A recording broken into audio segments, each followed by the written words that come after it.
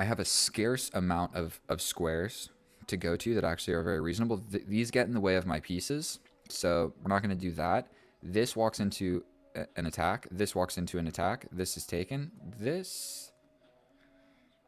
I'm losing track of what squares I should look at. Maybe this is actually the correct idea. I'm not actually sure. Or just going all the way back. Let's go over to the side of the board. I feel like that makes a fair bit of sense. At least I'm still doing stuff. Okay, he's going to hit me again. But in that case, we're getting ready to castle. If my queen does get attacked, bro, we're going all the way back. My queen has been battered around enough. We put the queen back. We're ready to castle. We castle. My king is now safe. I like my structure. Like I was saying earlier, the knights are more flexible than the bishop, and I'm not sure what I want to do with this bishop, so we're going to just bring this knight first. That's the general plan. We also have ideas of taking this and having 2 attackers on this pawn. Not sure what that did.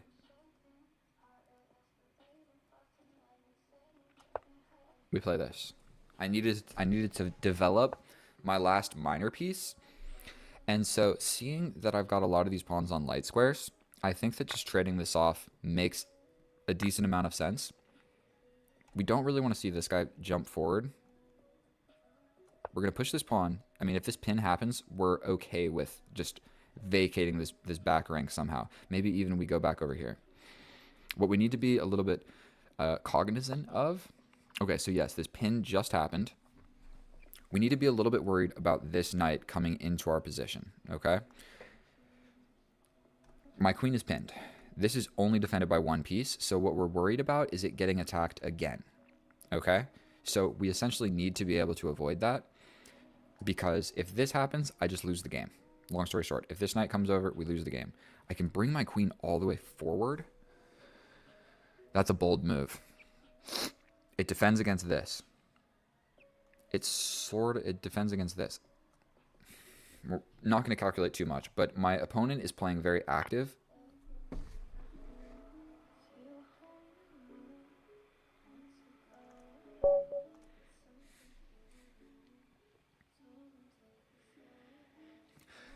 Oh, hello and welcome back, and thank you so much for clicking on my video. In today's episode, we are facing a 1950 from Planet Earth. It looks like he doesn't play very much bullet or blitz, and so we're playing a 5-minute casual plus 5-second increment. I've been really enjoying this time control. Okay, so I've explained this in my last 3 videos, so I feel like a broken record explaining this again, but the reason that we have to play this pawn move is because if we bring the knight, he can capture. If we capture back, he hits us with this fork where we step back with the bishop. We have to recapture when he takes. So it's just like this. Boom, boom, boom, boom, boom, boom, boom. And then he can hit us here. He occupies the center. It's just not super great for us. Or you develop, he takes, and you come out with the queen. He basically has to go back. You can win this pawn with check. The queen comes out and you trade like this. Whatever you do, it's an equalizing position for white. So we're going to strive not to have that happen. We're going to go ahead and develop this knight. If this pawn comes forward, we're going to try and break this pin. It has not happened yet, so we're going to just develop another knight. Once this pawn push does happen, okay, so he's prepping it like this, and he will be doing so with tempo, and the pin will become a problem. So we're going to stop at these ideas, essentially. So I think we have to take, not sure what else we're supposed to do in that situation. We have 2 attackers, but he also has 2 defenders, so we're just going to step up here. If we get hit, we step back. If we get hit yet again, we step back. We step back. If we get hit again, you better believe we're just going to step back one more time. He could play this one as well and ruin my pawn structure in the center. And this pawn is also hanging, but it's not super hanging because all of this. Okay, so we're going to take. We're going to trade this. It's scary to jump forward with this knight. But with threats, my friend, we jump forward with threats. Correct? We jump forward with threats. He comes here. I mean, scary to play that move, but we're going to just go ahead and do it. That is the idea. Plain and simple. I'm pretty sure he can just slide back with the rook. Like, I think that would be agreeable. Okay, so this slightly ruins the pawn structure in the center of the board. But what we need to be looking at now is my knight. When I get attacked, what am I doing? I mean, ruining my pawn structure over here? I actually don't hate it.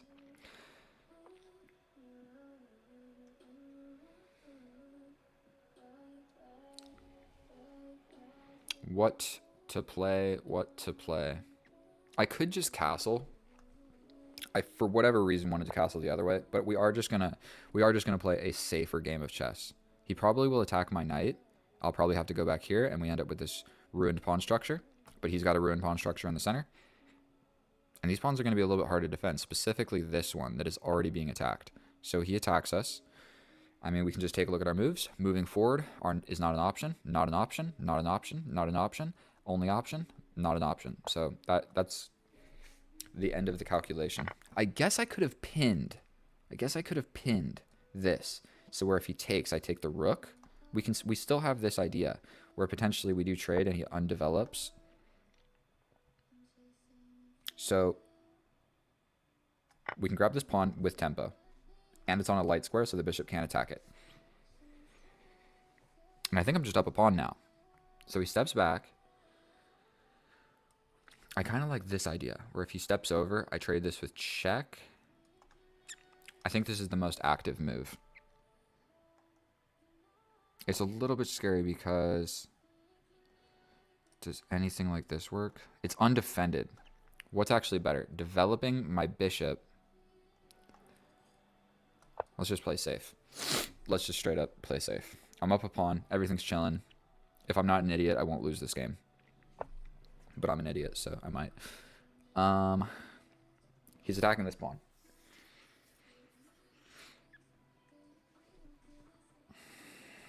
I step forward to defend it, but then he jumps in here.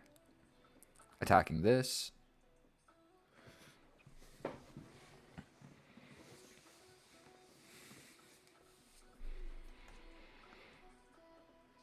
And once he takes this pawn, he's also attacking this. What if I just push? He jumps in, and I step back. He could try something fancy. We're going to do this. Yeah, he jumps in. The bishop is hanging.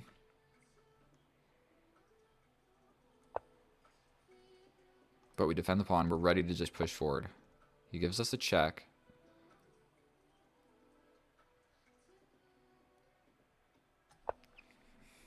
I feel kind of safe over here. I think stepping up would have probably made more sense. Specifically, we don't want to... Oh, if I step forward, he's got this check. So I think I have to actually just give up my bishop. Because if I step forward, he's got this check. Where if I step up, he has this sacrifice where I have to take, but then he wins my rook. We have to take it.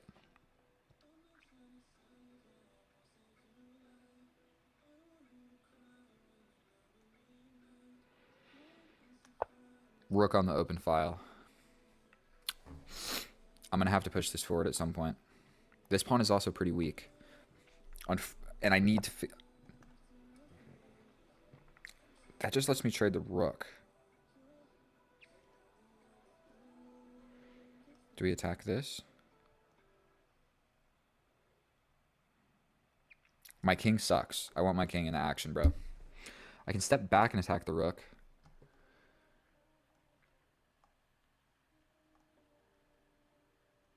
If I attack... Let's just attack. He can double up.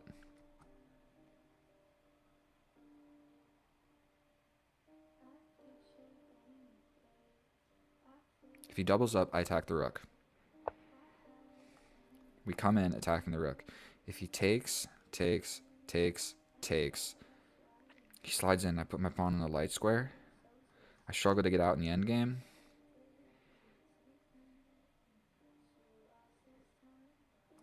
If he plays this, I just take. So that pretty much forces this. And we're going into an endgame where I'm up a pawn, but I have the knight instead of the bishop, so I think that it's totally still equal. And my opponent has not spent any time at all. We're doing this. That's what we're doing here.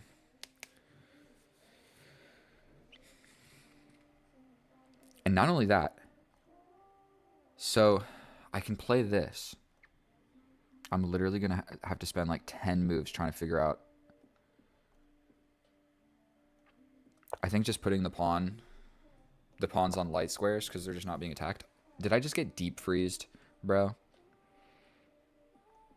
We bring the king. If he hits us with check, we step back. He's got this.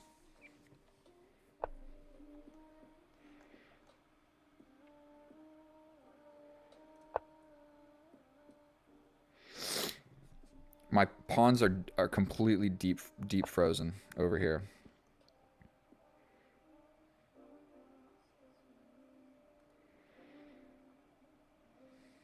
We jump in. What's better?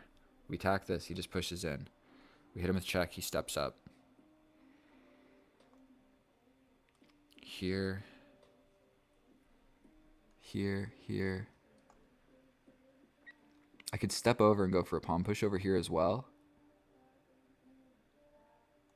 This. What is better? I think this is pretty important, actually. Either one is probably fine. This attacks this pawn immediately. This is more centralized.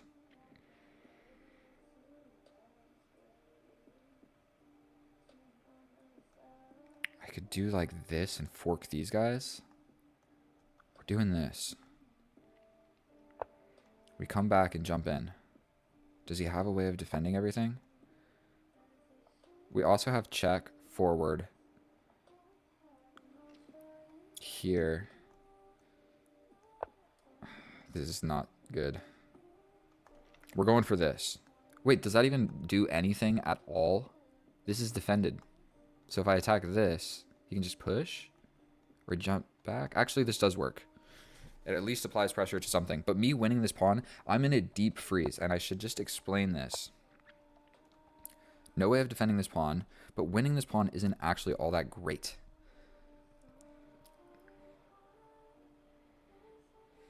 We're going to take and then jump in, attacking the bishop.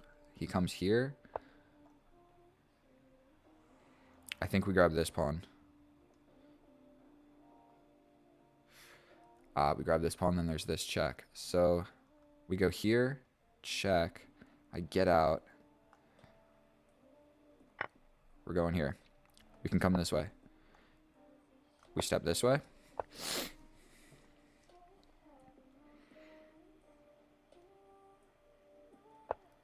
We're now attacking this. I can also remove the defender of this with this move right here. So if he plays this, I have to take. The king comes in. I hit him with this check. He moves somewhere. I hit him here. If I win this pawn, I have 3 passed pawns. But literally, this is the deep freeze. I'm going to explain this after the video. 1 pawn holding down 3. So I'm up 2 pawns, but it kind of sucks. I can also just attack first. Attack first. Move somewhere. Here. Here.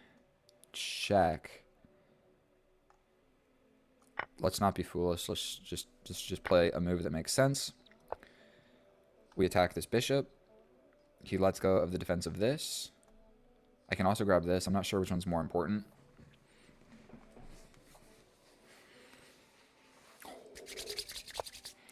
Okay.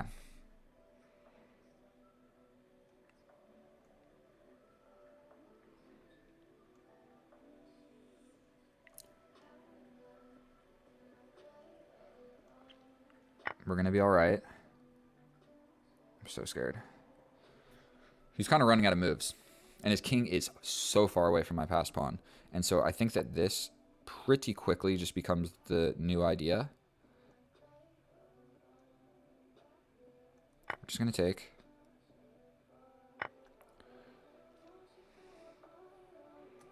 My knight is very happy on this square. We're attacking this with check and the bishop. I think that does it. That is a beautiful, beautiful knight. Doing like 3 different jobs at once. Defending ideas here, attacking the pawn, attacking the bishop. We hit this with check. He has to react to it. We jump back to the light squares.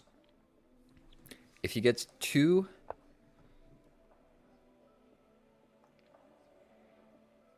We step over. 49 seconds. I think we're chilling.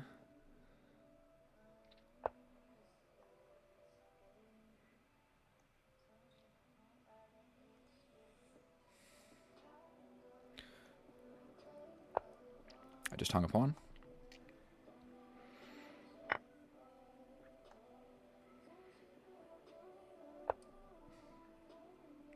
I've got plenty of time. I've got 3 extra pawns. Unless he is successfully able to...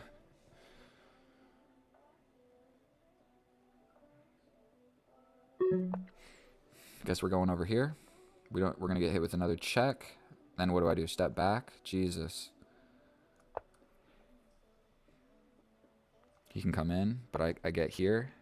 We attack the bishop.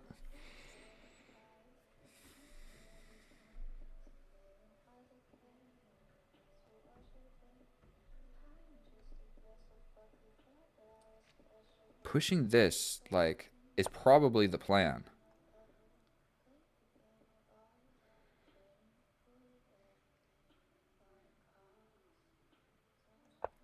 I need this king to move so I can step up. We need my king on this square, essentially. But I need this to be defended.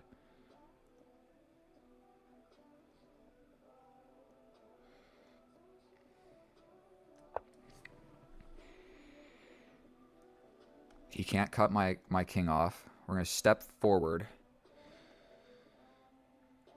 We step forward. We step forward.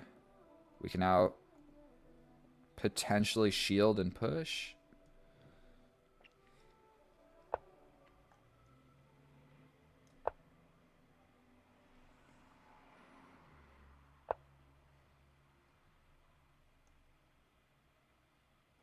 Check, defended. Check. Slowly making progress, my friend.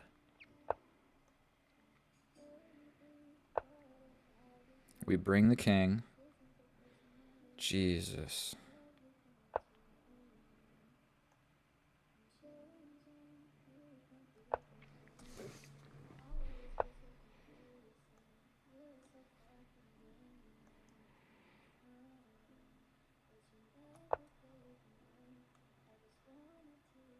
Hit him with a check. A check. We push this pawn. 53 seconds. It's a slow process, but I am going to be inching my pawns forward.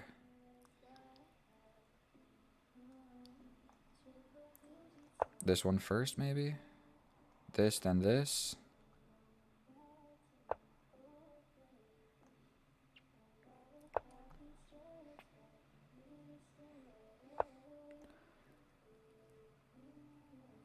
We step forward again. This is held by the knight. It's not stalemate, bro. Okay. There's probably a lot of different ways that I can win this, but I think the one that I'm going to choose is this. I could, for one, just give him a check, but then he steps over. So maybe we give him a check. He steps over. We're doing this. If he tries to block, we push and distract him. We're going to make the red carpet. You got to be careful about these stalemates. He can go here.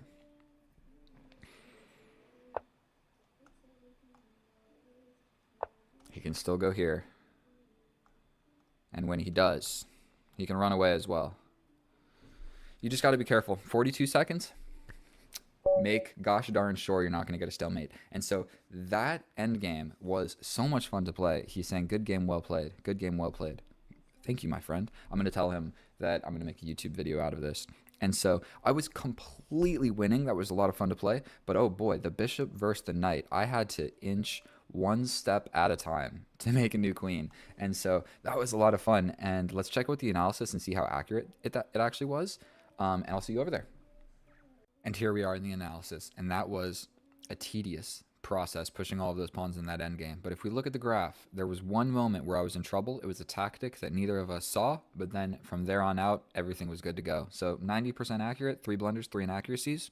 Don't hate it. And then our opponent, 86% accurate, 3 blunders, 3 mistakes, 7 inaccuracies. And so one of my blunders was a hanging piece, like just a straight up missed win. And then the inaccuracies don't matter at all. But 2 of my blunders mattered. Yes. One of them we didn't see, so it didn't matter all that much. But let's just hop right on into it. And so e4, e5 on the board, and we play the bishop's opening, my favorite opening in all of chess. And so I have learned through experience that pushing this pawn is generally safer than bringing this knight, because stuff can happen, and I avoid it, okay? Sometimes that happens. You do something, and it works, and you just keep doing it, and yes, there's like better lines and stuff, but I'm going to just stick to what I know. And so we get the pieces developed. For one, there is a pawn hanging in the middle of the board.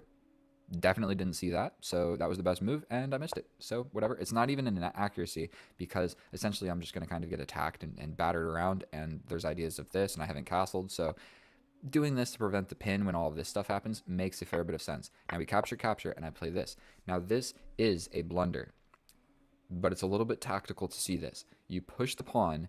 My knight has to go somewhere. It's the computer says just forget about it and lose the knight, because I'm going to lose the bishop later.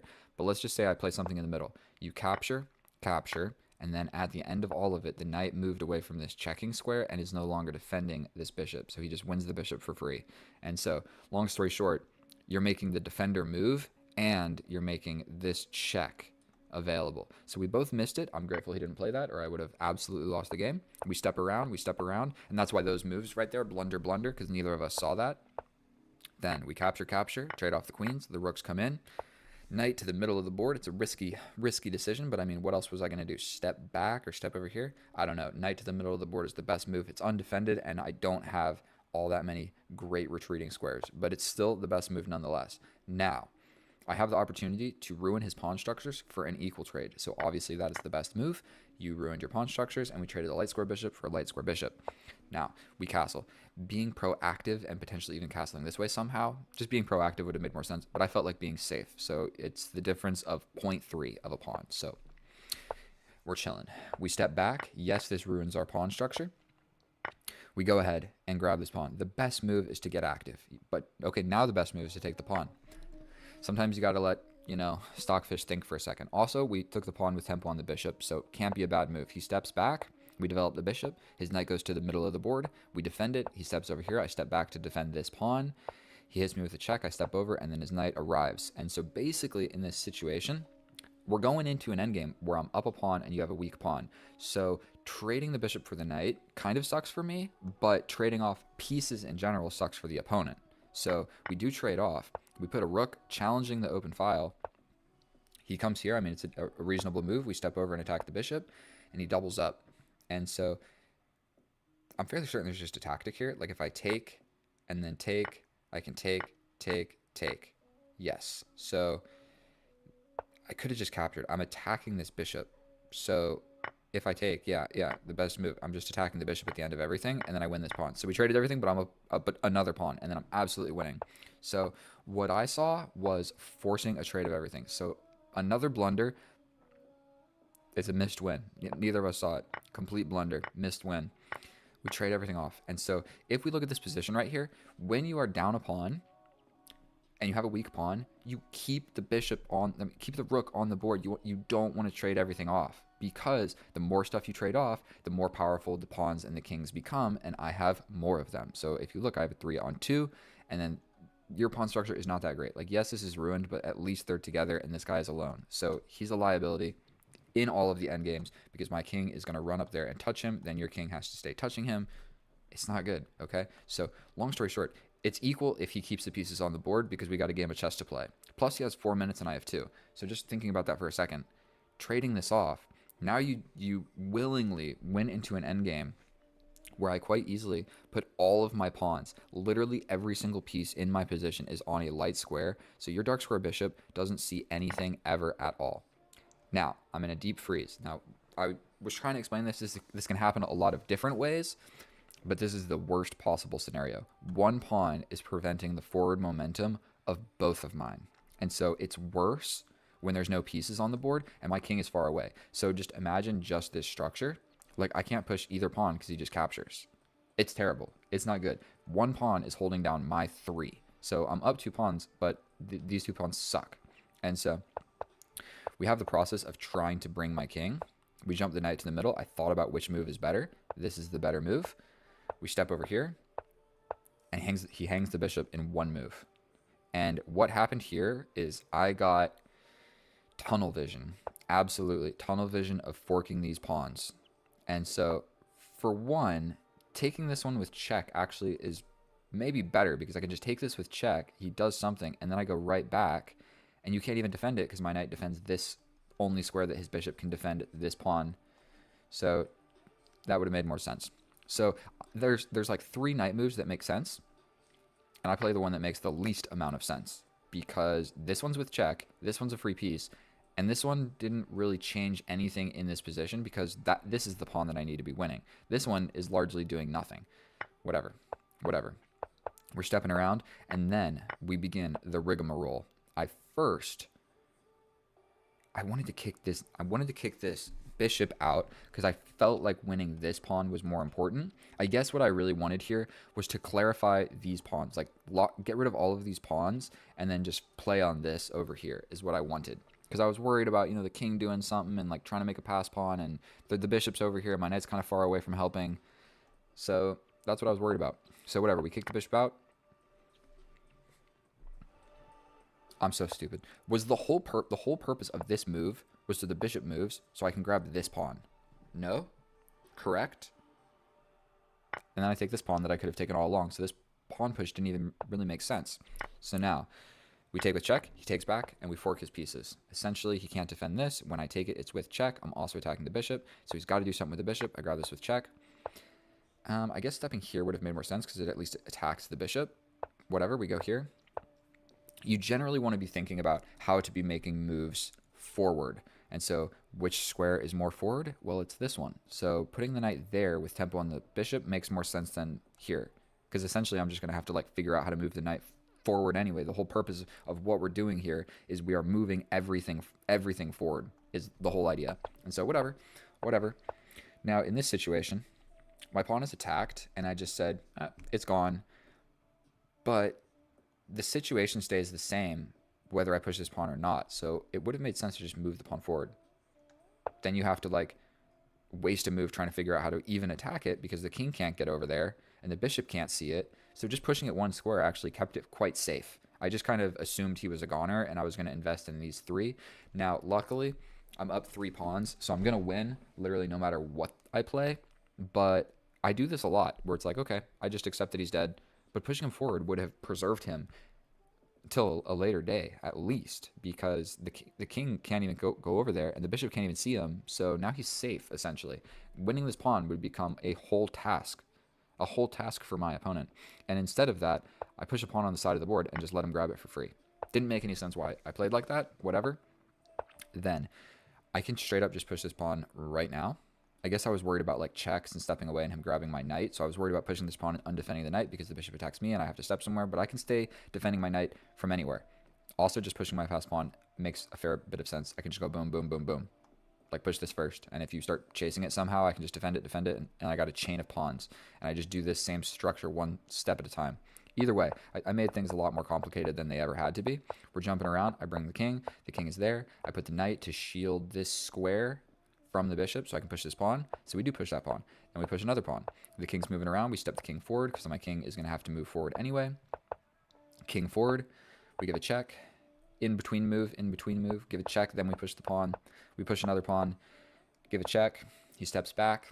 And we bring the king up. I guess he forgot the knight was defending it. He didn't have load time. He had 3 minutes. So maybe he just gave up here and was like, screw it. I'm lost no matter what I do. It's hard to say. Maybe he thought it was a draw. I don't know. And then in this situation, all you have to do to not lose this game is just don't get a draw. And pawns on the side of the board kind of suck because they do, okay? And so, I mean, no, they don't. All pawns are good. All pawns are good pawns, all right? But generally, my plan is the king worries about this guy. I get my king here, and I push forward. And so that is literally what I go for. That is literally what I go for. Because there's probably a better way to like make a distraction or whatever, but you just don't want to stalemate. And so making the red carpet is the easiest way to go. So I know that wasn't the most accurate game. I missed a hanging bishop. I missed a tactic in the beginning. And then I made pushing these 3 pawns in the end game where literally any move was winning. I made it seem like it was a lot harder than it was. Literally, like, anybody could win that position. You just make a move and don't hang your knight. And so thank you so much for watching. If you enjoyed or simply learned something, please subscribe. I'm trying to reach 1,000 and it is a long and treacherous road. Thank you so much for watching. I'll see you guys next time. I love you. Get out of here, and more chess coming soon. Oh, hello and welcome back, and thank you so much for clicking on my video. In today's episode, what we're going to be doing is trying to play an attacking, vicious game of chess. Today we're facing an 1850. Let's check the profile real quick. E4, E5 on the board. He's quite good at bullet. He's okay. He's got comparable ratings to me, to be fair. And so what we're going to try and get in this game of chess, unfortunately, I explained this in my last video. When you have this structure, you can't bring the knight because they can sacrifice. You take back. They push this pawn that's defended by the queen. You have to step back. They take the knight. You take the pawn. They can hit you. A lot of things can happen. Long story short, you got to push this pawn. Okay, so this is one of the drawbacks of the bishop's opening, and we're just going to go right on into it. And instead of stepping forward to where I'm just going to get hit, I'm going to put my knight on this less optimal square, then develop my other knight in a way where my pieces are developed. So I just simply replaced this. I'm ready to castle. We're going to break this pin. He castles, and you know what? You know what? You know what? I mean, if I play this, you can kind of just... We're doing it anyway. We are doing it anyway. And we castle opposite. I didn't calculate anything, but we're castling opposite. And we're going to have an attacking game of chess. So a simple capture, of course. That hangs this pawn. Yes, indeed. But I'm just going to step over. You grab this pawn. And I'm not convinced, without any calculation, I'm not convinced that grabbing that pawn is what he wanted to do. I can also have a tempo winning move. What about a sacrifice? Check.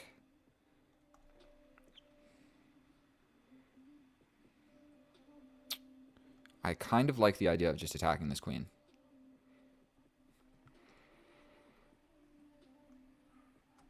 I mean, we're doing something. We're definitely doing something. We are trying to absolutely attack. Yes, we're down a pawn, but I don't know if that pawn was super important. We now have this. We now attack the queen yet again. And he has to do something about this. So I think this is just a winning move right here. We're going to completely lever it. We can do this, but he can attack my queen. But then I take the queen. No. If he comes in, I just take. Then he takes. We play it. We play it. We are absolutely just grabbing my G2 pawn, just opened up the file, and now we just have avenues of attack. And look at my bishops, bro. Like, nothing about this position seems even remotely fun to play for our opponent here. And at the very least, I can grab this and get the rook.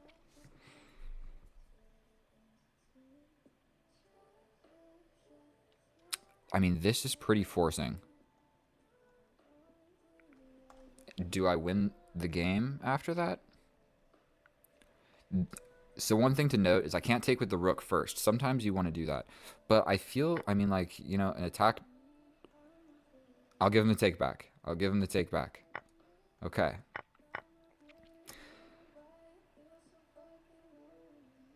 I mean, I step forward with a check. This is actually quite an interesting position we've got going on here. I can hit him with a check, but then he just steps back. Then do I bring my rook? I think I probably want to bring this first. And then at some point, we're going to launch these pawns. I can also give this check, but he just steps back. So, like, check, steps back. Then check again. Check here, check. Steps to the corner. First things first, we're just going to put the rook on this. I'm pretty sure we can take. Simple tactics here. We bring the rook in.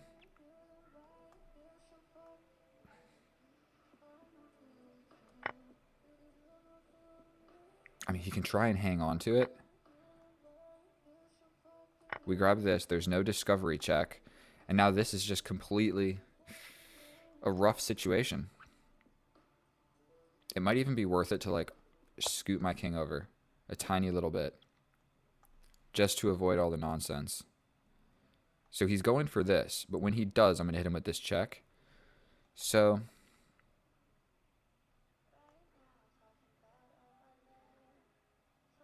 we're going to play a slow move. I still need to win this. I do still need to win this. Winning this pawn actually, what's more important? Actually, this one will be left alone. So I think I'm going to hit him with this check. If he steps back, I'm going to grab this. You always want to look, how can you grab the most amount of pieces? So this is a tempo on the bishop. And he resigns. So pretty much what's going to happen here is, I mean, they're both undefended as well, but I'm pretty much just going to like slide all over the board and win all of these pawns. And I mean, dude, look at my pawns. I got so many pawns. Let's just check the evaluation. 8 minutes, good enough. We put him down quick. He didn't have to suffer long on that one. Let's check this position. How much? +5. Yeah. And so pretty much my idea was win this pawn. Like, win this pawn, and it's just, bro, you have a very difficult to play position. Make no mistake about it. I'm not even sure what he's supposed to do at this point. His king is naked, not defended by anybody. His pieces are undefended, and his pawns are just getting ready to get mopped up. And so that's how you attack. That is absolutely how you attack and win. I mean, let's check it with the computer and just see how accurate that was on my part. I think because he resigned, it might be more accurate than I'm anticipating. But let's just hop into the analysis, and I'll see you over there. And oh boy, I just played a perfect game of chess. Now, that was quite easy to do because my opponent played terribly. I'm not trying to be rude. I'm going to message him and say, hey, I'm going to make a video out of this if you want to watch it. But he definitely made a lot of blunders. And so there were a few things. For one, he grabbed the poison pawn. Like, bro, you just opened the file allowing me to attack. And then the queen got battered around after that. So not only did I get an open file, I got tempo on that file. And so if we look at the graph, I was never in trouble. Not a moment, not even a second was I in trouble that game. 0 inaccuracies, 0 mistakes, 0 blunders, 94% accurate. We're not even going to talk about our opponent. We're not even going to talk about it because I feel bad. Now, we get the bishop's opening. E4, E5, bishop C3. He brings the knight. Like I explained, you can bring the knight, but it walks directly into this type of stuff where you're actually supposed to like bring the knight, let them capture, and then you bring the queen out. You do this, and then they have to step back. And you win the pawn back, or you block. I don't know. You know what I mean? It gets complicated. So push the pawn. Now the center is fortified. You capture this. I bring my knight here. It is a less optimal move. The best move is to bring the knight out here. But my general plan is to break opening theory and not play completely like openings that everybody knows. So this is by far, like if we look down here, how often are these moves played? It is played 4% of the time. So simply by playing a move like this, you avoid 96% of all of the opening theory. Boom. Done. There you go. Make a move like this, you're good to go. Like, not like this. Okay, this one is really the only realistic move. We bring the knight, trade. We just replace it. We break the pin. We bring the queen up with the simple idea of castling. He could have just jumped forward, and it's actually not so great for me. I didn't actually look at that, but whatever, we castle.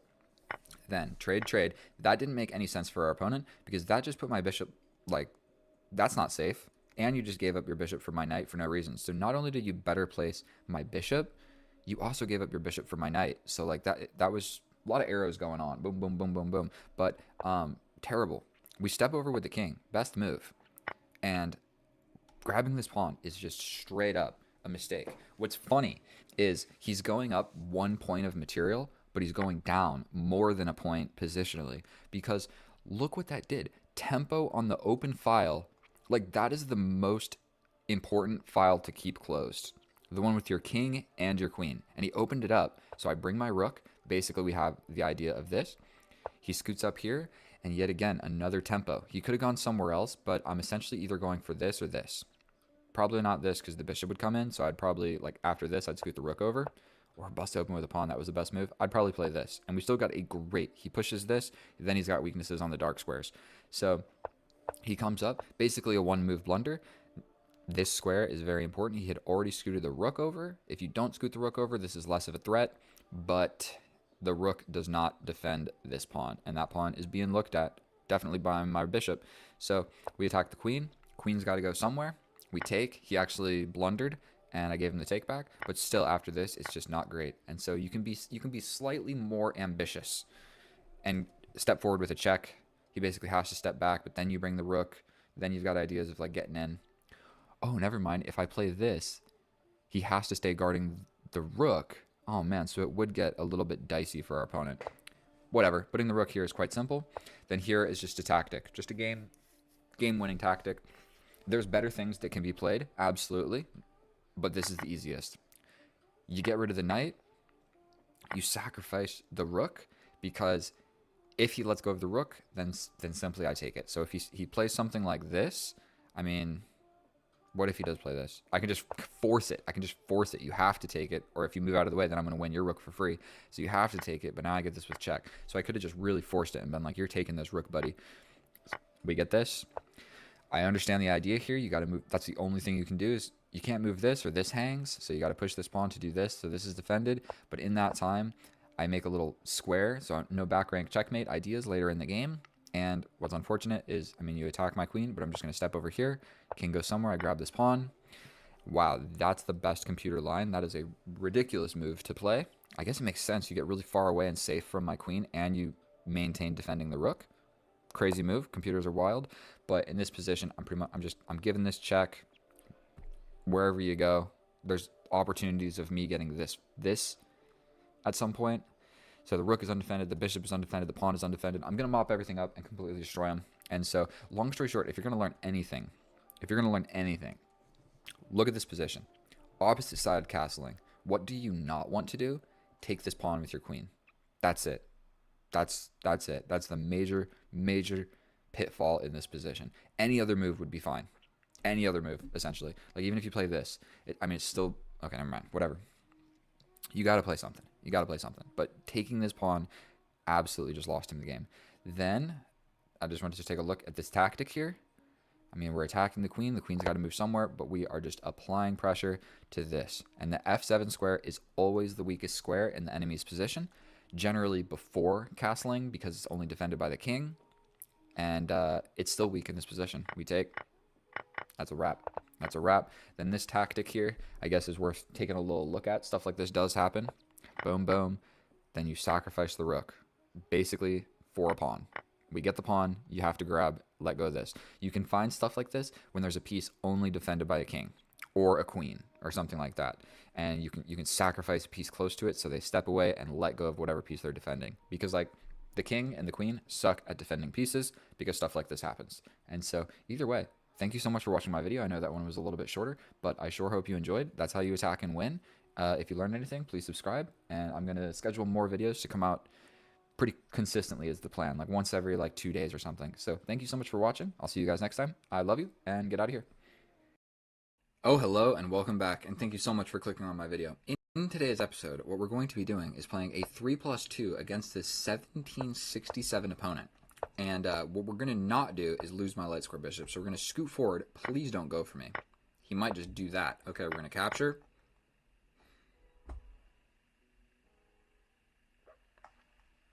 Step back. I want to preserve my bishop pair. And what we're going to do is the opening, like, how many moves are we into the opening? And I already don't know what's going on. Boom. How many times have I seen this position? I don't know. Not that many. We could check after the game. But it's actually ridiculous how much people study openings. And it's like, I feel like the amount of openings you would have to study to memorize and stuff, understand the general ideas. We're tickling this because the pin is scary and my bishop's outside of the pawn chain, and I don't have another knight to break the pin. So we're just going to chase this guy around the board. We're chasing him around the board. Okay, so we're going to go... No, we're not. That's gonna hang my knight in one move, so we're not going to go ahead and do that. I think I'm scared, so... I mean, I could go for, this. Did my mouse just disconnect? Well, gosh darn it, I'm going to need this mouse to play. You guys see this nonsense, bro? We're playing a blitz game, and I'm getting 15-second. Okay, so what can I do? I can jump in, and then he takes, and then I take. I don't know if that's actually good for anybody. We're stepping forward. He can still kind of go for this light square bishop. And I really like having a bishop pair. So there's this, pin my queen. But let's just do it. Unafraid. We'll castle this way.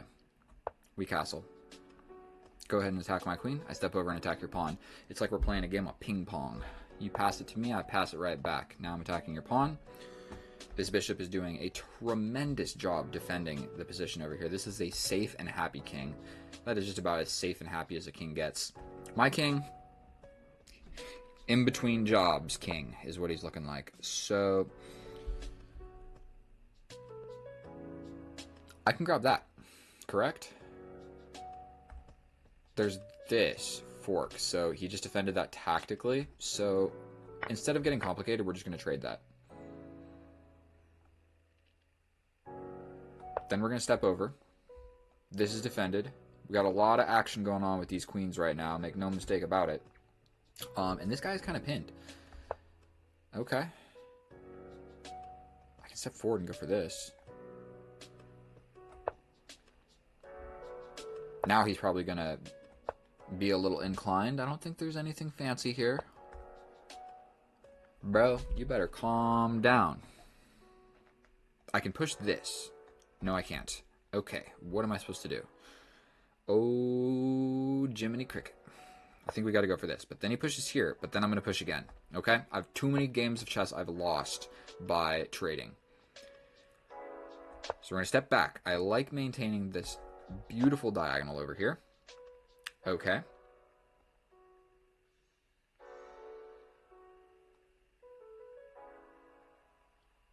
Here, here, here, here, here.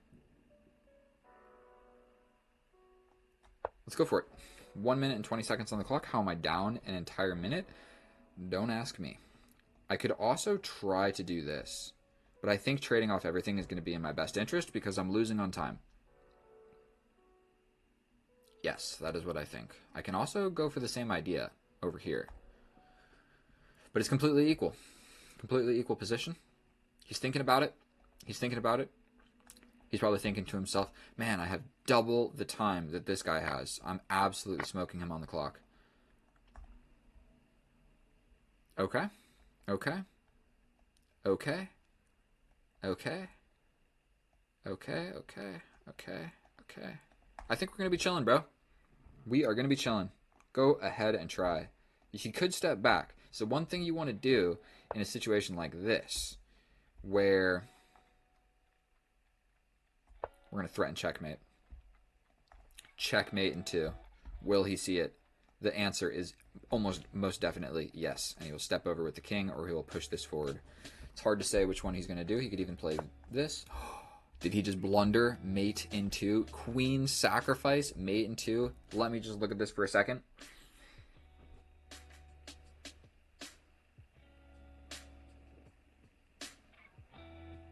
Do you think he noticed? I'm still flabbergasted. I'm unsure that this is actually going to win. Is there like some crazy way he's going to get out of this? You got me just absolutely shook. How many times do I get to sacrifice the queen for checkmate? I know this is the most common queen sacrifice out of every single queen sacrifice that there ever was, but you don't get to do it very often. So, very proud of myself for that one. We got it. 5 minutes and 50 seconds on the board. We'll call that a video. Thank you so much for watching. You guys are the best. Like, comment, subscribe, tell all your friends about me. Kip's the best chess YouTuber you've ever seen in your life. He's so good at 1900 level chess.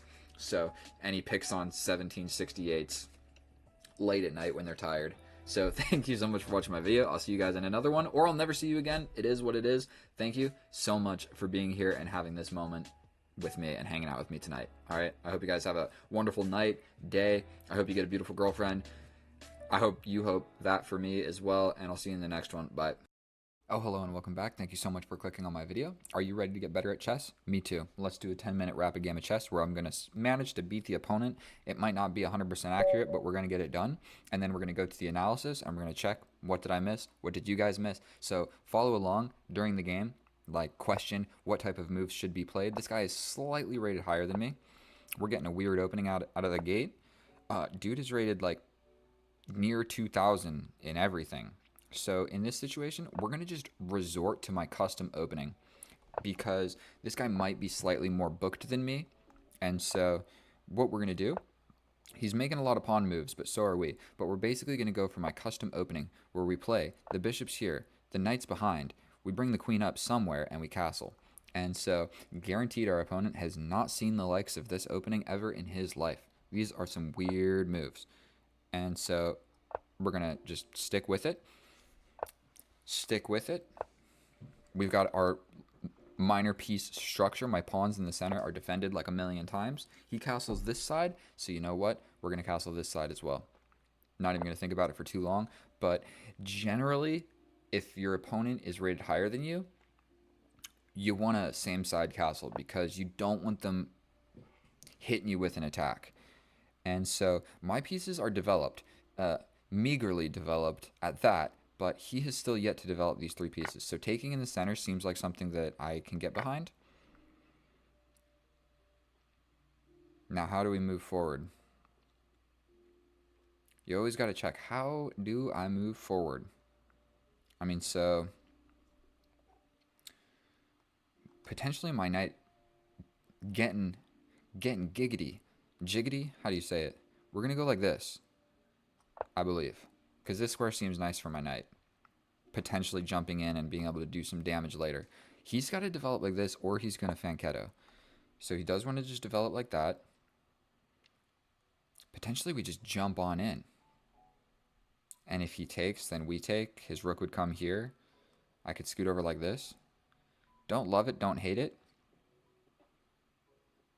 We can I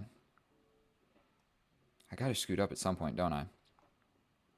So we're gonna just scoot up. Gotta do something with the queen. Definitely don't want to be falling behind in time as well. Okay, so we're pushing pawns on the side of the board. If I go like this and he makes a weird move, then my knight potentially can get like trapped. We don't love that. But I think we're gonna just go ahead and put a rook on the open file. He will probably do the same. Okay, so I got to move this knight. Like I said, moving forward, he can potentially move and just not go for that. And then my knight can get trapped. I don't want to go back to the back rank. This kind of cramps my position a little bit, but we're going to just go ahead and do it. This guy is undefended, but it's kind of hard to exploit that in a number of different ways. So he wants to go here. I don't see a huge reason not to just push this pawn. If we see this trade, we open up this file, we can bring a rook over. Sorry about that. So we're going to just push here. If he takes, we have defended those two squares from his knight. Boom, boom, boom. Maybe a pawn push is what we're going to see. But now he's got his pieces developed. But we have a new position. Neither of us have ever seen this position. I can guarantee it. Okay, so this is being attacked. Moving it forward, essentially cedes what it is doing. Its whole purpose is to do this, but I would like to just match our opponent here.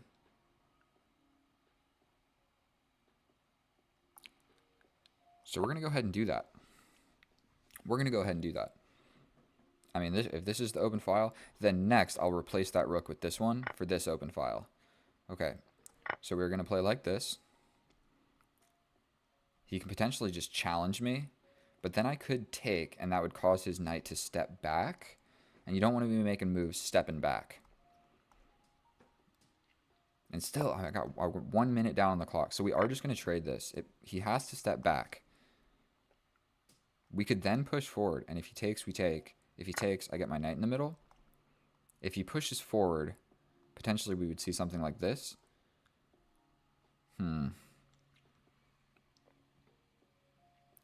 I can also scoot my queen here and potentially attack the knight, but the knight will just come back, correct? But what about step over, knight comes back, I take it, he has to take, I slide in with check, he'd probably defend with the bishop? Does that do any good for me? I could just also push this forward. I do kind of like that, and then my knight has the idea of coming in like this. The only thing is his knight is coming straight back here to get into my position on these two squares. So pushing forward allows a good square for my knight. But I think Does that do anything immediately? He just comes here, correct? I could pin the knight.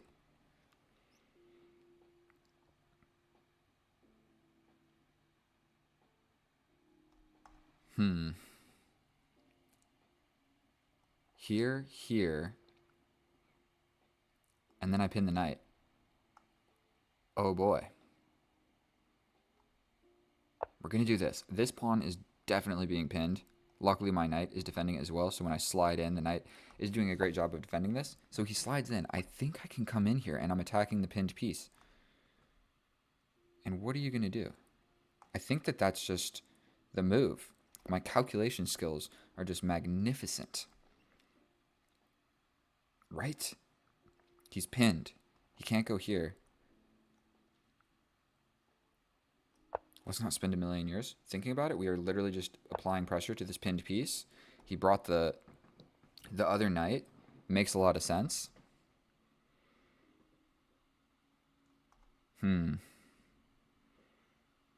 Now, how can I get to that knight? I push forward.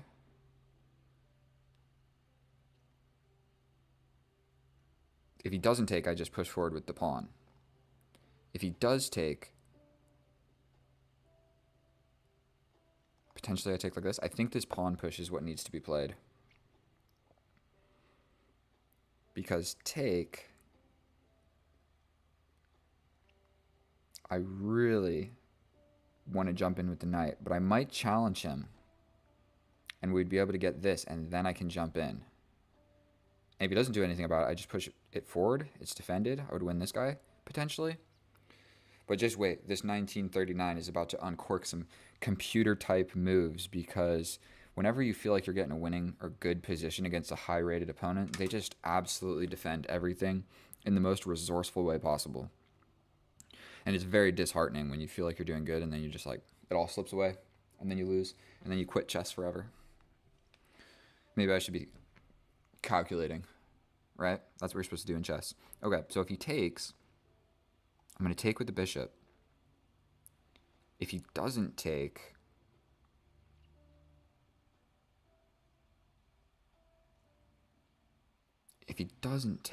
what are his options even? He can't really move anything. Temporarily jump into here.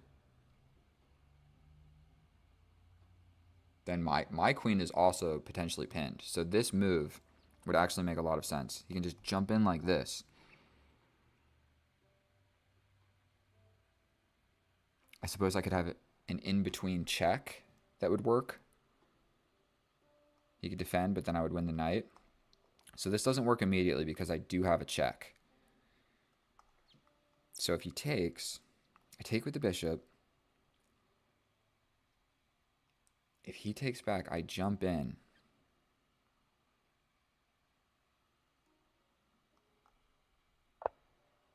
Now he has two things defending this. What if I just take, what if I just go up a pawn here? I just go here, here, and then I just grab this. Is that silly? I can also bring my knight. Because this knight is absolutely doing nothing. But this no longer works because he would take, then I take, then he takes, and then it's just no good. So bringing this knight, although I don't see like a direct win, I just feel like bringing this knight, I mean, I can take here and just get some stuff going. Also, I can just take. And if he takes back, I take. And then I would potentially just be up a pawn, correct? Boom, boom, boom. And I'm just up a pawn. Oh man, I feel like my computer is lagging a little bit. What do I do? What do I do? Do I bring this knight? Because then if take, I take. Boy, oh boy. Only one move is correct, and I know it. This, I think I just am able to sort of get up a pawn. Like he takes back. Ooh. I think we're bringing the knight, because the reason for that is if that happens and he takes, if I take, he could have slid all the way in with this check. And then I potentially am in trouble, I guess. I decided on this move because of the other, because bringing another piece is generally a good idea. We're leaving the tension on the board. But this knight was defending this square. Also, this knight was defended, so the check is not even that scary. I could just step up. But now this guy is only defended by my queen. So if I take, complicated situation. What is the move to play? Now there's also not a back rank check. So this does work all of a sudden now. Like he could just step in. And then then what am I doing? So he steps in. This is being attacked.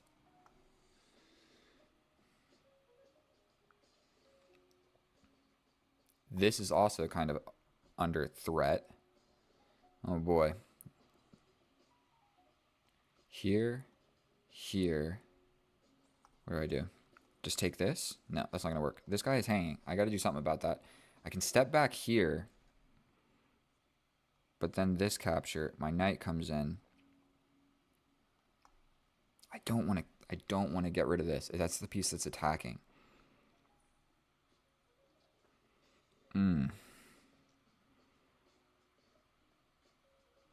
Capture. Can't work. Stepping back, I just don't feel like it's going to work. Because take. I'm just going to do it. I don't know what else to do. This capture. My knight jumps in. You capture. I capture. So scary. 2 minutes and 38 seconds. This is a tense position. I was hoping for a friendly and fun game of chess. But this is just downright terrifying. Where I'm having a tactical scrimmage with a 1950. What if he just pushes? Okay, he steps back and just hangs the queen in one move. I think the position just got too complicated for him. And we're going to grab the queen. Resign in 3, 2, 1. Unless there's something crazy I don't see. Okay, he does resign. What on earth? I think my accuracy for that game was potentially like 80%. Because I just feel like there was stuff going on that was beyond me. But same side castling against a higher rated player seems to make sense. Pressure the pinned piece. And it was complicated. In this position, what I was considering for our opponent here was, let's put this knight back. Potentially just capturing and also potentially just pushing. Those were kind of my two ideas, because if you push and I take, I'm walking into this discovery.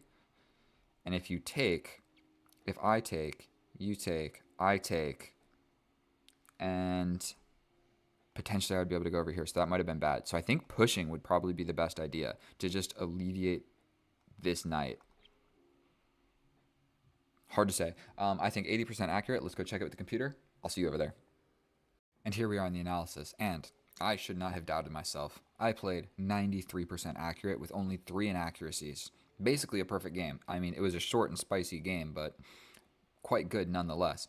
And so my custom opening actually does have a name if black plays the exact correct corresponding black moves for my moves, because I have my little setup like this, if you can even see the board. Boom, boom, and put the knights. I've made other videos on this setup when you don't necessarily know the opening too well, and it is so good. It is like my favorite opening when I don't have any theory to throw at the opponent. And so if we look at the graph, just like completely even. Basically, I maintained the advantage that you start with. Middle game, still getting a little drawish, but really complicated. And then finally, just a one move blunder in the end, where it got too complicated. So our opponent, one blunder, we all know what that one was, and then one inaccuracy, 72% accurate. So that one blunder was like a 28% deficit, because other than that, it was a relatively, even position. So, like I said, this is kind of my custom opening that what I do when I don't know what the opponent is doing. And so we hop right on into it. We put the knights behind the bishops. He castled, so I castle. One tidbit of information: if you're playing somebody and they're maybe better than you, it might be a good idea to just like, there's two things you can do. Just launch a full out attack and maybe you just get them, because it doesn't matter how good you are. If you get attacked and just get a bad position, then that's that. But that's less likely to happen against somebody that is stronger than you. So you're generally going to be safer off same side castling and just trying to like hold down the fort. So we trade this off. Put the knight over here in an inaccuracy. However, it's half a pawn. One of my weaknesses is not wanting to push my H and A pawns. There's always a situation where you're supposed to push it forward to confront this pawn, and I don't do it because it's a scary move to play. It's like it seems scary. I don't know why I'm so opposed to playing that. The correct move was bringing the knight all the way back. This kind of cramps my position, but nonetheless, everything is still equal. We go for a little pawn break over here. We challenge the open file. Boom, boom, boom. He goes here. The only reason that I did this is because it gives me a tempo. Basically, he has to step back with the knight. This is literally the worst, other than this, it is the worst square in the position for the knight, other than a square where it's going to get captured. So it's like it only sees two squares. And okay, long story short. And it can just directly be attacked. So I got a little bit of a tempo. I get the open file with the queen by trading off the rook for that. So it was not without reason. We go ahead and we pin the piece. He steps back and defends it.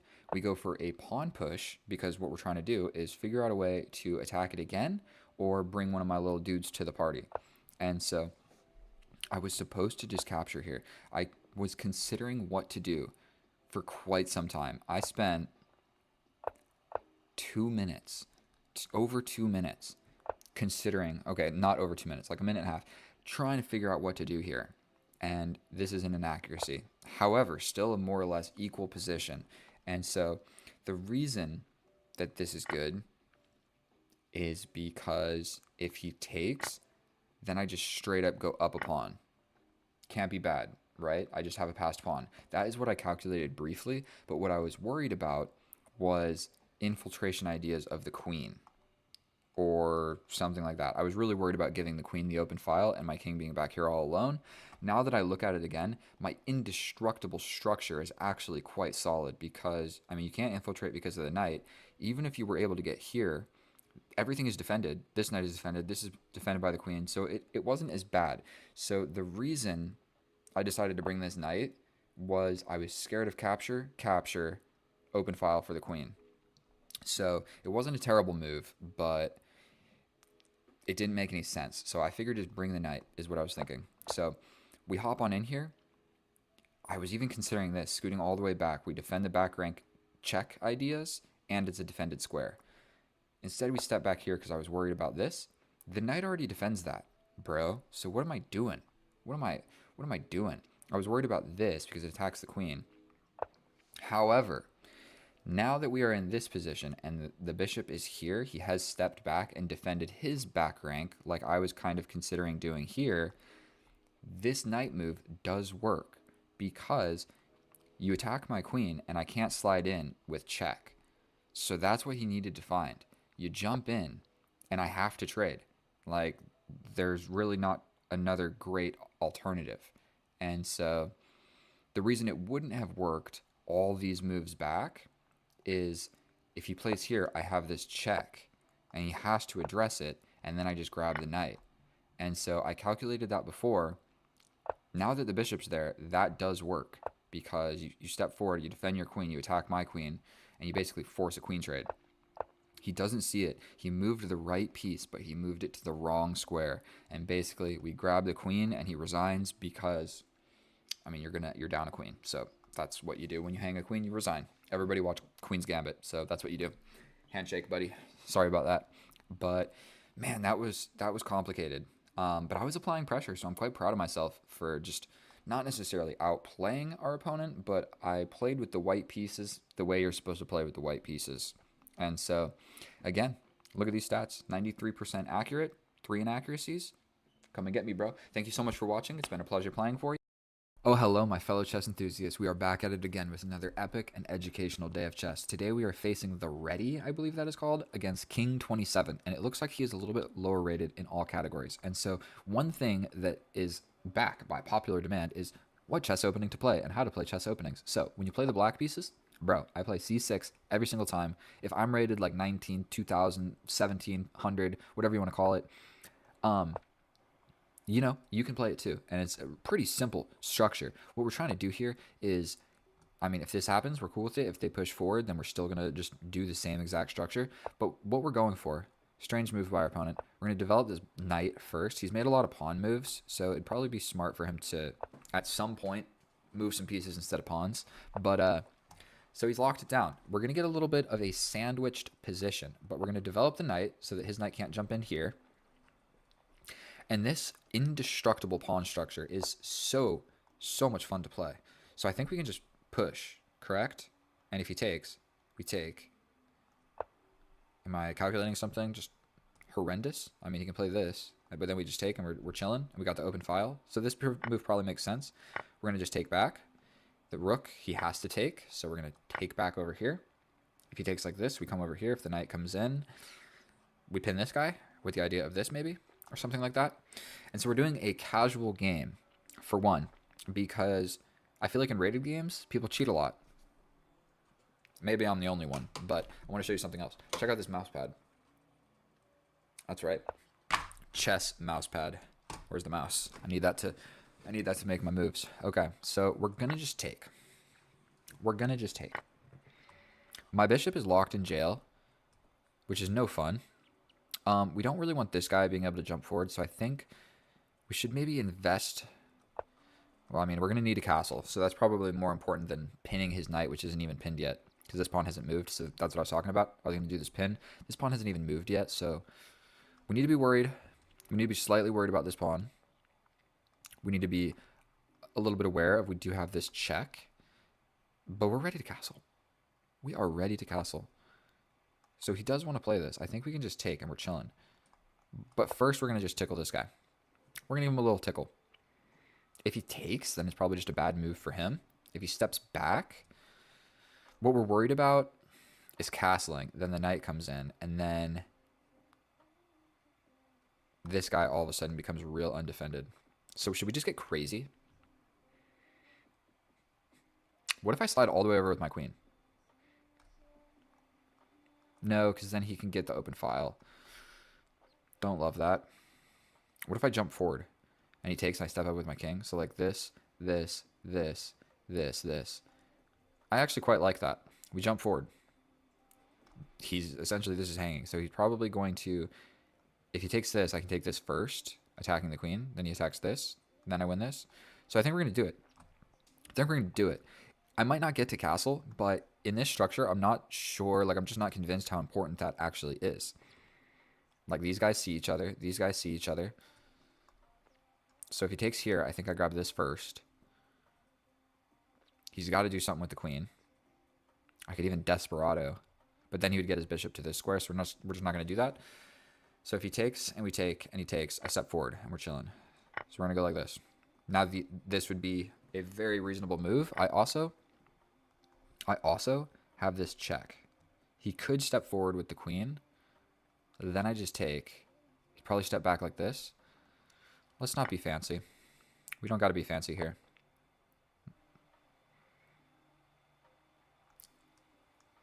So we're going to give this check. He can block with the queen. But then I can give another check. And then maybe wiggle closer somehow.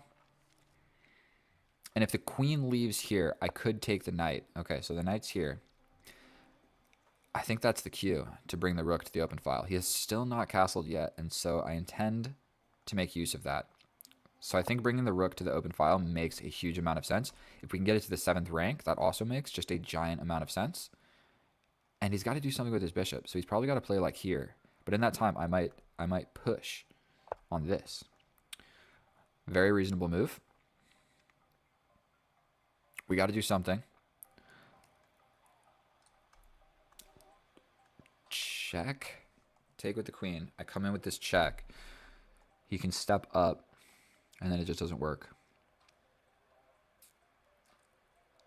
Noticing this is a little bit important. So I think we're just going to slide all the way back with the bishop. Was there a tactic there? And we kind of just want this guy to move, because this is just a super powerful move. So even playing my queen up to here, or like playing like this, like if I can just station my most powerful pieces along this rank, that would be awesome. Would love that. And breaking in the center probably doesn't make a whole lot of sense for our opponent. And unfortunately, our knight is like not even in the game. So we definitely need the knight to be doing something, instead of just hanging out with the king. Oh, and I hurt my back at the gym. I've been going to the gym literally every single day, because why not?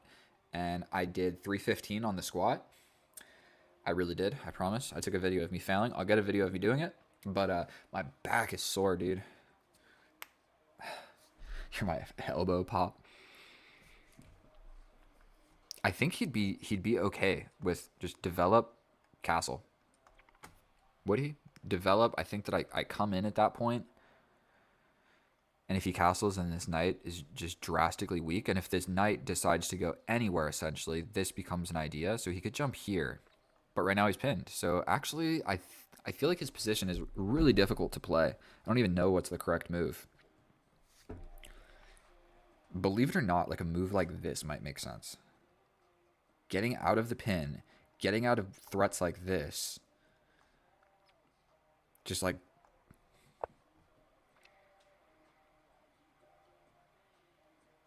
What we don't need to take is the first thing.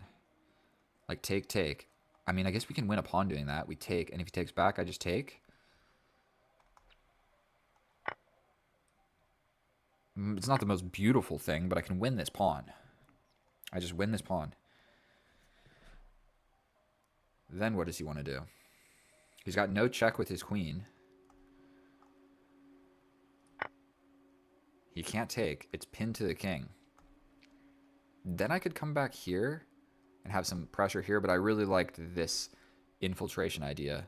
This knight is pinned like more than one way. Not only is he pinned to the king, he's also pinned, like say he could move, then this move arrives. So he needs to stay guarding this square. That's what I'm saying. That move makes a huge amount of sense. I really think that move was smart.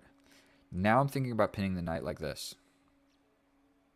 Just two things attacking this. If he steps over like so, we just come on in. If he steps over, we come back with the idea of this. This is a powerful move. You step forward with... There might even be a checkmate here.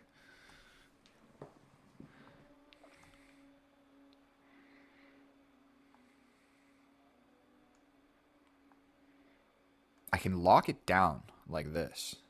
What if I give this check? You take. I take attacking the queen. Boom, boom. Check. Does that make any sense? Here. You take. I hit you with a check with the knight.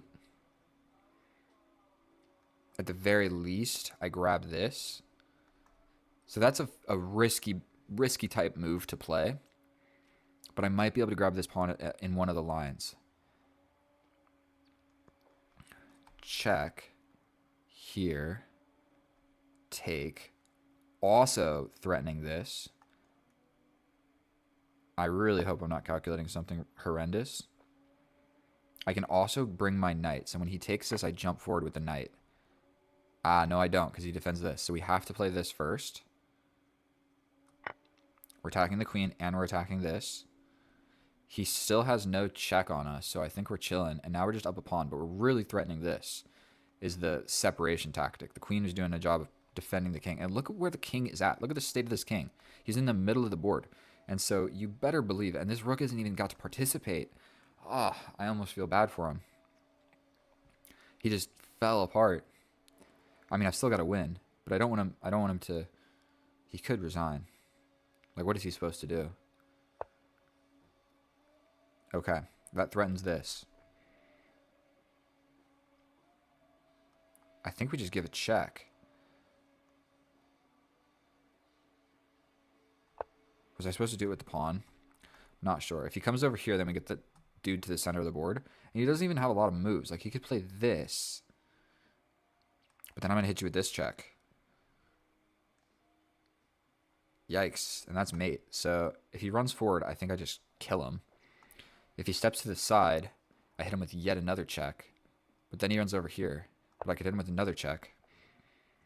I can also do this. I can also win the queen like this. So that's really it. He has these guys on the same square. Was that available? I think. And that's a wrap. We just play the game-winning move. Unfortunate. You had the king and the queen on the same file, and he succumbed to the tactics. And yeah, he resigns, because what else was he supposed to do? I think that was a fairly straightforward game. I think he just made a couple too many pawn moves and fell behind in development. I mean, look, this rook never even got to play. This bishop never even got to move. And he also didn't get to castle. So a lot of things went wrong, and they can all be attributed to a lot of these pawn pushes in the center. A lot of pawn moves, bro. A lot of pawn moves. Do you see how many pawn moves he made? And then if you look at the position now, I have 1, 2, 3, 4 pieces developed. And he's got a weak pawn structure. My pawn structure is actually fairly chilling. Not really. I guess this is weak. But let's go check with the computer. It's a little bit of a shorter video, but I mean they do a 1720, so I don't want to be picking on lower rated opponents like this. But he played quite well. He played quite well. But at some point there is no more playing well because there's no good moves to play. So like in the end, he was going to lose no matter what happened after a couple of those sequences. So let's check it with the computer, see how accurate it actually was, and I will see you over there.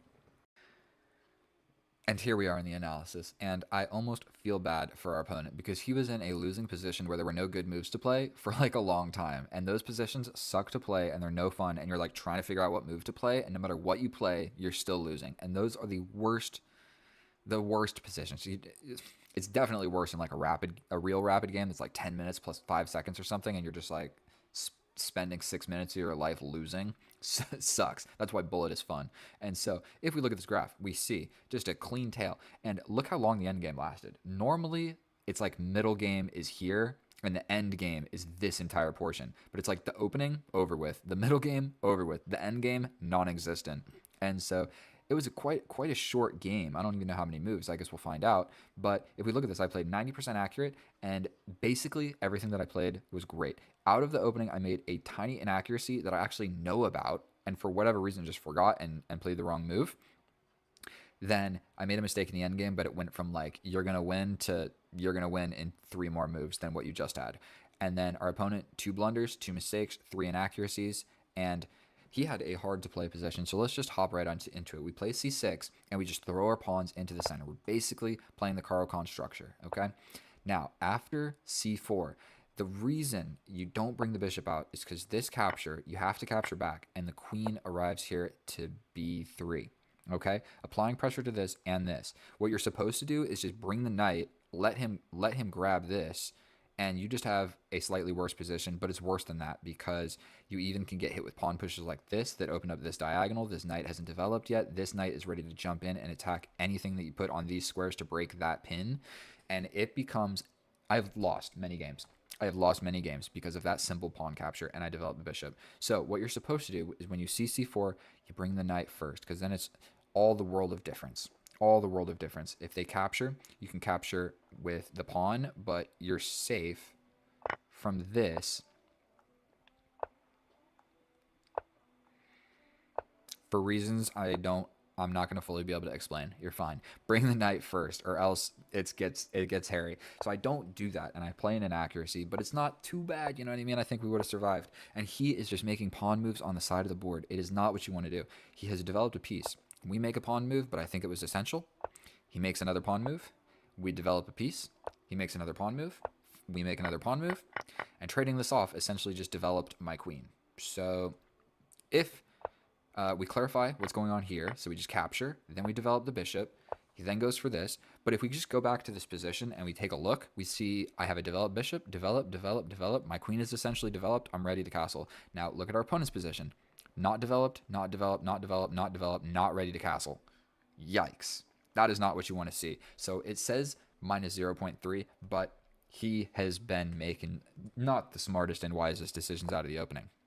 So technically I'm supposed to just castle and be brave, but the reason I was worried about that is I didn't want the knight to come in and then I have to take, and then if this happens, if I move the knight, this is kind of hanging once I castle because nothing is defending this bishop. So I tickle the bishop first. Don't hate it. But the reason that's not great is the bishop can just go back here and break this. This is the weak diagonal. So when he plays this, it's a huge blunder because this this knight is on the weak diagonal, and now your bishop can no longer go to this square to break the pin. So I didn't see how powerful just coming forward and pinning that pinned piece was, because essentially I could just do that. You got to do something to defend it. If you defend it with the queen, you're just getting hit with check immediately. If you defend like this, I'm still just coming forward, and there's no way to defend this. So if you move this knight, I can for one just take, and then these are hanging. If you move the bishop, I just take this. I could even take with the queen and force this. There was just no way to defend this knight. And so the reason that I missed that is because normally you're attacking pinned pieces with ferocity with the bishops. You're not doing it so much with the queens. Like, this idea is pretty easy to find with any piece, I guess, but normally you're doing it with the bishop, so I wasn't looking at like pin and attacking the pinned piece coming from a queen. Okay, I missed it. Don't hate it. We jump forward, and essentially what this is doing is trading off his developed pieces. Now I still have developed pieces. If you see, my queen's developed, and he's got one developed piece. So I'm still winning on development because we traded off 2 of my developed pieces for 2 of his developed pieces, but I still got more developed pieces, okay? Not to mention, that developed my rook as well. So like, I didn't castle, but it did the same purpose. All that matters is the rook being able to get to this open file. So he goes ahead and pushes. I step forward with this check now. The reason it's not so great is he can kind of just like get in the way with his queen. And if I give this check, he can get in the way with the queen. And if I give this check, get in the way with the queen. And he can just like trade the queens at some point where I'm going to have to take, and he steps back, and then he's attacking my bishop, and I would have to step back. And it's actually more or less an equal-ish position, because if he's capable of trading off the queens, he's not going to get checkmated anymore. And so I know that blocking with the knight was the worst decision, because now my rook is coming. Then, for whatever reason, I assumed because this was being attacked that this move would not work. I guess it's a complicated move. You know, this is under threat. This is here. The knight is pinned, and then there's some things you need to calculate. Like, what if I play this and he just takes, and I take? I don't know. Whatever. I didn't see it. You know what? So I step back. But you know what? We still got the option there. We step back, and he tries to get rid of it, but it doesn't even make any sense because I can just take that pawn because the knight is still pinned. So it's just no good. And so at this point, he realizes, oh no, this is a threat. He realized it more than I even did, because I still was worried about the knight somehow doing it. So he's stepping out of this to avoid this pin and to avoid the rook coming in and pinning the queen to the king. A lot of pins going on in this position. See what happens when you don't develop your pieces in castle? You just get, everything just gets pinned. So now my rook is on the 7th rank, and so is your king. So it's just a bad, bad position for our opponent. The king steps forward, and it seems like an equal trade. It seems like what's going on. I guess what was he supposed to do? Block like this and just let the bishop, let the bishop die? You're supposed to just allow this? That's what I'm saying. That's what I'm saying. What if you step back like this? Then I'm coming in with ideas like this, and if you block, then I'm going to attack you like this. Oof, it gets rough. So that's what I'm saying. In positions like this, it's hard to find a move because there are no moves. Everything sucks. It's -7, so you're completely cooked. And that's crazy. -7, but we have the same material essentially. Like, I guess I'm up a pawn, but -9 for the position of the king. His king is the most advanced piece. And so this looks like, when my queen arrives here, it looks like, okay, this is an equal trade, but it's just not, because your king is going into the middle of the board. And then when I take your knight, I'm attacking everything. So it looks like, okay, if you grab my knight, I grab your bishop. That's what it looks like. But that's not really the case. Yes, that happens. But then your king is literally on e4 in the middle of the board. You're supposed to put pawns on e4, not kings. Not in this type of position. This is a middle game position. And it happens. And so we go ahead and just take here first. And then if you look at the position, it's suggesting push pawns on the side of the board, throw away a piece essentially. to just, there's nothing that you can do. So he develops the queen, and unfortunately, this is coming. So the idea here is make the king move away from touching this pawn. And there's a couple different ways you can do that. I mean, he can't even move here. He can't even move here. So all you got to do is touch the king. So I play this. And like I said, if he plays this, he's just getting checkmated. Okay? If he plays this, then that is what happened. Then I just take the pawn. Then you're just losing the queen. This is going to happen. The king steps back. There's a lot of different things I can do. He comes here. Oh boy. I hit you with another check.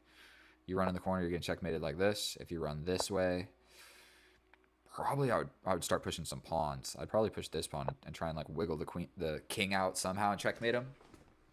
I feel terrible for our opponent. If you enjoyed watching that video, I hope that it was long enough. The game was like 10 minutes. The analysis was like 10 minutes. So what can be learned from this?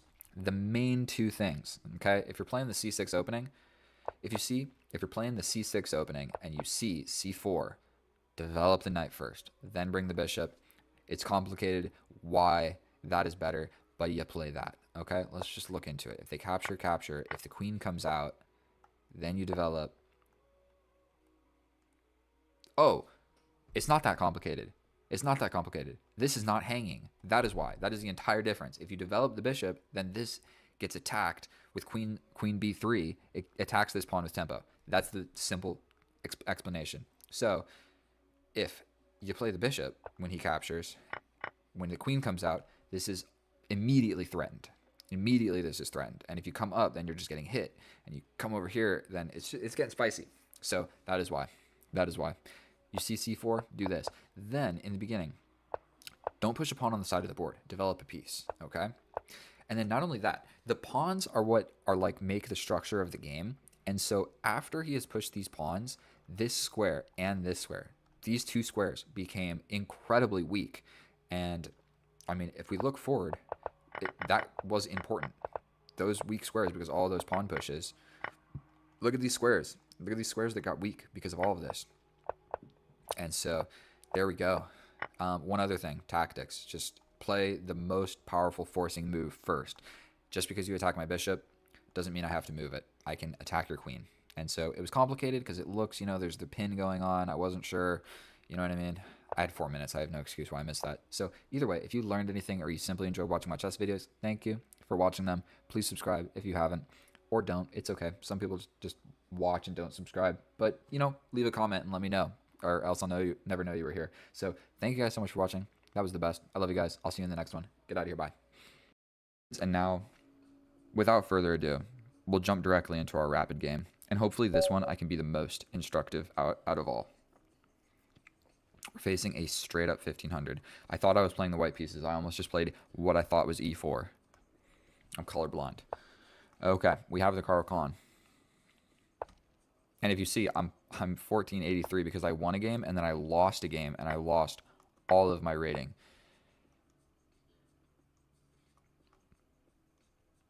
Okay. Dead serious. What am I actually supposed to do here? This is the exchange variation. I think that I do bring the bishop and push the pawn. If we see, we're going to just trade off the light square bishops. His queen is happy coming out. There is stuff like this. So I'm going to bring this knight to defend this pawn. It's generally a good idea to try and just bring the knights out first. I'm going to be pushing this pawn like this, pretty much regardless. And if this happens, I'm not sure. That's a strange move. So we're going to just push this. I know that I need to get my bishop out, and I want to be able to castle. And then obviously my knight is probably going here or here. Long story short, if I go to this square, let me try and show you. If I go here, he can in the future pin me. If I go here, he just pushes this pawn, and then I get booted around for no reason. If I go here, I am being a little bit more attacky, so I think we're going to go with that. The downside of that is I can maybe get attacked by the knight. Like if the knight, I don't know how he gets there, but if the knight gets there, whatever. We're going to castle this way. We've got a completely little symmetrical but opposite structure. I think I'm going to push forward too because I just don't want to deal with anything like that. His move didn't make a lot of sense. Like, yes, he can bring his knight back there, and if his bishop comes out, he can get the bishop back, but I don't have a light square bishop to pin this knight, and the queen isn't even there anyway for the pin to make sense. So this pawn move didn't make a lot of sense. Mine, I feel like, did make a lot of sense because I'm trying to actually avoid this pin. Very reasonable move. Put a rook to the semi-open file. Great move by our opponent. And now we're at the crossroads. This was the part of... This was like always the situation when I first got into chess, maybe when I was like 1100, where I would really struggle to think, what is the plan? Like, how do I move forward? And I didn't know what moves to make. So the truth is, you either launch an attack or you make small improving moves. And so like literally I could push my pawn over here. But because he put his rook here, I'm going to put my rook here. I know that most likely if these files open up, I want our rooks to match. Then, most likely getting my queen scooted up, potentially here would make a lot of sense. That simply attacks my pawn, so I got to do something about it. I think the idea of scooting forward like this defends the pawn, and we defended the pawn, we connected the rooks, and we set up this attack. So now the knight can't even go back there, or I will just take it with check. My arrows suck. And I've been doing these YouTube videos like 6 months. I just figured out. Let's see this. So I press control. Red arrow. Blue arrow. Check that out. Not that I'm really ever using it, but I got all my like stuff here. I got like the camera and I got the microphone. So reaching over like this and trying to actually mess with that, we're gonna just tickle this queen. Not 100% sure what's the idea, but if he scoots back, I will straight up just hit him again. Then my knight will come here and hit him again, and then my knight will arrive on this square. So if I get a pawn here, this square becomes mine. And we actually are a little bit worried about this pawn push. So I like the idea of pushing this pawn, my knight here. I have for 1 this fork, and then for 2 this square. And like, yes, you could come over here. I could ruin his pawn structure. I don't know if that's actually a great idea for me. Okay, so this is no longer an option. And essentially this side of the board is a little bit of a cluster fudge. I can put my knight in the middle of the board. If you can do that, go ahead and just do that. My knight's in the middle of the board. And he's going to have to do something about getting it not in the middle of the board. And so he has many, many different avenues. He can just come back and we trade off a piece equally. Nothing wrong with that. He can actually do a fair bit of things. If he sacrifices, that's a terrible idea. Terrible idea, I feel like. So probably this is his most stupid piece. He needs to do something with this bishop. I don't know what, but he needs to do something with this bishop to connect the rooks and activate his only undeveloped minor piece. So he just steps back. I think we're just going to take. Boom, boom. Do I want my knight here? Do I want to try and break the position over here? Like so? Whoa, whoa, whoa. If I go here.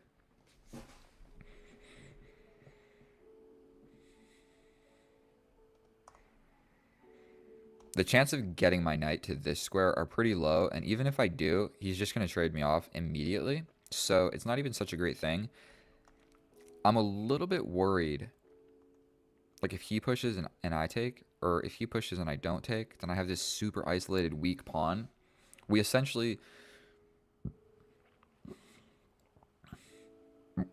have like a 4-on-3, if that makes sense, because most likely this pawn is not going to trade off this pawn. So essentially we're looking at these 3 versus these 2. If some stuff's going down, what am I supposed to do here, bro? Break in the middle of the board. All of a sudden that makes a lot of sense. Not even going to calculate it. Breaking in the middle of the board probably is the right move. When you analyze enough games with the computer, you start to learn moves like that, where it's basically like, I don't know what to do with my pieces, and it's normally a pawn move, and it's normally the pawn break. And so the reason that this has to be the correct move is because 1, 2, 3, 4 pieces are supporting that pawn break. So it just can't be a bad move, right? Watch me get absolutely obliterated. What's furthermore is if he decides to take, if he doesn't take, I destabilize his pawns. Or he could do like this, but then I could push this pawn forward. If he doesn't take, I can take. Okay? This pawn would be left all alone. But he has to take back with his pawn, so we'd have 2 isolated queen's pawns. And then this side of the board would be a lot more stable. For me, at least. Well, I don't know what I mean for me.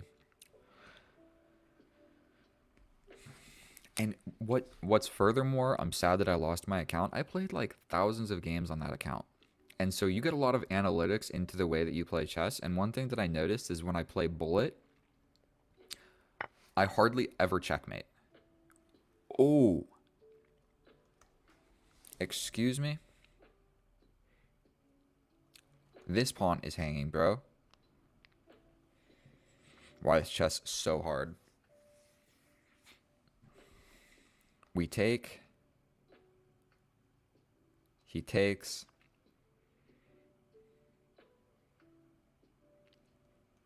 Oof. I'm going to lose a pawn. And I don't see a great way around it.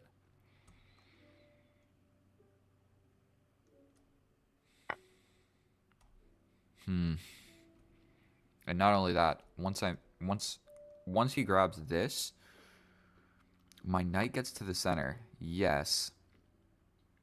But now I'm down a pawn. So now I need to absolutely figure out an attack on this dude. I mean, we're going to just cramp the position. He can just bring the knight. We are afraid of this rook trade, essentially. He could kind of like boom, boom, boom. And then I scoot over. But then he could kind of... Yeah, I'm in a little bit of trouble right now. Me touching this pawn is like maybe taking like this, and then I'm touching this after a check. I can also line up some ideas.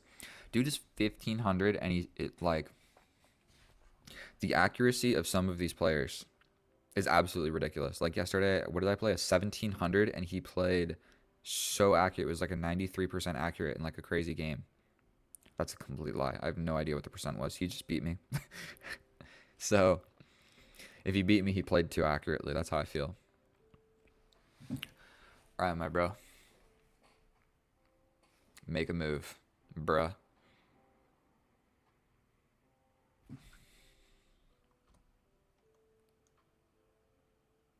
I mean, essentially, we're gonna just have that pre-moved.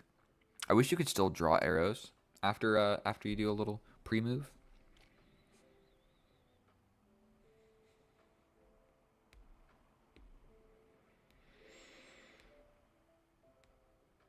If he doesn't, and he allows, I'm gonna move my rook over to line up the discovery on the queen. So I'll just if he doesn't trade the rooks, I'm gonna go for this. Plain and simple, we win the queen. I'm just gonna set that up with the second idea of it's like a tempo winning move. It's a pretty straightforward attack. So he'll have to do something with the queen. And you also want to maintain defending this bishop. Actually, the knight's doing a good job of that. And he doesn't trade the rooks. So that's the whole reason. Like, if I can avoid trading these rooks, I'm going to do so. Because the more pieces that we trade, the more of an end game that we hop into. And I don't want to hop into an end game where he has this extra pawn. So until I'm able to do something, like conjure up a nice little attack or win a pawn, okay.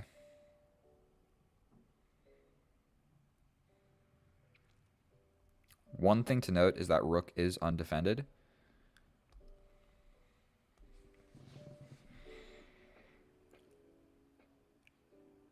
We can take here.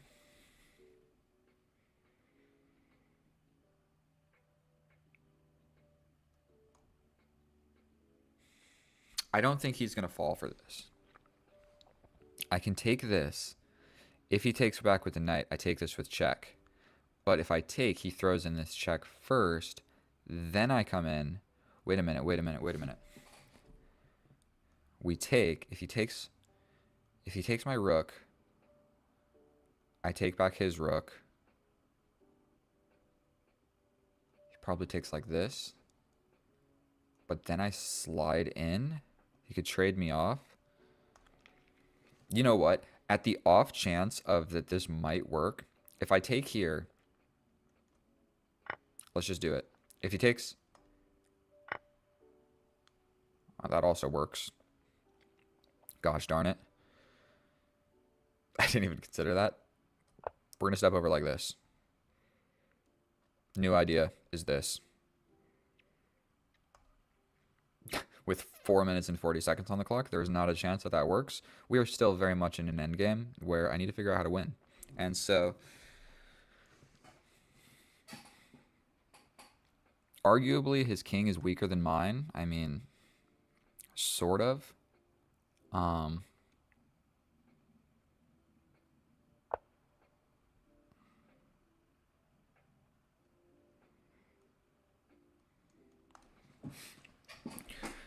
This rook sucks, so I think what we're going to do is just double up on this pawn. What's really important now is that I don't make any, like, small... I can't be making any blunders. I can attack that rook.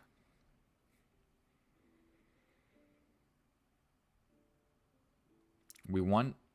Maybe I go like this. I could just go like this and it's defended. So what about we add an attacker? He could push, but then I just take. No, no, no. Here, here. I just take like this. Then I have an extra pawn.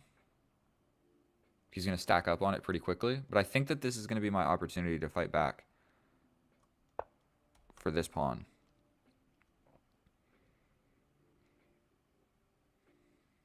And I can reposition my bishop.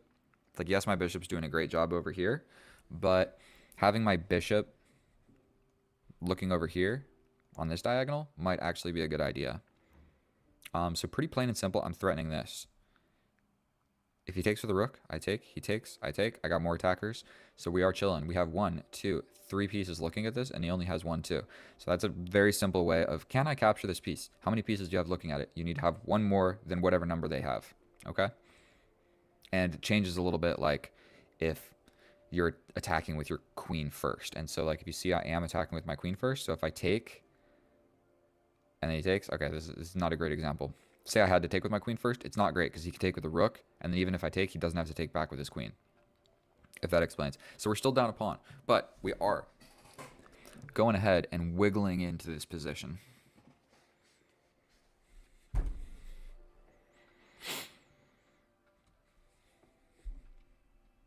Just making a little wiggle. A little wiggle. Okay. I think for one, I can just capture. He has to capture. Then I capture. So I think we're going to be chilling. We're not going to be winning or anything, but we will get the pawn back. Is that what I want to do? And then we're in an end game where I'll probably be able to apply pressure to his dark pawns before he can get his knight over here to apply pressure to me. So boom, boom, boom. Let's just do it. Let's hop on into an endgame, bro. What type of endgame skills you got? I mean, we're going to do this. These guys defend each other. My bishop is ready to step back. He can't play this. I'll simply take. He can't slide in immediately to attack my pawn. I can reposition my queen to attack the rook. And all of a sudden, I like my position simply because if we trade these things off, I will have the bishop. Like, if we get rid of these queens, oof. Now the idea, do I go here and walk into a pin, or do I take with the rook? I take with the rook, because if I take like this, he simply plays this, and that's no fun for me. We take like this, and we are immediately applying pressure to this pawn. He can push, but then I slide behind this one, and if he takes, I take. And we will be attacking this at the end of the day.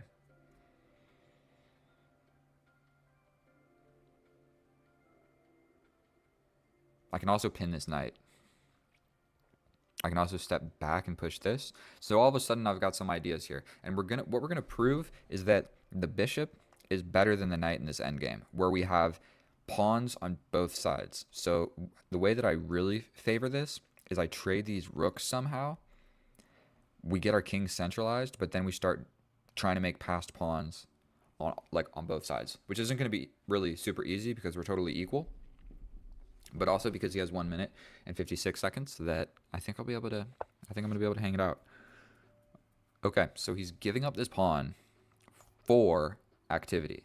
So I'm going to step back, allow this check. I'll step up.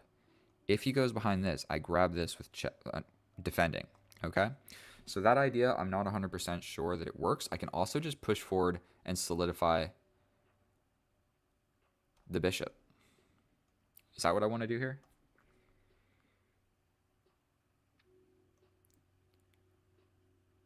Yes. We are going to just solidify the bishop. Yes, he can just kind of hit us, but I can just like take it, and then you lost another pawn. Okay, so he slides back over like so. But now I might start bringing the king. I can also force this. So I'm kind of liking the idea. Here, here, fork the pieces. We're stepping over. Should I spend more time? Okay. So I can also completely slide in like so. But then he attacks us. So what I'm thinking is here, here, here. You'd have to do something. I think this just wins. Because, like, yes, you have a move, like, trying to attack the bishop to dislodge my defender or something like this. But I'll just take the rook. The rooks are staring at each other. You would have to run back like this. But then I could even sacrifice with an attack on the rook. So if you do go to the only square that is not trading, I can, like, grab a pawn. Or grab a pawn like this and still attack you. And then I just come back. Or you take. Okay, okay. So he is going for it. What is the better option here? I feel like these are the pawns where we want to have passed pawns. So if I take here,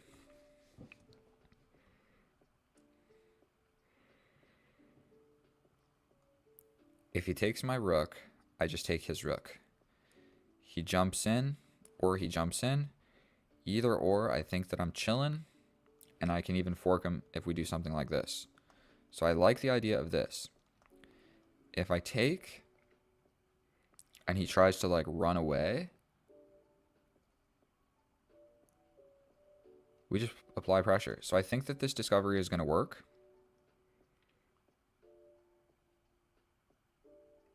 Right? We go here. He goes here. That's enough small talk. We're going to go ahead and grab this. If he takes, we take. And then his pawn is on a dark square where I have a dark square bishop. And my king kind of has an easier access to this side, the important side of the board, than he does. So if he takes, I think he's almost just guaranteed to lose because I'm going to jump in and just immediately attack that pawn.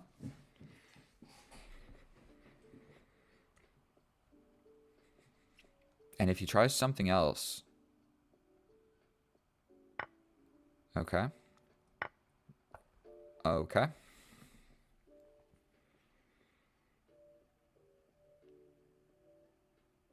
Fairly certain we jump in. He can do something like so. We step up. He'll probably come with the king. I'll come with my king. He'll come with his king. Ooh. I actually get trapped in that line. Here, here.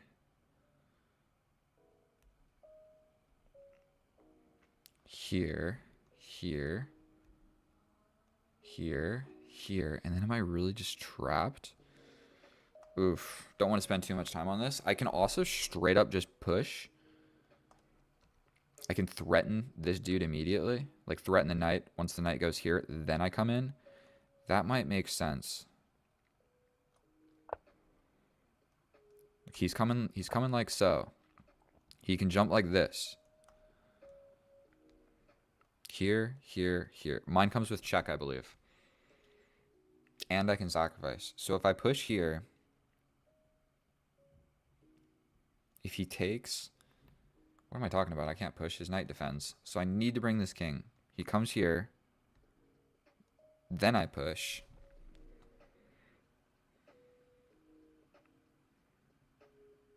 If he takes here, I take here. He takes here. What am I doing? We slide here to support this pawn push. Here, here, here. This sucks. How is his knight doing so well, bro? What am I supposed to play here? Bring the king. He attacks. I attack. He takes. Then I just... This sucks. He can immediately jump in and attack my pawn. Then I attack his pawn. But then he's defending it with his knight over here. Right? I think we step in, right? Here. If he takes, we take. He takes. I can't push. I'm screwed. I can go here. No. Here, here, here. It's not gonna work. Here, here, here. He can jump back and attack this.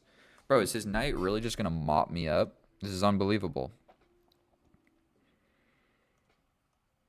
Because I can't push. Oh my god. We're just attacking this. I think I'm gonna just straight up get mopped up. He can just step around like so. Like boom. So now he's attacking this. If I step here, we're doing it. Now it's time to bring his king.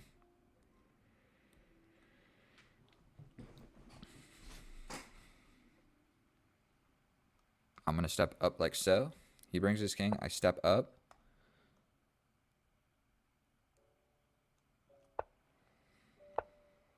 If he comes here, I just step in. Here, here, here, here, here, here.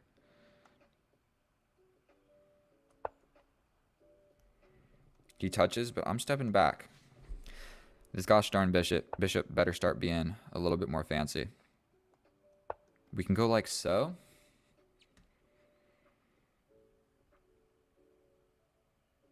And what do we do if he just wants to shuffle?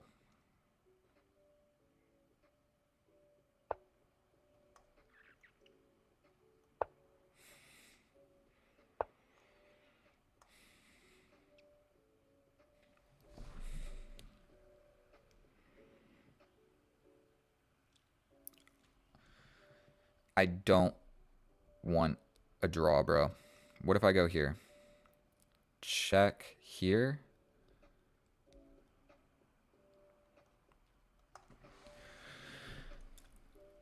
Let's do it. 18 seconds on the clock. We are straight up. We are straight up just gonna try and finagle this. I don't know if it's possible. And I can't make his king move actually either. But I don't want to draw. Not against a 1536. Are you kidding me? We're playing into an endgame. Someone's blundering. And it's not me. I'm winning this gosh darn game for you guys. 35 seconds. We're going to see what it takes. Can I touch this guy and just get him not active?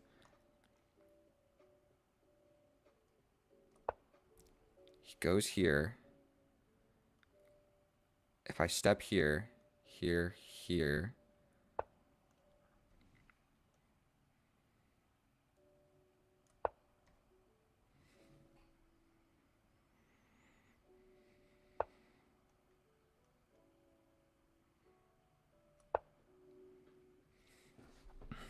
He can absolutely play this.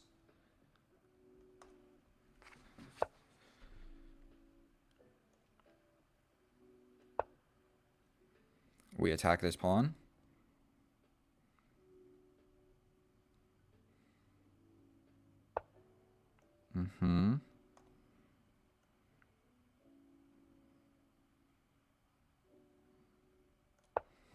He steps up.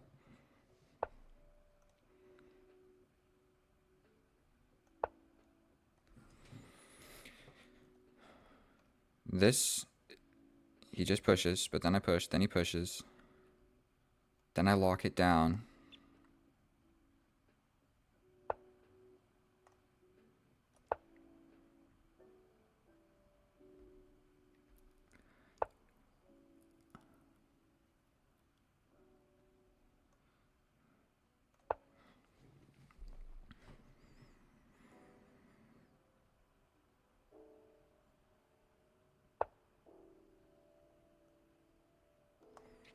We're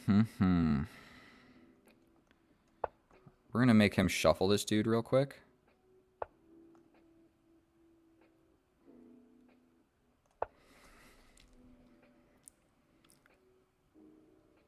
He jumps here. What if I step up? I think we're going for it.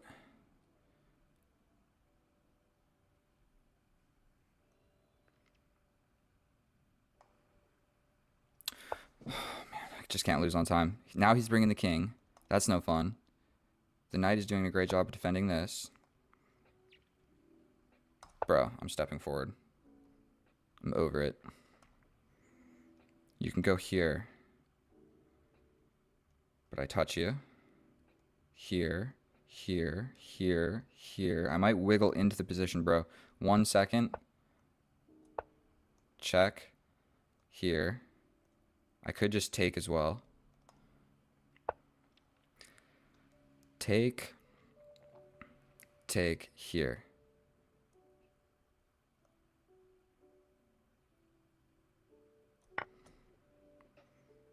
Take in.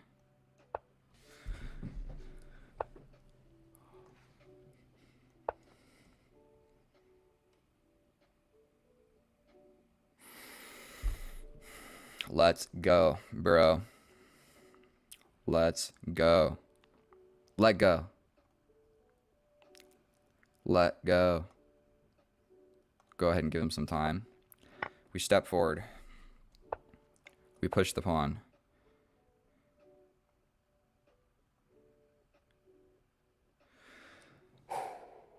My heart is pounding. We're going to bring the king. All we got to make sure to not do is stalemate this dude.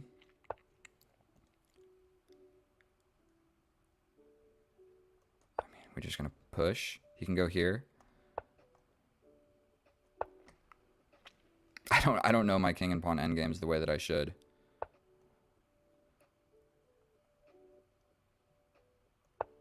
I think we go here. He goes here.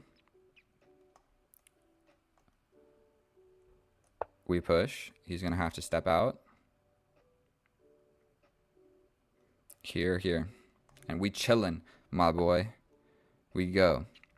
He has a legal move. He's got legal moves with his pawns. And we get it. And sometimes you got to just take a deep breath and say, I'm not letting a 1536 beat me. I had the bishop. The bishop had to be better. I think it was still a draw. But when he offered that trade right here, I realized that I was going to touch his pawn first. And I did not calculate this, but I did calculate I'm touching his pawn first, and that's generally a good thing for me because I can get behind it. He can't. I'm acting first. And normally, if you can put your king somewhere first against the enemy king, it's good. Okay? And so we are actually going to check that with the computer, and I will see you over there. I think I probably played like 90% accurate. Maybe more, actually. Maybe like 90, 91%. We're going to see how he played. I'm going to check it with the computer, and I will see you guys over there. And holy smokes, here we are in the analysis. And that endgame was anything but accurate. There were so many ideas that both of us missed. And so the beginning, the opening, and the middle game were quite reasonable. And then the end game, when we both had like 25 seconds on the clock, we were just making moves. And so we get the Caro-Kann exchange. The moves are kind of interchangeable, but I like to bring this bishop simply because I know I'm going to push this pawn. So I just developed the bishop. I know my bishop is generally going to one of these squares. Or we simply trade it off. And so the reason for that is because we're going to end up with a lot of pawns on light squares. So just getting rid of it because he's going to have a lot of pawns on dark squares. So we simply trade that off because his light square bishop is going to be better than mine. We push the pawn. I know that it's going here anyway. I need to get my bishop developed. We go ahead and put my bishop here. Technically, I'm supposed to bring the knight first or put the bishop here was actually the best move, but it doesn't matter. Completely equal position. We bring this. Going ahead and putting my rook, one of the best moves. Best move, we defend the pawn. We set this up. We connect the rook, so that move kind of was forced, and it made a lot of sense.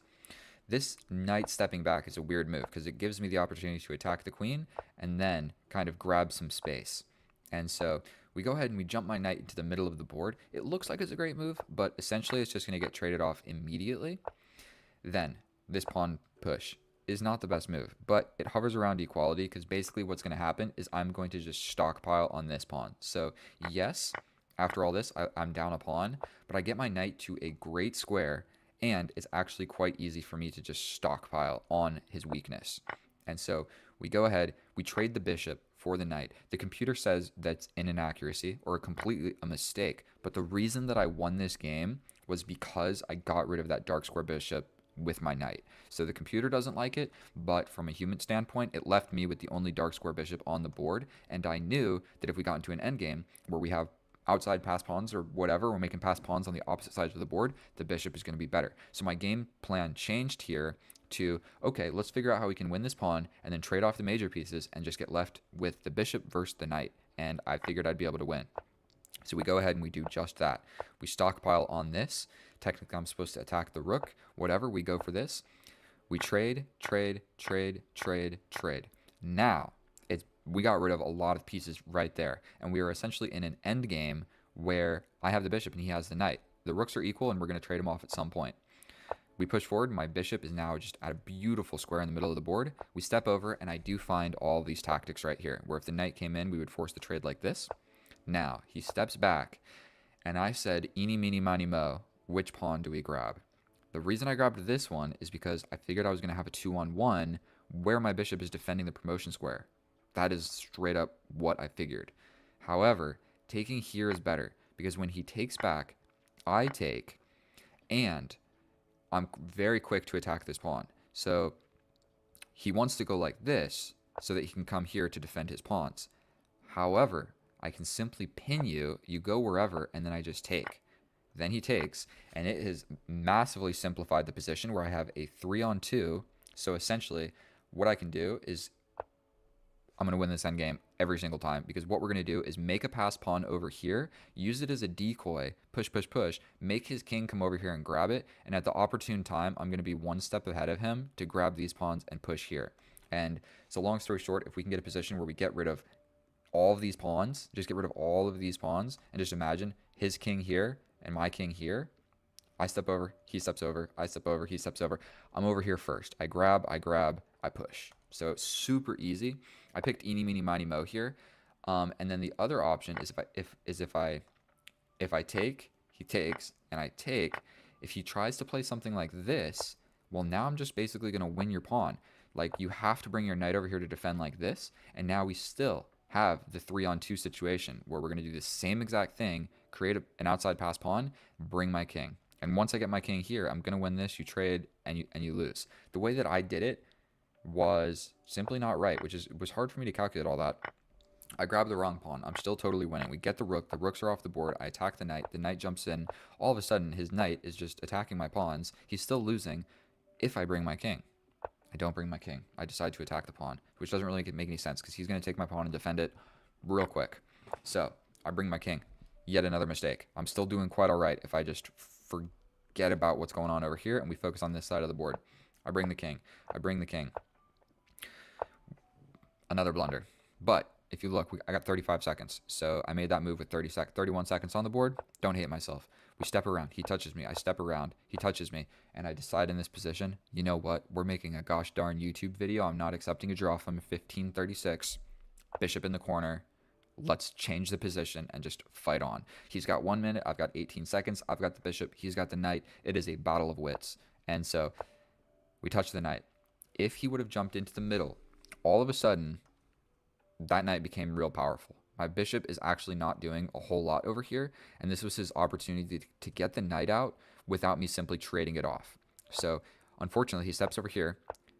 We repeat the position. He can still get his knight back into the game, but he doesn't see it. Now, I'm covering that square from the knight. So the knight's options are to step back to the back rank of the board, which he doesn't really want to do.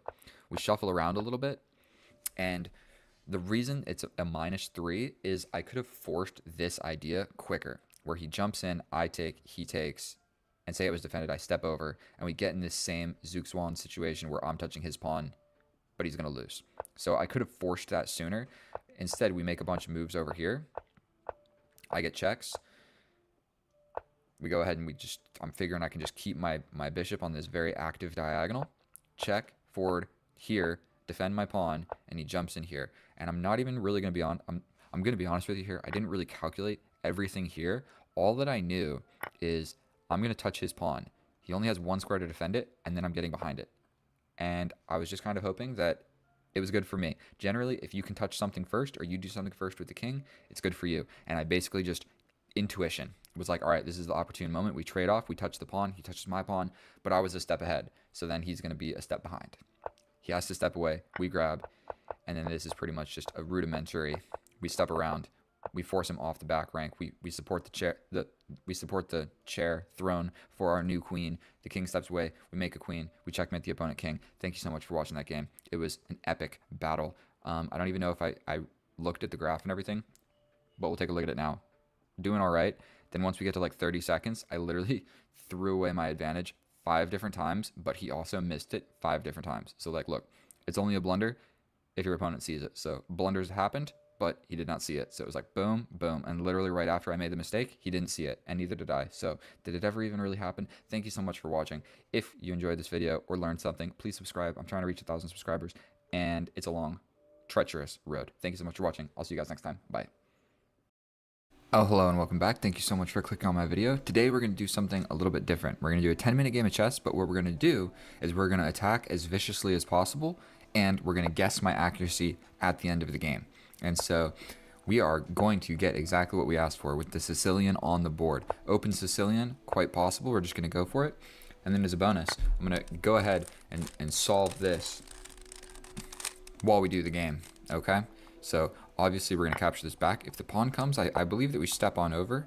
We're going to just develop this knight, and I'm going to get this thing all messed up. I'm pretty sure we just need to push F3 and defend our center. Can't be a bad move. Also developing my bishop would make sense, but maybe let's just, I think you can't be playing H6. H6 is an incredibly weak move, and so I can jump around. Let me think for a second. Is that the same position? I go for this. This knight is already here, so if he hits me, I believe we just trade this off. Bishop here. I need to push this pawn. I'm putting the bishop there because I don't know where else to put it. So we are going to just push this pawn, defend our center. Our center is going nice and beautiful. I am ready to castle, but I would really enjoy castling the opposite side and just playing a nice little attacky game of chess. Unfortunately, he has the pawn break in the position. Almost guaranteed I'm not supposed to castle opposite, but we're here for the content, okay? So we're going to do it and just absolutely, I know that this is not an accurate move because he's got the open B file. Like, I'm castling directly into it, but we're just going to see what happens. You're going to have to absolutely outplay me in this game, or we're going to see what happens. Boom, boom. Step 1 of the cube. Almost complete. Where are we at with this thing? So he develops the bishop. Definitely he's got his bishop eyeing down my king side of the board, which is a little bit scary. Don't love it. So I think what we're going to do is launch a pawn. Like, yes, this is happening. His queen coming over here, I can potentially just push.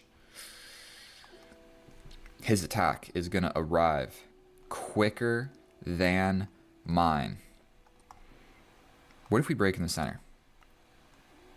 What if we push this pawn, push this pawn, push this pawn? Sacrifice a bishop. This game of chess, there's no draws. I'm either going to win or I'm going to lose horribly. And this is the first step of the cube. You get the little white cross. So he wants to break open the center. My options are as follows. Take, and then he gets a nice little big black center, or don't take and get forked or kind of do something. So I think we're just going to take. He takes back. This fork is still definitely something that we need to consider. Sacrificing my bishop to open up the position. Play this first.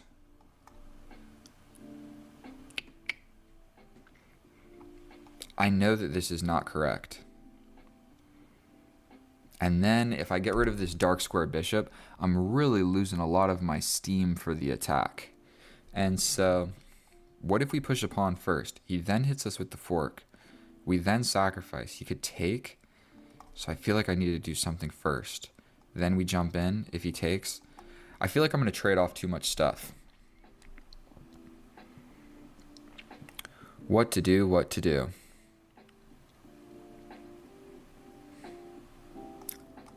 Sacrifice the bishop. Absolute blunder. Absolute blunder. Make no mistake about it. That was a horrible move, but we're going to hopefully be able to just apply the pressure. And, I mean, I don't know what he's thinking about. If he doesn't take, then I basically just got a pawn for free for doing nothing. And so what's the follow-up? Boom, boom. He wants this. But you know what? I might just grab this. And then you have to take back with the king. I'm doing this. If you take here, all of a sudden I'm kind of in the position. I think he was supposed to take the bishop. Don't overthink it. If your opponent just sacrifices something like that. Okay, so he does take. I can hit him with this check.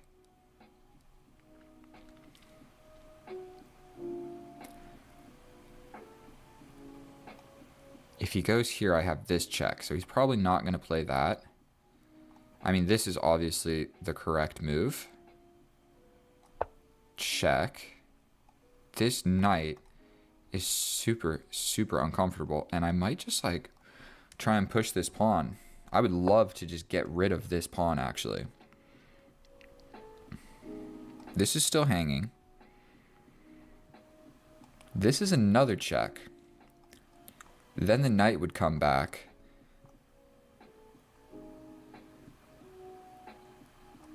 Another check. I'm trying to wiggle my way. My queen is not going to checkmate nobody all alone. So, yes, my knight is still hanging, but now I'm going to threaten checkmate over here. And how are you going to cope with all of that? Just threat after threat after threat. You can push a pawn. Okay, he blocks it like this. Makes perfect sense. I launch another pawn into the position. My knight is still hanging. That is very true. But if I push this, he can kind of cut me off like that, and that's not super fun. That did just hang the bishop, actually. That did just hang the bishop. So grab the bishop. He grabs the knight. Here with check. He hits me again. Go here. I think we're just going to do that, right? Do I have something better? Do I have like a good attacking idea? Definitely we grab this. He grabs the knight. I hit him with check. He cuts off the check. I take this pawn, threatening checkmate again. Probably he would defend.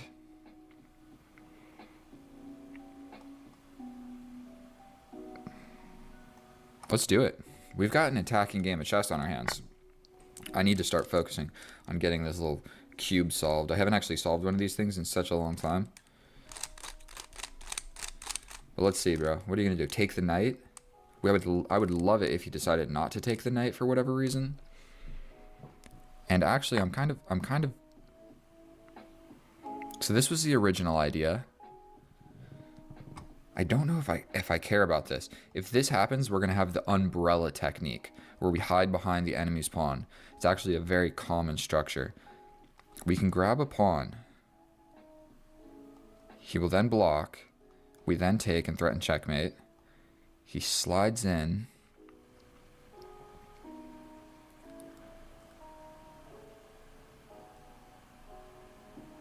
Let's calculate this a little bit better. Here, here, here. This with check, I have to step over. Then he's kind of getting to defend. I want to just get rid of my pawns. If I can get rid of these pawns, it's looking real good for me. I can also take like this. But he could then threaten like a queen trade or something. So I think this one with check is more forcing. I'll clear out this pawn. And it's completely even. Like, he's got my knight, but I got 3 pawns. And those were the 3 pawns defending this king.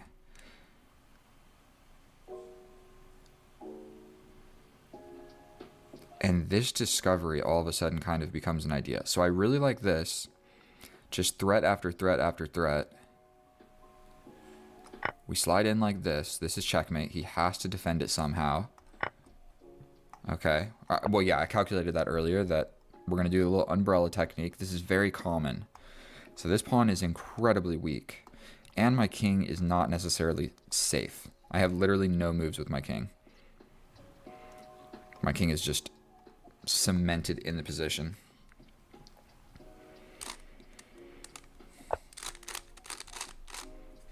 So that defended the checkmate. 4 minutes. What are we trying to do here? He can also just kind of slide over, but this bishop is doing a great job. What about boom boom? He can also move this anywhere.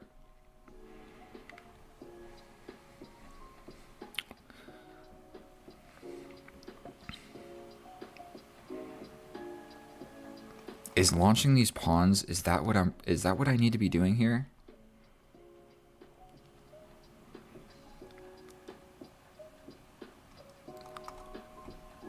I mean, I just feel like this makes sense. Boom. He could essentially just take this pawn.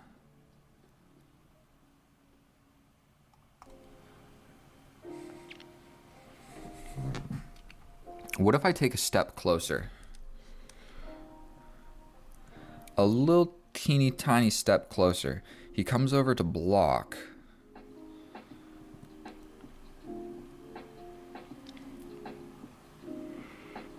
No, that's not going to work. We step back, I'll probably just get hit. Now my queen is kind of a liability here. Push, push. Does any of this make sense? I want to just push this, but then he can just capture. I step forward, then he comes in. I think we're just going for this. If we do see this,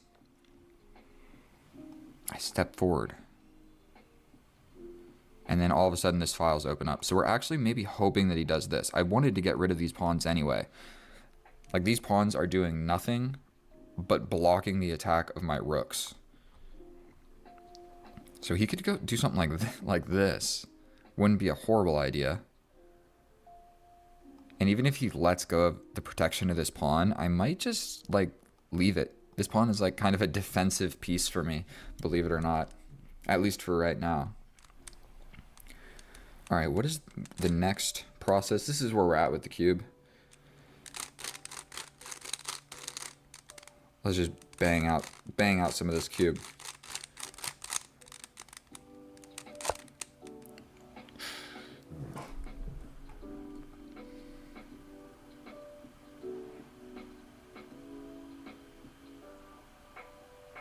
I mean, this is a forcing type move.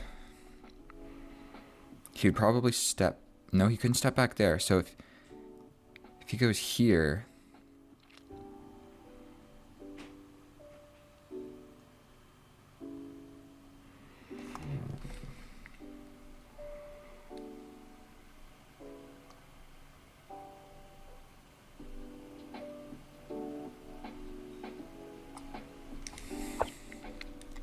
If he steps back, it's checkmate. If he steps back here, it's also checkmate. So he has to step here, essentially. Then I step forward. I don't love it. He can go to one of these squares, or this square, or this square. So those are the moves that I need to be thinking about. Probably we see this.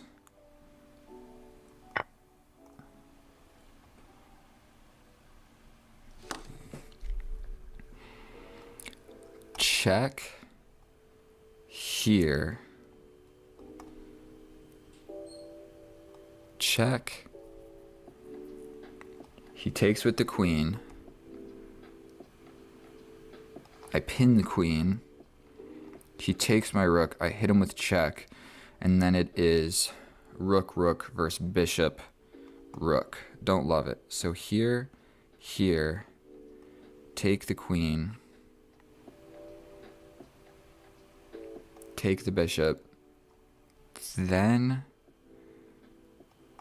I think that I think that that works. I take here, I get the knight, he gets my queen, I give up the bishop, he takes the bishop, I take the bishop, and then I'm just good? What am I doing? We take this. He can desperado, but then I get to defend my bishop. We take with check.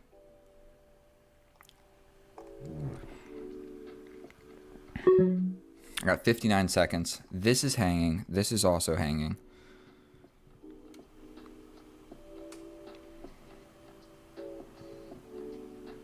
What's more important? Let's just go here. He can grab that.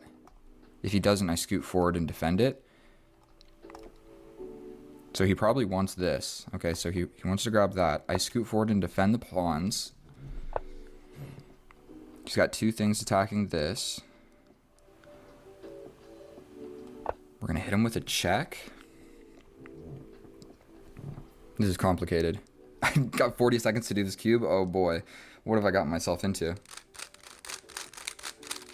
Go ahead and spend 2 minutes on that, bro. Okay. I can also just hit him with this check.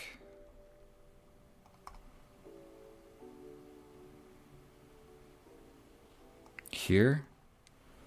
If I push here, what am I trying to do?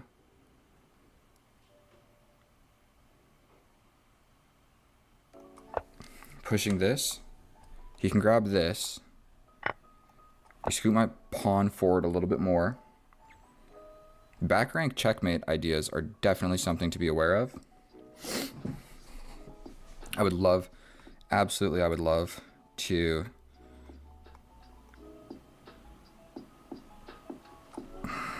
oh my god, 13 seconds. What am I trying to do? Attack this. Here.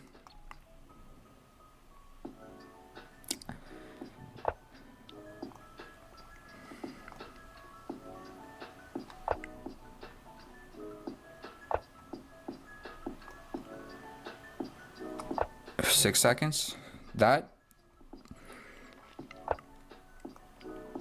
We're gonna go here. Can't stop it, bro.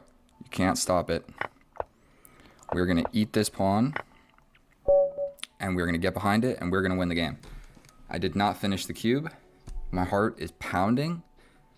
Should I finish the cube? I'm not gonna make you guys. I'm not gonna sit here and we're giving up on the cube. Mission not accomplished. But we won the game of chess. Me and my cardigan. Accuracy for that game. Let's run through it real quick without anything. I'm so glad I played with increment that game. I'm fairly certain this is maybe the correct move, but because my knight has already developed to c3, I'm not sure. Solid. This is guaranteed not a good idea. That was such a good game of chess, though. Like, just an entertaining game of chess. We throw a pawn, we take, and sacrifice the bishop. Guaranteed that is like losing at least 10% accuracy off that. And then really just sacrificing. These moves probably made a lot of sense. I know there was I think that was probably the correct sequence as well, just trading off into a winning endgame. Just because you attacked and sacrificed stuff doesn't mean you got to do it. I think potentially I was supposed to push. And if he takes, then I take, then he takes, then I defend like that. Something like this. Rook and pawn endgames are really tricky. So I'm going to say I think that I played maybe 83% accurate. Let's go check it with the computer. Make your guess, put it in the comments before we go there, and we're going to run the computer analysis. I'll see you there. Here we are in the analysis, and oh my goodness, that was such a good game of chess by me. I can't actually believe it that all of that worked, and just wait till we go through it with the computer. But I played 93% accurate with 6 inaccuracies and 1 mistake, and my mistake was in the end game but I'm still winning. So those are the mistakes in the end game. When you have a +9 advantage and you make a mistake and then you have a +5 advantage, who cares? Or you have like a mate in 7 and you don't see it and you like win a queen or something. Those mistakes are the best type of mistakes that you can make because everything is winning. Making a mistake in like the opening or the middle game is normally a lot worse. 93% accurate, 6 inaccuracies.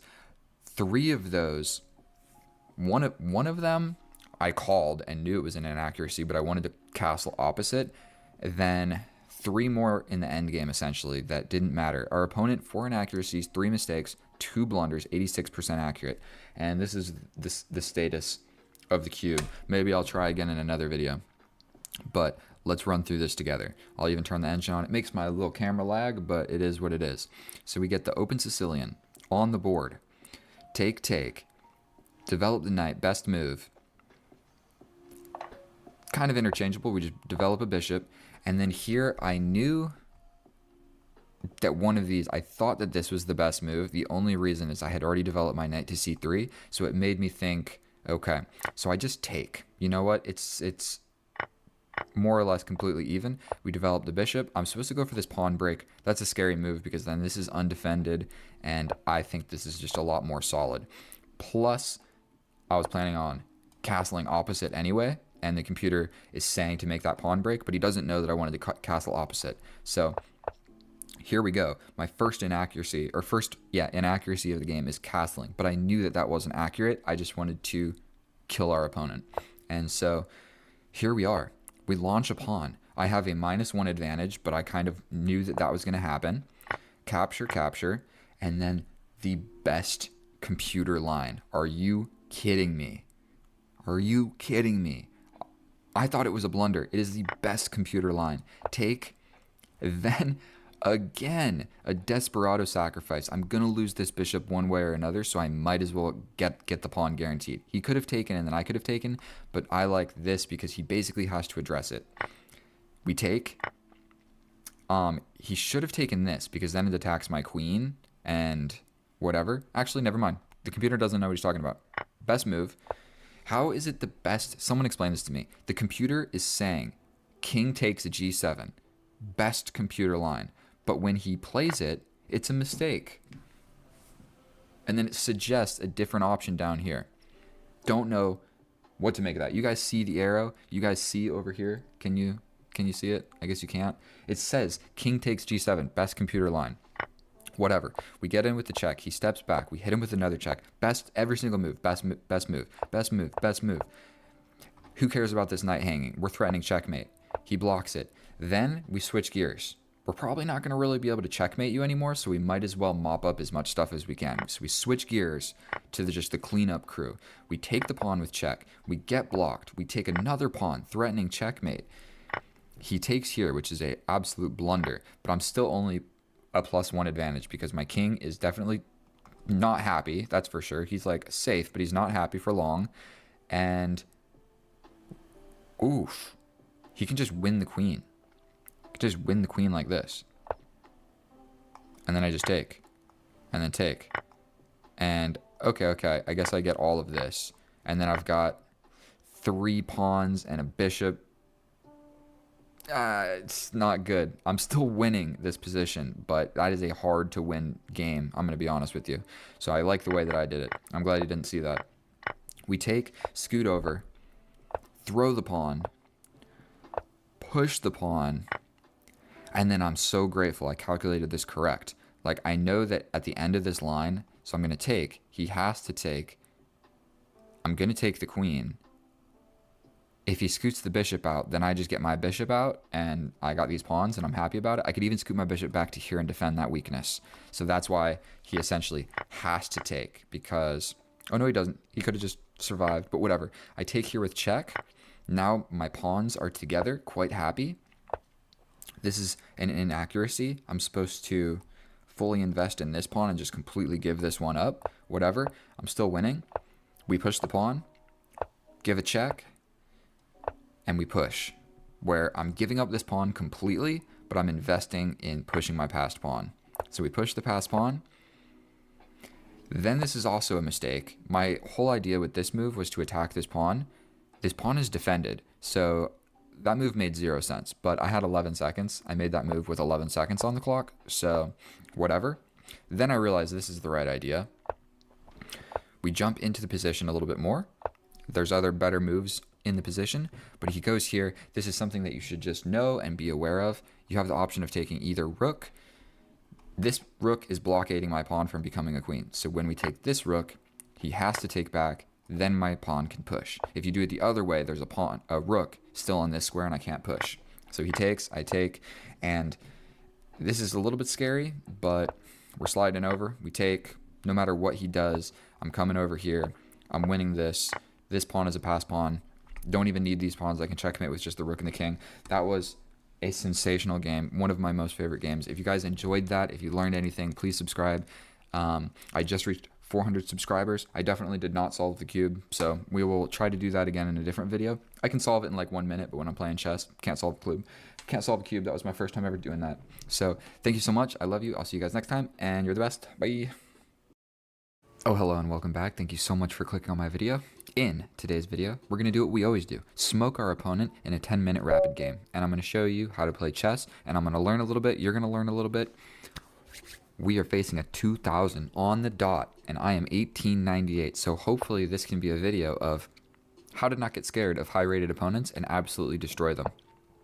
So we're going straight into the bishop's opening. First things first, we always check. Where are they from? Armenia.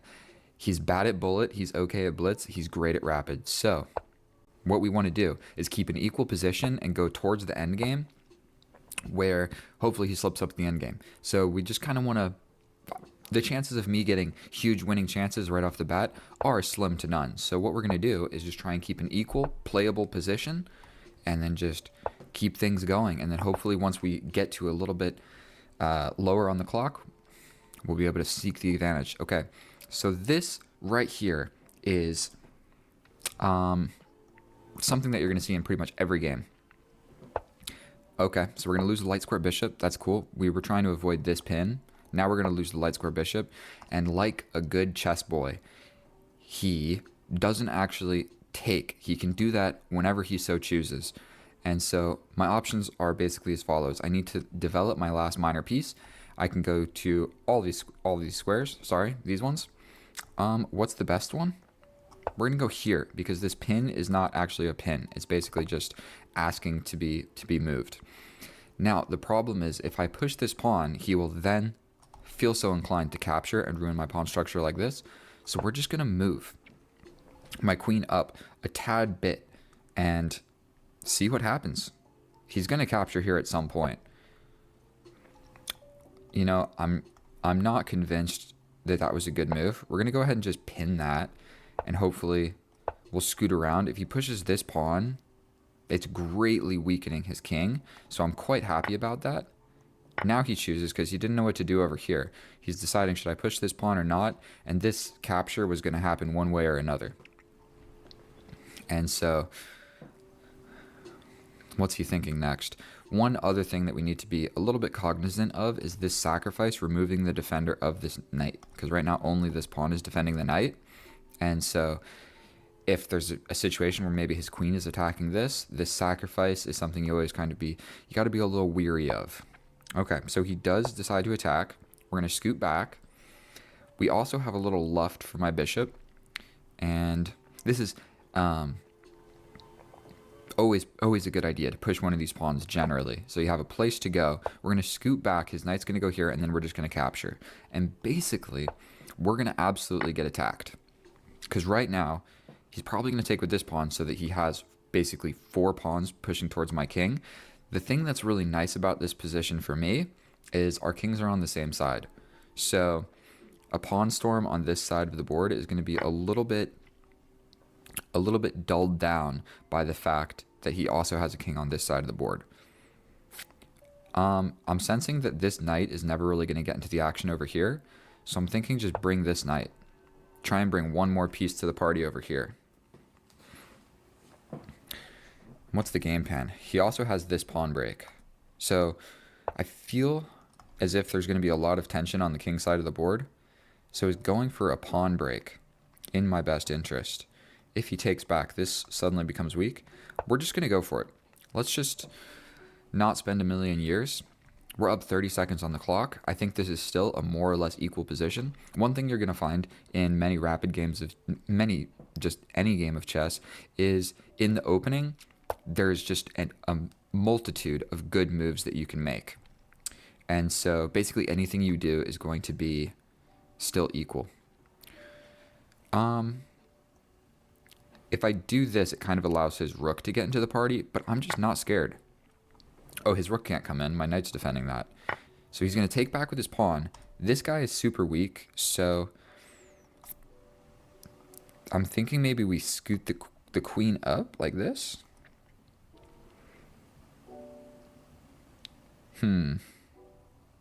Maybe we really grip down this square. I'm not gonna lie to you, I'm not 100% sure what to do. You know what? We're gonna go here. And in some positions, I can take, and the queen is not defended. And I might just like vacate. You know, I was vacating the file for my queen. So probably what we'll see is like a developmental move of this bishop. I'll probably put a rook onto the open file. And I'm still sensing that this is a completely equal position. I mean, it's hard to say. My king, I feel like, is safer, but his prospects for attacking are far greater than mine. He also has the pawn breaks in the position. This is my pawn break, but I don't really have it because it just hangs this pawn. So this pawn is very, very important. He could even like scoot back. Okay. Okay, makes sense. I probably want to get this knight involved. So vacating the square for my rook to come over here. So the question is, which rook? I feel like the king side of the board, this whole side of the board is where all the action is going to happen. So I think I'm just going to bring my rook into the party. We're still kind of waiting for this developmental bishop move. It definitely needs to happen. And he has the bishop pair. So actually he might have a slight advantage over me. The only thing that's favoring me is not really a closed position because the pawns haven't really been advanced. Okay, so this is just an immediate threat on this. There's really two ways that I can defend that. Scoot up or scoot over. Or push. And if captures, captures. And then this is defended. No, I can't push because it's just this. Okay, so what's the better move? Up or over? I feel like over gives me options to bring the knight.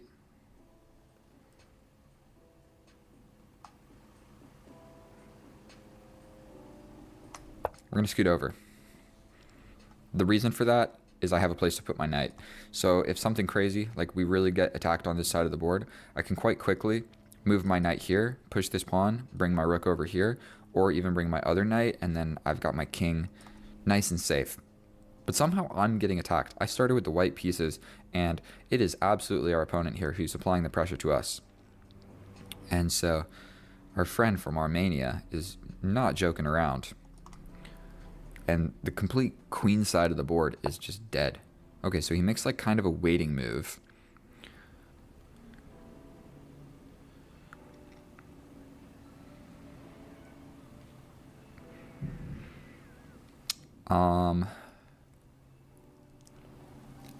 This rook is straight up doing nothing. So we're going to scoot up.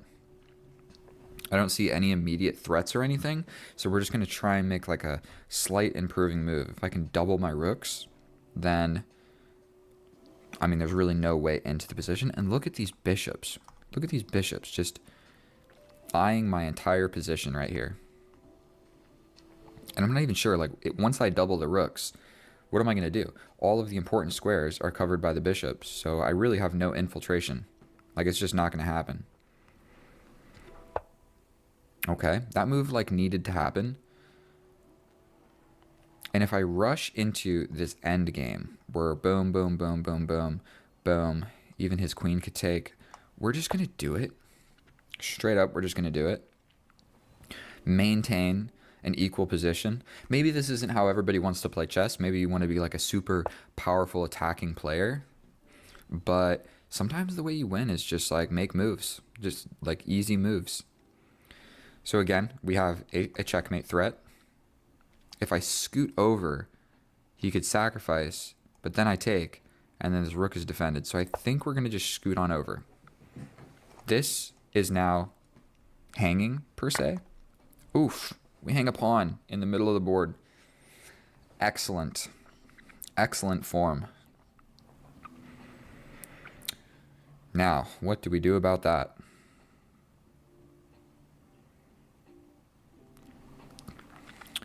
Well, I'm not going to lie to you. I am a little bit dry on ideas. We can just go for a queen trade. I don't think that that's going to favor me in any type way, being down the bishop pair and down a pawn. So let's see.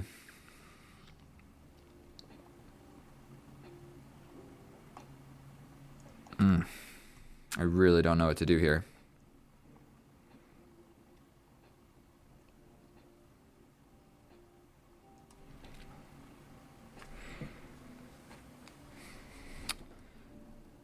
And I don't think that there's any sacrifice in position. And I'm slowly slipping away on time. So we're going to just scoot over. Probably he just goes back. But now he's got a pawn. And he can move the queen and push this pawn. And then he's just going to be in my position. And so...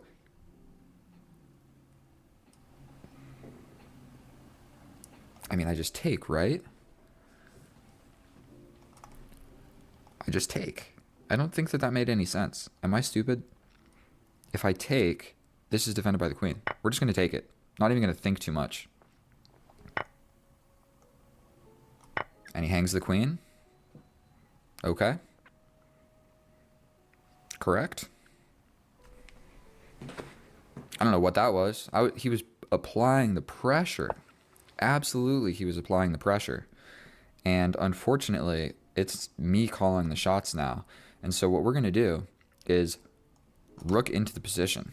We're attacking this pawn, we're attacking this rook. I can also throw in this check first because we don't really want to see this pawn push. So let's just throw in the check. I mean, I've got a queen. If the king scoots this way, we just trade off the rooks. And so now I'm just going to show you how to convert a completely winning position. Is there anything that I need to be really, really scared of? Rook into the position. He kind of has to scoot back. Sorry about that. And then I'm just going to grab this pawn or grab this pawn. And then he blundered, completely blundered. Well, the dude is not very good at blitz and bullet. So I think that's kind of what happened. He just rushed into it.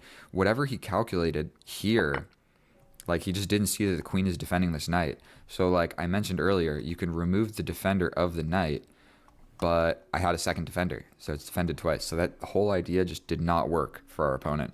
And so there we go. I beat a 2000. So now I have regained my elo. I am now 1900 again. So this is my second time being 1900, or actually my third. I got 1900 lost, and here we are again.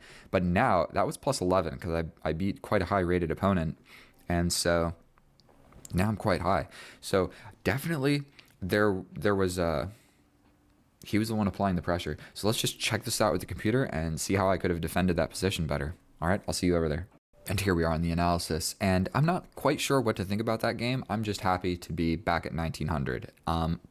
It kind of more or less was an equal game. Then he was applying pressure and I had a losing position, and then just a catastrophic debacle where he just loses the queen for no reason. I don't know how a rated 2000 player can do that, but it is what it is. I played 90% accurate, 2 mistakes, 1 inaccuracy. One of them is not really too big of a mistake in my opinion. And then 4 inaccuracies, 4 inaccuracies and 2 blunders by our opponent. 71% accurate. That is not good against a 90% accurate game. And so the game itself was completely even. And so in this position right here, just one thing that you need to know, if you ever, I don't know what type of openings you guys play, but if you play this opening, this is something that you need to be aware of. So you need to play d3, because if you don't play d3 and you develop the knight, they have this sacrifice, you take back, and then there's this fork. And then you scoop back, he takes, you take, and then all of a sudden it's just in a completely equal position, but your pieces, it's just not good for you, okay? That's all you got to know. So you don't want to ever go into that. It's just not good. So when the knight comes out, you have to play d3. This defends the pawn in the center. But the bad thing about it is then this move just becomes super, super quick to grab your light square bishop. It's a completely even position, so there's no need to be really scared about it. Only after we defend the pawn in the center with d3, then we can play knight f3, okay? They castle, we castle, he pushes, I push my pawn to prevent this pin, although this did open up some sacrificial ideas over here where he can lose his queen for no reason. We scoop back. Then the other thing is this situation of grabbing my light square bishop is not going anywhere anytime soon. So the appropriate thing to do is like prep the push in the center. He's like, you know, prepping this, and then he's going to have two pawns in the center. So this is a great understanding of the position.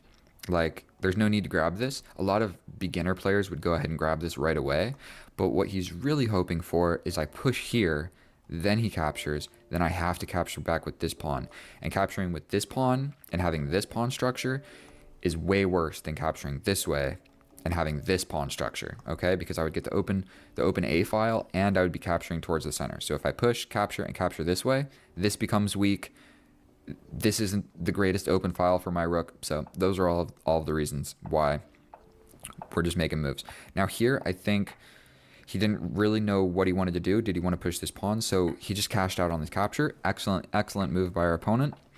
Then this is one of my inaccuracies. I can take here, he takes back, and then I capture. And I basically sacrifice the knight for two pawns. I weaken his king, and I have a lot of ideas of getting in. The reason I didn't go for that is the dark square bishop is inside the pawn chain. So he can just break the pin immediately. So what you generally want to do is sacrifice, take back here, the pin is active, and then you bring your queen to apply pressure, and he has to defend with the king, and then you figure out a way to just apply pressure to the pinned piece. The reason I didn't go for that is because if I capture, like, boom, boom, boom, there's no pin. So and there's no easy way to get my queen in here without making a couple moves. And so the computer's saying that it's good because I just get rid of these two pawns and now I have attacking chances. The reason I didn't go for it is because I'm never going to win the pinned piece. And so hard to say from a human standpoint to ever make that sacrifice. The only time you ever want to make it is, say, the pawn is here, he develops the bishop, and then he pushes the pawn, and the dark square bishop is trapped outside of the pawn chain, okay? So, like, there's pawn here and the bishop here, and he can no longer come back to break the pin. Okay. And so we scoop back here, we take, and so what I was supposed to do is just break in the center. Why did I make a knight move to prep this? It was already prepped. I've got it defended with two pieces. It did not need to be defended by another piece, so that move didn't really make a lot of sense. Then we go for the pawn break, but I'm a step behind. It's still a completely even position. I go here, and then I have a slightly losing position. But what I'm supposed to do here that I completely missed is there's this attack is definitely the thing on the board. This rook and this bishop is going to take my pawn, and if the bishop takes my pawn, then the rook comes in here with check, and then I just lose the game. What I was supposed to do is be complete Mr. Stockfish and just completely disregard that attack. I'm supposed to take here. If he takes back with the queen, I grab this, and we just allow this. Is what it's supposed to say? Yeah, I just allow this, jump in with this crazy check where he captures back with something, but that opened up the line for my queen. Was I ever going to calculate any of that? No, there's not a chance. We sacrifice the knight, he takes back, I get the rook, he gets the pawn. I then sacrifice another knight so that I can see the bishop and get rid of all of it. Really, really hard to see. So that was my inaccuracy. I don't hate it for not seeing that. We're shuffling around. I'm not sure what to do here. I guess this would have made a lot of sense. I can attack the queen and also defend this. Okay, but I'm still losing, so all of it's losing. He just grabs my pawn. We double the rooks, and he goes for this sacrifice to grab this. He removes the defender Of course, he removed one of the defenders, but he just hangs. And he's just cooked. Absolutely cooked. I did this because, I mean, this pawn push is a little scary. This is defended, so you might as well just check. And then this pawn push attacking my queen is no longer an option. So I played it a little bit slow. And then after this move, he resigns because he's completely cooked. Completely cooked. The best computer line is to just give up the bishop. And what you're supposed to do is go over here. But it's never going to work. It's never going to work. So say you go here. I just grab the bishop, even if it's not the best computer line. You go here. But then I could bring my dude over. And if you capture, I capture back with the knight. And you're completely cooked. There's just absolutely nothing you can do. I'm just coming in, check, checkmate. I'm up a queen and a knight. So that's how you beat high-rated opponents. Don't panic and just wait for them to blunder. Everybody blunders, even 2000s. So wasn't the best tactical game out of everything. It kind of was just decided by a one-move blunder. But either way, thank you so much for watching. I know that was a very short video, but you guys are the best. I'll see you next time. Oh, hello and welcome back, and thank you so much for clicking on my video. In today's episode, what I intend to show you is how to destroy a lower rated opponent, because that is who is sitting across the table from us, and we can see that he is not playing bullet like he should be. He is not playing blitz like he should be. He is only playing rapid, and I promise you, getting better at bullet and blitz is going to help you in rapid, because let's just see, how well does he even know his opening? If he brings the bishop out, he's in for a world of hurt. And so we were playing a 6-minute plus 3-second increment. That is just a straight up weak move on the side of the board. I think I can just go ahead and develop another minor piece. So now we've got 3 minor pieces and he's got 1. And so if he's not careful, he will just absolutely get steamrolled. So we want to be a little bit weary about pushing this and just letting him grab my my light square bishop. But what if I did something crazy like this and we just go for the attack? We just go for it. Probably that's not best practice. So we're going to go for this. Please don't capture my light square bishop, because this is looking at the weakest square in your position. So I really like this light square bishop. And we went with the bishop's opening. So I like to hang on to my bishop from the bishop's opening.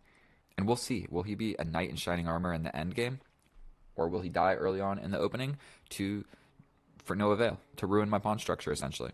So he can just go for this. I'll maybe scoot forward and he'll go for this. And we're going to do this. Potentially he pushes his pawn and he gets like a pyramid of pawns. It's not really good or bad for either of us. And it's going to let him get caught up in development. If he develops the knight, he's just walking into a pin. And if he pushes the pawn, then he can't develop the knight to this beautiful square. But really, my game plan as follows, is to move my queen up and castle opposite.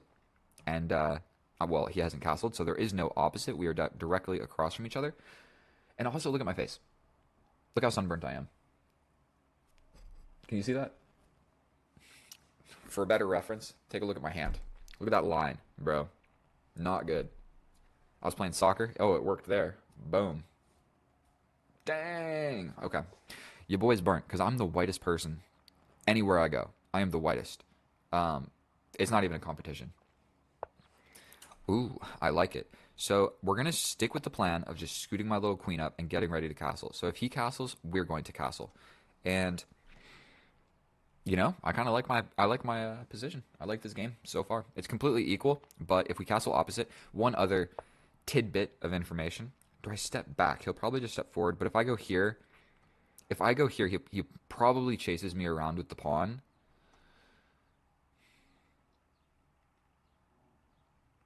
And then he's not going to castle this way.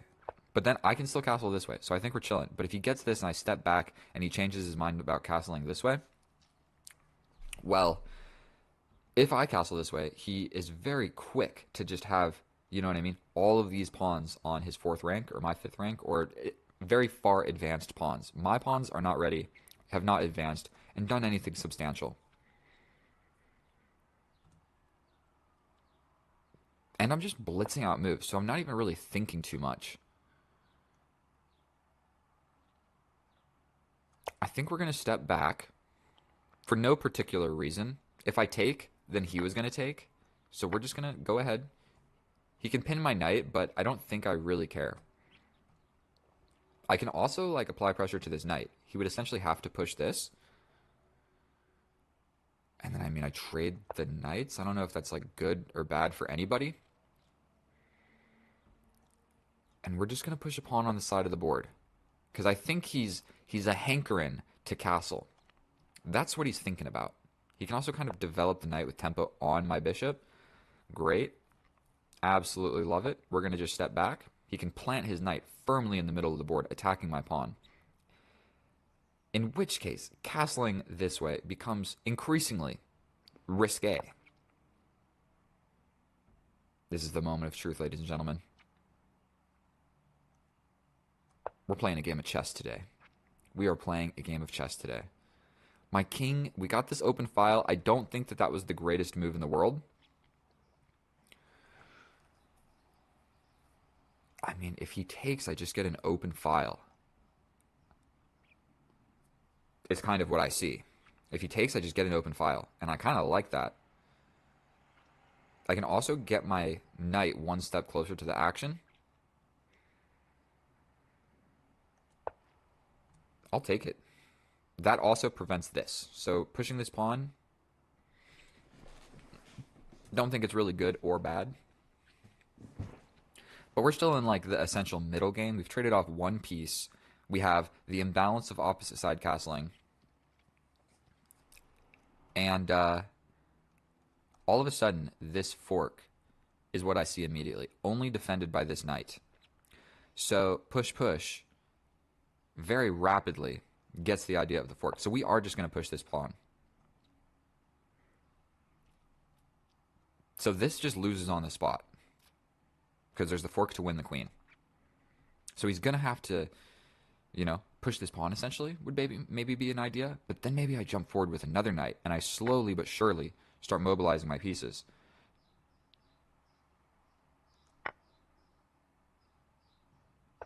Why did I do that? Why did I do that? It's not looking so pretty anymore. I think I have time to tickle this guy. I think we got time to tickle him. Make no mistake. I just blundered horrendously. But I'm confident that we're still going to be able to wiggle our way out of this one. He could just... No, he couldn't move there. Bro, never give up. We're grabbing this queen. We're also grabbing this bishop. We're also going to ruin the pawn structure over here. We grab the queen. Most likely he takes back. Probably what he should do is save the... Oh, he can't even save the bishop. Oh, this is just getting beautiful. We take this defending the pawn. Oh my goodness. From completely lost to completely winning in a matter of 2 seconds. This pawn is weak. He's probably going to push it forward and plant his knight here. So one thing that I could do, I can also put my knight on this delicious, delicious square. We're not too worried about this guy, and we can always defend this open file like so. So I don't think it's such a terrible idea to go for this. He can't even immediately kick us out. So I think I'm just ready to jump in. So he is attacking this. Is stepping this way or this way more preferable? If I defend like this, that comes with a check all of a sudden because my knight is not defending it. So we step up. He steps in. He's attacking this yet again.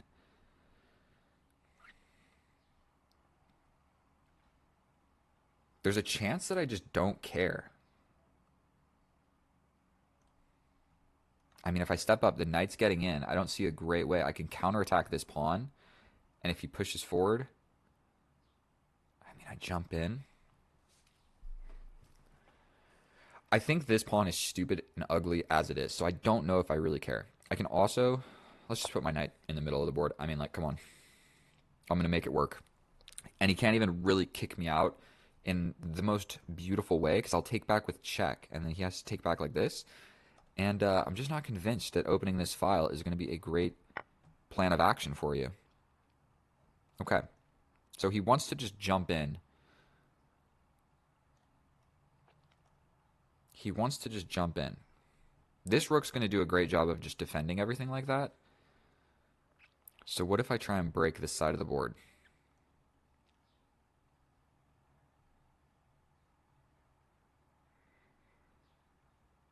Or we just put this on a little bit of a light square. Not sure if that was great.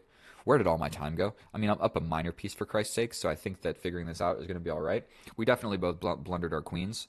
Let me... How stupid am I?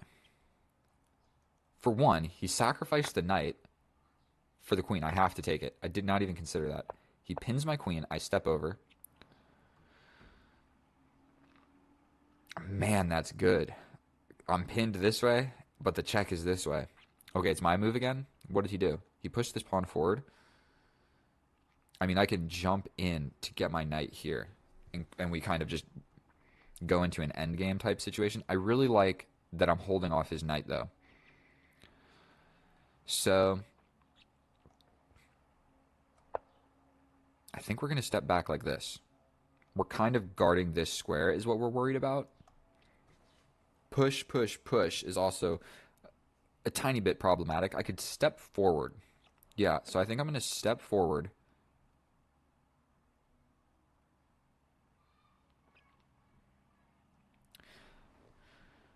Just straight up push, push. I mean,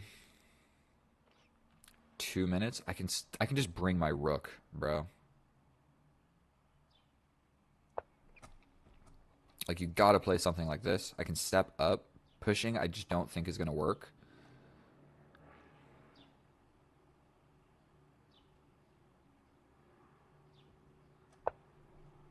He can double up, but we're gonna trade off some of your powerful pieces.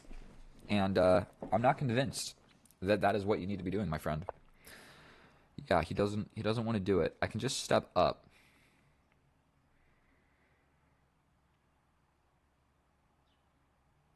What about something like this?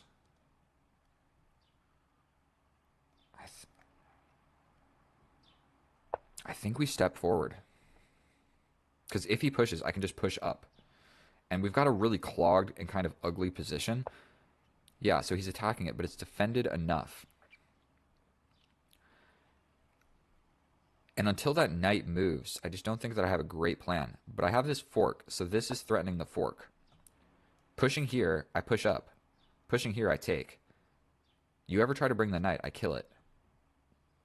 You would also be attacking my rook. Now there's a fork here. So he avoided this fork, but he just walked into this one.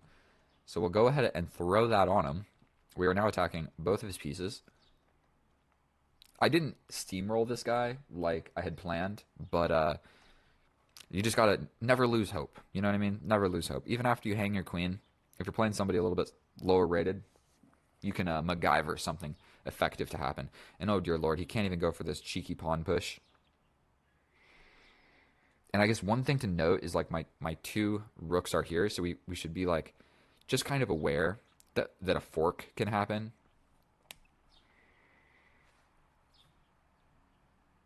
And man, even when I take this, he's just going to mobilize every single pawn in the position. And my attack never arrived.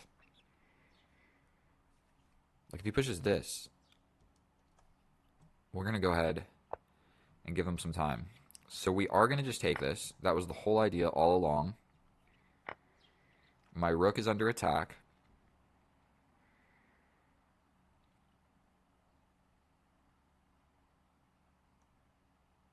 I mean, I'm fairly certain that that's just okay. If he hits me with this check, I can step up. This knight is so annoying. How do I win this?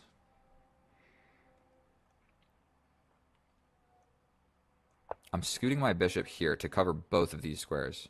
I'm trying to cover every single approaching square of this knight. Because he's got two of my pawns. So I'm up a minor piece. Or whatever you want to call it. I'm up 3 points of material. Let's put it like that. Can you guys see that little thing? I know it's pretty small. Sorry about that. And with 20 seconds, let's just go ahead and give him some more time. I don't want this guy to have a heart attack or anything. So just take your time. Take a deep breath. What's the game plan? You gotta conjure up some sort of attack. Yeah, that is the correct idea. Then getting in with this check. I mean, I'm not even 100% sure. My rook is pretty safe. I think we're going to just go for a pawn break. The knight coming in, I mean, I take, and I at least open the position a little bit. So I think we're going to just take there. I'm not sure which way he's supposed to take with, but that allows ideas of this. I can also mobilize this rook. Getting into the position is probably best practice. And what is this rook really doing on this square? So I think stepping over and grabbing the open file makes a fair amount of sense. If he plays this, I might just push forward. So what does that threaten? Check here, and I have to step back here.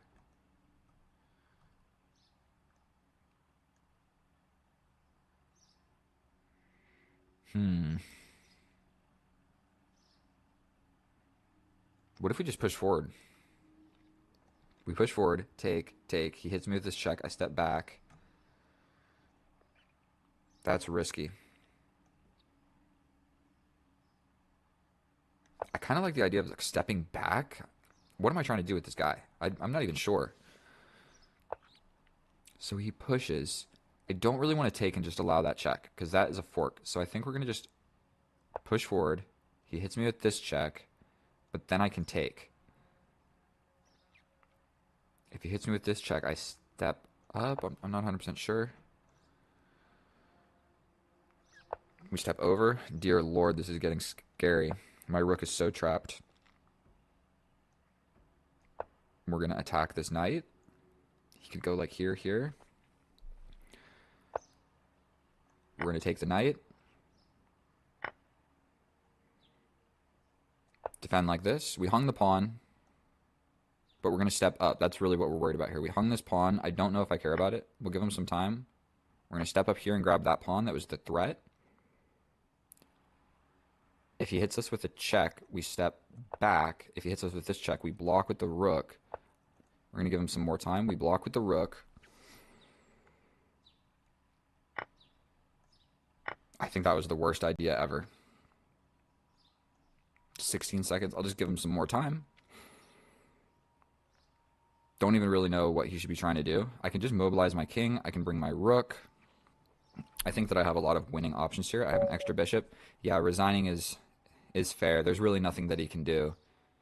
Because, I mean, once I attack this, what do? Push and give me a passed pawn? So my next move is essentially this. Even if he plays this, and then it can't even advance because my bishop is going to cover all of these squares. Advancing this doesn't make any sense. There's not too much that I need to explain about this. I'm up 2 pieces, so that is the end of the game. And so, yes, I definitely hung my queen, but we stayed optimistic, we stayed cheerful, we stayed active, you know what I mean? We continued to make threats. Like, man, did I see this? I didn't even consider this move. So, congratulations to the 8, we'll call him 1800. That's an 1800 level move right there. Bada boom, bada bing, bada bing. That is some calculation that I did not calculate. Now, I attack the knight. What do you do here? You're really just afraid of this fork. So I think you just give up the knight. I'm not 100% sure. I think maybe the best move is to like step forward and just go for this pawn. Or come all the way back with the bishop, but then I just take. I'm not actually sure. Maybe just getting out of the way with the queen. You're going to lose your knight. You're going to lose the bishop, but you keep your queen. So I think you'd be chilling. And so let's check it with the computer, and I will see you over there. And all right, here we are in the analysis, and I'm not quite sure how to feel about that game because I definitely hung my queen to an insane tactic that I did not even consider. And so we're going to go ahead and slide down here. I'm going to give you a look. There's a blunder. I got a red X on my resume. Big blunder. And the graph tells a tale of a boy who got lost in the woods, left for dead, eating insects, and then all of a sudden the hunters found him and he's going home. We played 90% accurate, our opponent 80% accurate, 1 blunder, 6 inaccuracies, 1 mistake, and that's all she wrote. And so there was really just one pivotal moment where he couldn't move that knight, and he definitely moved that knight. And so let's just hop into the game. Now, because we have such a symmetrical structure, if you note, these pieces are completely equal. This is my lead in development. So this pawn move is not good, but it's only forfeiting a third of a pawn. So it's not the end of the world. So just because your opponent plays like a weird pawn move on the side of the board before he needed to, like now the bishop's got a place to go, so I'm not going to win the bishop. But he didn't need to rush into that. The bishop is not even trapped yet. But you know what? He's probably scarred. He's probably scarred of this knight coming over and grabbing this bishop, and he said, no more. We're pushing pawns on the side of the board. And you know what, bro? Me too. Me too. I feel you, 100%. Now, in this position, I didn't even consider this move. I was like, oh, you're going to have to push the pawn forward and then your knight can't go there, or you're going to have to walk into a pin. No, he doesn't. He can just play the best move. Kind of solves all the problems all at once. Now, I'm supposed to play a4. In this position, bro, not a chance that I'm playing that move. Sorry. Never in a million years. Maybe a3. But no, we scoot the queen up, which isn't a good move. But it comes with a simple idea of, if you castle this way, buddy, I'm going this way. So it looks like he's a fixin' on going this way, and I've already made up my mind that I'm going the opposite direction. So that's why we scoot the queen up. In contrast, the reason I don't go here to e2 is because the knight can jump forward and hit me. So my other knight, my f3 knight, is fixed on this square defending the advancement of the... Okay. Boom, boom, boom. My bishop gets hit, I step back. We look at each other, and I step back. He takes, I take. I'm supposed to grab the knight, but who cares? It's all completely equal. I'm still supposed to grab this knight because I'm basically just going to get battered around at some point. Like I did right here. I'm getting battered by this knight, so I step back. So I'm trading it on my terms is better than him like advancing his knight to better squares and attacking me. But whatever. It's totally equal. And we go ahead and we castle opposite. And so I did a lot of stepping back. I came into this game, pedal to the metal, and then all of a sudden he started making some moves, and I just undeveloped my entire lead in development, and now I'm actually losing, and then I castle opposite to the less safe side of the board. Like, this side of the board is safer. Look how safe his king is. He is surrounded by his armada. He's chilling in his mansion. My guy is behind a ruined pawn structure with my queen kind of feebly here on this crucial forking square, and I have an open file. So castling this way is just not good, but it definitely makes some more exciting chess. Now, here. Never in a million years did I consider this. Never in a, like, we step forward. He plays this mistake with an absolute diabolical, I'm trying to think of a good word to use. This is a diabolical move right here. He is lining up this sacrifice with a discovery check to win my queen. That he is our arch nemesis right now. And so we can get rid of that. Boom. Just take the knight. The reason I don't do that is he can either just mobilize the pawn or mobilize the bishop. And so that seems scary. So instead, I go for what I want. And what I want is to move this knight to get this fork to get this queen. Okay? Kaboom. Have to take it. Completely losing in this position. That is why this idea in itself is good. Not defending against what the enemy wants is bad. And so he could even have a better advantage by bringing the bishop to attack the queen. Then I slide over, and he just starts bringing his pieces to the party. So, but this is a lot more straightforward. This is a positional thing. This is you're going to win my queen, taking with the knight. So taking with the knight is better for a human. I have to take. He hits me with this discovery. And I can't even block because my queen is pinned. Look, it's sacrificed 3 different ways. There might even be another way that I don't see because I'm not that good at chess. Boom. Discovery. Absolutely ridiculous. Boom. Just look at that. How did he calculate that and wasn't able to calculate this next variation right here? Bro, if you were able to calculate everything that just happened, you can calculate that this is a 1-move fork that loses your queen.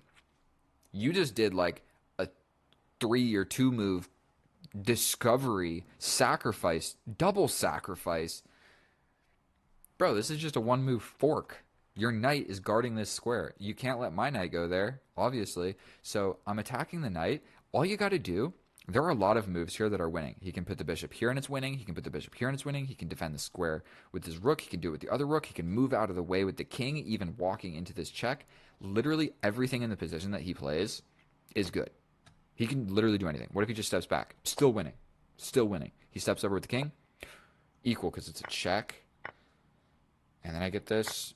You're still probably winning because you have the queen versus all these minors. But whatever. There is a million things he can play in this position. The only thing that he can't play is moving the knight. Now I get the fork. And it's worse than that. I grab the queen, and my knight is guarding this bishop's escaping squares. So the bishop can't go anywhere, or he's just going to get captured. So that sucks for you. And then I grab your bishop. And yes, he can like step in and grab the pawn, but arguably that's pretty scary because you're going to just jump in and I'm going to attack you, and you go back here and I just take you, and I'm winning no matter what. So keeping the piece on the board is the correct idea. But now you're just down a minor piece. And so we put my knight on a good square. He grabs my pawn. Who cares? And I'm supposed to just go for a pawn break. But whatever. Everything is totally fine. He's got this huge structure fixing on putting his knight in the middle of the board, so I kind of want to guard this square heavily. Right now my knight is doing it, but you can kind of kick me out at some point, and then your knight gets in, and then there's just nasty ideas with your knight being in the middle of the board there. I can't kick it out with the pawn, so I don't want that to happen. So I bring the bishop back. Now I'm looking at this square with two pieces, okay? I bring my rook because I figure I'm about to get attacked on this side of the board, so if we just bring my pieces over here to defend off the attack, I'll win in the endgame. We then threaten a trade of rooks. We step up with the king. Now we're not on this super scary file. We jump into the position. We are threatening this fork. Sorry, bad arrows. You can see it. There's this fork if my knight gets there. So what he does is he gets out of that fork and just goes into this fork. Now there's a simple fork on this square doing the same thing. Don't know how he didn't calculate that. I think he probably just doesn't play bullet. And I can't talk bad about the dude. I hung my queen to that crazy tactic. That was insane. We grab the rook. He gets a 2-on-1, and my king is on this side of the board, and the rook is looking at my king, and the knight is getting ready to at least come over and do some ideas. So we get out of the pawn attack. He pushes the pawn. Now he's got a very strong structure. My rooks are kind of negated here. We scoot up to prevent the knight from coming to either square. So essentially what I'm trying to do is trade this bishop for this knight in any possible way. Even if I lose a pawn, then I win guaranteed because I have an extra rook. So there's a crazy tactic here where I can go into an endgame like this. How are you guarding this pawn? You're not. I just go into an endgame where I have two rooks, but that's a little bit more complicated than it needs to be. I don't think I would ever play that. Instead, I just go for a pawn break. We trade. Now we have an open file. We put my rook on such said open file. He brings his knight. We step back with the king because I got a little bit scared. And all we really need to do here is not take. That's really all we need to do. If we take, he hits us with this fork, and then all of a sudden I'm still winning because I have an extra piece, but it's not as clear. I'm still winning, but he's got a lot of pawns, and my pawns are really sucking. And yeah, so long story short, that's all I have to not do. So I pushed forward. Now he pushes forward. I can just take it with the rook. It's just saying take with the rook, split the pawns. We're chilling. But I step over. Now we're guarding this square from the promotion. He pushes it forward. Simple idea. I'm attacking your knight. If you don't move your knight, I'm taking it. He attacks my pawn. I take the knight. He takes this. I step back. We are guarding this checkmate. That's not even checkmate. I could have just taken the pawn. So I guarded against nothing. I lose a pawn. I take this pawn. Now we don't have to worry as much about my king. He hits us with this check. Either move is fine. We step back, check, block with the rook, and it's over. Trading is the worst thing in the world. He could have kept it on the board. He could have just kept it on the board. Just boom. I mean, he's still going to lose, but if I can hang my queen with like 5 minutes on the board, I can definitely hang a rook or a bishop or something. Maybe all of them.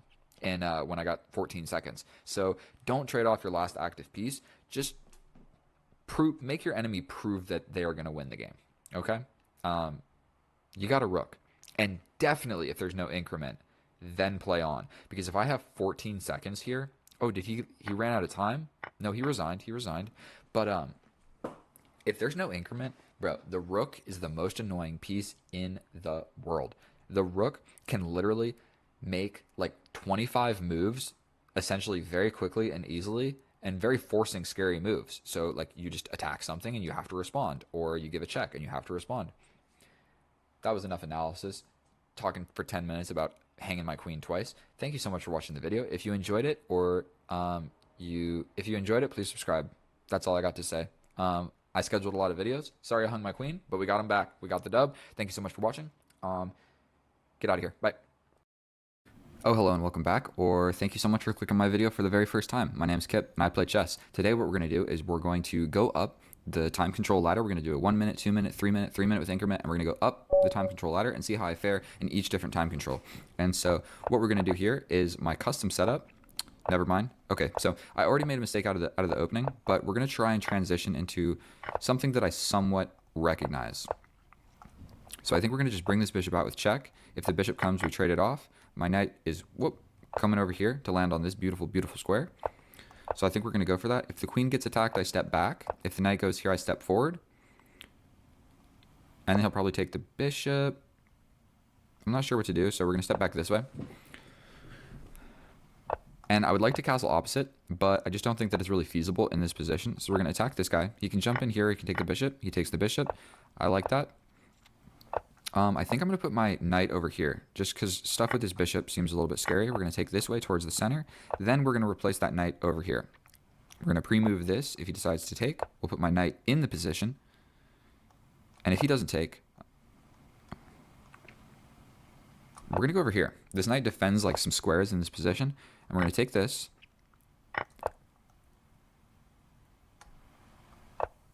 And then we go here. We're kind of forcing him to make that trade. And so then we put my queen to a nice little active square. My knight is kind of stupid over here. So maybe we just take with 16 seconds. I just don't think he's got what it takes to be able to flag me in this position. We're attacking this pawn. We're going to take this pawn. We will then go back here and threaten this pawn. We're going to take here. We're going to bring the king. He can come in, but we're going to go for this. Okay. We're going to take. And what are we trying to accomplish here? I think we go here. So we lock down the knight to protecting that. We go here and attack this pawn.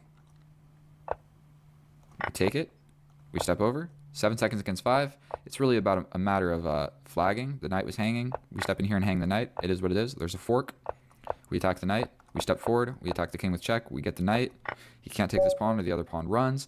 And actually, I think I'm in a completely winning position now, because these pawns are kind of solidified.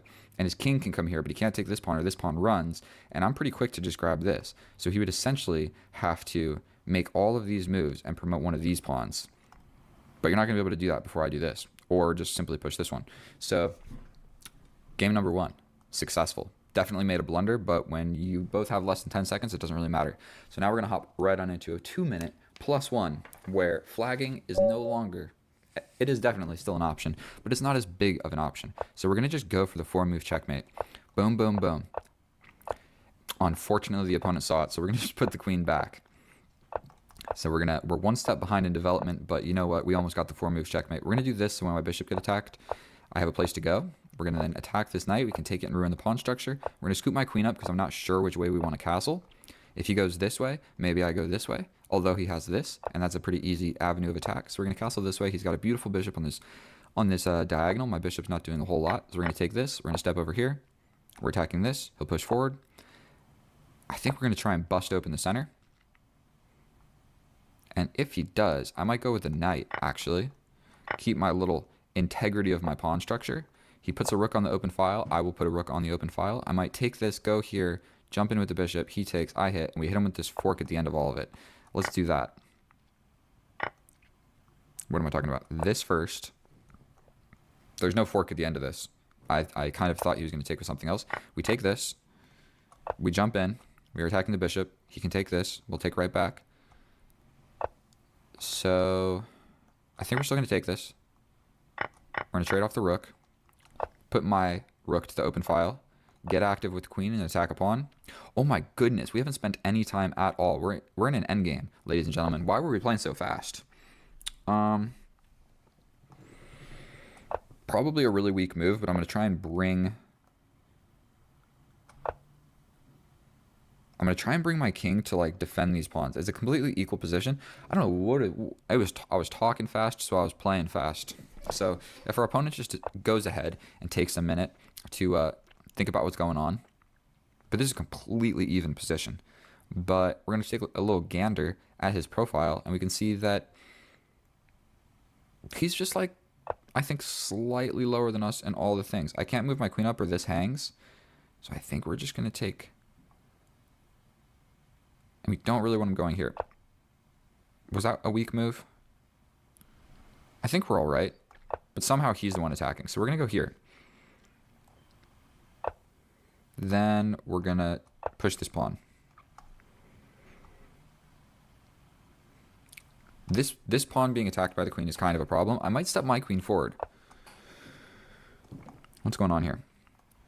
If I take, he takes, I take, he takes with check. I step forward. I think we're going to do it. There's a chance that he trades the queen. And then if he takes with the rook, now this pawn is a permanent weakness. So he's going to have to do just a terrific job at defending this. I don't think that I need to take that. I'm just going to take this pawn first. Now his king is slightly boxed out of the position, and he's going to want to stay defending this pawn. While he's trying to do that, I'm going to lock down the position. The light squares are locked on the light squares, and then the dark squares are locked on the dark squares because of his pieces. And then I just simply have a 2-on-1 here. And the way that we're going to win this is we're going to keep all of this the same, and we're going to go boom, boom, boom. And then he has the option of take or push. And whatever he does, something is getting passed. We just played a 2-minute game of chess, and I spent 38 seconds. So, of course, I got some increment, but I think that I played too fast. Too fast. I should have been looking for something. I hardly spent any time on that game at all. So now we're in a 3-minute. This dude is optimistic. I am pessimistic about our opponent being able to win this position. So I think I have to bring the knight out. We kind of hope that trade happens. We bring the bishop before we push this pawn. We now do push the pawn. If the capture comes, we're going to do this. Just because I don't want to lose my light square bishop for no reason. We push this forward, hoping that the pawn comes forward. I scoot back and I go for this pawn break. I'm going to castle. This pawn push would maybe make sense. Was this just hanging? Could I have just taken that? So we're going to bring the knight. Okay. We're going to take like this. Unfortunately,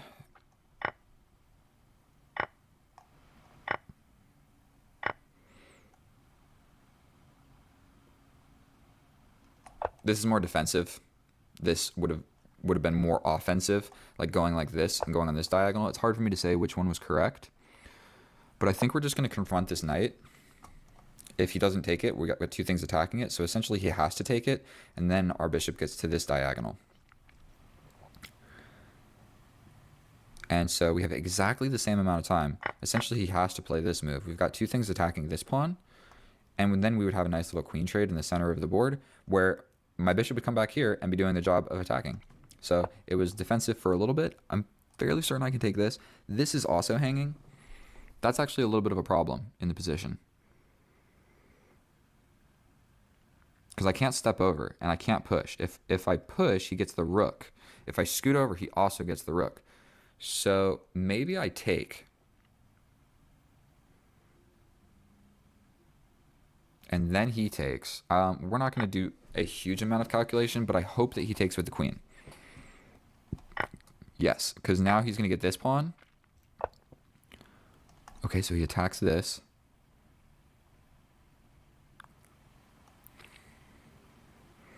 We're doing this to defend this square. So he's going to get this. But I can slide over here with my rook.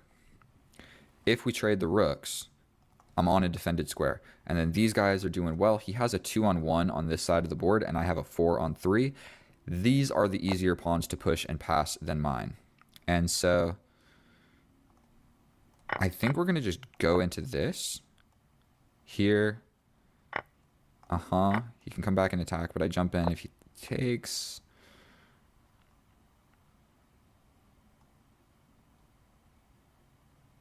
Not sure what to do. He's going to just push. He could just go here. And I actually don't have a great way to stop this 2-on-1. My king is actually pretty far. So take here, here, here. Probably he'll take. I'll come through. And it's defended quite well. If I take, he takes back with this pawn. I bring my king. He pushes. I bring my king. He pushes. I bring my king. I think we're going to go for this. Same colored dudes. And we're going to try and come like this, avoiding all these checks. I hope that I calculated that reasonably.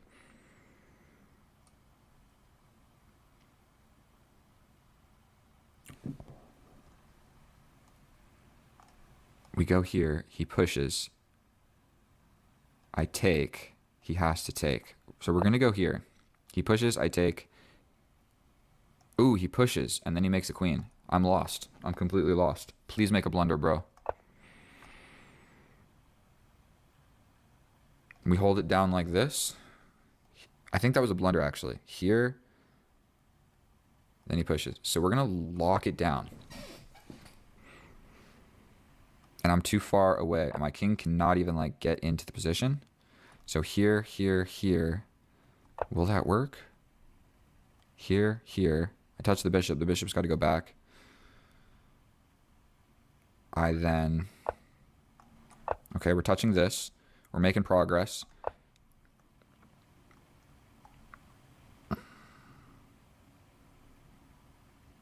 We push. 20 seconds. I am blundering. We want to go like this. We want to go like this.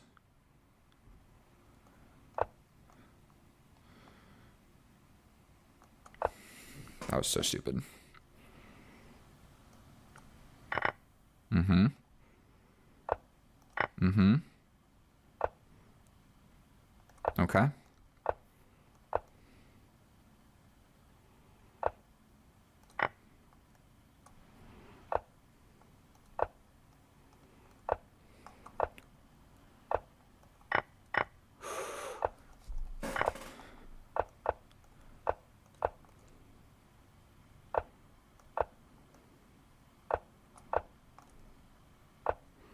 Bro.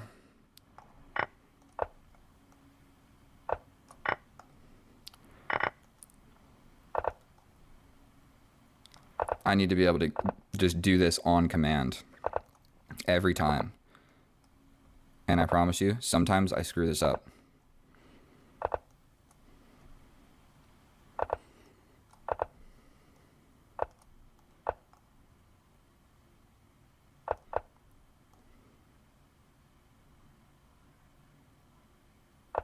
No, I messed up.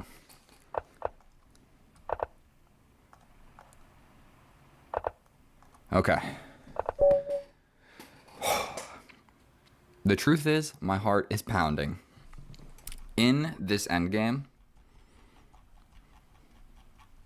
right here,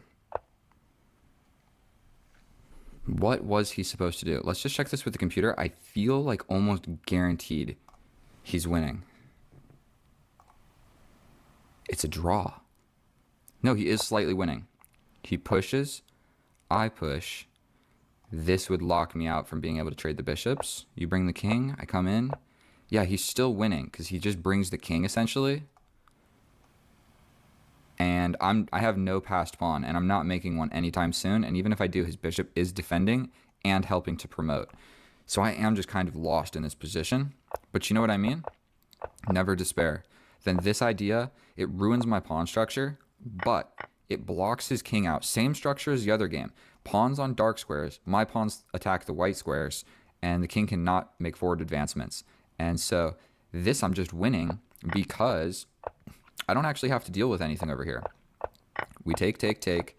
I'm making this queen, and I'm just trying to sacrifice for this. So the reason that I did that was I'm just covering the back rank like this. There's probably a better way to do it. Maybe I should have just gone here and automatically taken it no matter what, because I know I'm coming in, I'm grabbing this, I'm moving out of the way, I'm making a new queen, and I'm going to checkmate in under 3 seconds. So that was very hectic in the endgame.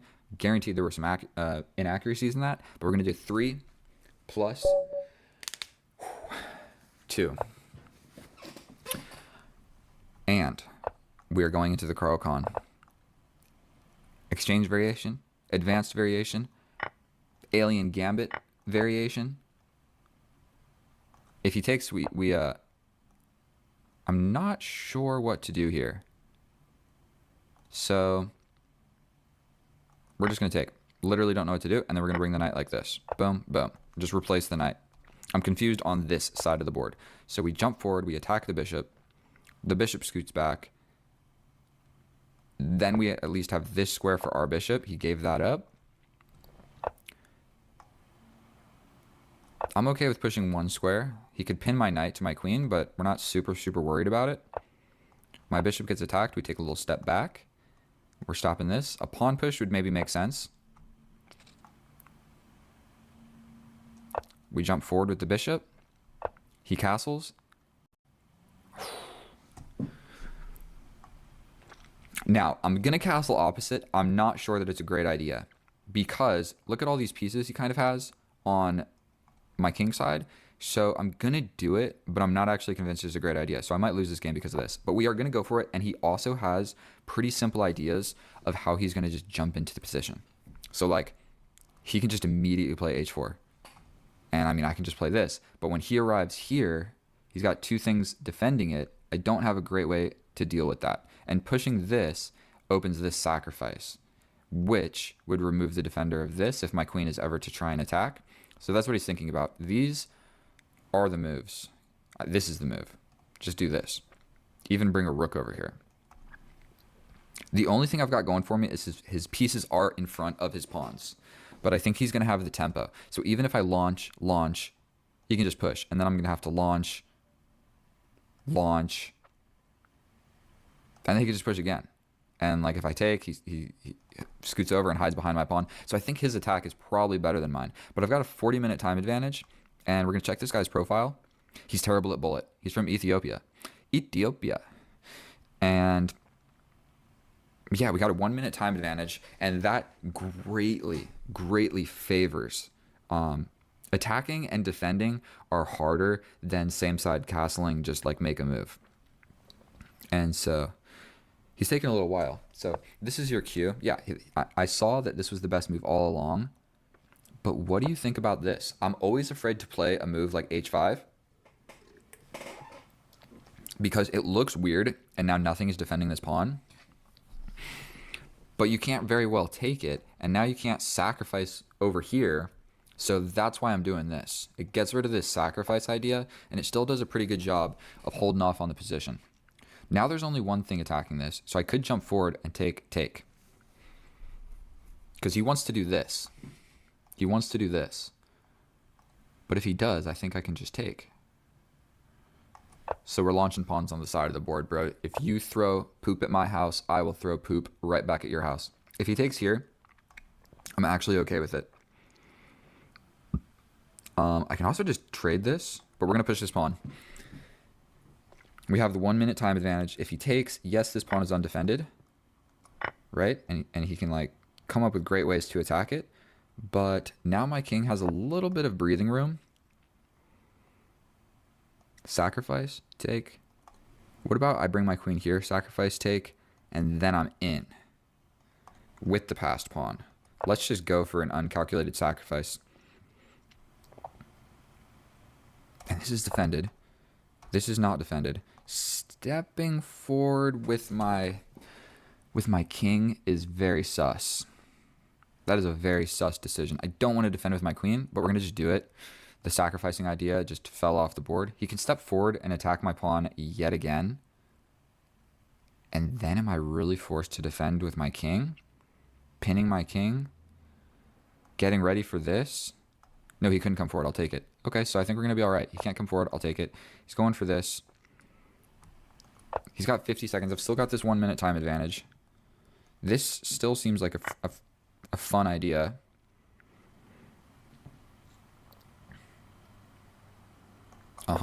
We're just going to push.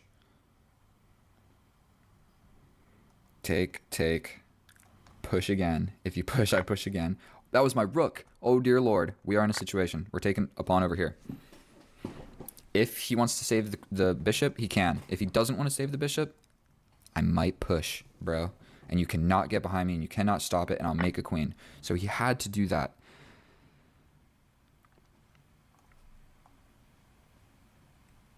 Wait a minute. Nope, not gonna work. We are gonna take this bishop back. He's up in exchange and a pawn. But I have a nice attack. And this knight is getting ready to jump into the middle.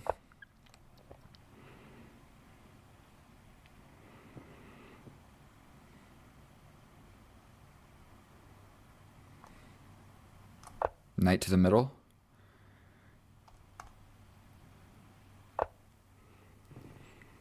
We take here. If he takes with a pawn, I get in. Here. I think this is a good idea. He takes with the pawn, I get in. He steps over, I hit him with another check. I've got a dark square bishop. The king is on a dark square. If he takes... Wait a minute. I calculated a fork here with that knight that I just gave up. But we get the queen like this. Sometimes you don't got to be good at chess to just get lucky. So the pin is queened. The pin is queened. The queen is pinned. There's not a lot he can do. And I'm also taking back with check. And it's a dismal, dismal situation. So the game ends. I still have 1 minute on the clock. What did I calculate here? I calculated take with the knight, takes back, and then wait. Take with the knight, take with the queen, and then I fork. That is literally what I calculated. The knight jumps in, you take the knight, then the knight that doesn't exist anymore jumps back and forks those two pieces. That didn't make any sense, but I got so lucky that this did exist. So if he did take back with the pawn, then I jump in with check. He's probably having to jump forward. I hit him with another check. He probably comes over here. I hit him with another check. He could probably just hide back here and he'd be all right actually on a light square. So he'd go for a little king run, but I'd probably get the best of him in that situation. Let's look further back. Let's look farther back. I'm going to be completely transparent with you here.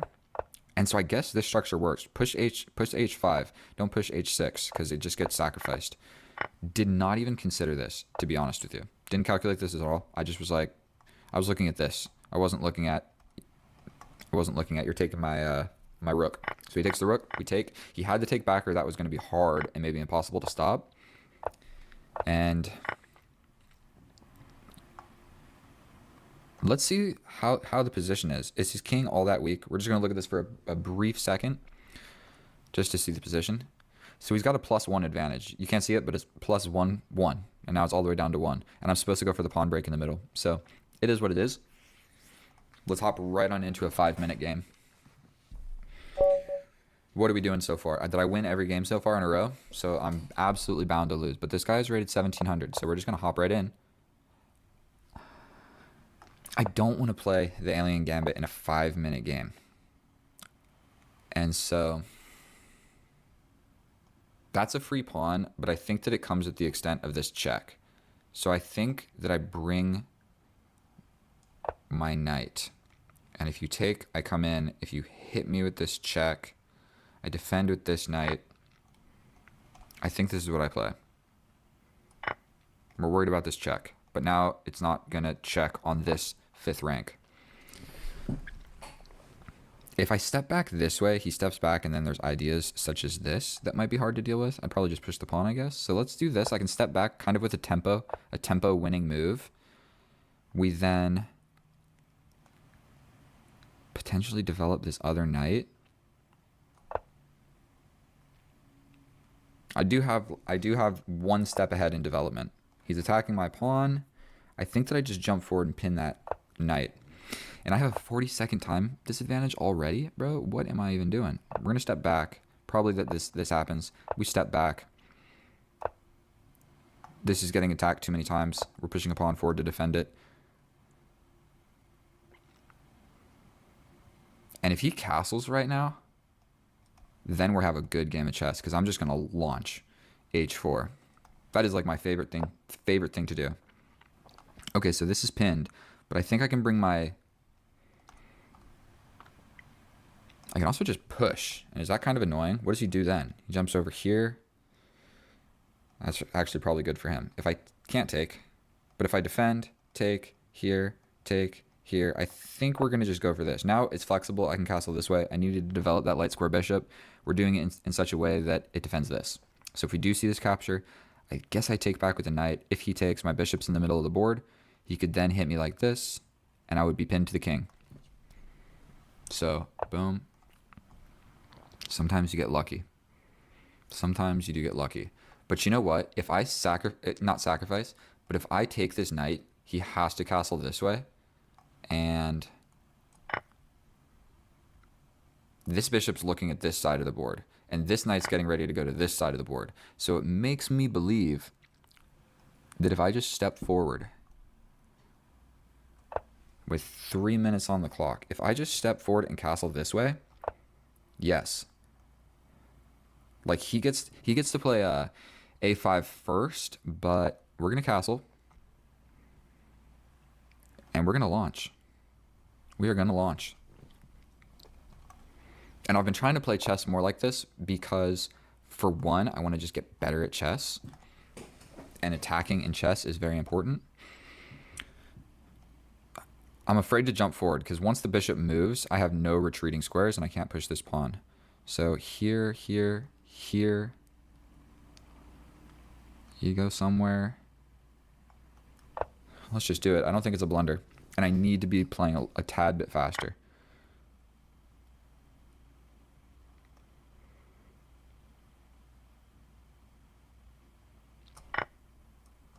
This knight is imprisoned on the edge of the board. But luckily I haven't stepped over with my king. So evacuating to d7, I mean d2, is going to be the option. But this pawn is just, oof.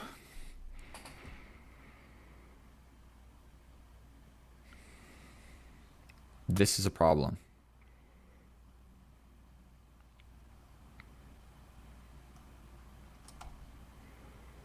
We get fancy with this knight.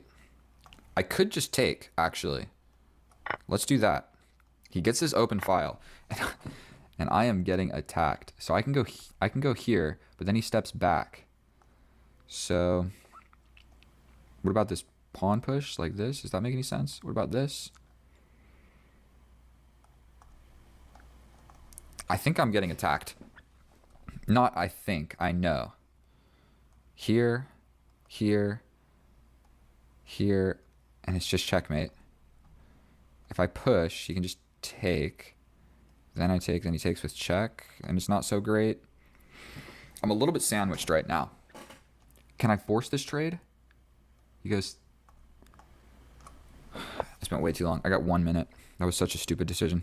Hopefully we just trade all of these pieces.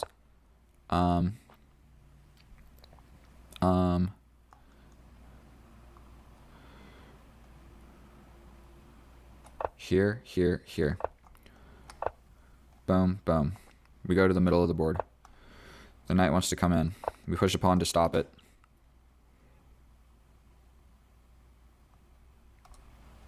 Yeah, we had to do that. We fragilely step forward with the king to defend that. We then will have a rook that can slide over. I think we push. I think we push and attack the queen.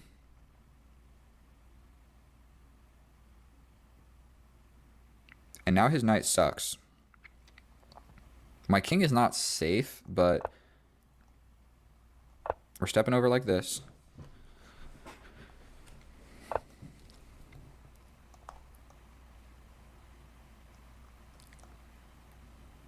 Here to defend this. 1 minute. Okay. We're doing okay. I think I want to bring my rook over here. We pin the queen. We pin the queen. A blunder immediately. And I saw that in literally a fraction of a second. I'm so good at chess. We're going to take this pawn. If he takes, we take with the rook. We take this with check.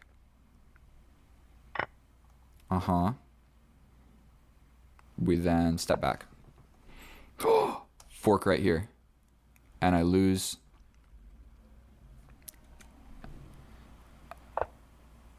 There was definitely a fork. I need to do something.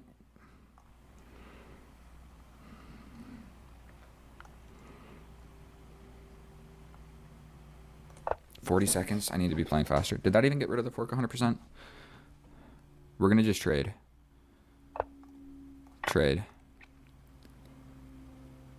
Rook here. If he doesn't trade, I'm coming into the position, I believe. We need to trade this rook. If he trades this rook right now, he's guaranteed to lose. We step forward. We're threatening this. We step back. He can get this pawn.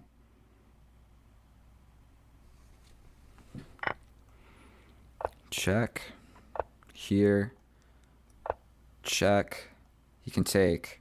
But it's going to get scary for you, bro. 30 seconds. Here.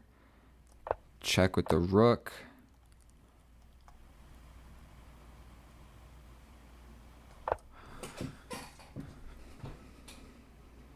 We're going to go here.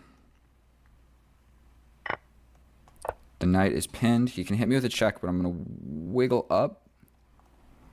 Like check here. There's this check. I'll maintain defense. We go here. 20 seconds, you can grab this pawn, but this is a huge threat over here. His rook is being annoying. There's no checks with the knight.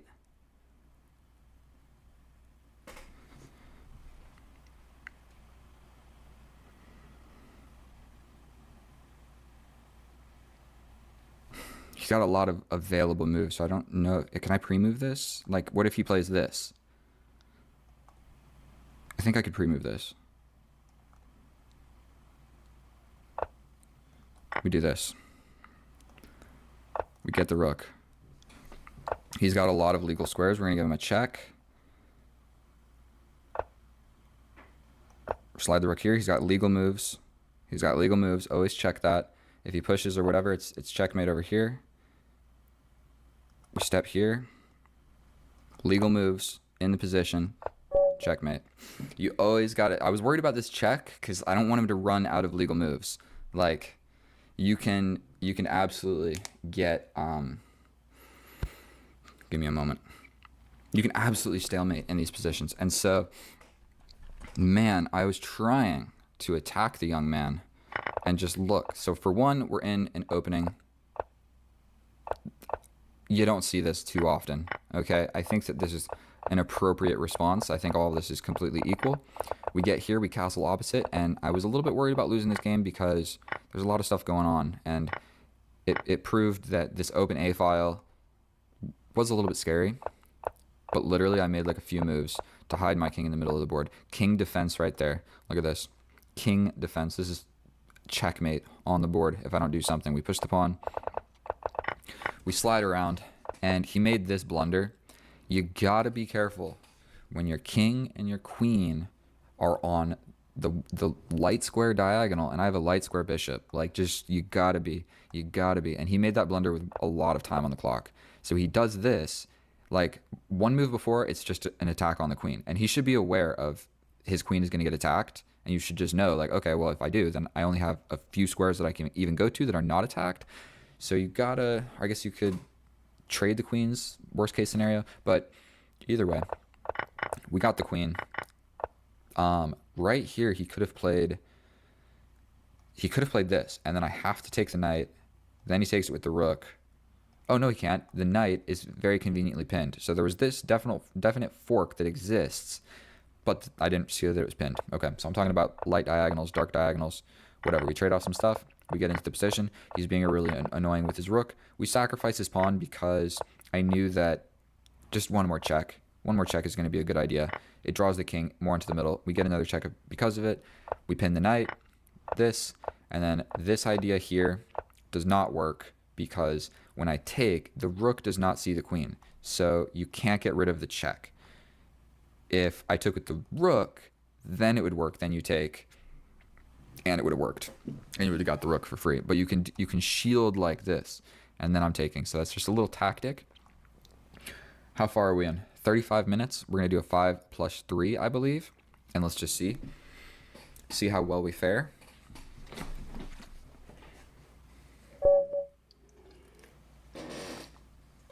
Uh, 1737. Belgium, E4.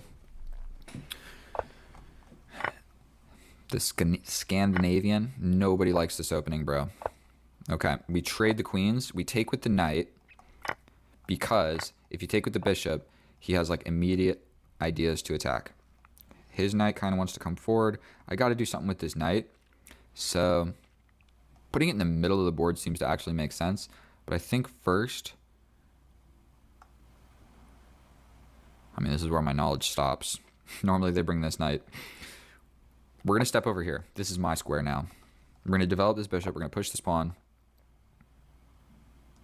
We're going to develop this bishop. Push this pawn. And we're just going to play a queenless game. And so we're going to grind it on down. He does have like some freaky ideas like this, but I can just castle. So we're going to push this one square. We need to be able to develop. He can jump into the middle. But you know what? I think I can jump in first. And he does also have this idea, but I can step back with my bishop. He'll get my bishop. We're attacking his bishop. So that hung the bishop. I take the bishop. He hits me with check. I step up. He takes my rook.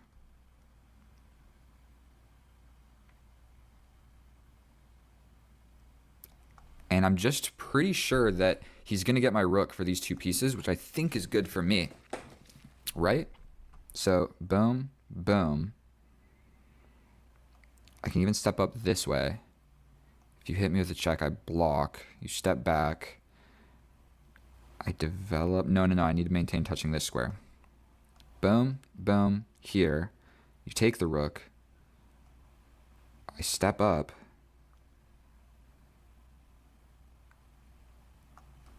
We're doing it.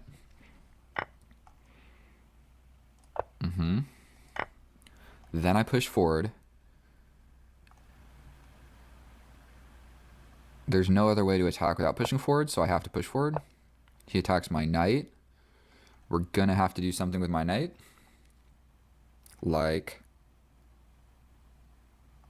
go here. Then go here.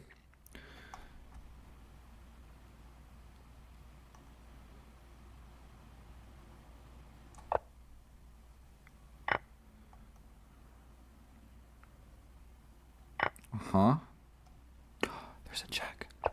There's a check. I'm scared. I can block, but he blocks. 3 minutes against 5. If I step this way,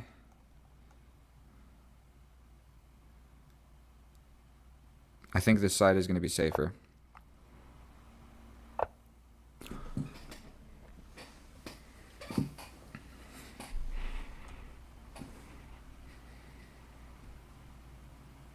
I just lost the game. Definitely just lost the game. What on earth was I calculating right there? Like, check. Step here, bro. Step here. I completely forgot my king was preventing. Ugh. He hits me with a check. We step forward. He castles. I lose the game. Even this doesn't work because he just comes over and destroys me. So maybe I gotta like make a move like this.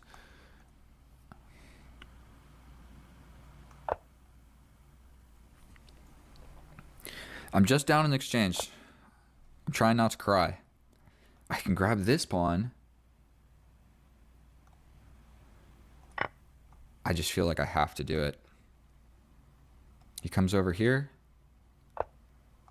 Okay. I can also attack this pawn. And he's kind of forced into pushing. Here.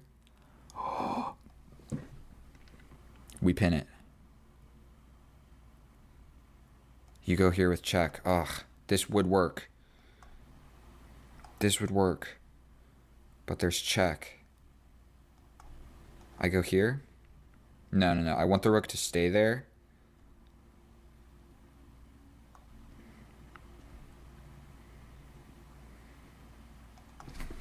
I want this to stay there. He sees it now. There's nothing I can do about it. I think we step back. Please try and escape this way. You can escape with a check. Then I step up. I really need this. Castling would get out of it. If I get this, then we are in a game of chess. Completely equal. Actually, I would be winning at that point because I got the bishop instead of the knight. He can jump over here.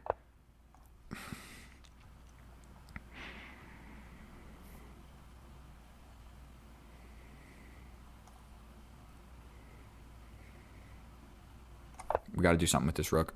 He hits us with a check. We step forward. He doubles the rooks. Yep, we step forward. My king is going to have to aid in the attack.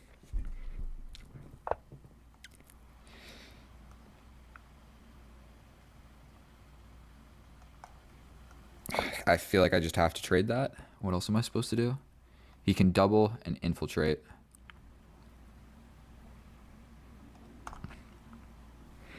Oh, I needed that, and he saw it too. I push this pawn.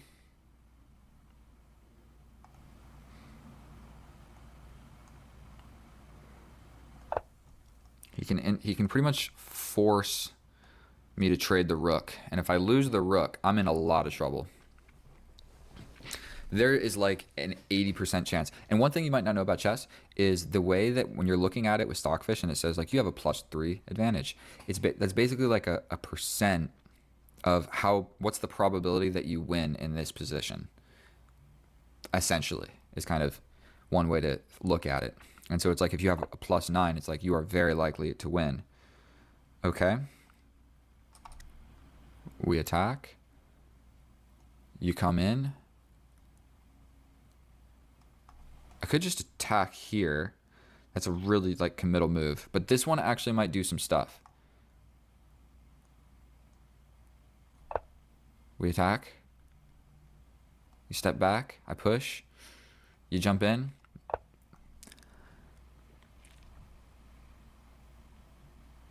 Here, here, here. Not convinced.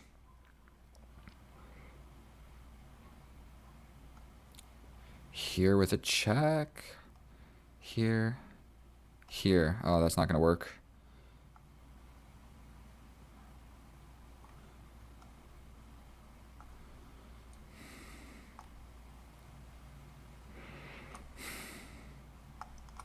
I don't know what to do.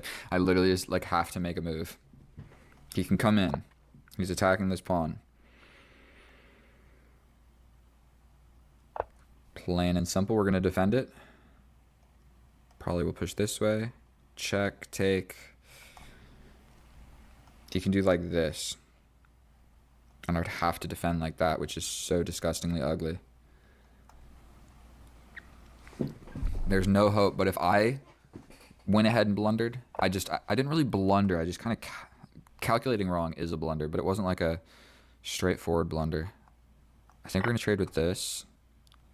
He takes back.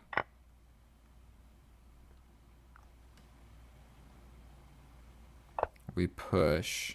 He can launch check, and then even his pawns are doing a little bit of attacking.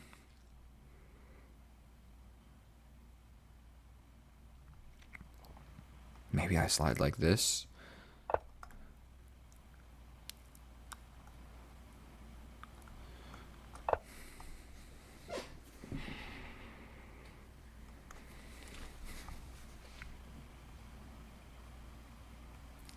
Do I dare go for something like this? 3 minutes against 47 seconds. There's just no way. I have a losing position. I have less time to think about my moves. I'm not trying to be pessimistic, but sometimes you got to be realistic. We attack this dude. He can't go here. It would be a blunder. We step back. I mean, I don't know what else I was supposed to do.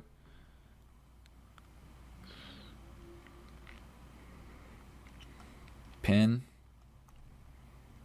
At some point, maybe I can sacrifice a pawn, and he steps over, and then I get a pass pawn. Maybe I could make things complicated, but I think he can kind of... He's trying to play on the pieces. I think he could literally just bring his rook and push, push, push, push. And, like, what am I going to do about that? Probably I can't do much.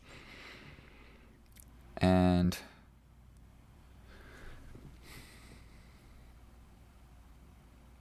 like, I can have, like, a tempo winning move on this rook. Like, if I attack the rook would have to go here. I can then attack the rook again. The rook would go somewhere. I can hit him with this check. So here, does that make sense? That's what I see immediately. Check. Check. Block with the rook. I hit you with the check. If you take, I win the rook. If you step up, I hit you with check. Oh, you can run this way. Here, here, here. Really can't be trading rooks in a situation like this. I'm going to be honest with you. Here, here, push. King comes here. I don't think I'm going to be able to save it. Step like this. 13 seconds. Oh my god. I only have 3 seconds each move. This pawn is weak now. I need to push it. I'm so scared. I can grab this pawn. This bishop sucks. Now he's gated out by this guy. Maybe I go like this. Defended by this. Here. Here. Pushing this seems... I think we're just going to take. Not even going to calculate anything. We step forward. We're attacking the knight. The knight comes here. This is defended. I'm ready to defend. This guy's under attack. Attacking this pawn.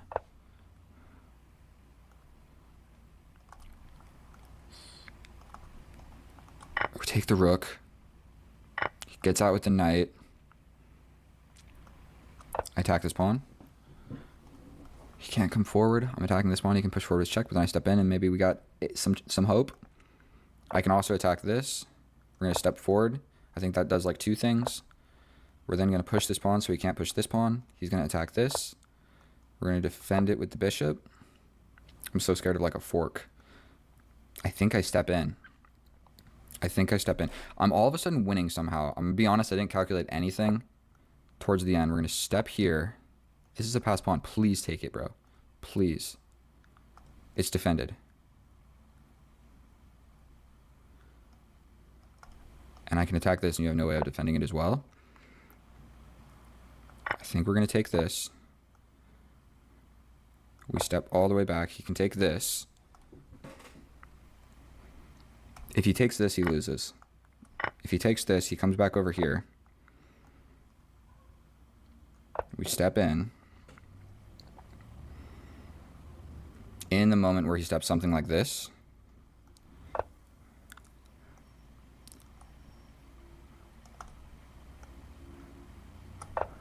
he's gonna get this. I'm up 2 pawns, bro. I don't know what to do. He's gonna get this. Right. I'm gonna go here. I'm so scared. We step here. I forked.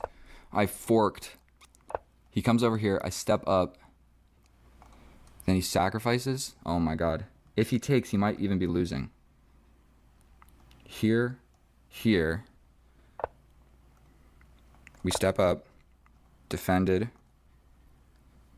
My pawns are too far advanced. If he took, I think I was just losing. I might just grab. Or push. I think we take a step forward. If he comes here, we take this. He takes this with check. I'm going to scoot my bishop back 1 more square. Just to avoid nonsense of forks. Because my king here is a fork. We're going to take this. The king is guarded off. I'm attacking these squares. So he can push forward, but he can't come over to stop this one. So he gets in front. But I'm just going to take this.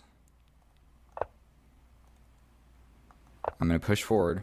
His knight has to block this one. His king has to block this one. I'm pushing this pawn. 12 seconds on the clock.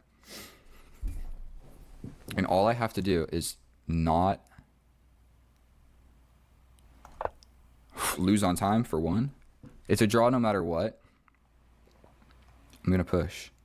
He can go here. Here, sacrifice here. And it's going to be a little bit annoying. We're going to go here. If this happens, we check him away and then make a queen. So he goes here. That's check. No nonsense. He can go here. We check the moves. He can go here. We hit him with a check. Literally, I just don't want to lose on time. So we're going to make a box. We're making a box. I'm so scared of stalemating, bro. 17 seconds? Okay, we have put together some time. Make a box this way. We bring the king. We hit him again.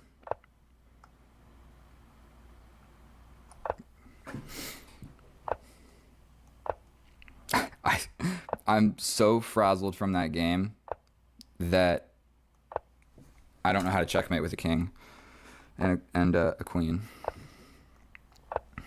So we're just doing it like this, okay? Go to the corner. He's locked in these 2 squares. I bring the king.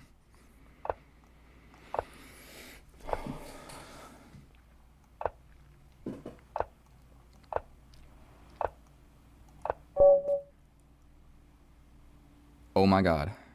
Oh my god. Oh my god. Oh my god. That was...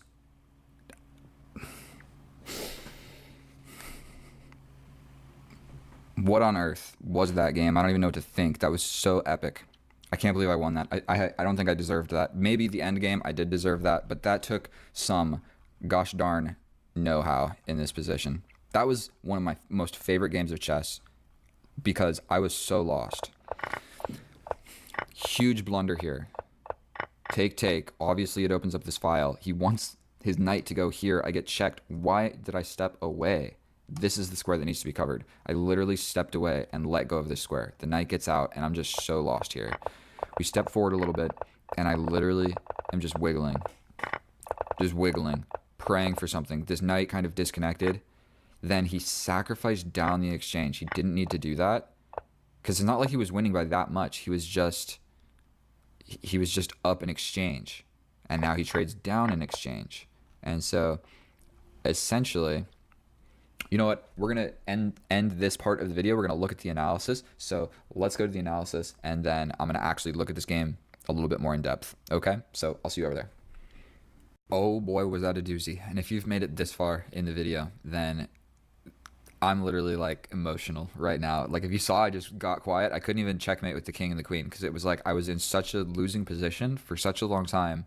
And then it just all sudden, he traded back the exchange in an endgame, and oh my God. So there were a couple ideas that I missed. So the main blunder, everything that I did made sense. So here, you're actually supposed to take with the bishop. I always thought you took with the knight because you don't want to get hit with this. And then your bishop gets attacked. And then this is attacked. So that's kind of what I saw from a distance, is you want to avoid that because then my bishop is... So you can actually take with whatever, and the computer says anything is fine. No matter what move you play, you're fine. We get this. And this is a blunder because it literally just hangs this. And you're basically trading the bishop and the knight for my rook. And so, and a pawn, potentially 2 pawns. So it's not actually terrible. I'm supposed to defend by pushing 2, but everything is fine. We're still good. It's an equal position. We're now attacking the knight. He trades, we trade, and he hits us with this check. And he could have even castled into this check. So that would have just been cool for our opponent to like castle and check and then operation save the knight. The whole reason my king is here, like, do you remember? I did all of this calculation, and I was like, oh, what about blah, blah, blah, blah, blah. I was like, oh yeah, I got to go here to defend the escaping square. So I put my king there. I literally like said that and thought that, putting my king here. Then a few moves later, my king has to move, and I'm like, huh, maybe I should just stop touching the most important square. The whole reason my king is on this square getting checked. Didn't think about it. I could have even blocked the bishop, and my king stays planted firm. So if we look at the computer, I'm simply down in exchange. So it's a -1, but I got a pawn. We're scooting around, and I grab another pawn. So now all of a sudden, the material difference is only 1 point of material difference. If you can see it at the very top, I know it's like cut off small over here. It's not that big of a difference. So we're scooting around. We get hit with checks. I don't need to show you everything here. We're getting some mistakes. He steps back, and this is kind of a pivotal moment. He had the opportunity to infiltrate with his rook. He could have either gone in all the way or questioned my rook and made my rook do something, and then simply you bring the knight, you trade this off, and if I try and do something fancy, then you're able to just bring the other rook with check or whatever. So this is a blunder because this tactical sequence. So I was even just explaining you could go here. You got to go here and question my rook, because basically what you do to win this game is you get rid of my rook, because rook versus bishop, like rook, and knight versus, we got the same number of pieces, just your pieces are better. And so if you trade off the best one in this situation, I'm toast, okay? Because then it's no good. Then you got a rook and a knight versus a bishop, and that loses like always. If it's like rook versus bishop, it's not that losing. You can save yourself sometimes. So this tactical sequence, I attack. If you directly go here, you get pinned.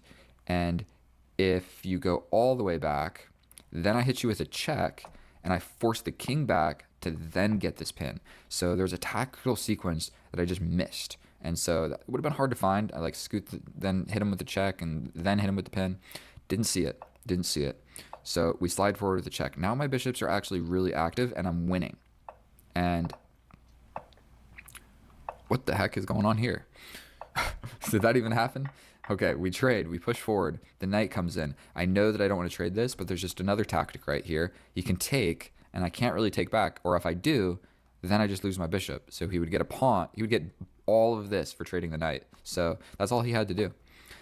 But instead, I attack him. He scoots up. I step back. Same idea still here. Still applies, where you would basically grab everything.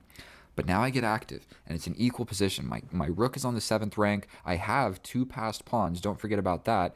And then you don't have a lot of pawns or minor pieces to protect your king. So, like, my bishops are actually really deadly because there's nothing to get in the way of them other than really the rooks and the knight.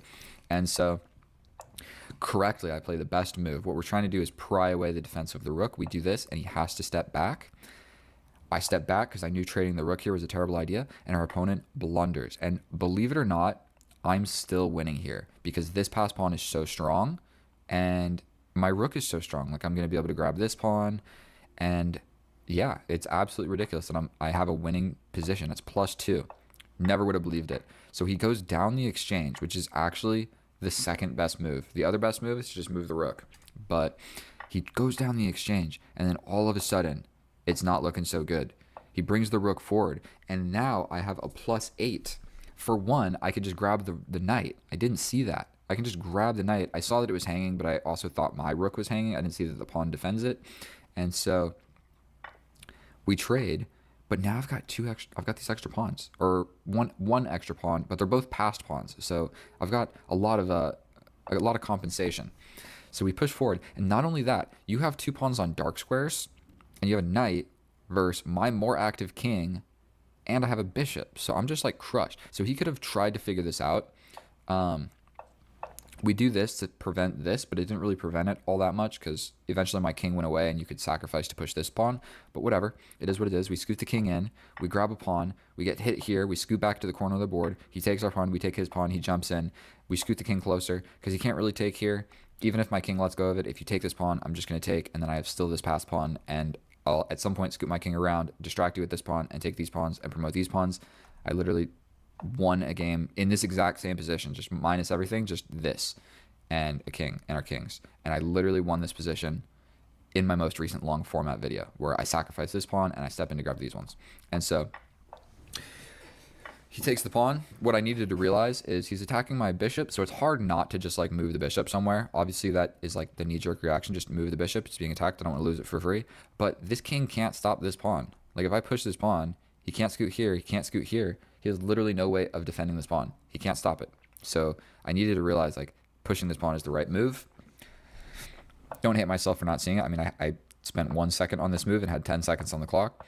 So I hung a fork, but by the grace of God, he can't actually take for the same situation. Like, so we're good to go. We scoot in, king active, we push the pawn, we take the pawn, he gets behind, his knight is now doing the job of stopping this pawn, his king is now doing the job of stopping this pawn, and unfortunately, I have an extra pawn over here. So there's really no way that I lose this. He does get the pawn. There's a lot of things I can do here, but pushing this is the easiest. He goes here.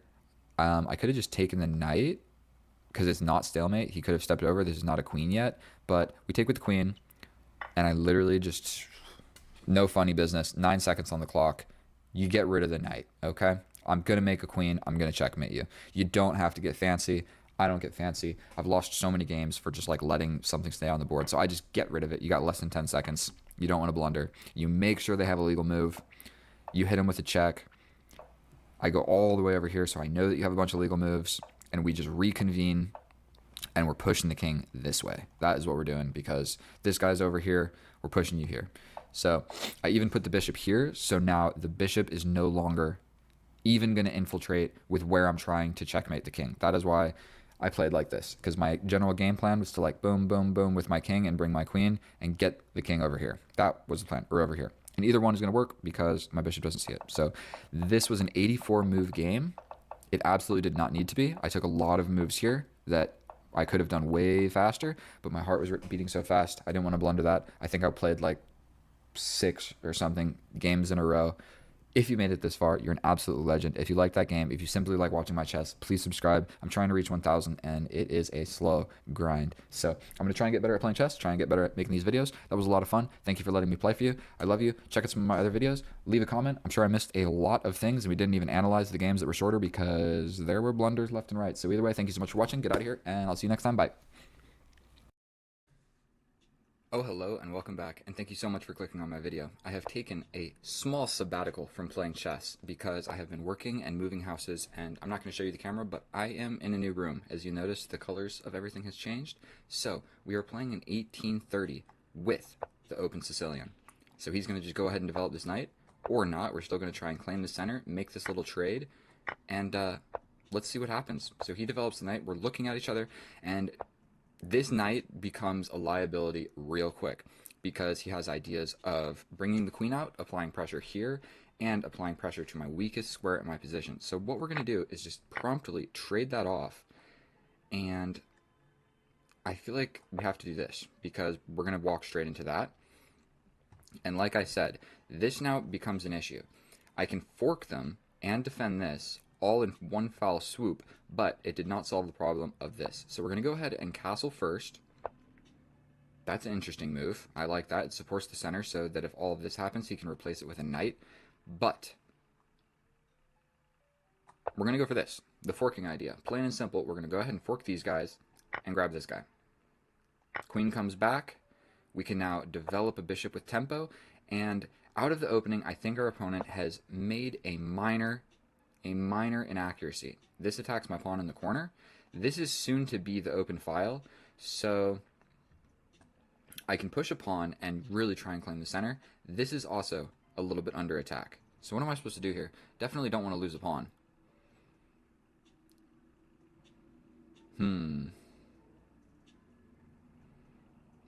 We bring the queen up. That solves the problem. So I'm not going to think about it anymore. That defends the pawn, it gets in the way of this, and it forces a queen trade, and now I'm kind of just going for this. So, like I said, we're going to go for this. Now I have the bishop pair, is one other important thing to note. Going here immediately attacks this knight. It kind of forces one of these moves, and it's just going to be getting me hyped up for this long diagonal in the endgame. So I'm kind of liking the idea of having this structure just in the endgame. We're going to just take a brief moment to make sure this knight's not coming forward and attacking my stuff. He's also not going here because of my beautiful, beautiful defensive pawns. So, right now in this position, we can ruin his pawn structure. I'm not really convinced that that's all that great for us. I somewhat like the idea of just throwing a pawn in the center. Kind of questioning him, what is he really going to do? He has to make some sort of stepping back move. Still, these squares are defended by my beautiful, beautiful bishop. So it sort of attacks this, but it's defended, so we don't have to worry about it immediately. This becomes an idea. This becomes an idea. Go ahead and pin the knight, then all of a sudden this becomes a threat.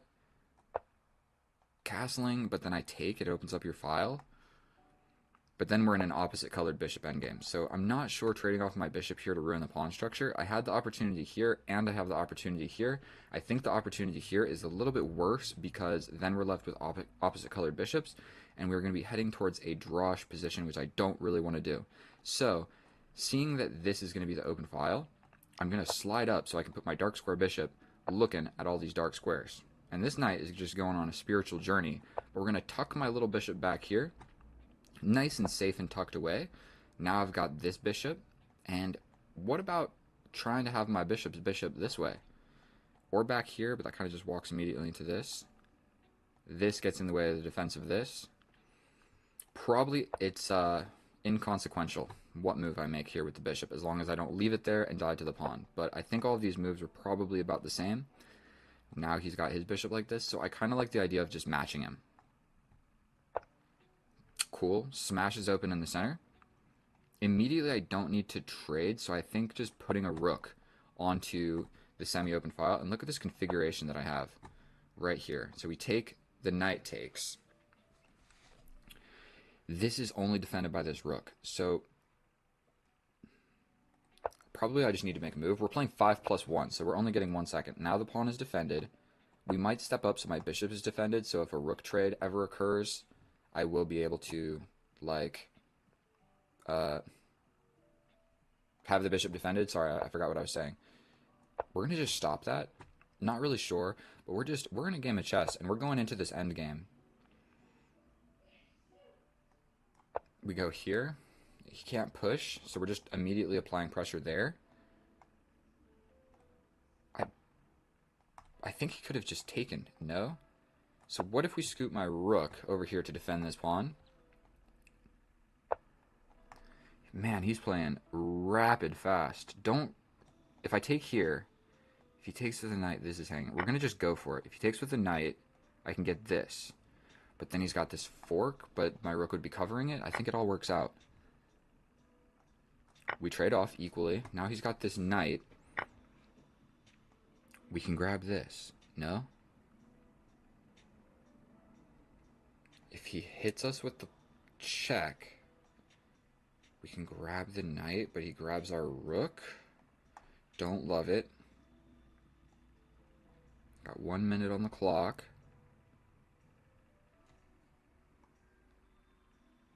It's an endgame. We're getting active. Couldn't just get smoked by that fork right there.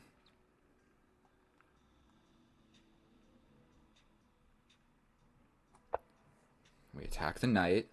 This rook became undefended real quick. And man, so out of the opening, he played a little bit, but I promise you, if we look at it with the analysis, I wasn't crushing. Like, I wasn't absolutely steamrolling him. You really need to play, what, 30 moves? Wait till we get into this endgame. I don't believe he has a great resource. Like, he can't step back in any way that defends this rook. So the best that he's got is to step back and give up the knight. Or sacrifice like this. But I can just take the knight, so what's better here? Is there anything fancy? We're going to just grab this. But now I've just got this extra piece. And resigns. Okay, that's fair. I mean, that's fair. What else was he going to do here? I think the way to play on was just give up the knight. I mean, you're going to be down a knight, but my bishop is not doing anything immediately. You have a lot of pawns close to my king. So if we look at it with the computer, just giving up the knight. It's not a fun thing to do, but very, very common thing we should look at. Look at the structure of these rooks right here. Very often you'll be in a situation where only the rooks are defending each other. So there will be all sorts of tactics where you can do crazy stuff, like just take a pawn or whatever, and the rook can't take because the other rook is undefended. So the rooks do a great job of defending each other, but I don't know how to explain this. This is so common. So common, where it's like these guys are defending each other, these guys are defending each other, and if you do anything else, so like take a step forward, you do anything else, and all of a sudden this rook becomes undefended, and when they're looking at each other, it just opens up the door for tactics, like a pawn push in the middle attacking the pinned piece. You can't step back. That's a wrap. Thank you so much for watching my video. I love you guys. I'll see you in the next one.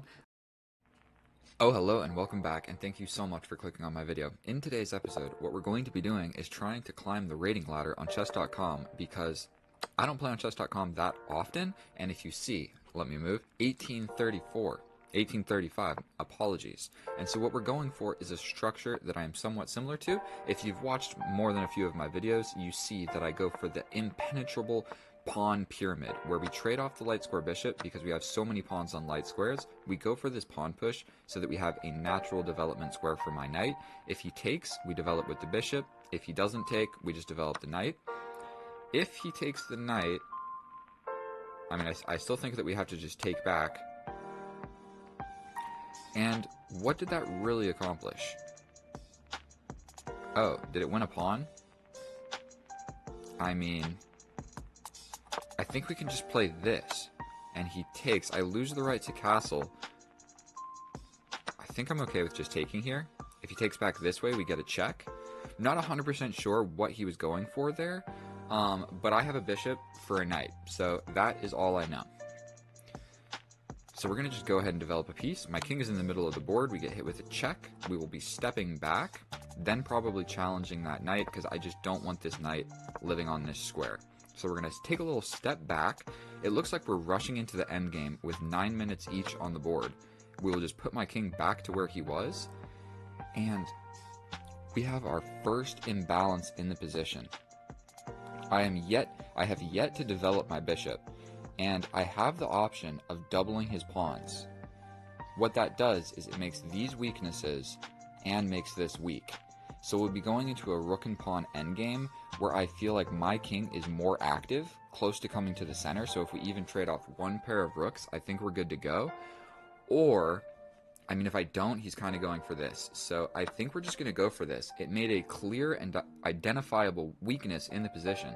Right now, this rook is already on the semi-open file, so I'll bring this rook all the way over to attack this pawn. And he might actually have a difficult time defending this pawn, because I'm going to step forward, he can go here and then here, but then I'm just really applying pressure. Like, I could step over and be attacking all of this stuff. So that is why I trade the bishop. You never want to trade the bishop for a knight if there's not like an advantageous or a very specific reason, and this was a specific reason. We are going into a rook and pawn endgame where I'm the one applying pressure, and if ever he is to play this move, are you ready for this? We step over. If he defends like so, we can simply take this pawn, and if he takes back, it's checkmate. So it took 1 minute and 30 seconds against this 1813 to find our first tactic. There might have been another one that I missed, but we're just going to go for this. If he takes back, it's essentially checkmate, so you can't take, and I mean, you could push, but I'm just going to take back. So he's just a pawn down. He is just a pawn down. He can't... Let me think about this for a second.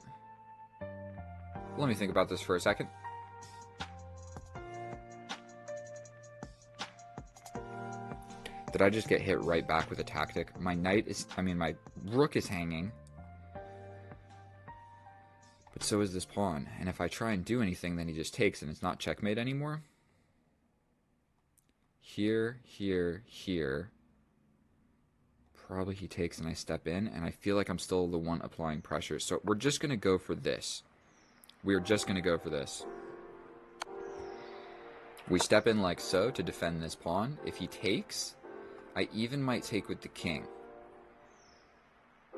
But he's got easy access to attack all of these pawns over here. Every single pawn he can attack. Boom, boom, boom. Uno, dos, tres. And so if he takes, do I take with the rook? I mean, I feel like my rook is pretty gosh darn active here. So if I take and he attacks this pawn, I push. If he attacks this pawn, I push. If he attacks this pawn... Okay, here... I think we're just going to go for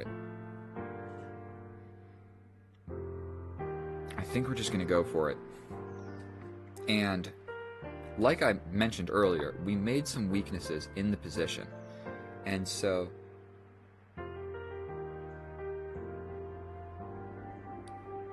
does this make any sense?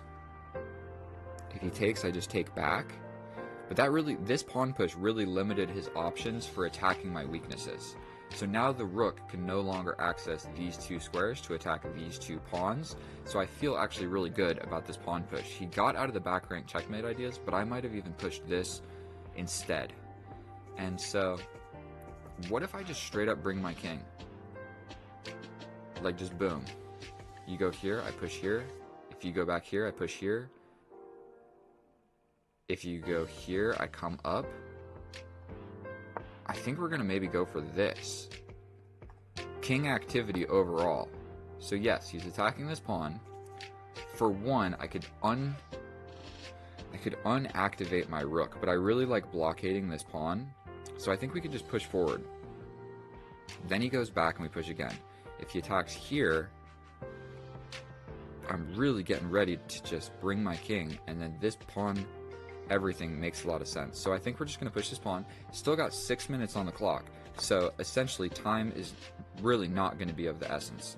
If I go this way and he attacks here, then here, then here, I can step back and guard it.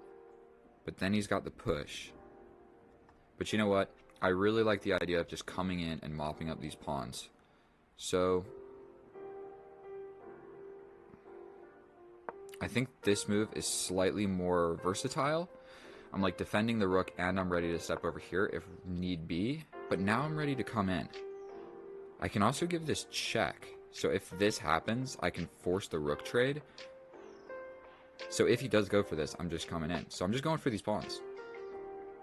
Straight up. And I have blockaded this, so there's no amazing tactics. And like I had just mentioned, you want to trade, you are absolutely insane. I don't think I even need to think about this for a second. I can simply take, and then I'm touching this pawn. So it ruins his pawn structure. He literally does not have a single pawn in the position that is not weak. So now we have transitioned from trading my bishop for the knight to create the weaknesses to trading the rooks to make way more identifiable weaknesses. So pretty much I can grab this.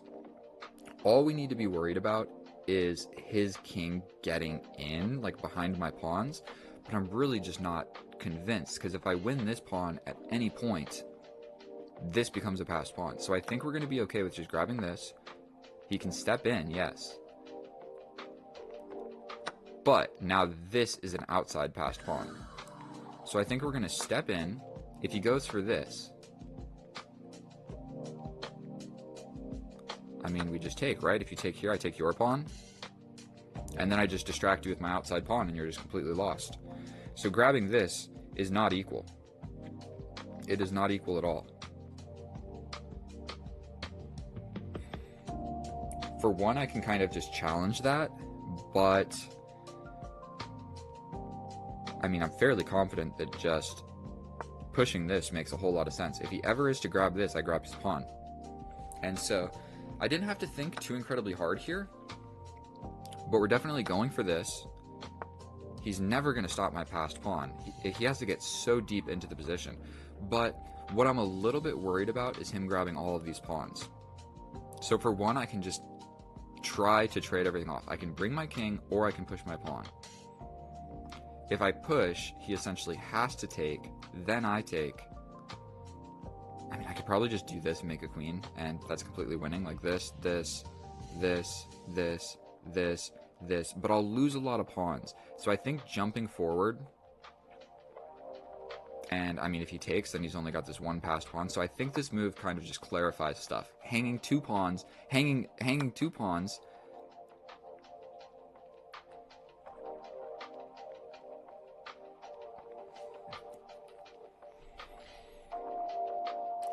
I mean, I've thought about this enough. I think it's time that we really start bringing this. And I'm fairly convinced, like, what if I go here, here, here, here, here, here? I think bringing my king actually makes sense, because I'm going to have all the time in the world to make this queen. So I kind of like the idea of just stepping in. He'll go for this, I go for this, he goes for this. Then I step in, he'll step here, but then I step over and I just kind of stop this pawn. So we're going to bring the king. I'm not 100% sure if I need to do this. I can probably just make the queen and we're good to go.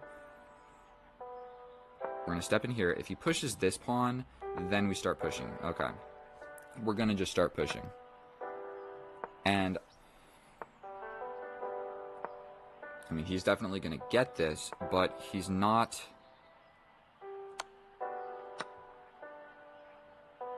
Let's think about this for a second.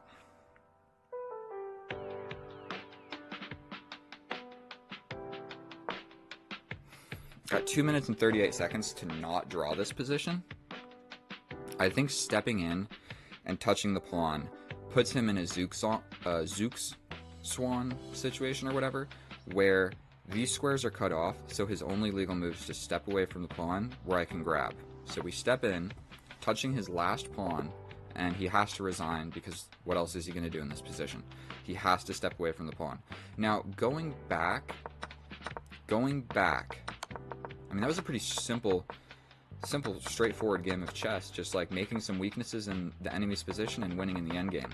So, fairly confident this was very accurate. Maybe that little stumble here in the opening wasn't so great, but straight up in this position, giving up the bishop, kaboom, for this ruined pawn structure, we have a tactic, but even after this, I feel like my pieces are just more active. My rook is doing stuff, I'm attacking stuff, and these pawns are still super weak. Like, yes, this pawn over here is weak, but not as weak as yours because your king is very far away from actually doing anything. Okay, my king is close to eating these pawns, your king is nowhere close to eating my pawn. So let's check it with the computer, see how accurate it was, and I'll see you over there. And here we are in the analysis, and I'm quite proud of that game, and I'm going to be able to explain every move to you in great detail because I played like all the best moves. That was a near perfect game of chess. It was not like a crazy attacking game or anything, but simply making the right trades into an advantageous situation. And so, before we get started, take a look at this graph. Now, I try to stress the importance of endgame techniques in every single one of my videos because look in the opening. Ain't nothing important happening. The middle game, ain't nothing important happening. One move into the end game, important stuff is happening, okay? So literally just not making blunders in the opening and the middle game, memorizing moves doesn't always work, and I have a perfect example of this because I have had this exact opening before and played the right move. So 96% accurate, 2 inaccuracies. We don't got to talk about the opponent. We go into a structure that I am very familiar with. We trade off the light square bishops like I alluded to in the video. We have a lot of pawns on light squares, so getting rid of our light square bishop makes a lot of sense because our dark square bishop is the one that's like gonna be able to move all through the pawn structure. Does that make sense? You have all of like these like through the pawn structure moves, okay? The light square bishop doesn't have any of those moves. Imagine if the bishop was here. He's locked forever, or here, locked forever. So that's why you trade the light square bishop, and that is how you know which bishop sucks and which bishop is good. So like our opponent right here, a lot of pawns on dark squares. His dark square bishop is not so great. Even though it's on the outside of the pawn chain, still it's not so great. My dark square is bishoping. It's more of a bishop. It's a better bishop because whatever. So long story short, I don't want to trade my good bishop for his bad bishop, because if we trade everything else in the position, my bishop's going to be able to attack his pawns and his bishop won't be able to attack my pawns, and my bishop is going to be able to move around the board easier than his. I hope that was, you know, a good explanation of all of those moves. Now, in this position right here, I have literally had this position and I have played this move. That is the best move because it shuts down the ideas of this check. And he first has to move the queen somewhere, then you grab the bishop. It's not actually like that much better. Like if you look at it's 0.1, and if you just take here, it's 0.5 plus 0.5, so it's definitely not the best move. That is one of my 2 inaccuracies of the game. And so that's what I'm saying. Studying opening theory and stuff doesn't matter because I have memorized this and played it before in a game. And in this one, I just snap captured back and completely forgot and got hit with this check. It's not really the end of the world because trading the queens to prevent your opponent's king from castling is normally not a good reason to trade the queens, because without the queens on the board, the king in the middle is actually maybe a good thing. So trading the queens to put my king one step closer to the center isn't a good idea. It's only a good idea to trade like a bishop for a bishop and make the king step in when you still have the queens hidden somewhere on the board, because then the king is more exposed. But without the queens, 2 knights and some rooks are not powerful enough to actually do any problem with my king being on d7. So he hits us with a check. We step back to guard the pawn. I make a backwards retreating move. It's not an inaccuracy, but it's not the best. But I felt like his knight in the middle of the board is super strong, and I just wanted to trade it. Knight for a knight, and then I have a knight versus bishop situation. So we trade. My king goes back to the middle of the board, and now we have traded even one more set of knights. So being on this square is getting better because I'm more active. And in the end game, the more stuff that trades, my king like arriving here or like, I don't know, anywhere in the middle of the board is a good idea. And now I am one step closer to the middle of the board. And so he plays the first blunder, one move into the end game. One move into the end game, and he plays a blunder, okay? The reason for this is it undermines the defense of this pawn. And in so doing that, it puts the pawn on the semi-open file that my rook can easily access, and these pawns are weak as well. 4 minutes in, we're chilling. Okay, the reason I'm putting this rook, kaboom, this rook goes here because this rook kind of already has a job. These are the 2 semi-open files in the position, so the rooks on both of those files is what you need to do. Okay, if I go here, then it becomes hard for me to put a rook on this semi-open file. So that is why this rook. Sometimes when you're deciding like which rook goes where, so even in this position, like playing this, then this would be like, I don't know how to say it. This rook covering here and then this rook going here would make sense. One other rule of thumb is generally you want to match your opponent's rooks. So like if the rook is on this file, you generally want your rook on this file, or his rook is on this file, you want your rook on this file. So that way when the files open up, you claim the open file at the same time as your opponent, instead of like, I don't know how to explain it. So say this pawn goes here, I have this file, okay? So him having his rook on this file, so if this pawn capture does take place, then the rooks see each other and we're fighting over the file, not I already have the file. I hope I explained that well. We get active with the rook, we step over, and then this is just a very common tactic, a motif that happens in so many games of chess, and I win so many games of chess simply because of these types of pawn structures. Right now, the rooks are the only thing that defend each other. Same here. Like, yes, the king is defending this one, but generally the rooks are defending each other, your rooks are defending each other, so if I do something else with my rook, this guy becomes a little bit less secure, and this one is completely unsecure. Same situation here. If he moves this rook all of a sudden becomes undefended, and there is this simple tactic. Just look at this and look for it in your games, and the more times that you catch it and the more times that it happens in games, the better you'll get at capturing it. I probably took like I probably saw this before he even played the move, but you simply capture. He can't capture back because it's checkmate, and pawns capture opening files. Whenever a pawn captures, it opens the file regardless of which way that it goes, and so that is just how the pawns capture. So this is so common. This literally is such a common thing that happens in endgames.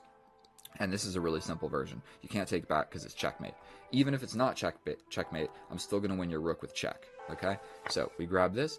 He gets a little bit of activity. What I'm supposed to do here is get super active with this rook, because yes, you hit me with this check, but I step in, you take, I take, but then I'm going to win this pawn no matter what, and I'm behind this pawn. So just getting active is what I needed to do, but this move is just as good. It's a 0.2 difference. So this feels safer. We step forward, we trade. Now my king is close to getting into the position. Like I was mentioning before, the less pieces on the board, the king more towards the center is a good thing. His king is not active. He still needs to move a pawn to even bring the king, and he's got a lot of moves before he can get to the center of the board. And my king is like pretty close to doing things. So now I have actually identifiable weaknesses and targets in the position. You can't defend this pawn with the rook unless you make all of these moves, which is hard to do. Actually, it's really not that hard to do. It is hard to do. If you step back, then I win this and I'm threatening this. So the rook has to stay here guarding this, and my king is getting ready to just gobble up these lonely pawns on the side of the board.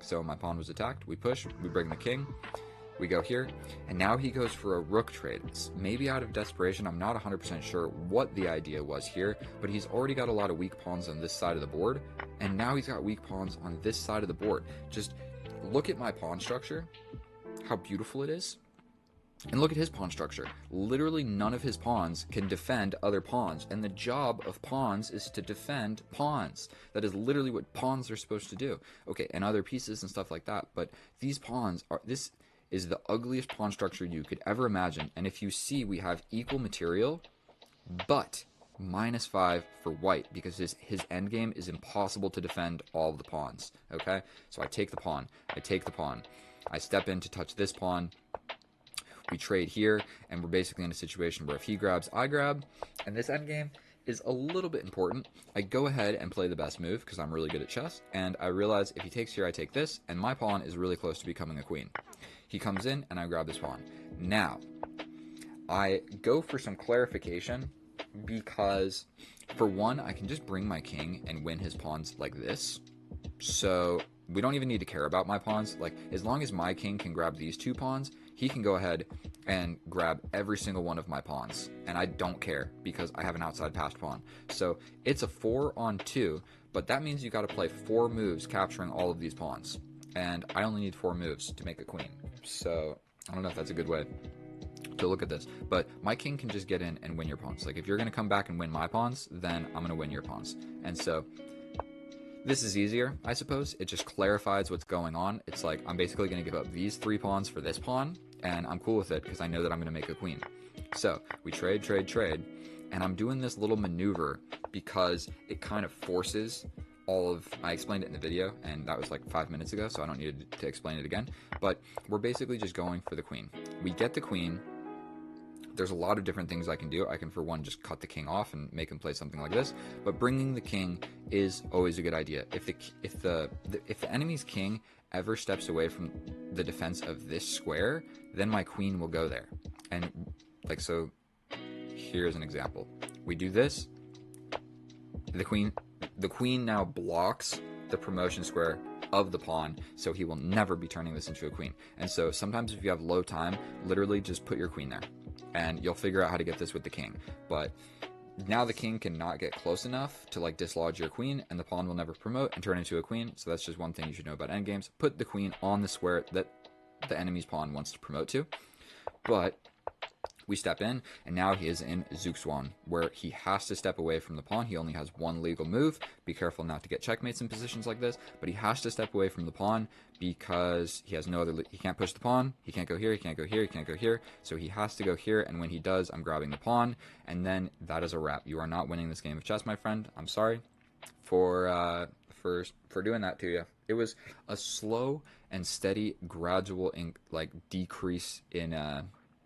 his position just slowly fell apart. It wasn't like an attacking game of chess. And if we look, like, we're almost equal material. Like, I had a pass pawn, you had a pass pawn, but it's not about material in those. It's about who's getting the queen first, because that changes everything. So thank you so much for watching my video. Sorry if that explanation was longer than it needed to be. The game was probably like 10 minutes long, and the explanation was like 10 minutes long. So either way, I love you. I'll see you in the next one. Subscribe, please.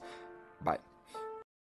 Oh, hello and welcome back, and thank you so much for clicking on my video. In today's episode, what we're going to be doing is what we always do, somewhat faster, because normally we do a rapid game. Today we are not doing a rapid game, we're doing a 3+5. And so what we're going to do is just try to put the pressure on this guy, okay? I would like to play as aggressive as possible, but I'm playing with the black pieces and we have a not super aggressive structure going on. So we're going to have to step back. Bishop was attacked. We don't want the bishop. He's going to push here because, okay, we're going to just trade this off because that bishop was kind of a liability. And we're going to go for this pawn break so we have a natural development square for my knight. We are then going to put the knight on that natural development square. And we need to develop this last piece. So he doesn't need to trade. If he does, it's really not terrible for anybody. But I think we're going to trade the rooks because we pretty much got to do that. And now we are in more or less of a little bit of a situation. We can't go here because it hangs the bishop. We can step back, but then he can take here. If I take this first, he's going to give us a check. We can only block it like this, and then he takes, and I have to step out, and then he gets this. So I'm in a little bit of a problem. Stepping back like this really is going to just walk into issues here. But I could step up or step over. You know what? I think we can step over. Then the queen comes. But we're going to take this time to just step up. Defend like so. He has two attackers, but we also have two defenders. So I'm a little bit weary about capturing this bishop and just letting his knight arrive to the party. This is hanging.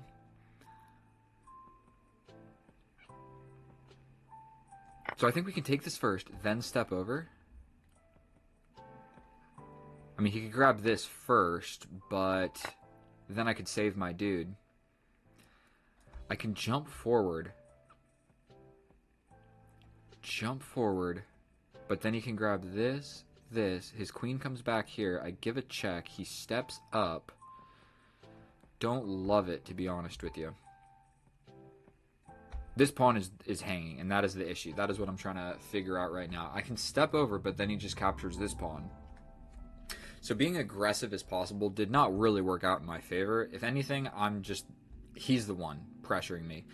What if we step back with the knight? We take this first. No, we can't do that. We take here, let him grab this, then we grab here. It's the best idea that I've got. He can grab this, but then I grab the knight. I'm really not sure what I'm supposed to be playing here, and I've got 2 minutes on the clock. At some point I can step back. I'm still thinking about trying to play something like this. Actually, we can play this, and then we're pinning this knight. So he could grab this. But I think that I just untangled. I'm also attacking this pawn. And I have checks. So this knight is pinned for the moment being. So he grabs this. For one, I can grab this with check first. So that's just important to note. I don't want to like take and then let him play some nonsense. So we're going to play this check first. Maybe I should have saved that. Then we play this.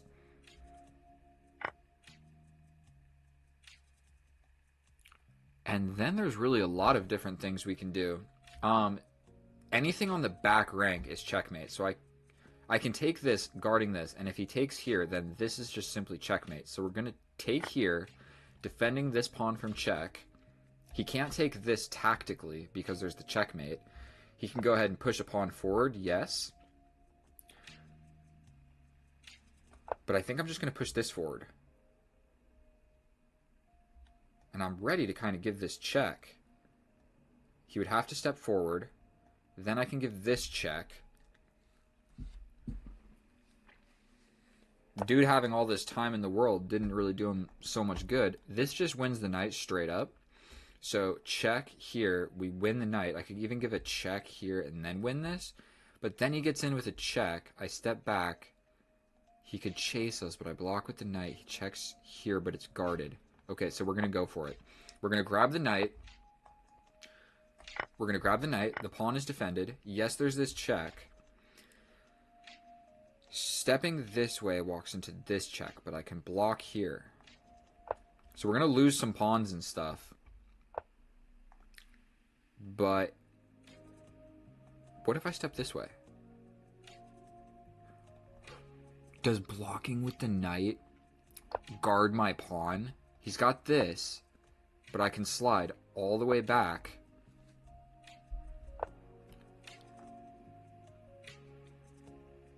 We step over. That hung this pawn. Yes. Then there's more checks to deal with. Gosh darn it.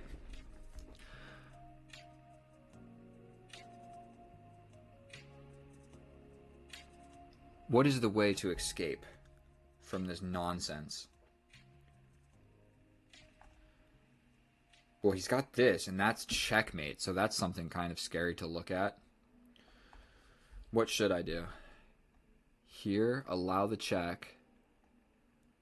That kind of hangs the pawn. What if I just step back? He plays this, I play this, he plays this. So that's not going to work. So I'm thinking we're going to allow this check. We step back. He can play this, but we're getting ready to run. There's no more back rank checks over there.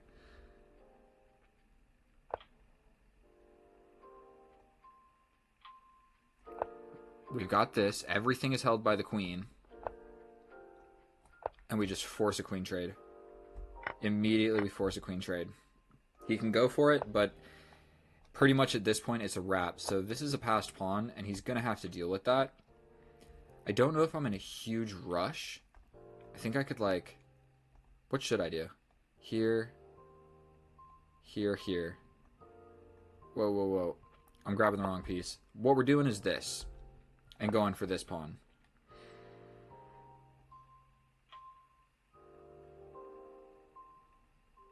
I think I'm going to... He's going to have to go for this eventually.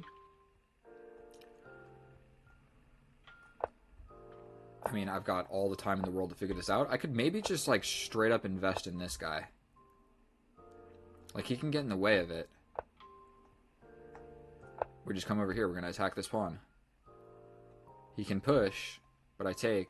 He push, but he's completely lost. That's all there is to it. That's all there is to it. He realized it just as I did. He can't push any pawns. He can't do anything. That's a wrap. So, 8 minutes. Thank you so much. Let's check it with the computer real quick and just see how accurate this was. And let me see.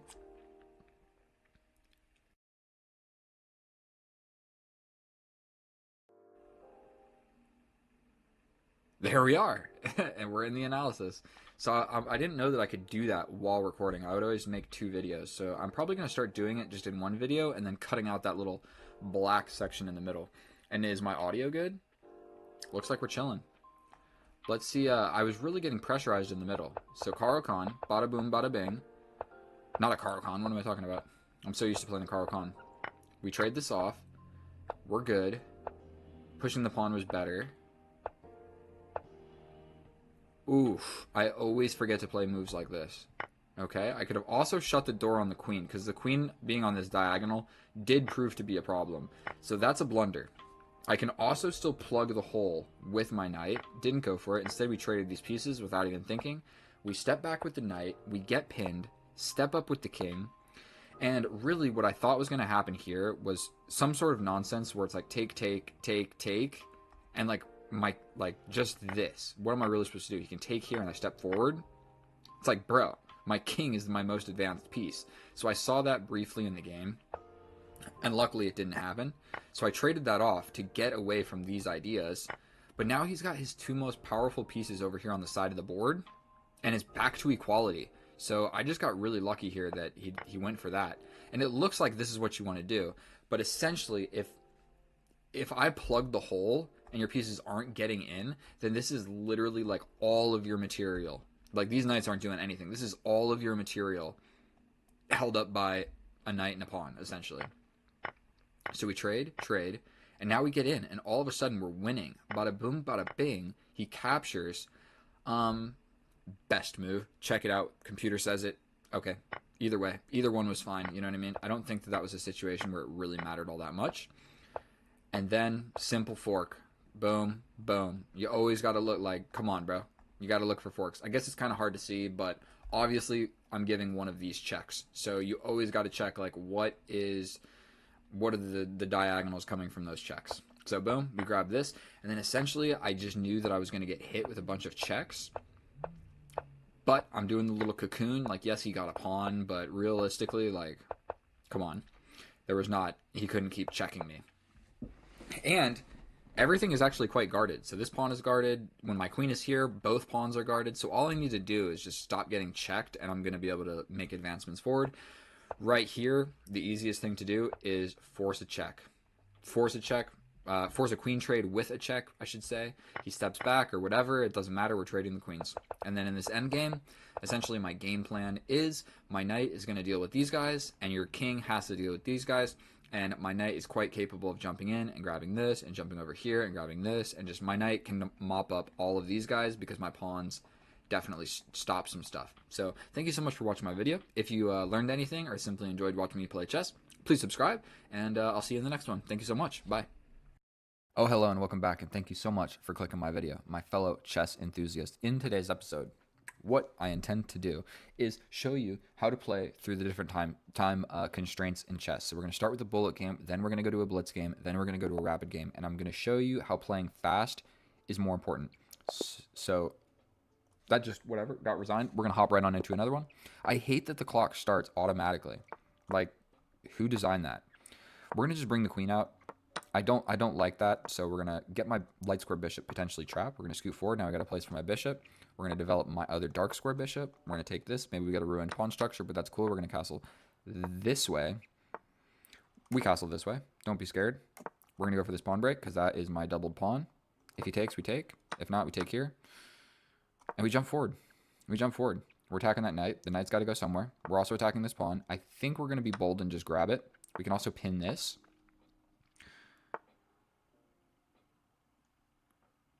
We step back just in case he takes that. I don't want to completely damage my my structure.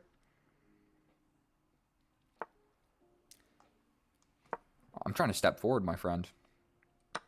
Oops, that was a definite mistake by me. Make no mistake about it.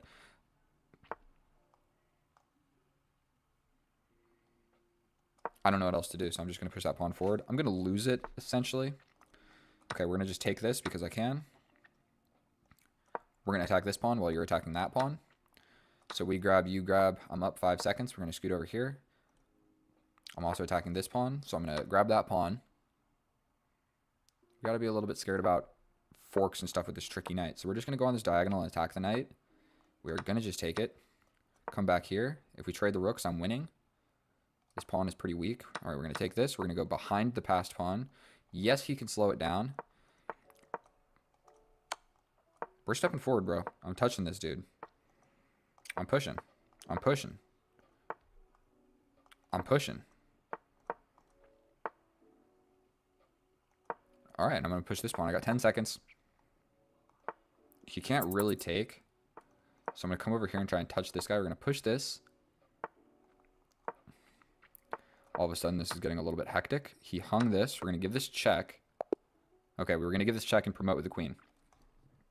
Was that the cleanest game of chess ever? The answer is no. The answer is absolutely no. But let's just run through it real quick. Solid opening. We trade off the queens. You know what? With this, is really bringing my queen out here. It's not the best move, I don't think. But you know what? This isn't a real opening. And when people do this, literally, either you take and I develop my knight, or straight up, I'm just going to take and you develop your knight. Because this is something I know nothing about. I never play it. And so I would rather just trade down into equality than punishing it in the best fashion. So I'm pretty sure here you can like just develop and get tempo on this queen. But in a bullet game, I'd rather just get rid of that piece. We're flying through. He traded the bishop for the knight. I quite like that. We get rid of our weakness. So he basically traded his bishop for my knight to give me that weakness. And now I got rid of it with an easy idea of pushing this pawn forward. We go up a pawn. We trap this bishop in here. I didn't even realize. I was worried about him coming on my side of the board, not capturing my piece. So it is what it is. And I'm pretty sure he should have just captured back. Like, this is the pawn. So I push it. He still chose not to capture it. Now I take. And now I'm attacking his pawn. So he should have grabbed this pawn way earlier on, because now he has to waste a move to capture it. And while he does that, I grab one of your pawns. So that completely sucks for him. We basically grab another pawn. We simplify the position. We trade off the rooks. We get behind the passed pawn. We bring the king. And then probably there was a better way to do this. Like, I should have just pushed in. If he gives me the check, I step this way. He gives me this check, I step this way. So I should have just invested in my king pushing up. But I knew that this was also a passed pawn. Whatever. And then a last moment of hope right here. You got to be careful, because what our opponent did right here was he just sacrificed the rook, hoping that I did something different, okay? I only had 6 seconds, so he was really banking on, like, I make this move, and he just grabs my rook for free, and then all of a sudden, it's a real game of chess. And so now we're going to do a blitz game. We're going to take a deep breath, and we're going to actually focus a little bit on the moves rather than just reacting to what's on the board with zero calculation and just like, this is the move that makes sense. So we're going to do a 3-minute. We're going to basically pre-move c6 into the Caro-Kann, advanced variation. You bring the bishop out. We trade off the light square bishop. We throw all of our pawns onto light squares. The queen comes over instantly again, just like what I did in the other game. That is some nonsense. You want your queen on a great square over here? Not happening. This is my weakness. We're pushing forward. I'm going to trade because you have to take back. I throw in this check. If the knight comes, cool, I develop my knight. If not, I take this way, and I bring your knight to a less optimal square than here, okay? So that is my analysis on everything that has happened thus far. We're going to bring this knight. He castled this way. I think it's going to... This was hanging. Gosh darn it. We got two things attacking it now. This knight over here really kind of sucks. Well, gosh darn, we got to take a little step back. And our opponent is really trying to apply the pressure to us. But how about a cute little rook lift? We attack this pawn 2 different ways. You defend, but I bring my other rook. You have to push this. Oh, yes, you do. But I have an extra pawn. And it may be ill-advised to go ahead and just play a move like this, but I don't see why not. Like, he could play here to defend, but I'm going to use my weakness right here. I think you're still too slow. If you jump back here, I'm just going to take. If you take here... Oh, that is a blunder. That is a blunder. I take this. Absolutely. You have to take back. Then I take. Right? We give a check. You step up. I give a check. You step over. I give a check. You step back here. I think there might be a fork at some point in there. I can also give this check. Then he steps up. Oh, what am I talking about? I can just go, boom. He steps up. I give this check. Wherever he goes, I win the knight. So sometimes you don't gotta find checkmate. You just gotta figure out how to win something. And I'm gonna win that knight. I was trying to figure out how to give a checkmate. I don't know if it existed. Maybe it did. And luckily, this is held. This knight is not really scary. It's definitely scary if there's a queen on this diagonal. And he abandoned. He resigned. But basically what's going to happen is he's going to move. Or move. If he moves here, then I hit him with this check. Mate. So he has to go here. And when he does go there... So, boom, boom. And I just grab the knight. And I'm attacking this pawn, and I'm ready to actually double up like this, or just come back and like plug the open file. So that's how you win a bullet game and a blitz game. Let's run through it real quick. Caro-Kann, exchange variation. He brings the queen over. This is just a nice, actually no it's not. This isn't even that great of a square for his queen in this position, but we just trade it off. We just trade it off, and then my first priority is to do something about my double pawns. We trade. We castle this way. And he's just not doing so great because these knights suck. His rooks aren't really doing anything other than defending. And his king is next to the two open and semi-open files. So we hop in here and we just throw a pawn. Sometimes all you need is to crack on open the position with one pawn. And then when I take, ooh, that's a wrap. That's a wrap. When I pushed... I think he needed to like try and pin, so if I take, he can at least trade off one of the rooks. Or that pin wouldn't work. I don't know what he's supposed to do. Jump forward and attack me. Then I push forward and take, but I don't know what he's supposed to do. He's not doing that great in this position. And long story after that, I spent a fair bit of time deliberating on how to give a checkmate. So check, if here, then check. I don't know. I don't know if there was a checkmate, but I do know that there's this simple boomerang check where I just get the knight. Unless you went this way. Then what do I do? Check here? Whatever. Who cares? I won the game. I won the game. Don't let me do too much analysis. We're going to just hop right on into a 3+2. A 3+2. Is that what I should do? What do you guys want me to do? Should I do 3+2? Should I do a 10-minute? Should I do another bullet? What do you guys want? I don't know what the viewers want. What do I want? Let's do a 3+2. Slowly go up the rating ladder. We got a bullet. We got a blitz. We're going to get a blitz with a little bit more time. But watch this. I hate this about chess.com, that it starts the game, and if it starts you with white, the clock goes instantly. And so you start the game with 2 minutes and 59 seconds. Like, you can't pre-move. I'm trying to pre-move. We're trying to pre-move. You can't do it. It does not allow you. Boom. We got the pre-move here. Bishop's opening on the board. Bring the bishop out. Okay, he brings the knight out. Very principled response. Bring the bishop out. We get a boring line. He can just go for my light square bishop. So I'm going to push this and just not let that happen. He's kind of doing the same thing. I'm going to go ahead and develop my knight. And we're just going to push pawns on the side of the board, I suppose. We're going to step over here. If you trade, that gives me an open file. If you step all the way back, I mean, I can put your rook on a weird square. We jump forward. Trade.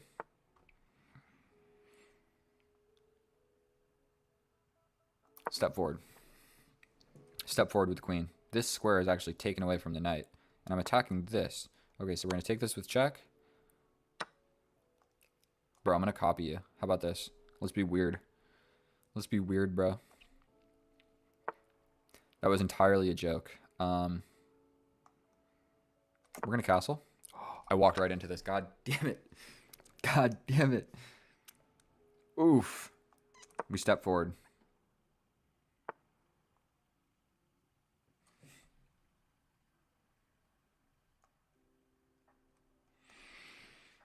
Why did I play this game?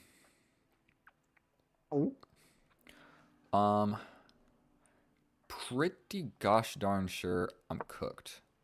That defends the checkmate. I'm threatening this. So you got my knight, but I got your bishop. But you got a pawn out of all of that. But I have my bishop instead of the knight. I'm pretty sure there was a more resilient tactic from our opponent over here. We're gonna take a little tiny step forward. And he looks like he wants to bring that rook over here. I'm a little bit scared of just leaving my queen over there, so we're prepping this pawn push essentially, where we're gonna javelin and load up on our opponent's sort of weakness.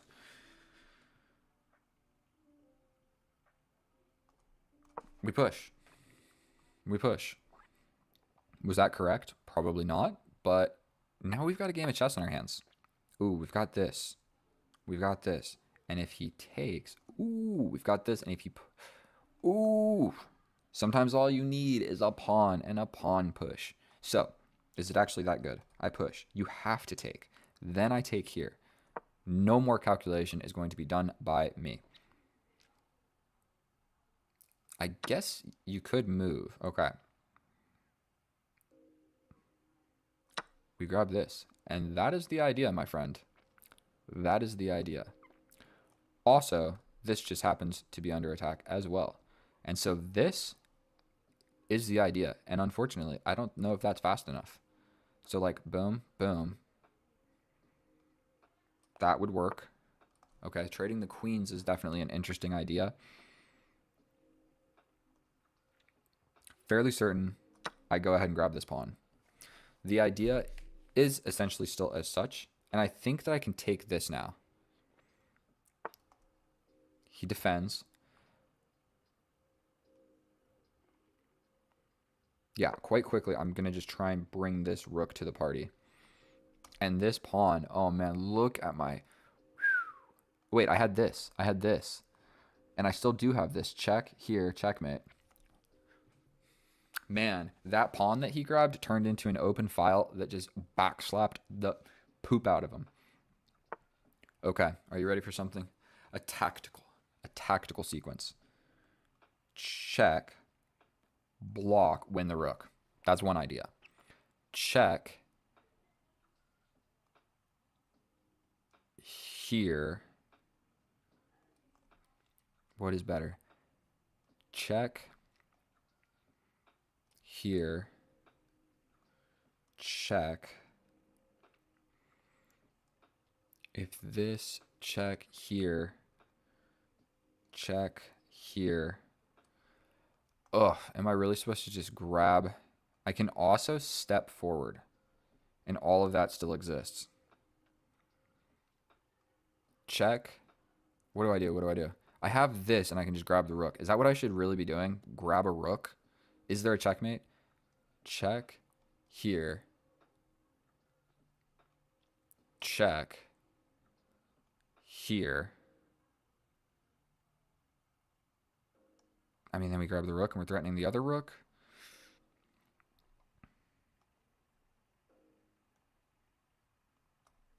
I hate to play chess like this. 42 seconds, 2-second increment. I thought about that for like an entire minute. I didn't see the checkmate. I'm so sorry. I know it was there. I didn't see it. I didn't see it. If he moves the king, then we are essentially getting with checkmate.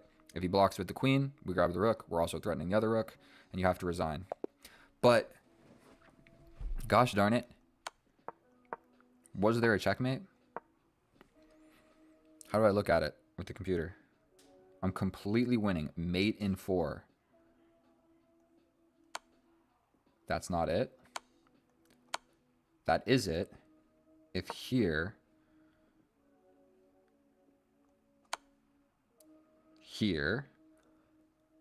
if he runs back, check, here, check. What is the mate, bro? How do I look at it on here? Self-analysis brings us to another page. Chess.com is a sloppy performance at best. All right, we're going back. Mate in 4. Rook g3. King h7. Rook h3. Oh. That's what it was. That's what it was. Because this square and this square are cut off. Wait. No. Then he runs back.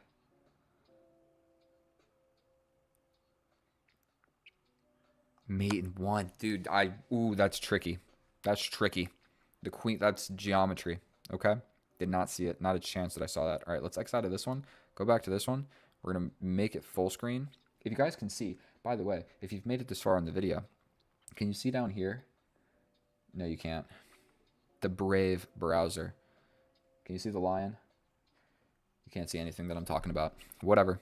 I've been using Brave because you can play on chess.com without getting the ads. And Also, you can watch my YouTube videos without getting the ads. Sorry I took forever to explain that. What should we play next? We're just out here smoking people. Out here smoking people. We'll go ahead and do one more bullet, and then we'll hop into a rapid, okay? We'll hop into a rapid. If you see, I start the game with, gosh darn, we're taking this because I don't like this line. We're going to give it a check. Oh, now it's playing in the background. Not fun. So the audio is all messed up. I think we're going to take that. Take here. What am I trying to do? Okay. We need a castle, right? Check. King steps over. We step here. We're going to grab that. I don't know what he's taking so long thinking about. You're definitely going to capture that knight, aren't you? I mean, you could try a sacrifice.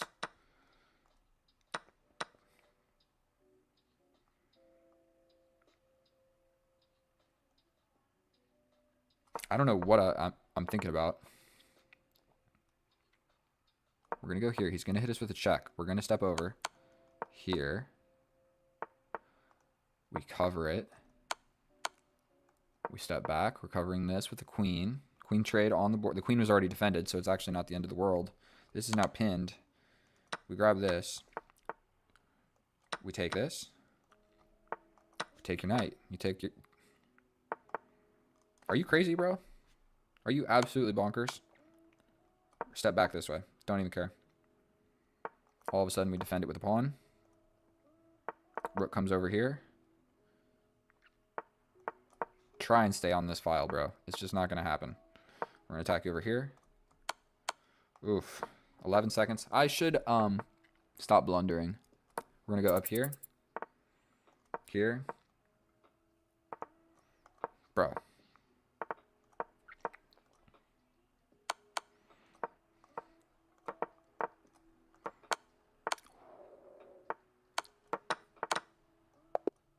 Timeout. 5 seconds. I mean, I got tactical there in the end. Let's be fair. Let's be fair. And I stopped talking because I got scared. Here. Check. He doesn't have to step up, but he steps up here, and we get him with this discovery. Beautiful tactic. Revealing the rook onto the queen, thus grabbing this rook. This rook is down here being kind of scary, but he's actually not participating in the attack. Not to mention I'm up 2 minor pieces. Wow. I am just on a rampage. An absolute rampage. Do you think that I have the stamina and the steam to hop into a rapid game? Well, if you have made it this far, I did not play this many games to lose right here and now. But let me close this because... Okay. So I've got this going on. I think I need to close this.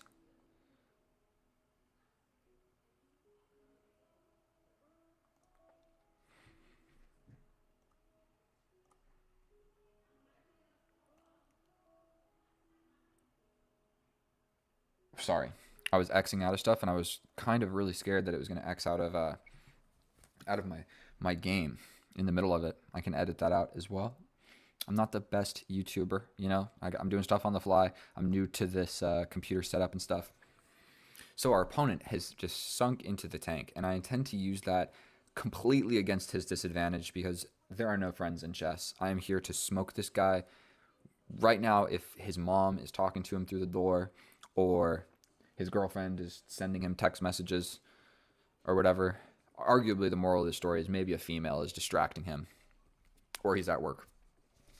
But what else is there to explain? This is the Caro-Kann. Let's take the next steps forward, my friend. From India? That's not India. What is it? It is India. Man, that's tiny. I'm capping. It's not that tiny. I have great eyes. But I don't know my flags very well. I thought it might be like something else in the Middle East. Bro, I'll take this free elo. You made one move, and I made one move. We're in a game of chess. I will get 10 rating points. I'll get 9 rating points if you don't come back to the game. He made a move. Immediately, we hop back onto the horse. Let's go. He moved the horse. We're hopping onto the horse. This is the Caro-Kann. Will he exchange?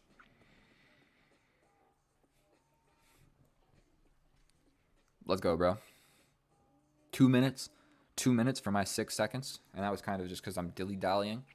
And we've got this pre-moved, bro. It's in red. I'm ready. Boom. Let's go. Put it on his king. Let's go. I mean, can we give a little, take a little gander? Joined 2018. This is my bro. This is my bro. 1997. He's 3 years younger than me. So this is an adult from India that has been playing on chess.com since 2018. That is longer than me. I joined chess.com in November 2021. 1 year after. Exactly 1 year after the Queen's Gambit. And so that's how long I've been playing chess. I played a little bit of chess before that in my adolescence, and I'm from St. Louis, Missouri. If you guys don't know that, I live in California now, but I'm just blabbing. I'm from St. Louis, Missouri, very close to the St. Louis Chess Club. I've been there many times. I played in the only tournament that I have ever played in there. I lost to a kid that was like 7 or 8 who had Tourette's. His name was Benjamin, and I'll never forget. He took one of my pieces, and he goes, "You dropped something," when he was taking my whatever. So if I step forward, he's very quick to jump forward with my knight. If I step here, he's also. But you don't see this too often in the exchange, Caro-Kann, which makes me believe that it's not that great of a move. I jump forward, he jumps forward, I block, he takes, I take. He brings the queen to attack the pawn, I push. I think we're going to be all right. Just from playing chess, what we're a little bit worried about is this idea. Maybe even more so this idea, because it confronts my center immediately. But I think we're chilling. So yeah, he just jumps forward. I mean, the only move. He can threaten checkmate. Yeah, he comes forward threatening checkmate. But now I can take. By golly, did he blunder? I can take. Then these guys see each other. I'm attacking the queen. I cover checkmate. I think we're chilling. And if he takes this, I can...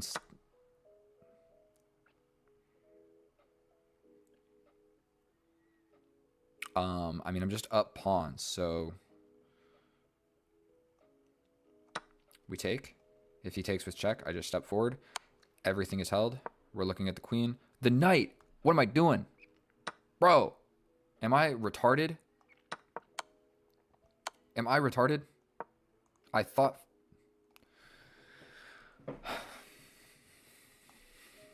Take a deep breath. If all of that happened, he can't be that good of a chess player. I can't be that good of a chess player. What am I doing? Bro, how long did I even take thinking about that move? Obviously, move the gosh darn undefended piece. I'm going to lose this pawn, but it's chilling. So now we've just got to make a comeback. How exactly do we do that? We bring a knight. This is absolutely tragic. He launches into the center most likely. Then we push a pawn. He pins the knight. We attack the queen. He takes. Oh, God. And he's ready to castle. And I can't even castle this way anymore because I'm an idiot. We push forward. Ready to develop with tempo. Develop with tempo. He's looking at the queen. We're just going to take. I'm down a pawn, so I'm going to have to figure out a way. To win a pawn. So we're going to just go here. Maybe I should have left that on the board to give him some ideas with this guy. I think we're going to slide over here. Then he has to defend like this. The next idea would be come in, put my knight probably on this square. If we get this knight to move, I win this guy. He's got weak light squares over here, I would believe. But unfortunately, I don't have any light square pieces, so it doesn't really matter all that much. Maybe we just straight up push. Get the knight to move, and then we win this pawn. I'm only down a pawn. Completely equal, except he's got this pawn. Or this pawn. However, whichever pawn you want to look at it. He's up a pawn. And only because I'm an idiot. I was supposed to be down 2 pawns, but up a piece. And then I was going to mop this up without a problem. But unfortunately, I've just been winning too much. And I'm bound for a loss. And so, one thing that makes me suspiciously confident about this is our opponent's long drinks from the thinking pool. First of all, I can give a check. Second of all, I can immediately do this.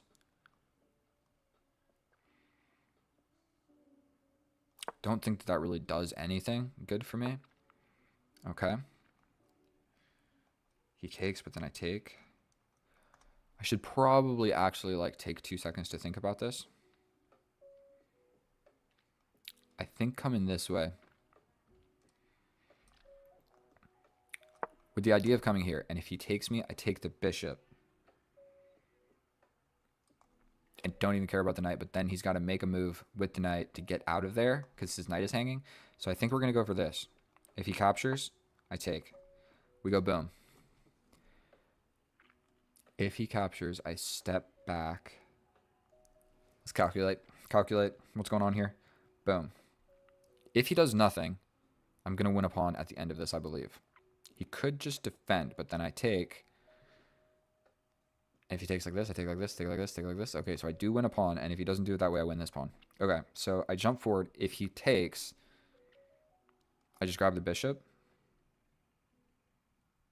No, he has this fork. Dag nabbit.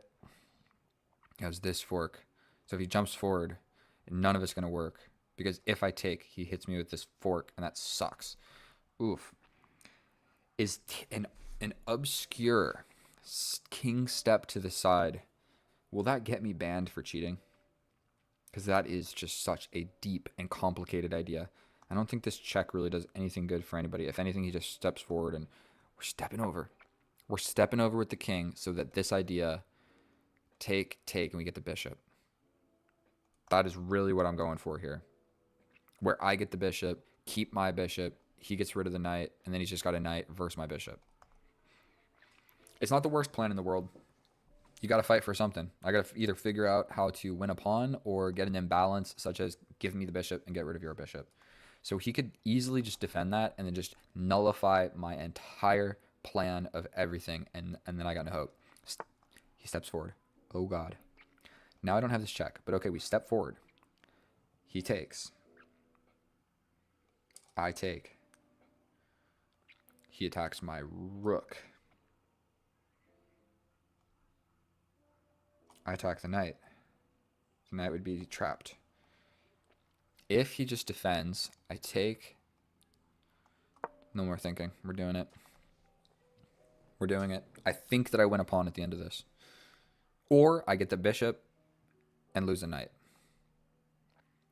And that was a high level. That was a high level calculation. I love the king. King h8 is always a good strategy. He takes.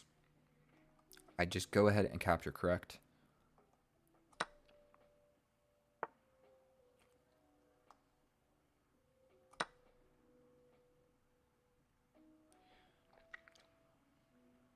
I'm going to lose this, but I'm going to get a pawn doing so.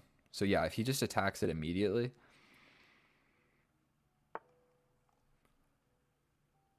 we step over, we push here, he attacks, I take, he takes, I take.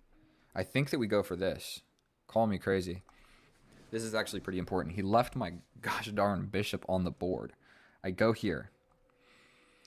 If he attacks me either way, I take.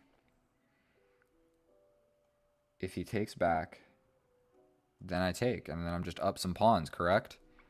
If I go here, and he attacks me here, I step here, but then he just goes here, and that's it. So what if I push? If he takes, I just straight up get out. This just happens to be just luckily defended, so I like this. You attack, I take. We're out here playing chess, bro. I'm going to lose my bishop. We're going to do something about it. He's ready to die. My bishop is ready to die. We take this. You take my bishop. I take your pawn. And then I'm just up. Correct? Is there anything else? Tempo on the rook? Oh my goodness. Tempo on the rook. You attack me again. I take. This might keep... Oh my god. We attack the rook. The rook comes here. We step in to defend. He takes again, but then I'm ready to protect. Then you come over.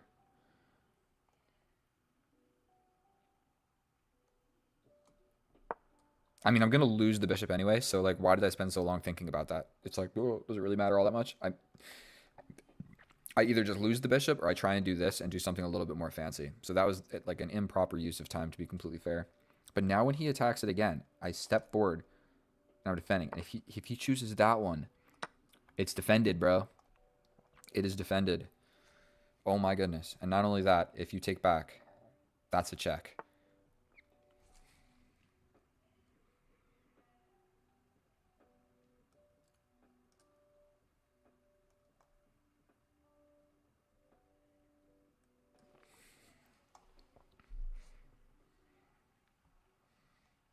We slide over. We go here. We step over. I mean, he probably just steps up or something, correct? No, I step over. He has to push, because if he doesn't, I'm ready for this check. Let me in, bro. You were supposed to not play like that.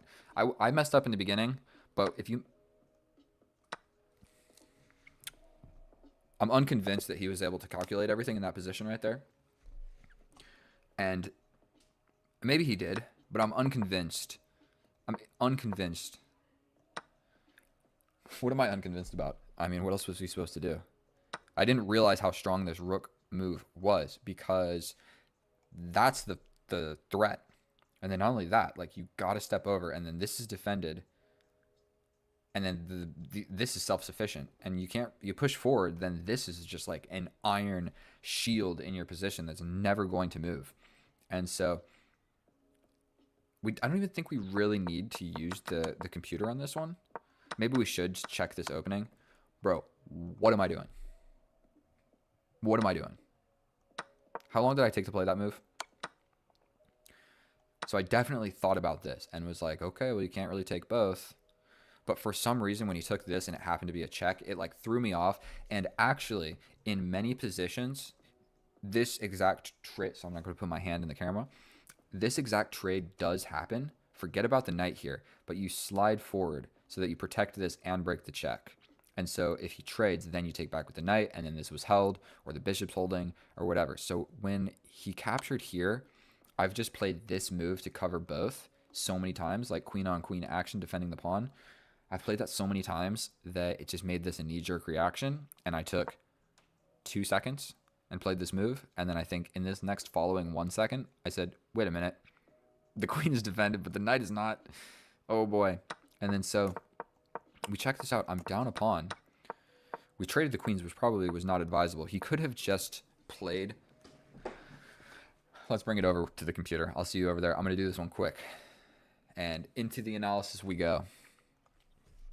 And that was a wild ride, and I hope that you learned something. And so we are about to learn a little bit more. Definitely, I made some blunders in that game, but you know what I mean? I made some high-level moves as well. And so definitely some very low-level moves. But if we look at this graph, I made it interesting. It's starting out even, and then I screw it all up. And I'm not doing good because I was crushing, and I throw it away. So that's what this is. I'm crushing, obviously, because that little exchange in the beginning. And I'm going to explain to you why I made that knee-jerk reaction blunder, because it is the correct move in other positions that are very similar. So I mess up and I go from completely having a free piece, -4, to a +1 because I screwed up and I lost a pawn for all of that, basically. Then throughout the entire middle game, he's winning. But finally, I'm able to just wiggle around enough and get an advantage in this endgame. I threw it away for a second, but it was hard to see. And so 2 blunders, 1 inaccuracy, and 80% accurate. I mean, I see that. Definitely 10% dropped out of like 6 moves into the opening. So we get the Caro-Kann. Now, I literally know what you're supposed to do in this position. You put the bishop here. This is why. Best move. What people do sometimes is they bring the queen. So then when you take, they take. But then you block with the queen. You're defending this pawn. Then if they take, you jump in with the knight. And you're defending against this knight jumping into the middle of the board. And he's got to just develop a piece, you develop, completely equal, even position. And so that happens in the Caro-Kann sometimes. I know that problems can occur when you develop this knight into this pin. I know that. And so I did it because I was like, you know what? I'm not afraid. It's just not the greatest plan of action. So you bring the bishop. And most of the time, the best move is for them to scoot back, but nobody is ever going to do that. So you basically just take, they bring the queen out, the queen takes, you block with your queen, they take, you take, completely equal position. So the reason that I decided to block with the knight is because this bishop was not already doing something and the pawn wasn't pushed. So for whatever reason, it made me feel like, oh, normally this pawn is pushed and maybe the bishop's out here, so this is scary because you can't play this because the bishop's over here doing something. And I thought, okay, well, that's not the case. My bishop is here to break the pin, so let's just do that. Walk right into it, and this is not good. We break the pin, and he develops the queen. This is terrible because this knight can now move, and this is not a check because the bishop is here, so it actually did serve the purpose. And so we take here, we're attacking the queen, we're also attacking the bishop. So he rushes in taking the pawn. What is even the best move, I guess? To take the pawn, yeah. Now, one thing I did not even consider was knight c6. Did not even consider it at all. I figured take, and then block like this to protect the pawn. And forgot completely about the knight. So there's only 3 legal moves in this position. I can block with the queen, I can block with the knight, or I can block with the knight this way. Didn't even consider the best move. I did not even see that it was a possibility for whatever reason, even though this is the natural development square of the knight in every single game of chess that I have ever played. So I don't know why I didn't consider the knight just going back to the natural square. Couldn't explain it. Literally, it came from that square, and I didn't even consider that it could go back to it. I figured I had to block the check on this square. Forgive me for that. Forgive me for that. And we blunder, and it makes things interesting. You know what I mean? If this would have happened, if this move would have happened right here, I'm just going to smoke the opponent. He's going to take, I'm going to come over, I mean, he's going to scoot out of here, I'm going to just develop, and then I'm just going to steamroll him and absolutely destroy him. 9 times out of 10. So that this happened, we got a little interesting game. Now it's equal. And if anything, I'm fighting back from a losing position. So luckily we get to develop the bishop with tempo, attacking the queen. We castle, but we trade off the queens. And so now it is a completely even position, although he's up a pawn. So that's not good for me. And so I was supposed to get proactive and jump to the middle of the board. This is still, actually, you let it think long enough? All right, this is the best move. Because I liked the idea of pinning this knight, the bishop coming here, and then my knight arriving here. So this move is actually the best move.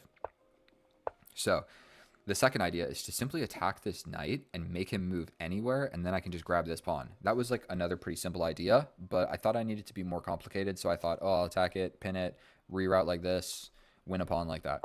It was really as simple as push, and he would have to like weaken his side of the board somehow. Okay? So my incredibly deep idea, which isn't that deep, it was basically I go here, he takes, I take, then he has this fork. That is what I was worried about. So moving the king gets me out of that fork, but then so does moving the rook to a more active piece, moving this rook to the semi-open file, also protecting against the fork. Pushing a pawn, I guess, was even okay, but that's not if I'm going for this idea per se. So moving the king to the side of the board didn't really do a whole lot. I could have got more active with this, and then even if the check comes, I don't know, whatever. I step over with the king. Don't hate it.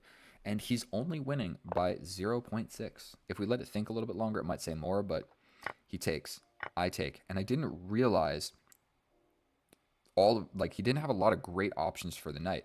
If he plays like this, I simply capture, and then I get a pawn. But it's still equal because he's up a pawn. Like, look at this. I got a 2 on 4 and then a 4 on 3. So that's a bad way of doing math, but he's up a pawn. I didn't realize how stupid his knight was. And so he can just attack me, but then best move, I jump in, I do win the pawn, he comes here, but then I get out of it like this. The knight goes to the middle of the board, I attack the knight jumps in, I attack the rook, he gets active with it, and then it's just, he's still winning, okay? And he could have just played like that, just attack immediately. Instead, he takes one step further. I guess it makes sense because it looks like you attack me and then I just slide out. Like, what happens if I just slide out?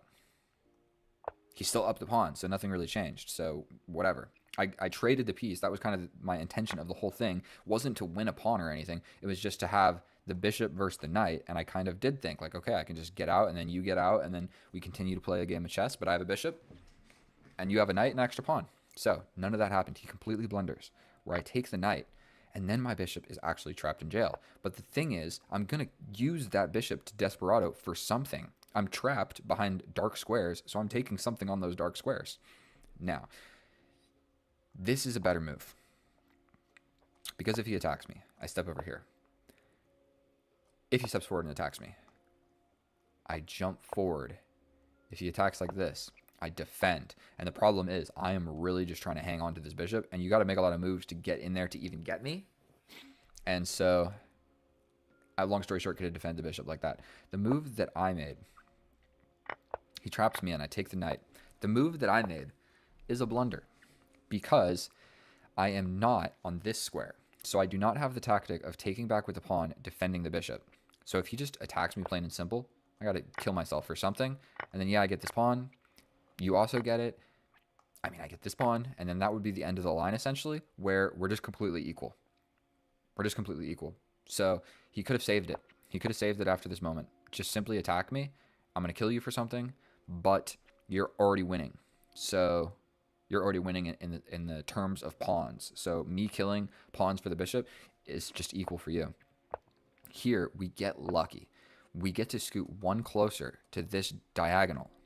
We attack the rook. Now the rook scoots over. But now, when I capture here, it temporarily defends my bishop, which is just a magical thing. Magical moment. A magical chess move. Then, he comes over. But by golly, I step over and I pin the pawn. And it's just rough because if you push, then this just remains forever. And these two are locked in. Lovers that will never separate ever. And I'm in your position, baby. And then I'm just going to mobilize my rooks and completely destroy you because this is just so powerful. And so no matter what else you do, you're screwed. You're just screwed. So he sacrifices here the exchange, and that's a wrap. I don't know what else he was supposed to do. So I played 80% accurate. It wasn't the most accurate thing ever. I guess this idea didn't really make a lot of sense because you can just attack me. But you know what? I don't hate it. It still would have got me in equal position. So I'm winning. And it's still equal after this, so my calculation skills aren't terrible. I kind of evaluated it as like, okay, it's equal. It's all good. Capture some stuff. Looks chilling. I didn't calculate any of this, but it's whatever. And so how many games did I play in a row? Did I win all of them? I don't even remember. I feel like I did pretty well. Thank you so much for watching. If this is your first time, I hope you enjoyed. If you're a returning viewer, sorry that this one was so incredibly long. Normally I just try and do like one rapid game. But either way, if you enjoyed watching my video or you learned something or you want to subscribe, then subscribe. No one's going to know. Just you and me. And I won't even really check. So if you do it, you do it. If you don't, I'll never know. Thank you so much. I love you guys. Get out of here. That was a pleasure. That was a blast. I feel like I played earlier today and I sucked, and then I played later today for you guys and I crushed it. So thank you so much, and I'll look forward to seeing you again. Have a good rest of your day or night or whatever. I love you. Bye. Oh, hello and welcome back, and thank you so much for clicking on my video, my fellow chess enthusiast. In today's episode, we're going to be going head-to-head with an 1882 playing the Caro-Kann. So we will be playing the advanced variation. I could go for the alien gambit, but in a 10-minute game of chess, I just do not think it's advisable. So we are going to go for the fantasy variation, which I don't have memorized at all, so that's probably bad for me, but we are going to just go for it. It's like it's like the 5th most popular move. I think he goes for this, and we develop the knight. That seems to be what I remember. We develop the knight. He develops his knight. But we capture. He takes. Okay, he goes for the pin. We break the pin. If he... I think we take. What do we do here? Defend the center one more. It's a pretty straightforward plan. I think we're just going to go for it. If he captures, I take. He takes, I take. He develops this knight. Somewhat of a problem. Just a tad bit. A little bit of a problem. If I take, and he takes, I take. He takes. Not great for me. Potentially we tickle here. He steps back, I tickle again. If this happens, we're doing this. This pin is a problem of defending this. He's got this capture. He's got this is also hanging. If he steps back, I literally might chase him. Because this pin is really an issue right now. But oh dear lord, what do I actually do if he steps back? Boom, boom, boom. And he's got a lot of pressure on this pawn all of a sudden.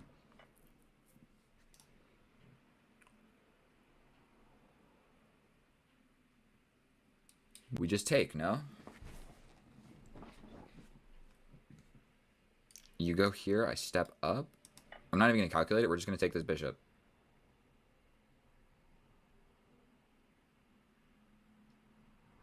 He jumps in, I step up. Or I step all the way up. Okay, so he captures here.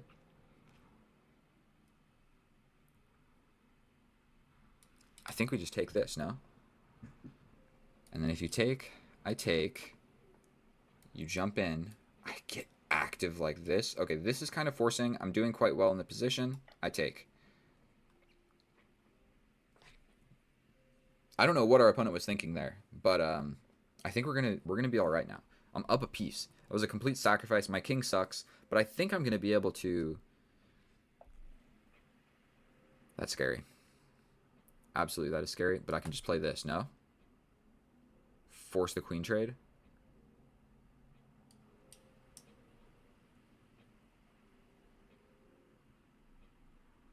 I'm playing this.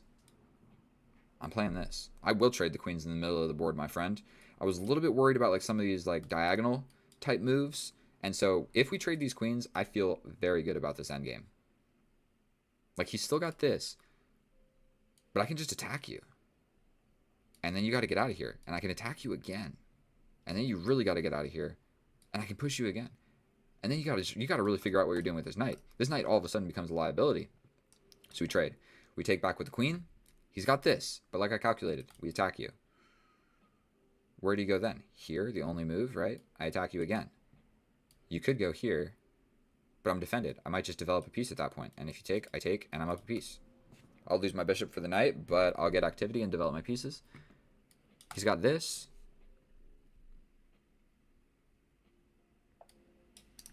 Yes. We defend. He attacks. I step back like this. I could just attack here. Here. Here.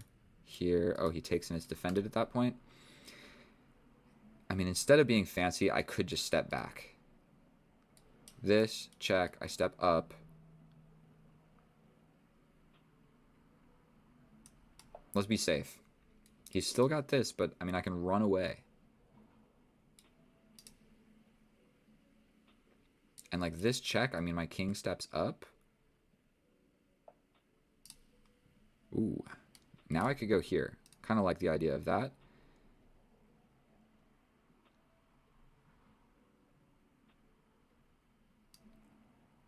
I mean, we gotta do something. Here, here, here. What about this? Check. Boom, boom, up. We're playing this. It's going to defend this F2 square. We don't want nonsense like this. Knight's defended. This guy is not defended. I'm getting quick to be able to develop this guy. If he plays this, this, this, I can capture. I'm also ready to bring this knight. I'm also getting ready to castle. Have I moved my king yet? I completely forget. Completely equal on the clock. He can castle. We develop. He can jump in. I'm stepping up. Then he's really kind of in a situation. He's going to have to decide what to do. And my pieces are defending each other. So he's got this, but I'll just move up. I will straight up just move up. Oh, then he can attack this. Okay, so I got to play this. Only move, right?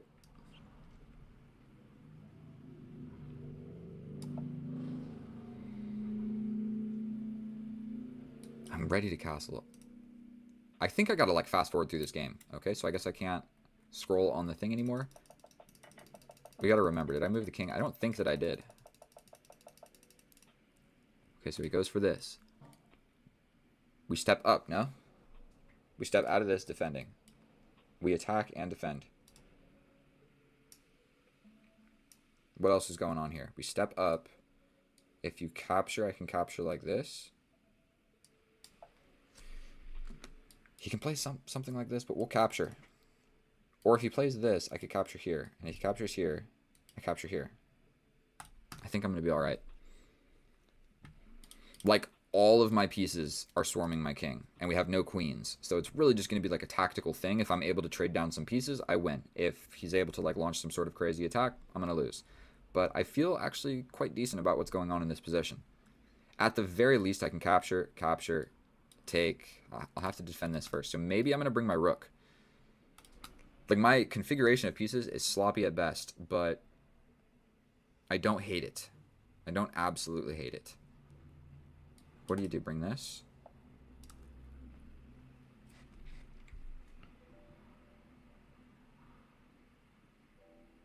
We go here.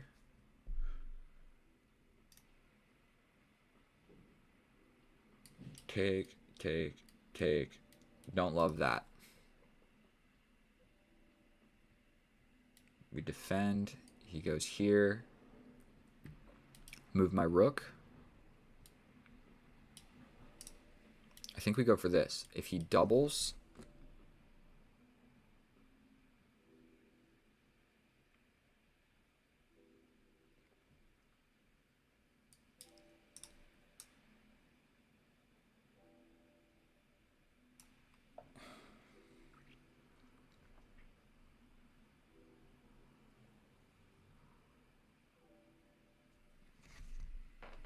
I am literally surrounding my king with every single piece that I have. Like, every single piece that I have is surrounding my king right now.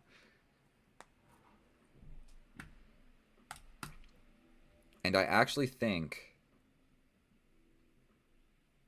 if I'm able to move this guy, like if he doubles and I move this guy, take.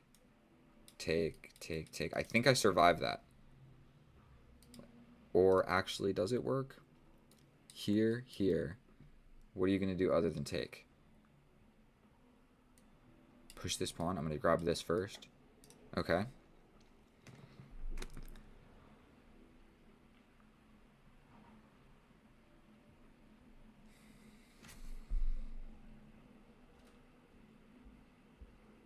I'm unsure what is the better move. I can take here, but what does that really accomplish? Let's just do this. It adds a defender to this guy. My rook is completely left out of the game.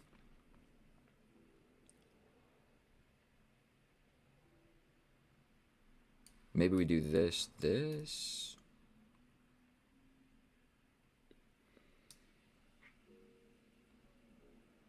I'm going for this. It's a pretty straightforward threat. Like, that's my entire idea. He can get in, but I'm hitting this fork. Okay, we do this. We're attacking the rook and this guy. He has to step up. We take. We're going for this. This is defended enough different ways. This doesn't really work. It's defended too many different, freaking every single way in the position you could ever think of. And I'm going to be able to grab this bishop. And if I grab this bishop and, like, bring his rook over here, all of a sudden, we have, like, gotten rid of so much stuff we need to be worried about. So, for one, I can take this with check. Okay, I mean, just give up. I can take this with check, for one. Like, take this with check. If you step up, I take this with check, and you have to come back, and then I take this. So, he, what was he really supposed to do? I think he just needed to scoot the rook up one square. But I'm still taking this with check, then check. Then I attack. Probably you take, I take. You attack again. I'll defend.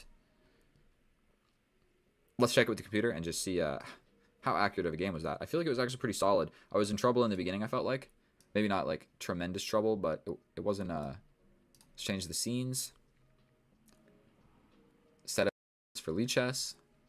Bada boom, bada bing. Request a computer analysis.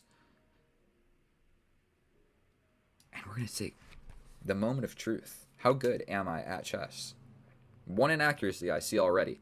The computer is thinking, and the graph is off to a bad start because it shows that I had a very big advantage. And I'm not sure if I converted that completely the way that I was supposed to. We could do a little game of guess the accuracy. Like, we guess what percent accuracy it is. Okay, so let's just see this. Caro-Kann, fantasy variation. Best move. Best move. Best move. Ooh, not the best move, but who cares? It's about equal. Then this. He's just sacrificing the bishop. I didn't believe in this. And we just go for the queen trade. No, it's not the best move. Like, getting more active is defending the discovery check with the bishop. No.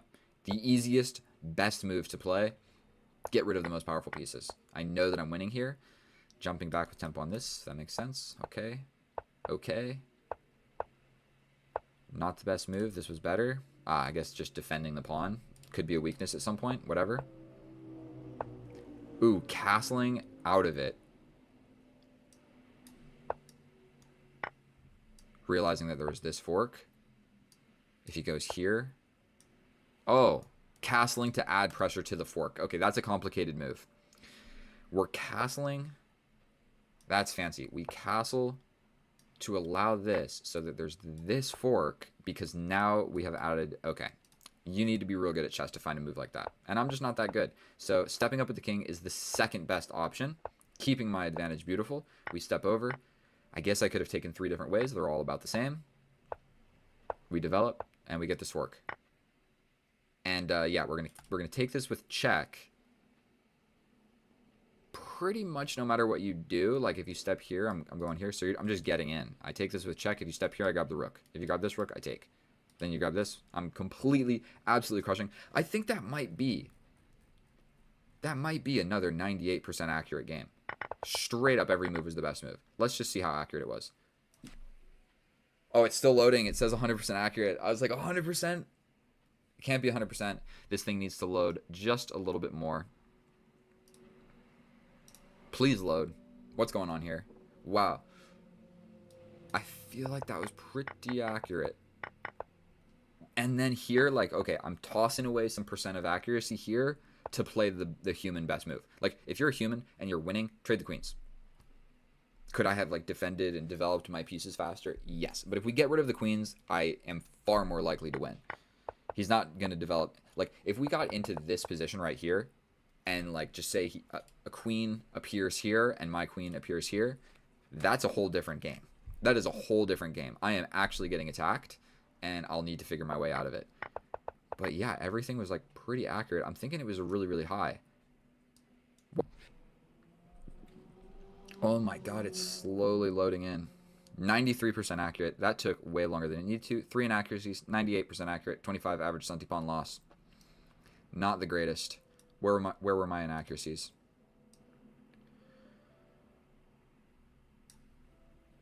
I mean, if he captures, I just take back, no? I'm slightly losing. Okay, he's gonna get like a little bit of development. We're not scared of that. Okay, that inaccuracy, who cares? This inaccuracy, not an inaccuracy. I know that maybe it's not the best move in the position, but it's a way to trade the queens.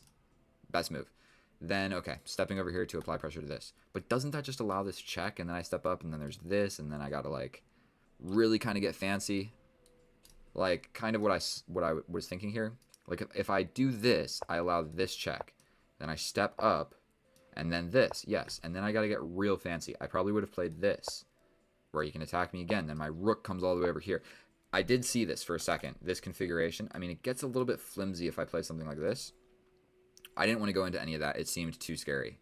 I didn't want to, like, allow checks and stuff. So instead of that, I'm allowing the check, but I step up, and I've got at least my knight, because this guy is not going to be doing anything. So that is why I didn't want to bring my knight over here.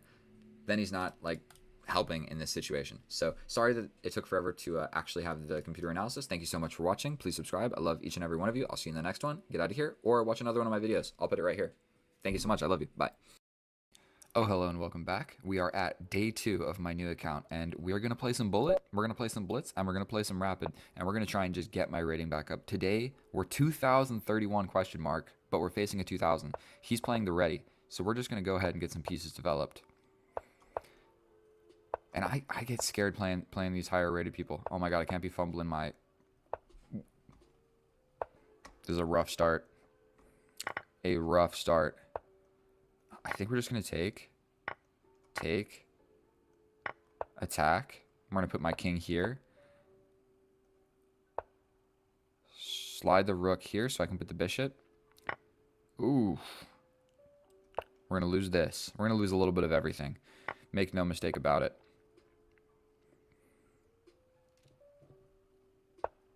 Okay. We launch a pawn. I am absolutely lost. Make no mistake about it. We're going to slide here. We're just going to try and open up the position. Make a little bit of mayhem because I'm down 2 pawns. So the only way to win a position where you're losing is to just absolutely attack. Boom, boom. We're going to open up this king.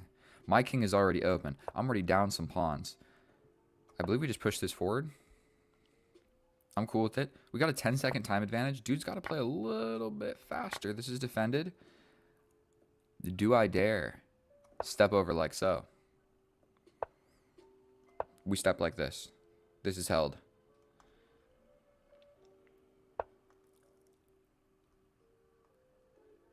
Ooh. All right, we got to step back and defend that. Okay. We're going to step back here. And I think if we trade off the queens, for one, I'm attacking this pawn. This is held. I think we're going to go here so we can step forward. We're going to take this. 6 seconds. I don't think that he's going to be able to...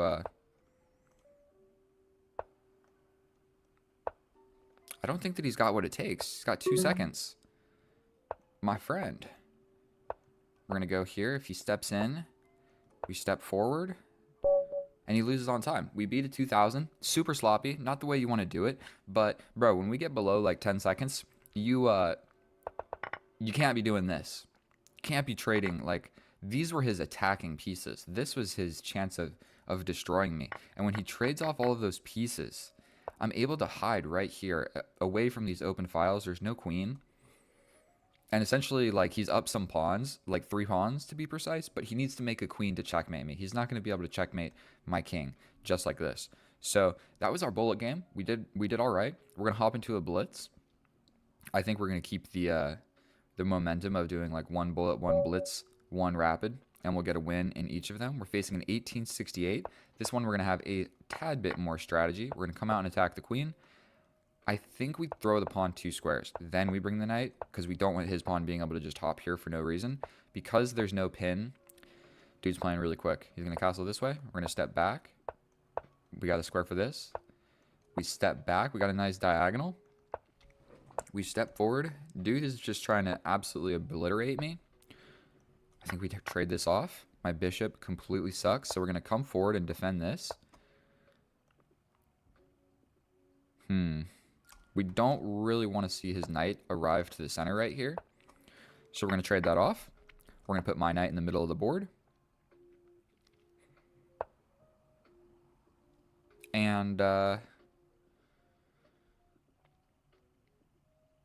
what is the route forward, my friend? Kind of like the idea of just going here. If the knight moves, we got a nice, beautiful checkmate. So we kind of want to make that knight move. You feel me?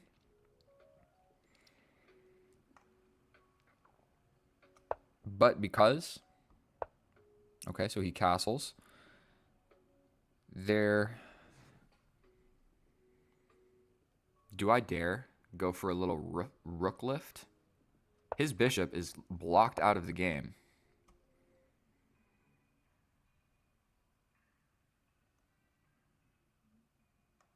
Like, if I just slide over like this, I have a lot of stuff going on for this attack. Like, I slide over, he takes, my pawn takes. I think we're going to just completely disregard what's going on over here. If he takes, we're threatening this pawn. He would have to defend, like, somehow. And I've just got my pieces. I might even swing this rook over here. So we're going to just take with the pawn.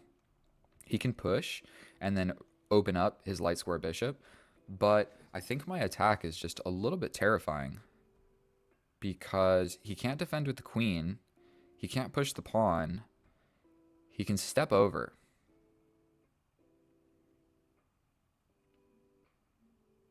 But then I sacrifice? Crazy rook sacrifice? I might launch a pawn at that point.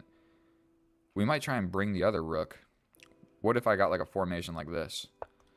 Okay, so he attacks like so. The rook sacrifice isn't going to make a whole lot of sense. He can't actually take my queen. So what if we throw this forward? Crazy move, but we're going for it. This pawn is pinned. The king needs to move. So I think we're going to take here. If he takes like this, now all of a sudden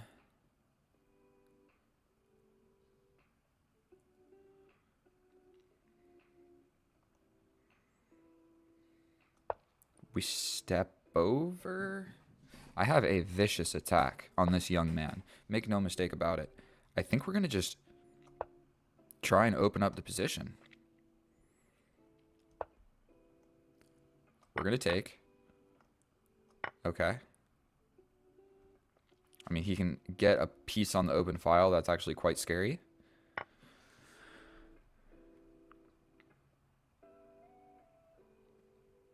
Here, here, here. Is that winning? If I go here, ugh, let's just do it. We're up a pawn.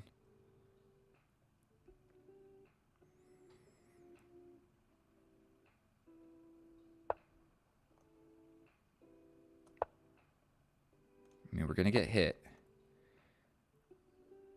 We're going to step here to maintain defensive this after he pushes this. A little tricky nonsense.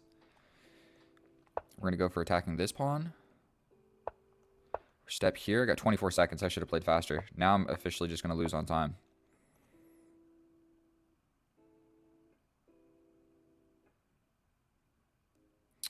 Man, 23 seconds. This was so dumb.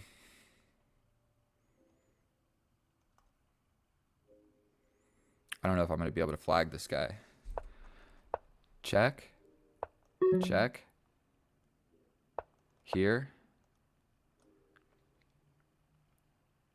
He has to do it. Okay. Okay. Check. Oh boy. Not what you want to see, but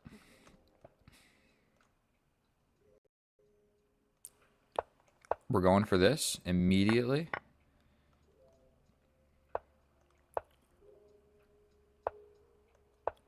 That's scary. Here, I don't know what to do. Oh boy.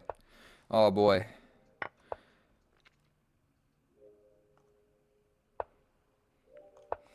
God damn it.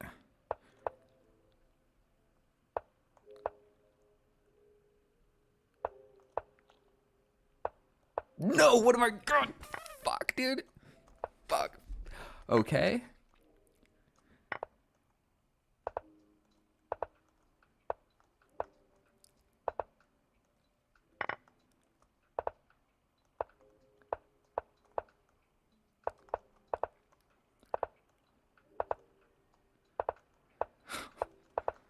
Not fun.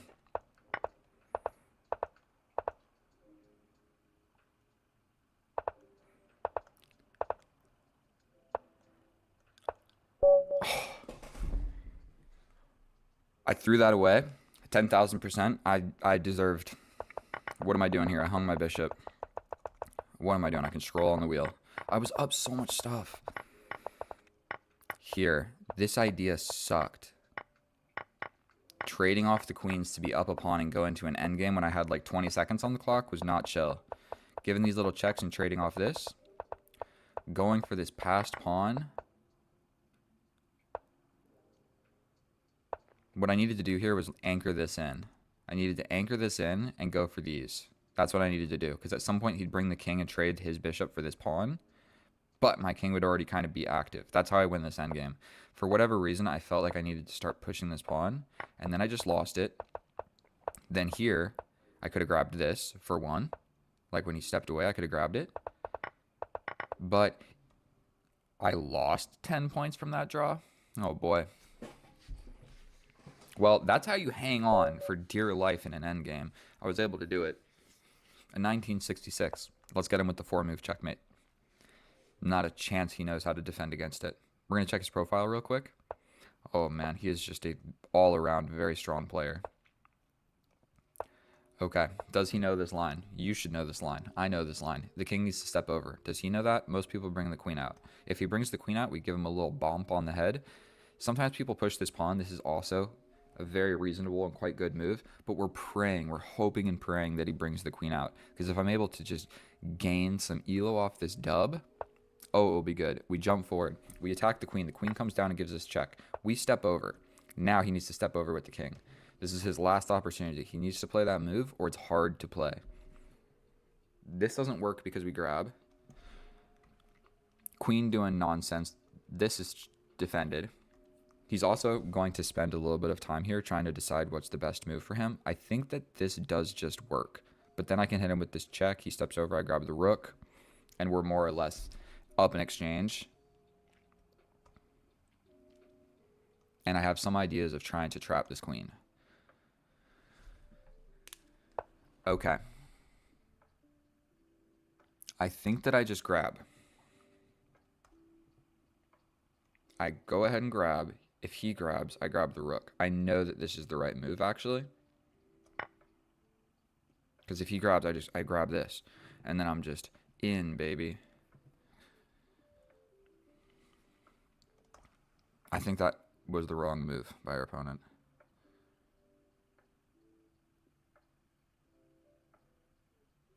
My CPA is texting me right now saying that my tax return got rejected because we did not submit whatever documents. Okay, so almost absolutely, I grab this with check.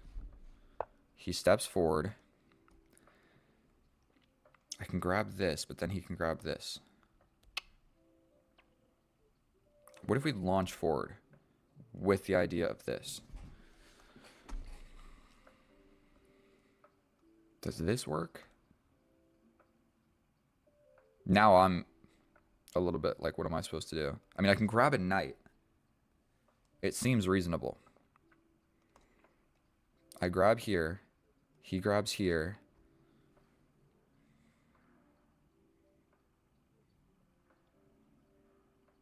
I launch this forward. I'm scared. I'm scared. I mean, I'm up a rook, but if you see, my situation is a little bit scary.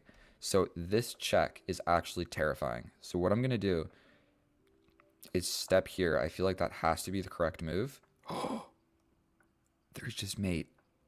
There's just mate. Plain and simple, I hung mate. Fuck. Fuck. Oh, we need to check this with the computer. How am I supposed to play this correctly? Boom, boom, boom. Yes, yes, yes, yes. And this is where my knowledge stopped. Mate and one. The whole purpose of this bishop being here was defending mate. What am I doing? What on earth am I doing? I got a +3 advantage. We then step over here. We're sort of threatening this. The knight can't move because it's pinned, essentially. He jumps in. We give a check. He hits us. We hit another check. He runs back. We can even, like... Then we grab. Makes me sad. All right, let's try another. Let's try another. 3 minutes. I completely screwed that up. That's why I'm not 2000. That's why I'm 1844 question mark. So we really just need to play a handful of games and then get to my actual rating. So I don't know anything about this opening. So we're going to go resort back to my custom opening. And today we're facing, this is an 1800. So we are literally just going with my custom opening right now. Okay. Which is like not really a custom opening. It's more of like a custom structure. My knight will now jump over here. We're going to castle this way because this open file is scary. This is being attacked quite heavily. My knight needs to go to this square anyway. And I think that his bishop is going to get a little bit blocked in. So basically I have the option. I don't want to allow this to fix his weakness.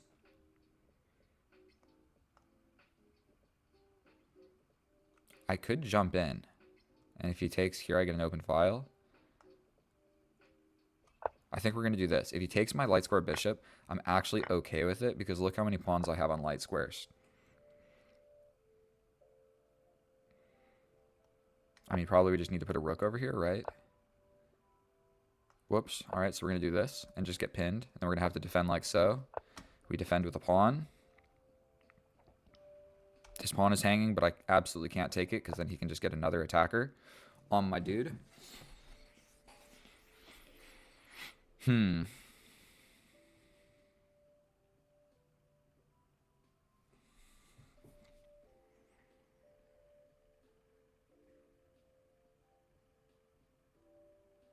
I need my other knight here.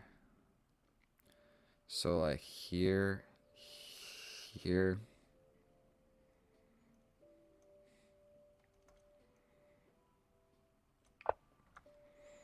I'm playing a big game of trying to get untangled. I think we're just gonna take, right?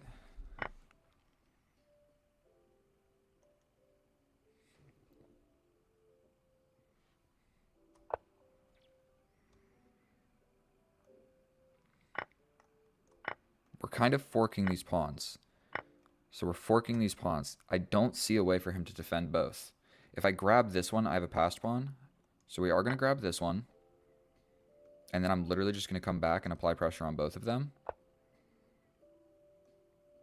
I think we're going to just not even care about this. If he pushes, then like, okay. We've got pawns on light squares. Like, yes, he can come back and attack. This one.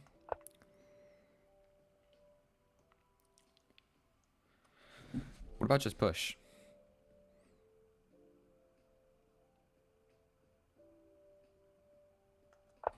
This is a pass pawn, bro. This is a pass pawn. How does he stop that?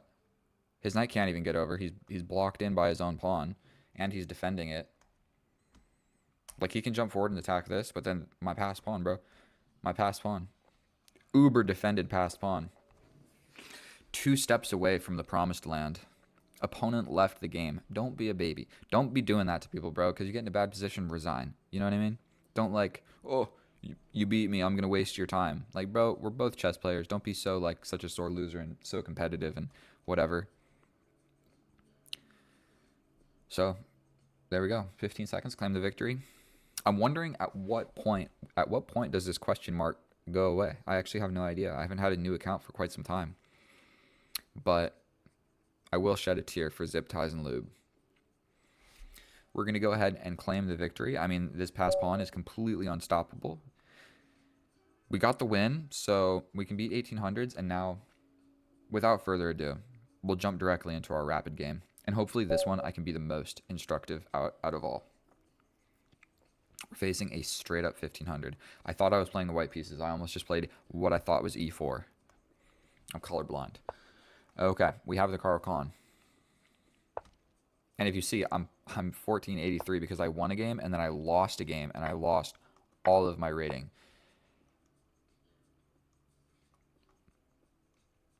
Okay. Dead serious. What am I actually supposed to do here? This is the exchange variation. I think that I do bring the bishop and push the pawn. If we see, we're going to just trade off the light square bishops. His queen is happy coming out. There is stuff like this. So I'm going to bring this knight to defend this pawn. It's generally a good idea to try and like just bring the knights out first. I'm going to be pushing this pawn like this. Pretty much regardless. And if this happens, I'm not sure. That's a strange move. So we're going to just push this. I know that I need to get my bishop out. And I want to be able to castle. And then obviously my knight is probably going here or here.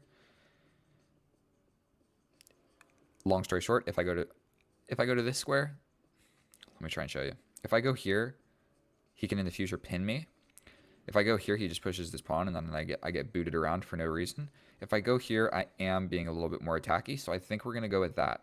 The downside of that is I can maybe get attacked by the knight. Like if the knight, I don't know how he gets there, but if the knight gets there, whatever. We're going to castle this way. We've got a completely little symmetrical but opposite structure. I think I'm going to push forward too because I just don't want to deal with anything like that. His move didn't make a lot of sense. Like, yes, he can bring his knight back there, and if his bishop comes out, he can get the bishop back, but I don't have a light square bishop to pin this knight, and the queen isn't even there anyway for the pin to make sense. So this pawn move didn't make a lot of sense. Mine, I feel like, did make a lot of sense because I'm trying to actually avoid this pin. Very reasonable move. put a rook to the semi-open file. Great move by our opponent. And now we're at the crossroads. This was like always the situation when I first got into chess, maybe when I was like 1100, where I would really struggle to think, what is the plan? Like, how do I move forward? And I didn't know what moves to make. So the truth is, you either launch an attack or you make small improving moves. And so like literally I could push my pawn over here. But because he put his rook here, I'm going to put my rook here. I know that most likely if these files open up, I want our rooks to match. Then, most likely getting my queen scooted up, potentially here would make a lot of sense. That simply attacks my pawn, so I got to do something about it. I think the idea of scooting forward like this defends the pawn, and we defended the pawn, we connected the rooks, and we set up this attack. So now the knight can't even go back there, or I will just take it with check. My arrows suck. And I've been doing these YouTube videos like 6 months. I just figured out. Let's see this. So I press control. Red arrow. Blue arrow. Check that out. Not that I'm really ever using it, but I got all my like stuff here. I got like the camera and I got the microphone. So reaching over like this and trying to actually mess with that, we're gonna just tickle this queen. Not 100% sure what's the idea, but if he scoots back, I will straight up just hit him again. Then my knight will come here and hit him again, and then my knight will arrive on this square. So if I get a pawn here, this square becomes mine, and we actually are a little bit worried about this pawn push. So I like the idea of pushing this pawn, my knight here. I have for 1 this fork, and then for 2 this square. And like, yes, you could come over here. I could ruin his pawn structure. I don't know if that's actually a great idea for me. Okay, so this is no longer an option. And essentially this side of the board is a little bit of a cluster fudge. I can put my knight in the middle of the board. If you can do that, go ahead and just do that. My knight's in the middle of the board. And he's going to have to do something about getting it not in the middle of the board. And so he has many, many different avenues. He can just come back and we trade off a piece equally. Nothing wrong with that. He can actually do a fair bit of things. If he sacrifices, that's a terrible idea. Terrible idea, I feel like. So probably this is his most stupid piece. He needs to do something with this bishop. I don't know what, but he needs to do something with this bishop to connect the rooks and activate his only undeveloped minor piece. So he just steps back. I think we're just going to take. Boom, boom. Do I want my knight here? Do I want to try and break the position over here? Like so? Whoa, whoa, whoa. If I go here.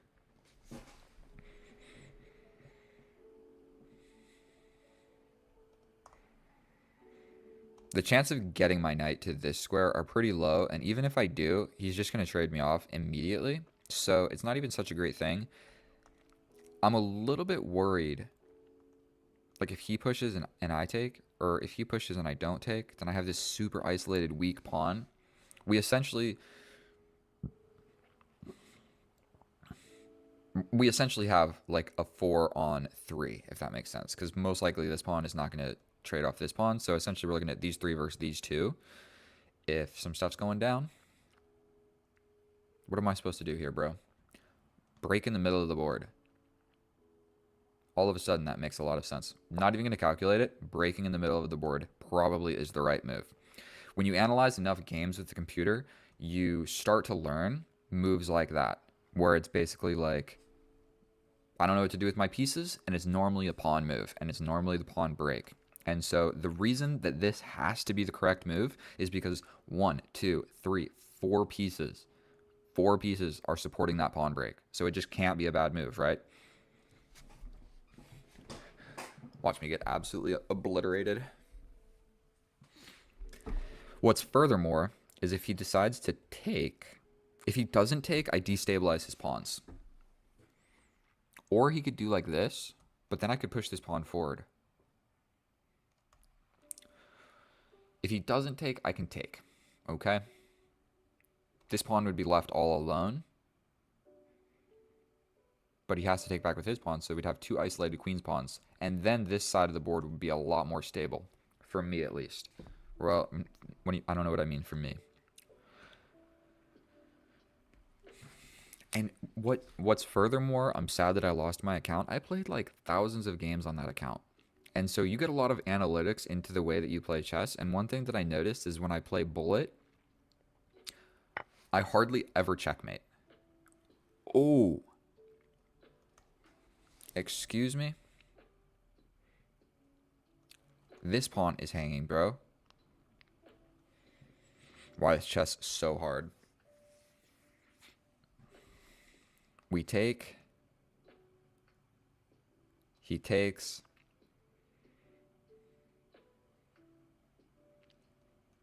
Oof. I'm going to lose a pawn. And I don't see a great way around it.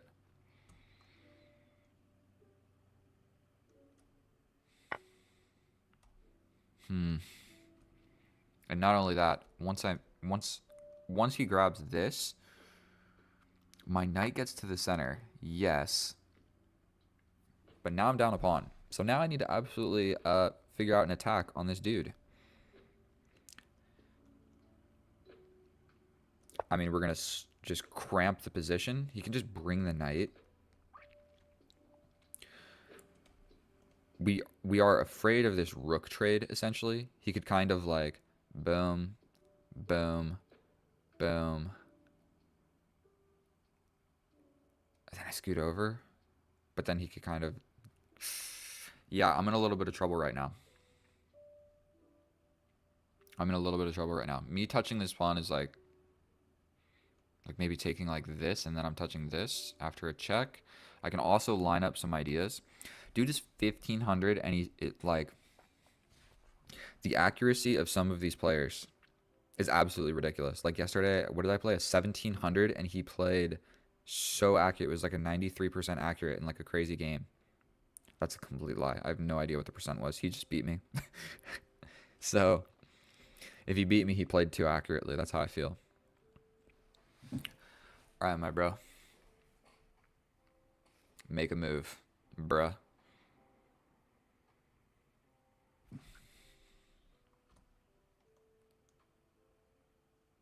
I mean, essentially, we're gonna just have that pre-moved. I wish you could still draw arrows after you do a little pre-move.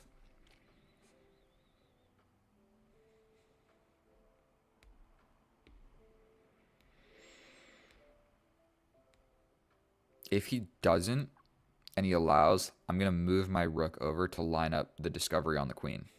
So I'll just if he doesn't trade the rooks, I'm gonna go for this. Plain and simple, we win the queen. I'm just gonna set that up with the second idea of it's like a tempo winning move. It's a pretty straightforward attack. So he'll have to do something with the queen. And you also want to maintain defending this bishop. Actually, the knight's doing a good job of that. And he doesn't trade the rooks. So that's the whole reason. Like, if I can avoid trading these rooks, I'm going to do so.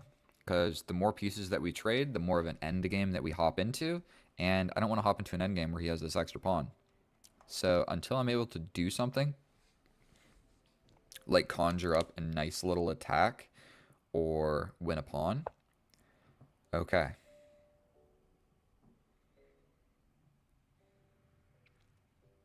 One thing to note is that rook is undefended.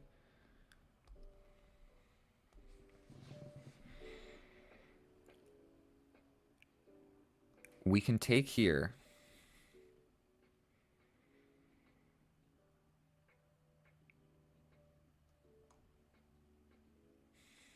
I don't think he's going to fall for this. I can take this. If he takes back with the knight, I take this with check. But if I take, he throws in this check first. Then I come in. Wait a minute. We take. If he takes my rook, I take back his rook. He probably takes like this. But then I slide in. He could trade me off. You know what? At the off chance of that this might work, if I take here, let's just do it. If he takes... Oh, that also works. Gosh darn it. I didn't even consider that. We're going to step over like this. New idea is this. with 4 minutes and 40 seconds on the clock, there's not a chance that that works. We are still very much in an end game where I need to figure out how to win. And so, arguably, his king is weaker than mine. I mean, sort of.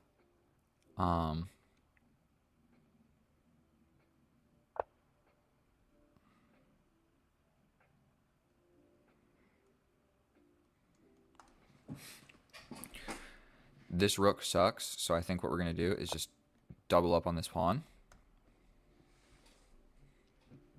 What's really important now is that I don't make any, like, small... I can't be making any blunders. I can attack that rook.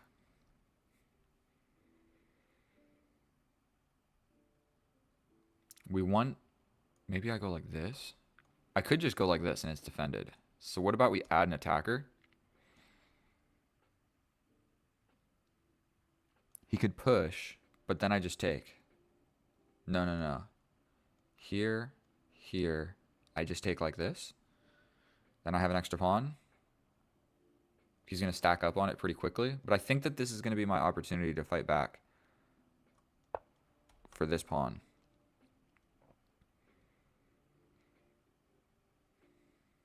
And I can reposition my bishop. Like, yes, my bishop's doing a great job over here, but having my bishop looking over here on this diagonal might actually be a good idea. So pretty plain and simple, I'm threatening this. If he takes with the rook, I take. He takes, I take. I got more attackers. So we are chilling. We have 1, 2, 3 pieces looking at this, and he only has 1, 2. So that's a very simple way of, can I capture this piece? How many pieces do you have looking at it? You need to have 1 more than whatever number they have. Okay? And it changes a little bit, like if you're attacking with your queen first. And so, like, if you see I am attacking with my queen first, so if I take and then he takes, okay, this is not a great example. Say I had to take with my queen first, it's not great because he can take with the rook, and then even if I take, he doesn't have to take back with his queen.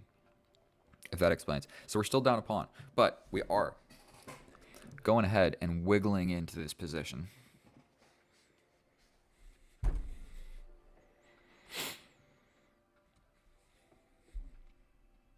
Just making a little wiggle. A little wiggle. Okay. I think for one, I can just capture.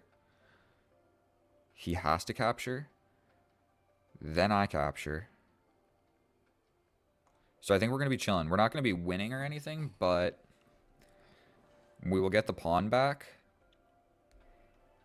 Is that what I want to do? And then we're in an end game where I'll probably be able to apply pressure to his dark pawns before he can get his knight over here to apply pressure to me. So boom, boom, boom. Let's just do it. Let's hop on into an endgame, bro. What type of endgame skills you got? I mean, we're going to do this. These guys defend each other. My bishop is ready to step back. He can't play this. I'll simply take. He can't slide in immediately to attack my pawn. I can reposition my queen to attack the rook. And all of a sudden, I like my position simply because if we trade these things off, I will have the bishop. Like, if we get rid of these queens, oof. Now the idea, do I go here and walk into a pin, or do I take with the rook? I take with the rook, because if I take like this, he simply plays this, and that's no fun for me. We take like this, and we are immediately applying pressure to this pawn. He can push, but then I slide behind this one, and if he takes, I take, and we will be attacking this at the end of the day.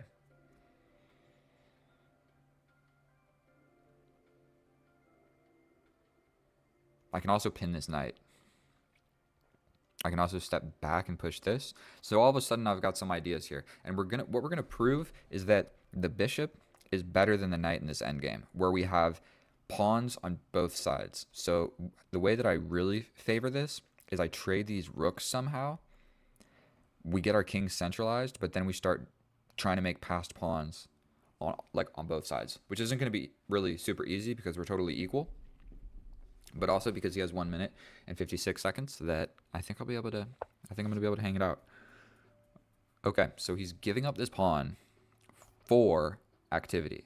So I'm going to step back, allow this check. I'll step up. If he goes behind this, I grab this with defending. Okay? So that idea, I'm not 100% sure that it works. I can also just push forward and solidify the bishop. Is that what I want to do here?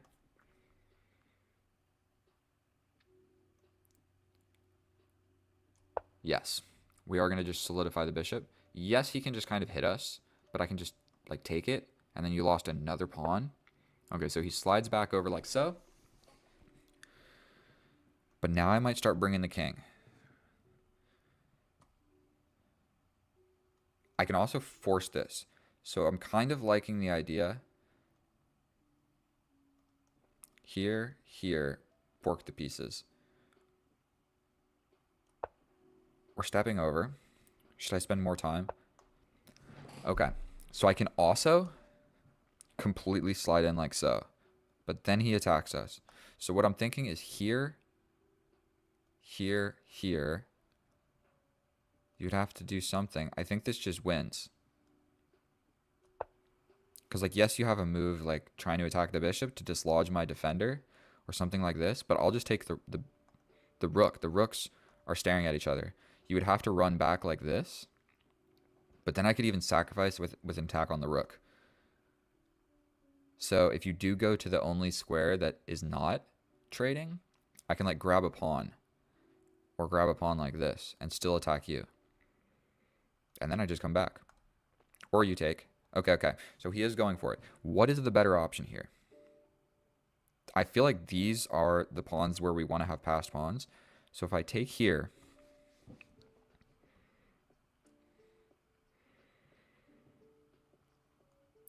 if he takes my rook, I just take his rook. He jumps in, or he jumps in. Either or, I think that I'm chilling, and I can even fork him if we do something like this. So I like the idea of this. If I take, and he tries to, like, run away, we just apply pressure. So I think that this discovery is going to work.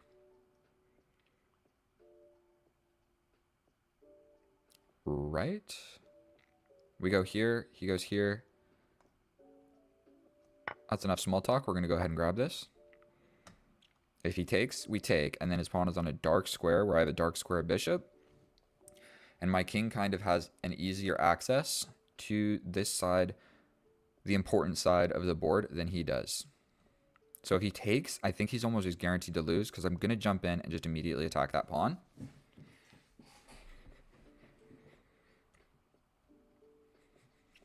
And if he tries something else... Okay. Okay.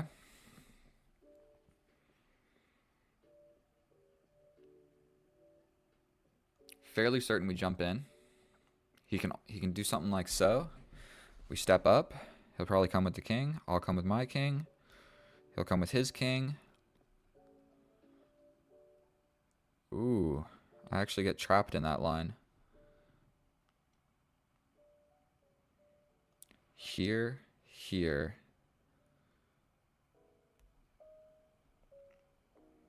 Here, here. Here, here. And then am I really just trapped? Oof. Don't want to spend too much time on this. I can also straight up just push. I can threaten this dude immediately. Like threaten the knight. Once the knight goes here, then I come in. That might make sense. Like he's coming like so. He can jump like this. Here, here, here. Mine comes with check, I believe. And I can sacrifice. So if I push here, if he takes...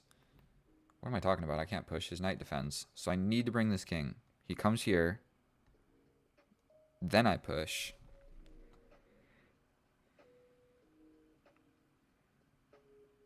If he takes here, I take here. He takes here. What am I doing?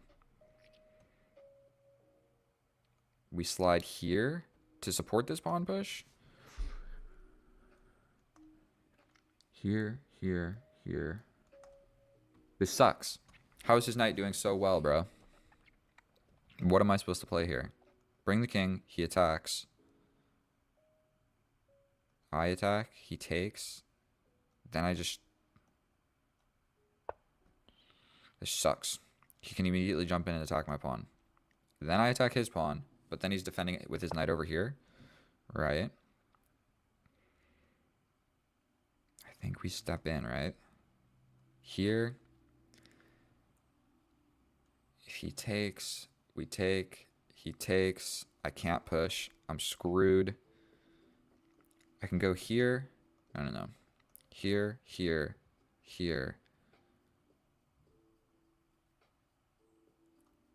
It's not gonna work. Here, here, here. He can jump back and attack this. Bro, is his knight really just gonna mop me up? This is unbelievable. Because I can't push. Oh my god.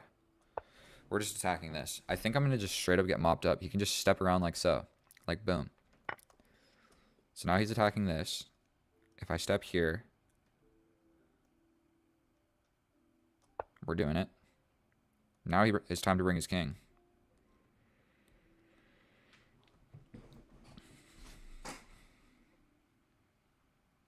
I'm going to step up like so. He brings his king. I step up.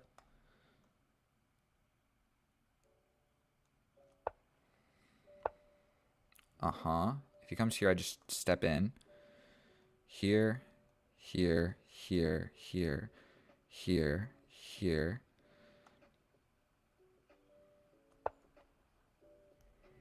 He touches, but I'm stepping back. This gosh darn bishop better start being a little bit more fancy. We can go like so.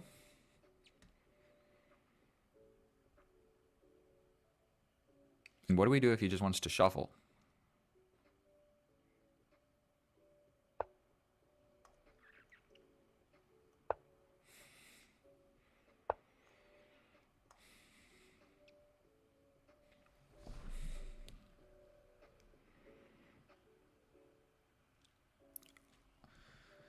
I don't want a draw, bro.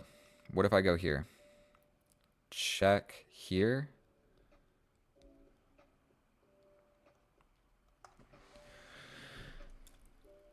Let's do it. 18 seconds on the clock. We are straight up. We are straight up just gonna try and finagle this. I don't know if it's possible. And I can't make his king move actually either. But I don't want to draw. Not against a 15-36. Are you kidding me? We're playing into an endgame. Someone's blundering. And it's not me. I'm winning this gosh darn game for you guys. 35 seconds. We're going to see what it takes. Can I touch this guy and just get him not active?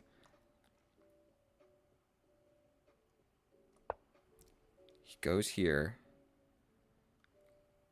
If I step here, here, here.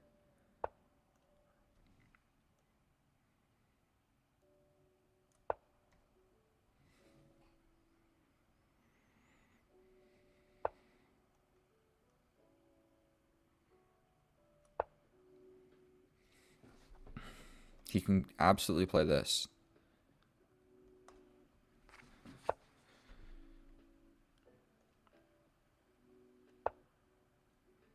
We attack this pawn.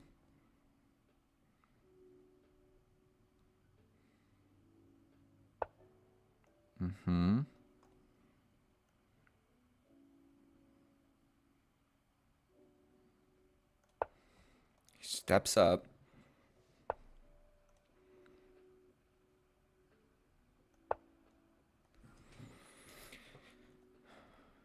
This, he just pushes, but then I push, then he pushes.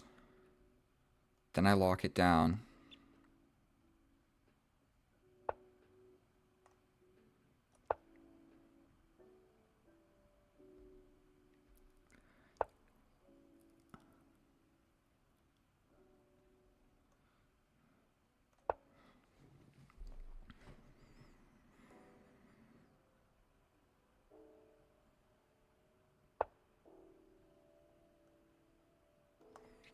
We're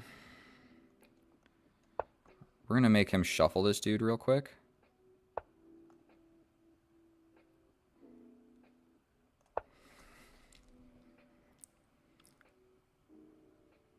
jumps here. What if I step up? I think we're going for it.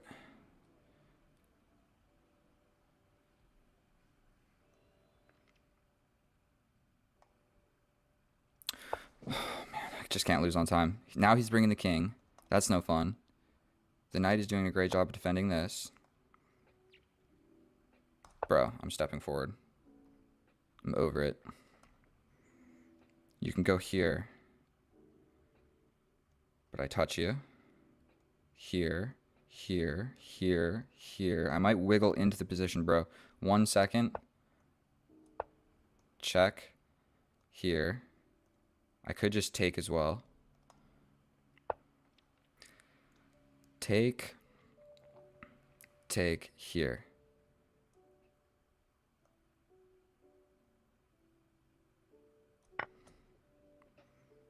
Take in.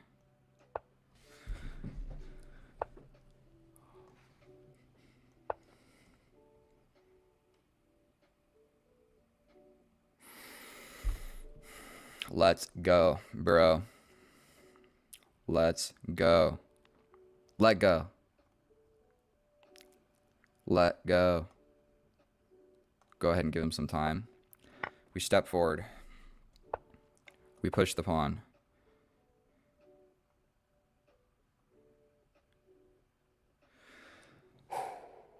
My heart is pounding.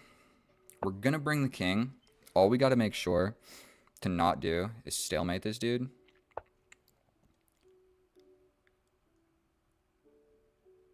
I mean, we're just going to push. He can go here. I don't know my king and pawn endgames the way that I should.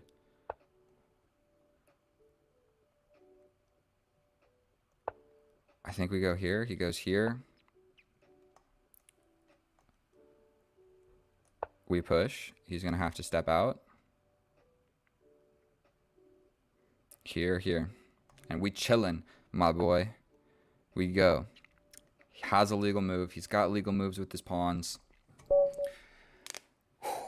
And we get it. And sometimes you got to just take a deep breath and say, I'm not letting a 1536 beat me.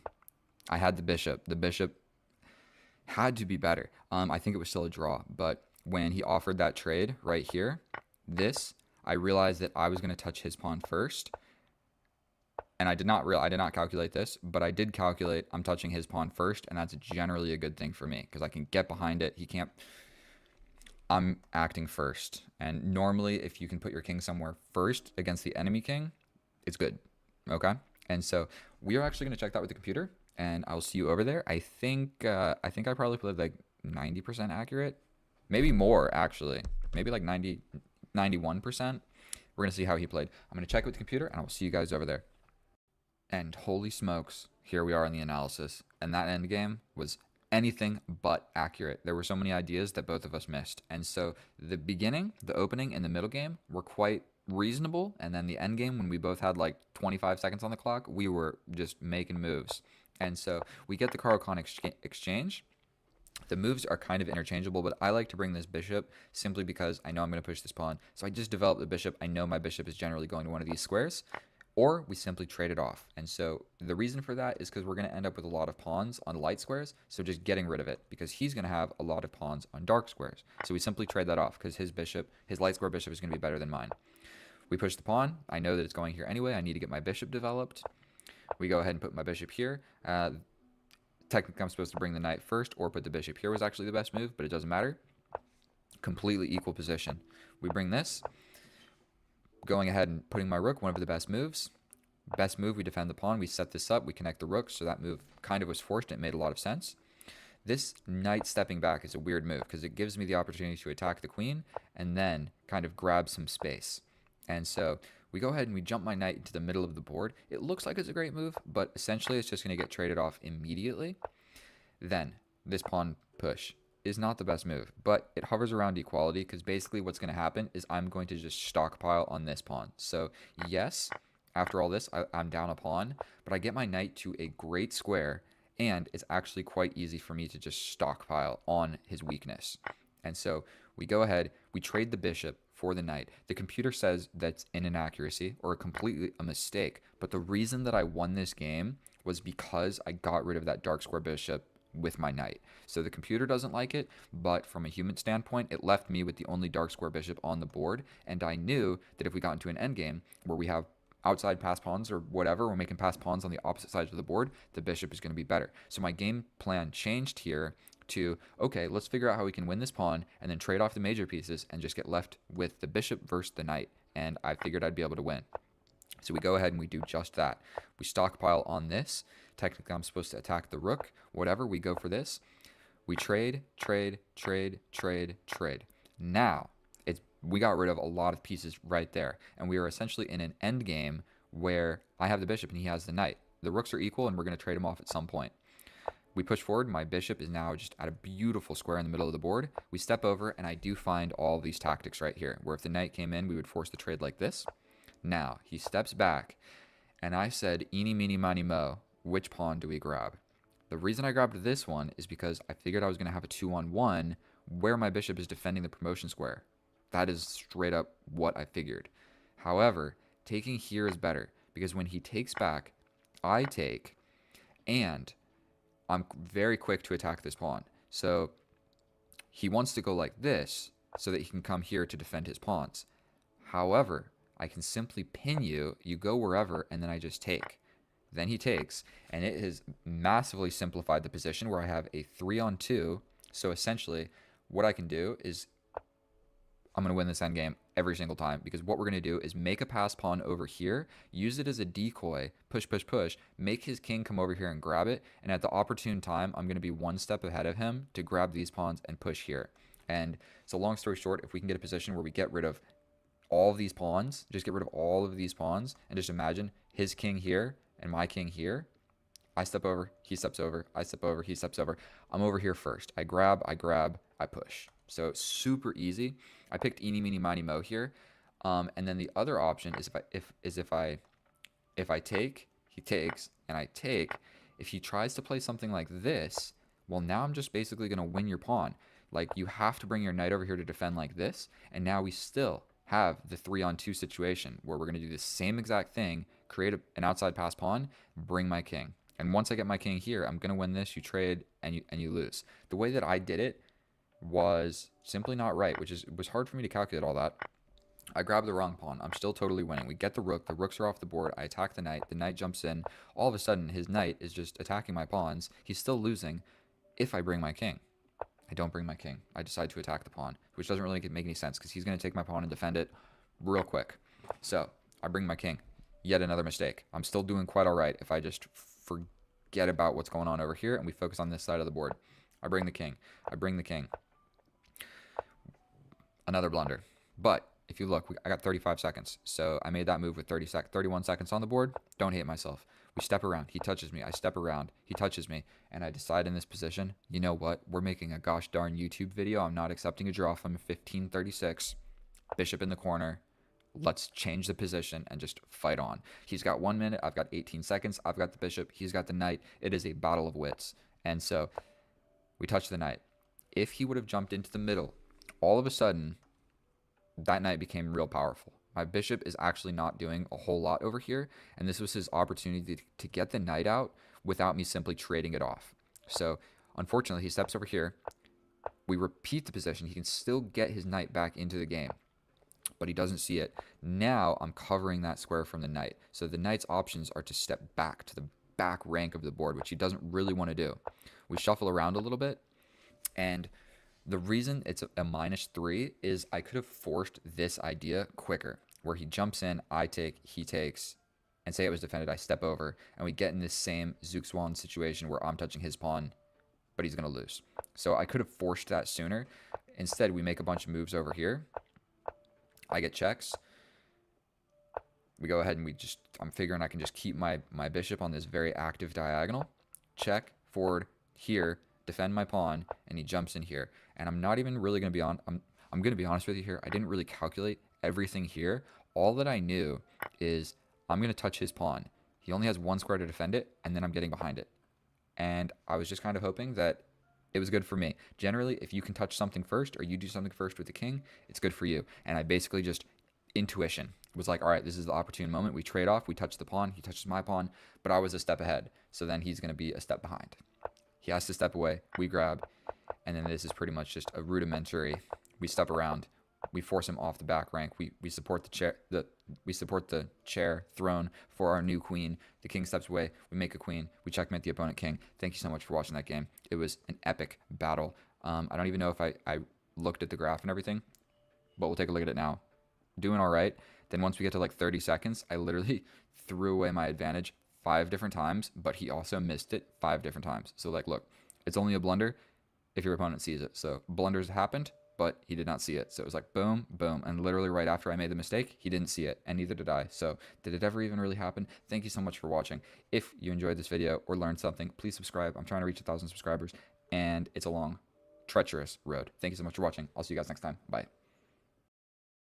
Oh, hello and welcome back. Thank you so much for clicking on my video. We're back at it again with another epic and educational day of chess. Today we are facing Jesus himself, a 2,000 question mark, and his other ratings are quite low. He's played 250 games, so that's a fair bit of games. We're playing c6 because that's what we play every gosh darn time. We're gonna just go for this, and you know what? We're gonna close the pawn pyramid, and already on move whatever. I'm not 1,000% versed with this opening, but I'm confident that it's gonna work out. And I think the longer you play chess, the more openings just make sense. And so like, I don't know if I've had this exact position. I believe actually I have. Normally this pawn has done something, but we're going to just go for this pawn break. It makes a lot of sense to me. If he takes, I develop the bishop. If he doesn't take, I have the natural developing square for my knight. And so he has this check, which I can defend like this. It's a little bit sketchy, but it will... Wait a minute. I defend with the queen. What am I talking about? I defend this. I threaten the queen. Oh, dear Lord. He's trying to get fancy. I think I can shut the door on the queen first, because this check is really what seems to be the risky business in the situation. So I can shut the door on this queen and then capture back at will. And so I think we are going to just go ahead and do that. My natural knight for the natural developing square. So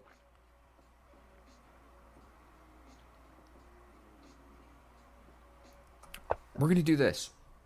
Could he sacrifice the knight for activity? I don't know. Things could get a little bit complicated. And this is about the point of the game. The point of the game where we start the rigmarole and we see who's the better chess player. Because we've got no more opening theory. I'm booked out. Completely booked out. And so is our opponent. Because look at this pawn attacking his queen. He doesn't know what to do. He's frizzly frazzled. Does he step back or does he try and get fancy with it? That would be the only option. Okay.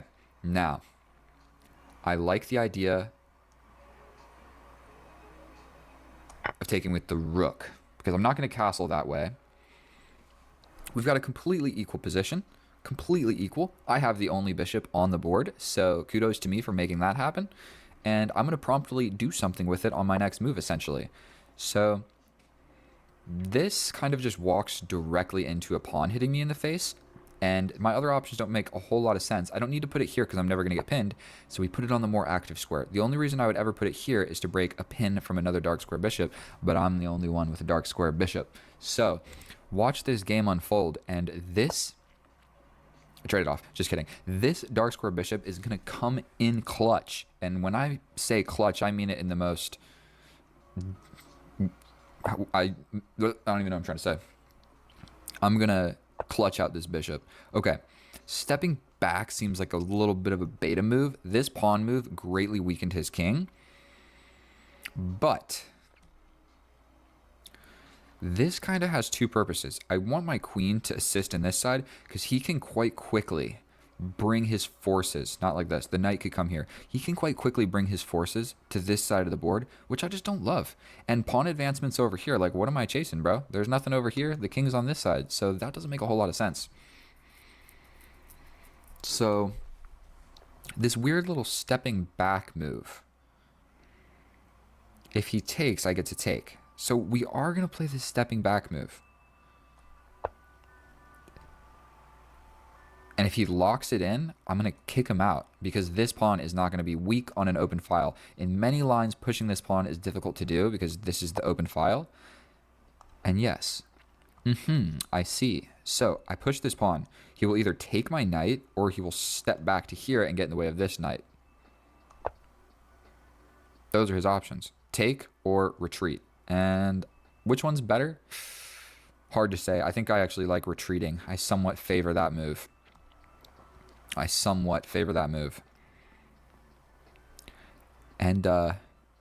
we're in the thick of it. We're in the thick of it, boys. And my one female viewer that I'm not even gonna kid myself. Like 1% of my viewership is female, by the way. If there's a girl watching this, go ahead and send me your Instagram or whatever. But in the case, I get like 100 views a video. 1% of that is females of my entire time making videos. So the probability of a female watching this video, it's just us, boys. It's just us, and we're just moving horses and bishops around the board. I like the idea of this. Immediately apply pressure to this pawn.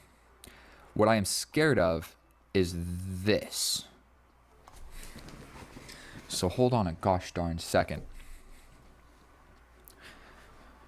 Luckily, all these pawns are on light squares, so my dark square bishop is the best bishop on the board by far. So what should I do? Scoot over with the queen. I feel like an attack is kind of brewing. This side of the board is like frozen. So you know what?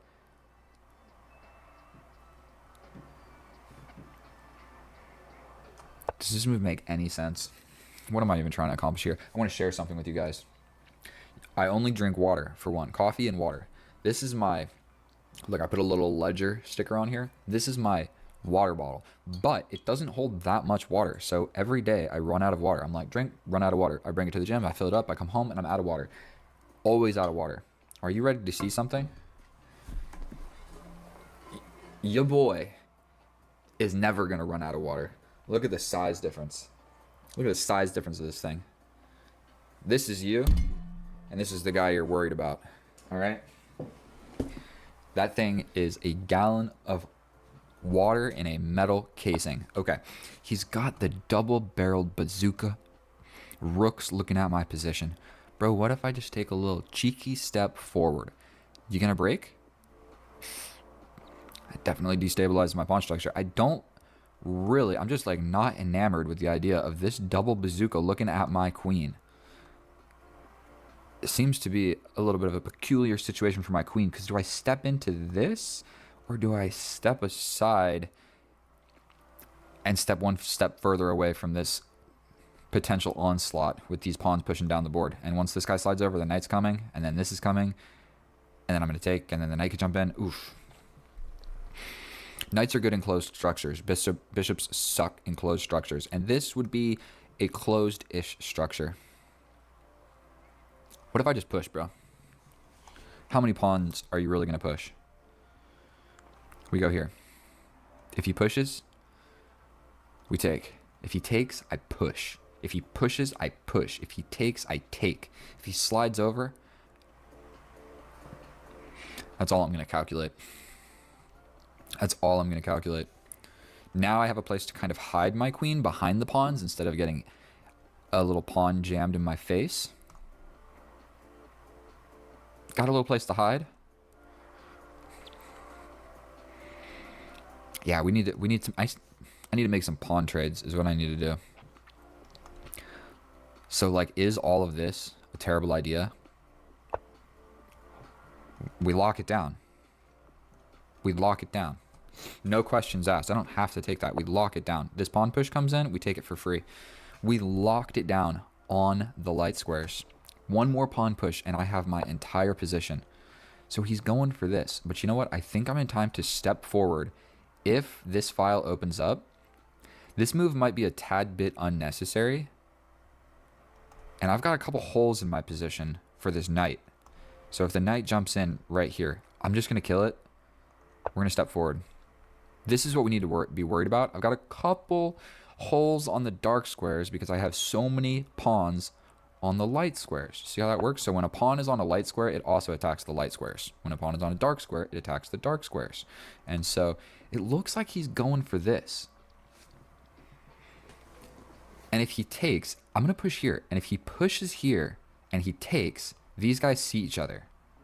If he pushes, and that's already there. So if I go boom, boom, and he hits me with a check, yes, I have to do something with my king like this. And it's really, really slow. Like I push, you know what? Did that just happen? If I lose the game now, we get to blame it on that. I made a mouse slip. We blame the mouse slip. Does it even change anything? The position is still more or less the same. Obviously I meant to go here to address the file opening with my super uber duper defended rook. And this rook is doing a great job defending this pawn. Unfortunately, I don't think anything is ever going to be attacking this pawn. So this rook needs to get a new job, such as boom, or like trading here and then being the rook over here once this one dies. Okay. That's a little bit spooky. I'm still quite content with my calculation here. Boom. So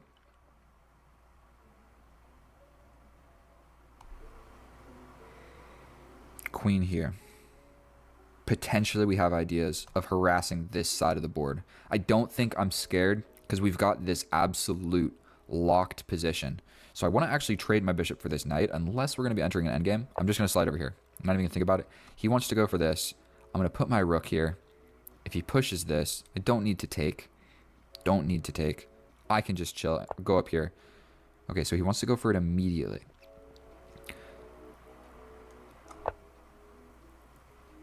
So we're doing this.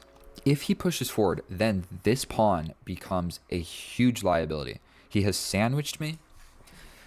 Absolutely, not even a sandwich. He has turned me into a panini. But take, take.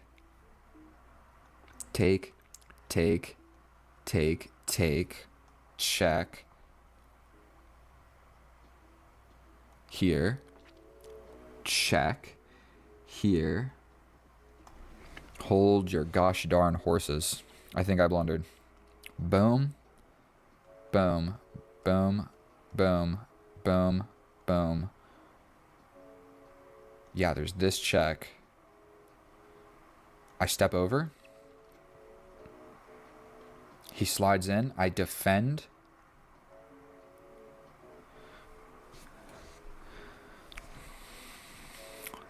We lock it down on this side of the board, just doing absolutely nothing. Oh boy, I'm a little bit scared. What do I play here? Do I bring my other rook over here? Really kind of hoping he plays this. I might just move my rook here, because in some lines my queen might be hanging. So here, here, here. Boom, boom, boom, boom. Check. I step over here so that this isn't a check. I slide over. If he takes, I take. And then we begin. So I am kind of just wasting a move here. But I think the key of this is once all of this happens and the queen slides over. So boom. Boom. Please let my calculation skills be somewhat decent. I can, for two, I can just block. And then we hop into an endgame.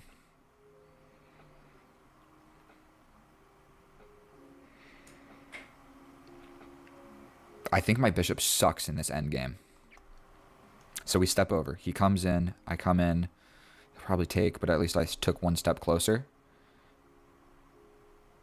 We step here. He comes in. I come over. Going for this. I would prefer that if all of this happens, my king is here on g7 instead of h7. Is my logic here. So if I just slid over and he took, my king would be over here, and then I would have to play another move to be here. And it looks like we're going to have ourselves an absolute endgame, complete endgame battle, where, Yeah, so he slides in. I have to play this. Not a whole lot of other options. Jesus is just absolutely displaying terrific, terrific chess skills. I don't know if there was any moment in this game where I was actually winning. I think it's just been equal or I'm losing the entire time. And so that's what happens. The rigmarole, bro. So he steps up. You want to keep the queens on the board now, do you?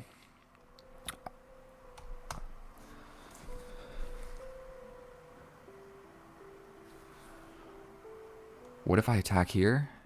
And we let this happen and we go into a queen endgame? That locks your pawn.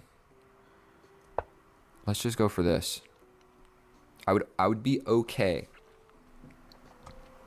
with a trade occurring, actually, because I think his knight, believe it or not, is better. Like if his knight gets to this square and I'm not able to trade it off, I'm actually in a little bit of trouble. So if I can just kill the knight, the only benefit is if he pushes this. But the only time that my dark square bishop is a good bishop is if I get behind the pawns. And that is just looking like an impossible challenge. I can't do it over here. I can't do it here. I can't do it here. So yeah.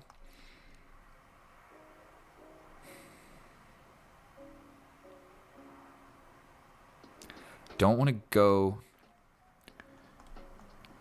We're going over here. If this pawn push comes, we jump forward. If he trades, I take. And then him bringing the knight might be hard because I do cover a lot of these squares. My bishop sucks, but I don't hate him. Please jump in like this. Who is even winning this endgame? I'm pretty sure it's just a draw, if anything.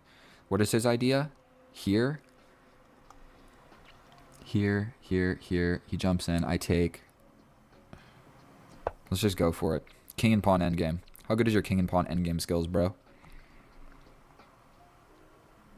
Because I got my bishop, bro. Your knight, I'm killing it. And sort of ruining your pawn. Yeah, ruining your pawn structures. You could, however you take, you are weakening something in the position. So I don't know if he really wants to do that. He could step in. But by golly. If he chooses to do so, I step forward. Now would you look at that? We do this. If he takes, I take. He has no great way of attacking it. I push, I'm defending, and I'm ready to push and sneak behind. So what we're going to do is have a little Mexican standoff with the queens looking at each other right now. The kings touching. Is this my time to shine? I step forward. This is the square. This is the square I want my queen to be on. Just like he wanted his queen there. All right, maybe I shouldn't demonstrate this. You jump in. I hit you with a check first. Oh. Okay. Now I kind of like the idea.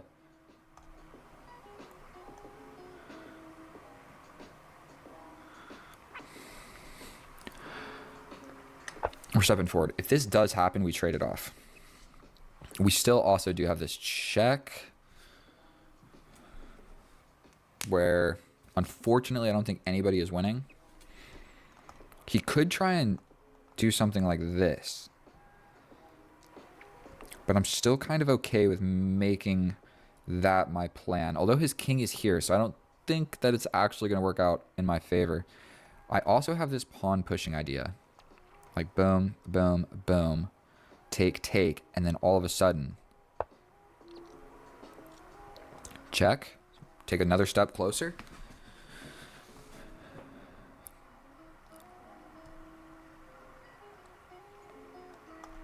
We step in. Here, here, here. Launch. He can just push. I launch. We're giving this check.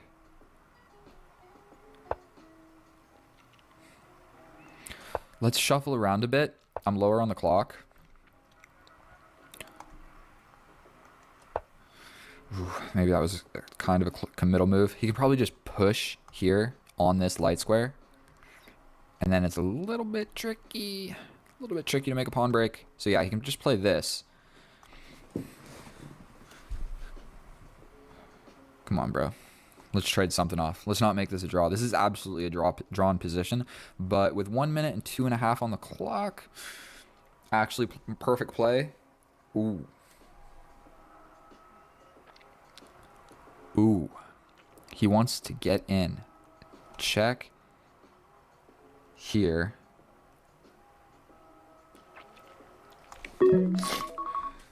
Sorry, that was my alarm. Bro, I do not want to run away. Check here. And what am I doing? Stepping here? I don't have any checks. I don't have anything. I can't take... He launches in. Boom, boom. 35 seconds. What do I do here? Do I slide back and just play uber defense here? I can defend like this. Sliding over here. This. This. This. I mean, I'm pretty much going to have to do this, but we don't like this. So we're sliding over with the queen. 23 seconds. What am I doing? What in tarnation am I doing?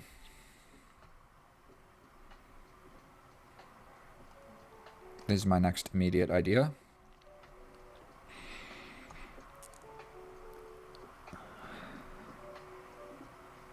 We're stepping the king over. Looking like he's also got this. So if I was to step here, he's got... We step in like this.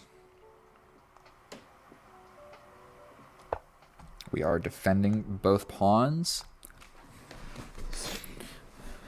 He's got this check, but now the queens don't see each other, so it's less scary. I will still have to trade this off.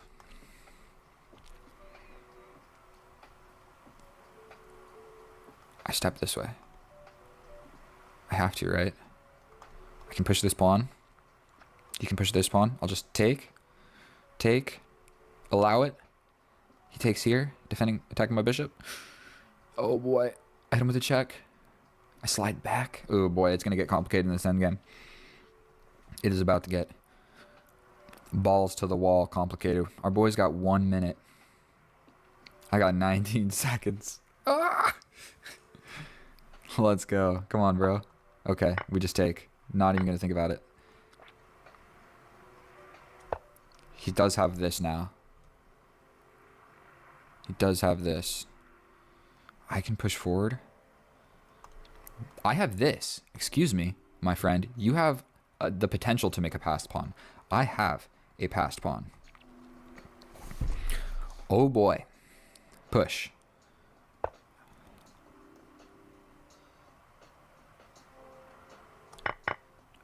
Push. Here, here, here, here. Bro, I pushed my pass pawn. Whoa, why did I take so long thinking about that? That was obviously the move that needed to be played for me. He can go here, but I take. The check is defended. I will take that. He goes here. You're going to have a hard time stopping my little pawn, bro. We step forward.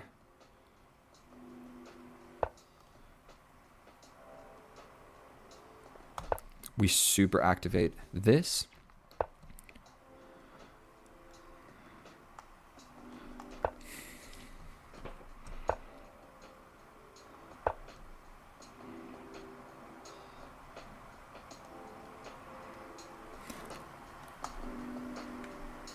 I'm literally going to run in on these light squares.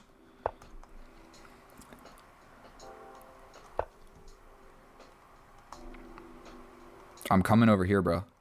I am not afraid. I am afraid, but I'm going to pretend like I'm not. If he takes, he loses, I believe. If he goes back, I step here. He can push and go for the potential. He can make a pass pawn over here. And if my king is all the way up here, I'm not really going to stop it, but I think that I'm just winning. My stuff is pretty advanced. Here, here, here. Here, here. I'm going for this. Take, take. Take, take. Here. What am I doing? I was supposed to do that. Here, here. Yeah, yeah, yeah. Here. That's a wrap. Queen is coming. That's with check. And I'm going to be honest with you, in this position, my straight up strategy, probably here, check. He comes back up, and then I mop up these pawns with check. No funny business. We get rid of the pawns, and we're good to go. Now, that was a lot of fun to play. Right here, this pawn break, you got the potential to make a passed pawn. You got a 2-on-1. I got a defended passed pawn supported by my queen. So absolutely that was a blunder. Once he allowed that into the position, jumping in with the knight and letting me vanquish that knight to yet again ruin your pawn structure in some sort of way was not the move. Like, after this, he potentially just locks us down and nullifies my bishop, but you jump back and you like figure out how to defend this square with your knight. That's what he needed to do, because this pawn is more scarier than these two pawns. So either way, we are going to check how accurate that actually was. Let's check with the computer. That was absolutely a terrific game. Thank you so much for watching, and we're gonna check with the computer, guess the analysis. I think that I played. Let's run through it real quick. I think, by golly, 95%. 95%. That's my guess. Let's go to the analysis together.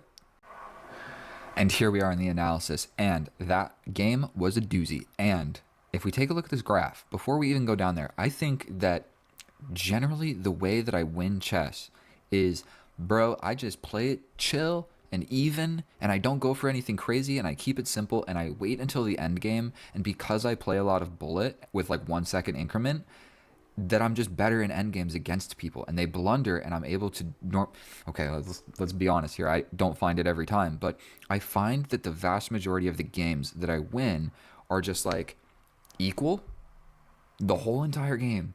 20 minutes into the game, once we get down to like 1 minute each, they blunder and I find it, or something of the sort like that happens. And I'm not sure, is that like how you're supposed to play chess and get better at chess? I want to learn how to attack and sacrifice, okay? But I win a lot of games just by playing chill, and that is an excellent example. Like, there was really no opportunity for me to get an advantage until the end game.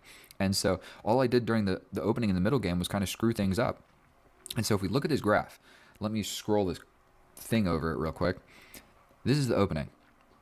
Completely even. We go into the middle game. Completely even. It fluctuates tiny. Then I even had a -1. I had a -2 right here, but he needed to find the correct continuation, which actually wasn't hard to find. He didn't find it, and then that advantage slips away. It goes back to equality, and then all the way here, when we both had less than 30 seconds, is when he makes the blunder, and I finally get an advantage. I threw it back to equal, but whatever.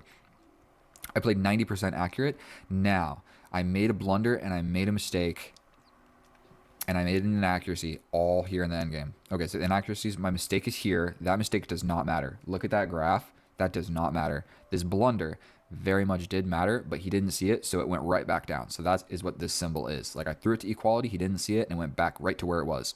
And so, without further ado, let's just hop on into this. And so, we have this position. I'm not even sure what you call this one. Maybe I should pull the thingy up to the side. Whatever it is, what it is. We get in here. It's not the Caro-Kann, but it is my sort of Caro-Kann structure, all right? I understand it. So, we're about to put a lot of pawns on light squares. So, as you saw in the game, I had literally like every pawn on light squares. So we do just that. Boom. We have a lot of pawns on light squares. Then, I spoke so highly of this pawn break. Wasn't that great. He just simply trades, and I play the best move. What we're worried about here is this check. And then what we're worried about furthermore is this check coming with attacking this pawn and this pawn. Getting rid of this knight gets rid of a lot of stuff that's important, and this knight is about to jump in. So now I let the computer think about it for too long, and I look stupid, but this move made a lot of sense. It just shuts the queen out. The queen's got to step back, then we capture back. I captured with the rook because this seems like what we're going to be doing here, like boom, boom, and then we trade here, and then it's defending here. I don't think that this pawn is going to be the one that needs to be supported. I think this one is. Really, I think this one's going to die, and this one will replace it, and that's where it's going to be defended. So sometimes it didn't really all that matter that much. Now, this is about the moment where I spoke and I mentioned, I have the only dark square bishop on the board. My dark square bishop literally did nothing for the entirety of the game. Did nothing other than like make one wiggling around move and then die for a knight. And so early in the game, I was like, I'm not going to sacrifice my bishop for the knight. And then by the end game, I was dying to have this same exact situation so I could kill the knight. So we step back. It's not a terrible move, but it is a terrible move because I was supposed to step over here. Either way, if you see in the top corner, it's completely equal. He trades, I step forward. I'm supposed to break in the middle, but this is one of my weaknesses. I don't break in the middle. I don't do it. I'm supposed to push pawns, and I always am moving pieces.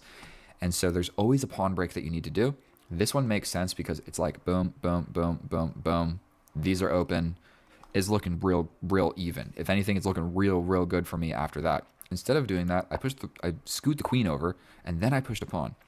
Still totally equal. So all these moves, it's not like they're blunders. Like, even though that this is an inaccuracy, it's still equal. So it doesn't even matter. Then we lock it down.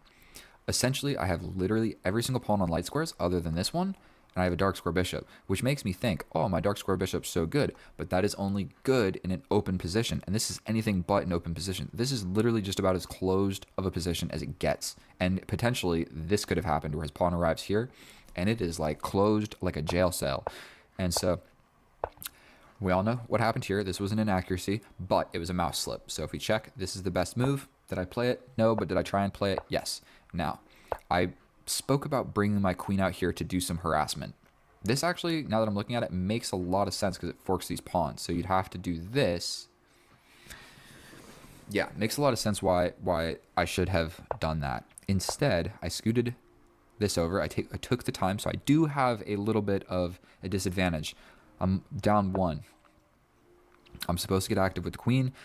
If I wasn't going to get active with queen, then going here made a lot more sense. So the bishop at least defended me. Here I'm undefended. So I scoot the rook over to defend the queen. But if I was going to leave my queen back here, I could have just gone here, and it kind of served the same purpose. What we're doing is looking at the back rank with ideas of going in. None of that happened. We trade. Then this is the moment. This is our opponent's biggest moment in the game, in my opinion. He could have locked his bishop on my side of the board. The same thing that I was doing here with the queen, where it was like, all right, take me on my terms. He could have done the same thing with the rook. And I'm going to let you know, if he put the rook here, then we have a very different situation because my king is guarded to this rook. My other rook is guarded to this rook. I can't really very well move, or he's got this check to win my queen. And it just gets real spicy real quick. And his knight can get in quite easily. I would have to trade off, but then even then I'm not sure it's great because it would just open up more squares. If he played this move, I think he would have won the game. Instead, he traded everything off and it went straight back to equality. And one more thing, like if he goes here and I take, then he hits me with a check with a passed pawn. I have to step over. This is super weak. My king is what's blockading the pawn, so that's never what you want to do because definitely not with a lot of pieces. If it's just pawns, it's all right. But okay, so if we look at the example, +2 here. He didn't do any of the right stuff. Didn't do any of the right stuff. Check. I step over. I come back, defend the pawn. I slide in here. I don't know if this move made any sense, but we slide back to the best. It's equal. It's completely equal. He's got 4 minutes. I've got 2 minutes. Now, same idea. Now, it's like, all right, well, if you're going to take me, you're going to give me this passed pawn, and my king is pretty close to figuring some good stuff out with that. So I scoot my king to the middle. I don't hate it. I scoot in with a check. I'm supposed to take, but I know that if I take, it's a draw.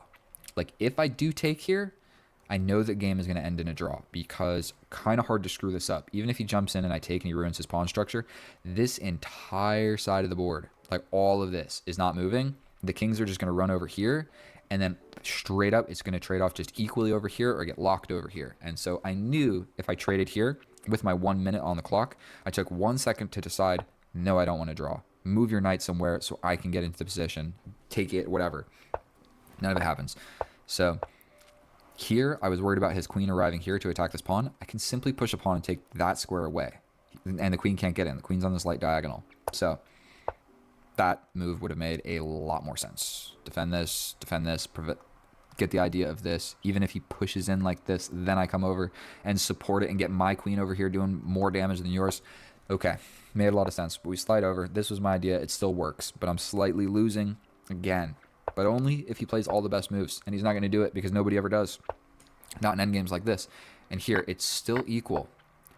But He gave me the passed pawn. And I, straight up with you, did not even realize it.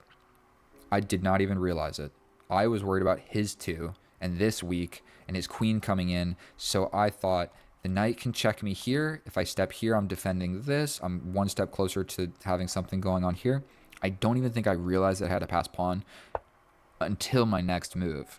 Now I realize I have a passed pawn. What he was supposed to do is there's really 2 different ways, but either way, he can jump here, then go here, or he can jump here, get attacked, and then go here and defend it and go like this. And so there's probably even another way. You could probably go this way, and then this way. Yeah, so there's 3 different ways that would work to get his knight on any one of these 3 squares. Any one of them works, whatever. He jumps in and I kill that knight. And you do not want to trade the knight because the knight's job was to get in front of this pawn. Because I'm going to let you know this king is not doing it. And this queen is having a real hard time getting behind. So he has to take back. And then I push. He goes back with the queen. I push. My pawn is now 1 square away. Active with the queen. I'm eyeing this. I'm eyeing this. I'm protecting this. And now the best way to win was to push this, because if he takes, I can take this with check. If he steps here, I can just harass him. And I got that pawn, so I'm chilling. But it opened up the position. He's got ideas. And so bringing the king was simpler. He could have locked it down like this, and then it would have been hard for me to get in. Yes. Did I see that? No. But I could give him a check. If he steps over, I hit him with this, and it's another check. Then he wins the pawn, then I trade the queens. I'm going to win. So, did I see that? No. I did not. Absolutely, I did not. We step in. Now, my queen is undefended. What would defend my queen quite wonderfully? Another queen. So they're seeing each other. Obviously, that's the best move. But, unfortunately, I'm not that good at chess. I had 13 seconds. So, I step forward. I think, okay, this is a passed pawn. It's defended. I want my king to come this way and support it like that. That was the whole idea. Now, it went from mate in 15 to still -6 for our opponent. So that's a mistake, but it does not matter because I'm going to win one way or another. So, yet again, now I can do it forcefully. I don't know what made me think that this pawn was blockaded, or like, I don't know what I thought here. All I thought was, I want my king here to red carpet technique is what I wanted. And I wasn't accepting it any other way. I got my king here. We got the red carpet. My pawn is going to promote. I don't know why I think that every pawn needs to be promoted like that. Whatever. Sometimes it really just is that easy, bro. Like, I don't have to come in here and trade things. So just push. Just push. I don't know how I didn't see it. Whatever. I can also deep freeze these guys with 1 pawn. So he has two pawns that can create a passer, but I can just launch forward. And you can't really push this, or I just take. And then it's kind of equal, essentially. Either way. In this position, our opponent ran out of time, or he resigned. He did resign, but it's over. What I'm going to do is check. Wherever you go, I'm taking this. Wherever you go, I'm taking this. Then I'm bringing my king or my queen, and I'm taking these. I'm taking this. I'm just kidding. I would probably just make a new queen or checkmate with these guys, or I'd still make the game, and it would end, and you guys would have never saw it because I wouldn't post that. So if you made it this far, thank you so much. If this is your first time seeing one of my videos, let me know how you like it. Leave it in the comments.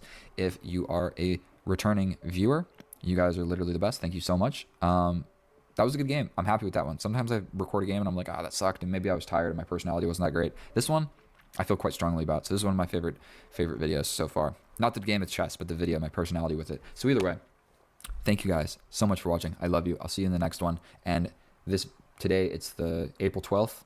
This probably won't even post until like April 20th or something. So thank you so much. Get out of here. I love you. Oh, hello, and thank you so much for clicking on my video. We're back at it again with some more epic chess. And in today's video, what we're going to do is what we always do. Destroy somebody in a rapid game of chess. Today, we're going to do it on chess.com. Once the game is over, we're going to bring it over to Lee Chess, and we're going to do the analysis over there because I think that it's better.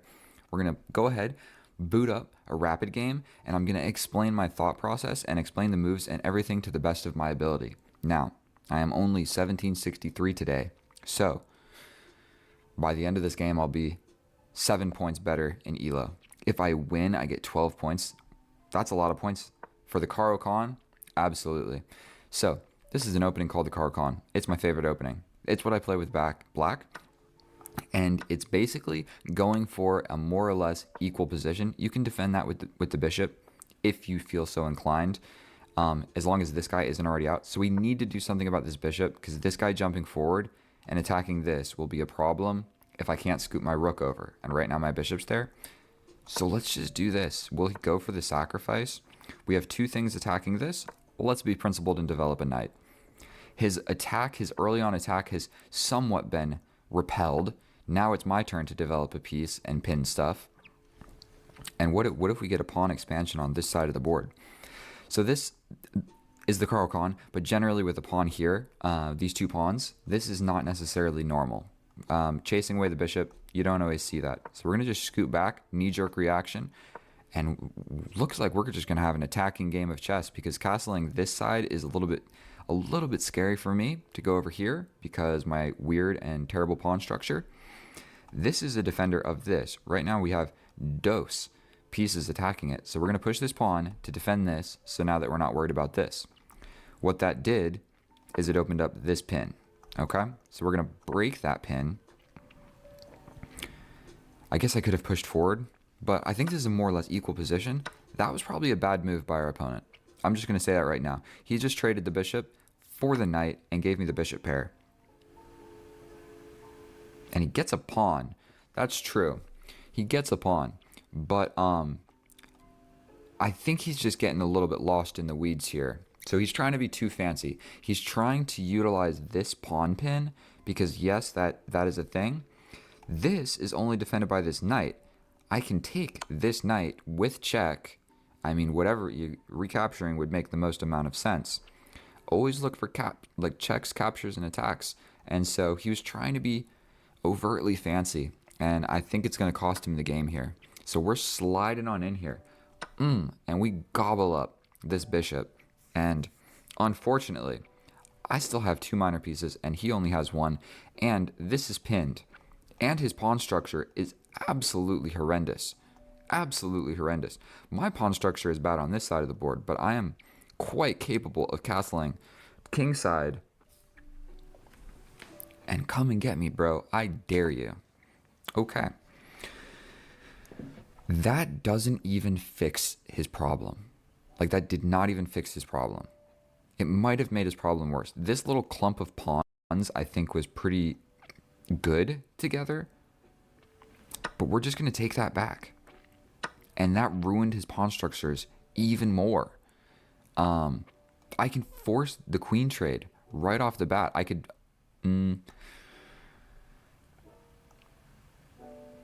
I mean, let's just do that. You can trade the queens up a piece while your pawn structure sucks, and my pawn structure is amazing. And when you trade, you don't want to really do that.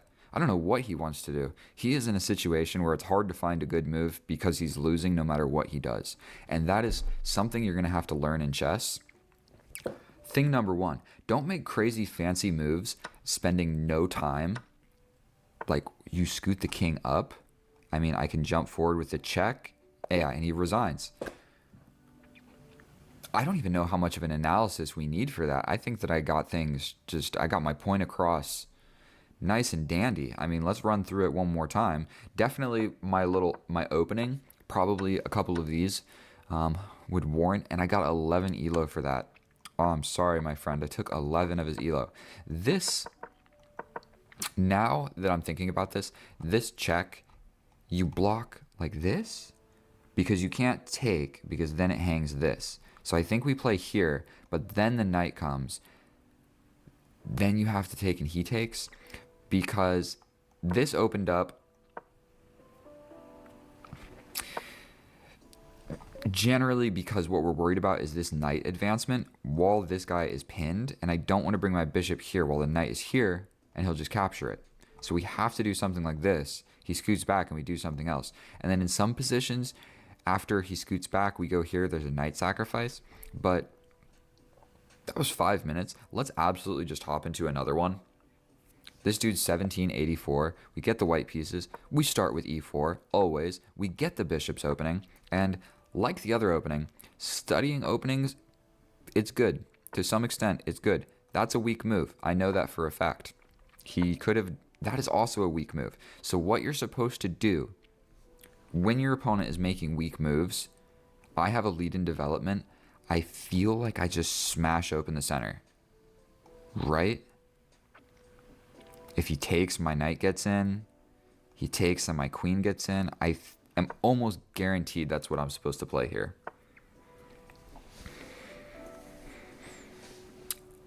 I mean, I don't think that's a bad move. I don't think it's a bad move. I can take. He'll probably take with a knight. Then I take. Then he takes. I mean, then I can castle. You're also supposed to castle before you like launch a heavy attack. I don't think that did any immediate threats. I mean, he's gonna just develop this knight, and then, I mean, these two pawns can't even advance. So I'm questioning if I should spend a little bit of time here and just conjure up an attack. I can jump forward with my knight as well. Then he brings his knight. Then I take. What do I play here? Do I push the pawn forward? I mean, then he probably just jumps over here. And then we have to make a stepping back move, which we don't really want to do. I can develop the bishop. And if he takes, then I take with the knight. I think that is what we need to do. Instead of like figuring out what to do in the center.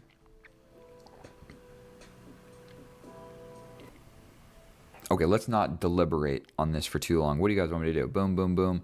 Scoot this back. Let's just do this. Did that make any sense? I don't know. He castles, and I'm going to castle the other side of the board because I want to play an attacking game of chess, even though I am down 3 minutes on the clock.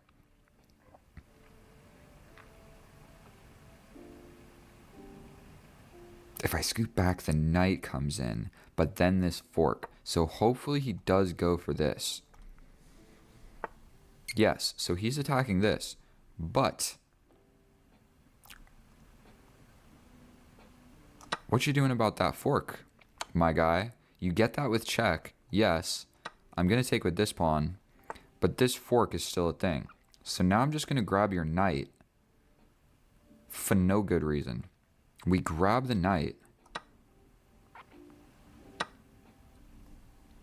Okay, you just want to trade off all of your minor pieces? This pawn, I mean, this is just a very, very simple move here.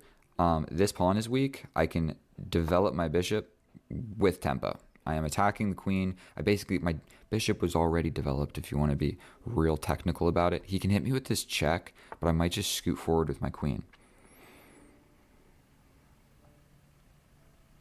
And so, yet again, I am up a piece. What is the most precise way to win this? I feel like it's going to take a million moves to get this going.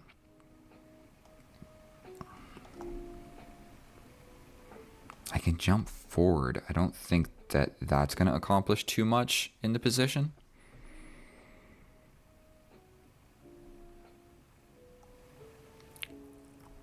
I just know that it's not a blunder. Right now, I'm not 100% what I'm supposed to be doing here, but I did notice that my queen was not defended. It makes sense to just make a move like this. Okay, that looks scary. I can scoot over and just say, like, are you really going to get through? Or I can run up. And it's like, are you really going to checkmate me? What's the more accurate move? Probably over here. But then these pawns push and he's got an attack.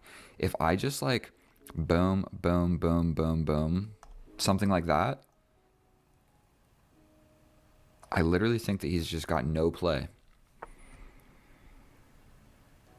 Okay.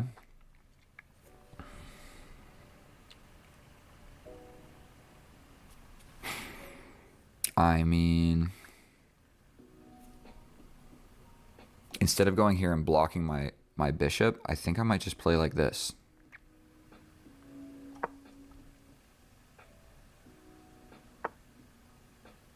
Okay. We scoot back. This is being attacked twice. We would definitely not like to lose my pawn in the center of the board. I am only up a minor piece, which is quite a lot to be up, but what should I do here?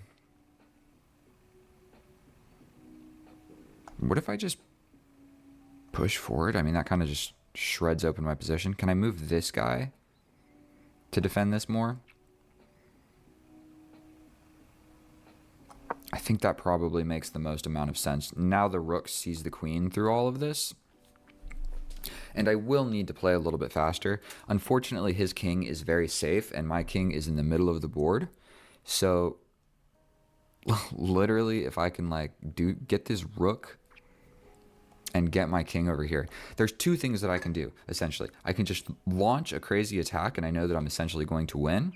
Or I can try and hide my king and trade off the pieces equally into an endgame where I also know that I'm going to win. All that I have to do to not lose this is just like, don't blunder. And he's trying to open up the position.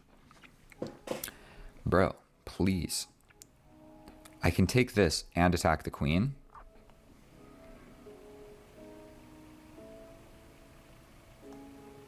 I mean, but then it's going to be hard.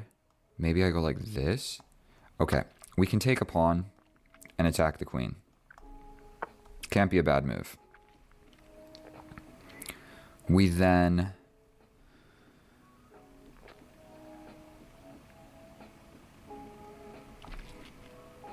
what do we do? I can defend it as well, and if takes, then takes. I actually think that I like that. He's got this check over here, but we're not super scared about it. I don't know what that move accomplished, but my knight arriving to this square is going to be absolutely horrendous for the opponent. So I think he wants to do something like this. This check. Then here, then here. Then here. And it's all kind of held. I could just even scoot the queen over.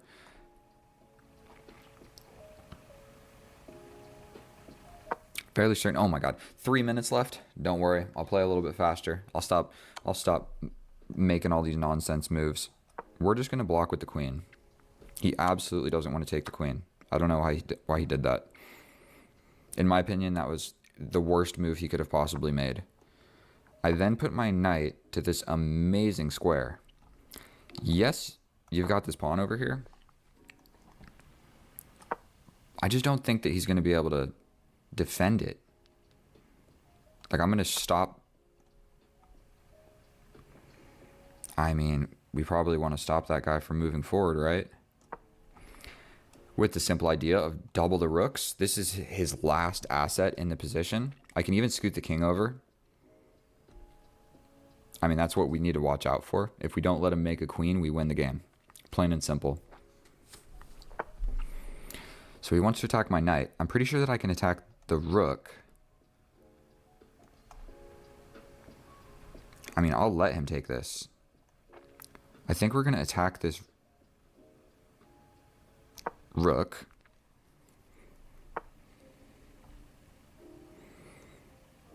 Then we take this pawn. He doesn't want to take this, I promise you that.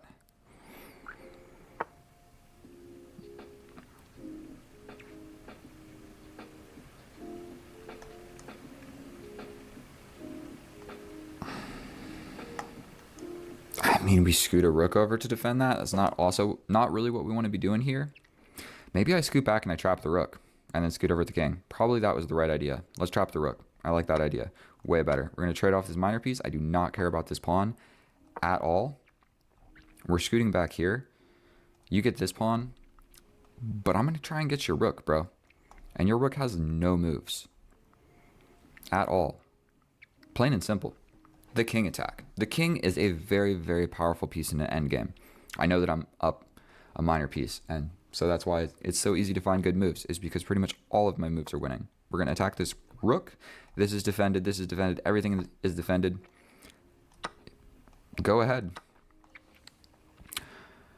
Now, what's the best way to do this? Don't think that it really matters.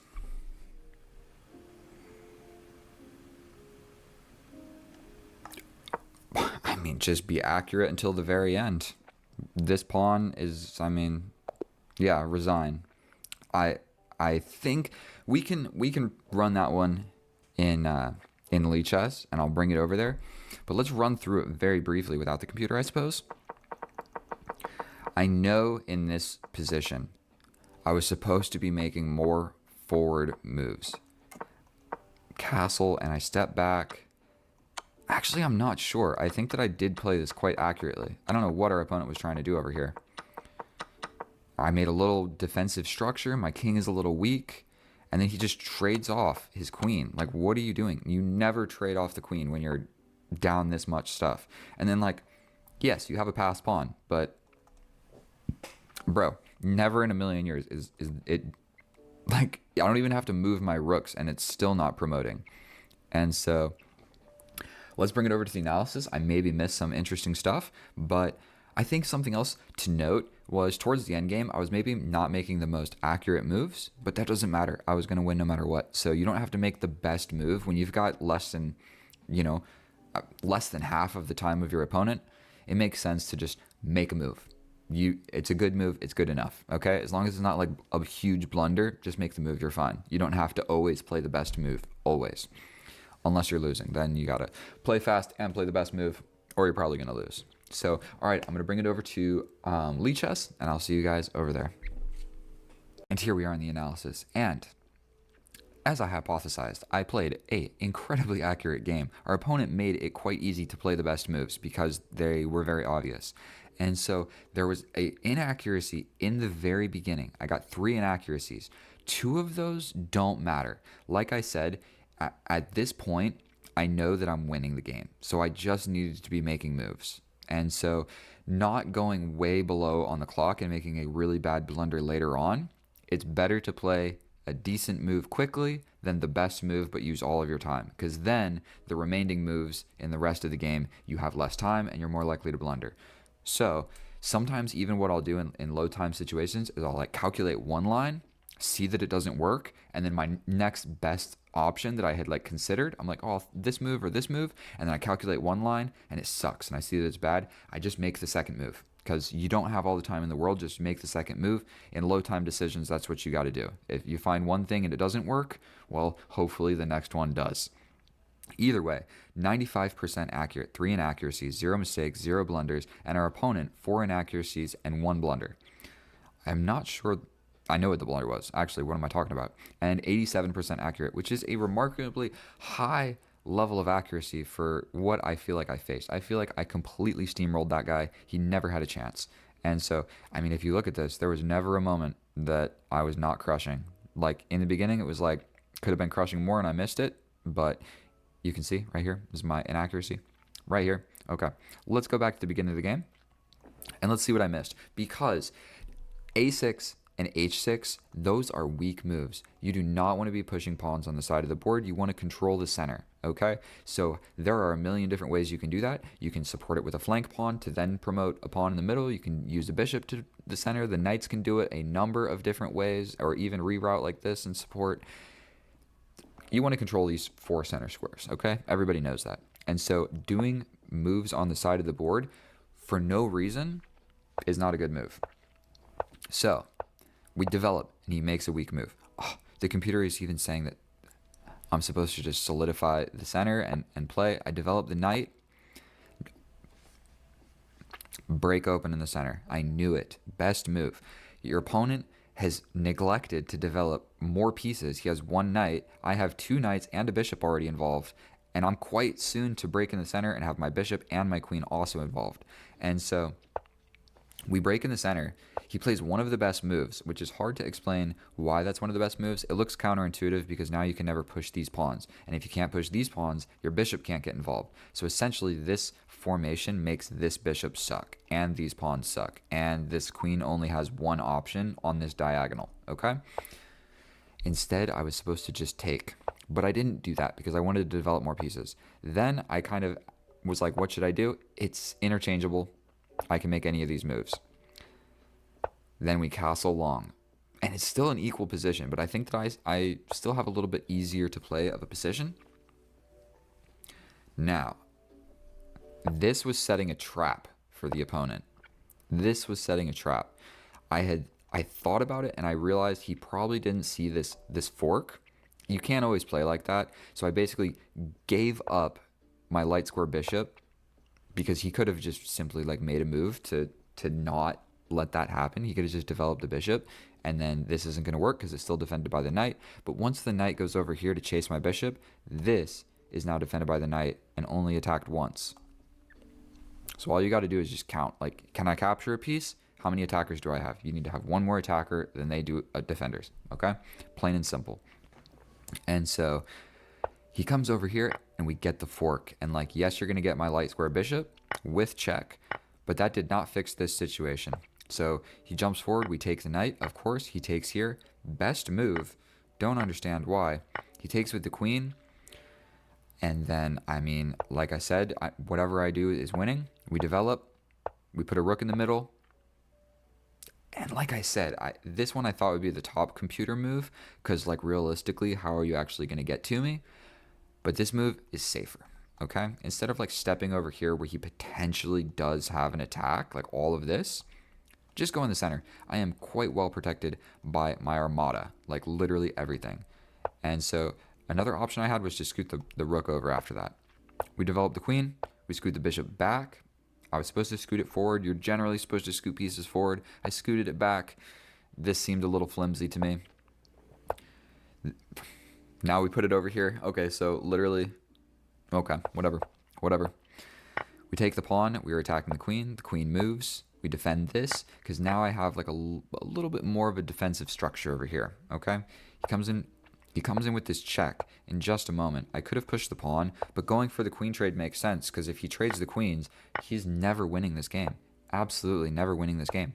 And so we put the knight on a well-defended square. The only way he's getting rid of it is trading off his light square bishop, which he really does not want to do. He needs to keep his light square bishop. We scoot behind this pawn because why not? Scoot up because I don't want him pushing any further. I don't think he's going to make it, but whatever. And there's a lot of different moves we can do here, but I can see that I win a pawn by doing this. We grab the pawn. The rook gets in. We protect the pawn. Take. He's going for this pawn. But like I said, maybe it's not technically the best computer line. Taking the pawn is the best computer line. Whatever. We trap this rook in jail. So like, yes, we're giving up this pawn, but the rook is never escaping. He can't go anywhere. He has no legal moves, and I'm stepping over. He's going to get the bishop, but I got your rook. I don't care about this bishop. And now this is a passed pawn. And also with that, the king is cut off. So I have a passed pawn, and the king can't even get into the game. And I've got an extra rook, bro. So he takes the pawn, and instead of taking here, because I realized that, like, if he takes here, then I take here, he can take this with check. Then I got to do something. You don't got to go for all that. Just defend the pawn. Just defend the pawn. This is still just as much a problem, and I can bring the king and win it like that. So realistically, my real inaccuracy of the game was developing this piece. I guess one thing we need to learn from this, when you have a lead in development, you're really supposed to break open in the center. I kind of just moved my pawn to pretend like I was going to break in the center, and I didn't break in the center. And that gave away a decent chunk. We go to 1.3 to 0.8, so it's actually substantial. And so, whatever. He's this way, I'm this way, I got the lead in development. I hope my camera's not lagging going through all this. Well, let me know in the comments. I'll watch this as well. And so, we absolutely are destroying these kids on chess.com. They cannot handle the smoke. And so on Lichess, I'm 1900 rapid. And so I think maybe I've still got some catching up to do. I just don't play on chess.com all that often because I like Lichess better. So as you can see, we're looking at the Lichess database with a chess.com game. So either way, that is definitely enough of the time, of your time. If you feel so inclined, please like and subscribe. I love you. I'll see you guys next time. Thank you so much. Goodbye. Oh, hello and welcome back, and thank you so much for clicking on my video. In today's episode, what I intend to show you is how to destroy a lower rated opponent, because that is who is sitting across the table from us, and we can see that he is not playing bullet like he should be, he is not playing blitz like he should be, he is only playing rapid, and I promise you, getting better at bullet and blitz is going to help you in rapid, because let's just see, how well does he even know his opening? If he brings the bishop out, he's in for a world of hurt. And so we were playing a 6 minute plus 3 second increment. That is just a straight up weak move on the side of the board. I think I can just go ahead and develop another minor piece. So now we've got 3 minor pieces and he's got 1. And so if he's not careful, he will just absolutely get steamrolled. So we want to be a little bit weary about pushing this and just letting him grab my light square bishop. But what if I did something crazy like this and we just go for the attack? We just go for it. Probably that's not best practice. So we're going to go for this. Please don't capture my light square bishop because this is looking at the weakest square in your position. So I really like this light square bishop. And we went with the bishop's opening. So I like to hang on to my bishop from the bishop's opening. And we'll see. Will he be a knight in shining armor in the end game? Or will he die early on in the opening for no avail, to ruin my pawn structure, essentially? So he can just go for this. I'll maybe scoot forward and he'll go for this. And we're going to do this. Potentially he pushes his pawn and he gets like a pyramid of pawns. It's not really good or bad for either of us. And it's going to let him get caught up in development. If he develops the knight, he's just walking into a pin. And if he pushes the pawn, then he can't develop the knight to this beautiful square. But really, my game plan as follows, is to move my queen up and castle opposite. And, well, he hasn't castled, so there is no opposite. We are directly across from each other. And also, look at my face. Look how sunburnt I am. Can you see that? For a better reference, take a look at my hand. Look at that line, bro. Not good. I was playing soccer. Oh, it worked there. Boom. Dang. Okay. Your boy's burnt because I'm the whitest person anywhere I go. I am the whitest.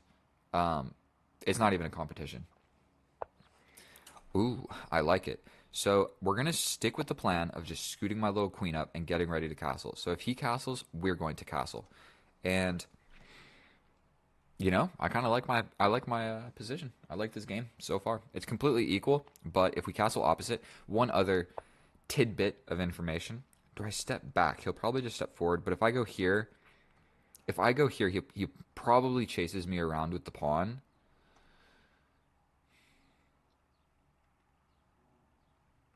And then he's not going to castle this way.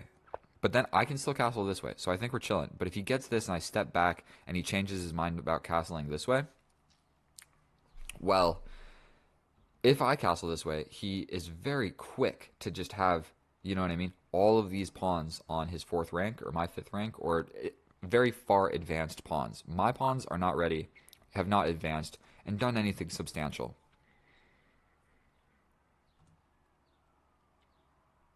And I'm just blitzing out moves, so I'm not even really thinking too much. I think we're going to step back for no particular reason. If I take, then he was going to take. So we're just going to go ahead. He can pin my knight, but I don't think I really care. I can also like apply pressure to this knight. He would essentially have to push this. And then, I mean, I trade the knights. I don't know if that's, like, good or bad for anybody. And we're just going to push a pawn on the side of the board. Because I think he's a hankering to castle. That's what he's thinking about. He can also kind of develop the knight with tempo on my bishop. Great. Absolutely love it. We're going to just step back. He can plant his knight firmly in the middle of the board, attacking my pawn. In which case, castling this way becomes increasingly risque. This is the moment of truth, ladies and gentlemen. We're playing a game of chess today. We are playing a game of chess today. My king, we got this open file. I don't think that was the greatest move in the world. I mean, if he takes, I just get an open file. It's kind of what I see. If he takes, I just get an open file. And I kind of like that. I can also get my knight one step closer to the action.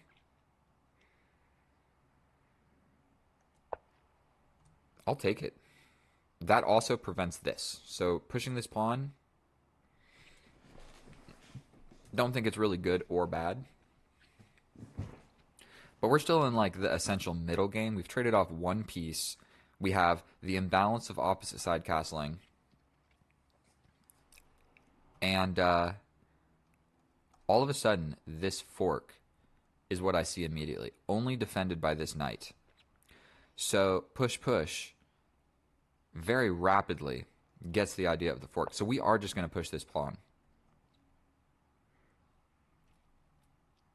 So this just loses on the spot because there's the fork to win the queen. So he's going to have to, you know, push this pawn essentially would maybe be an idea. But then maybe I jump forward with another knight and I slowly but surely start mobilizing my pieces.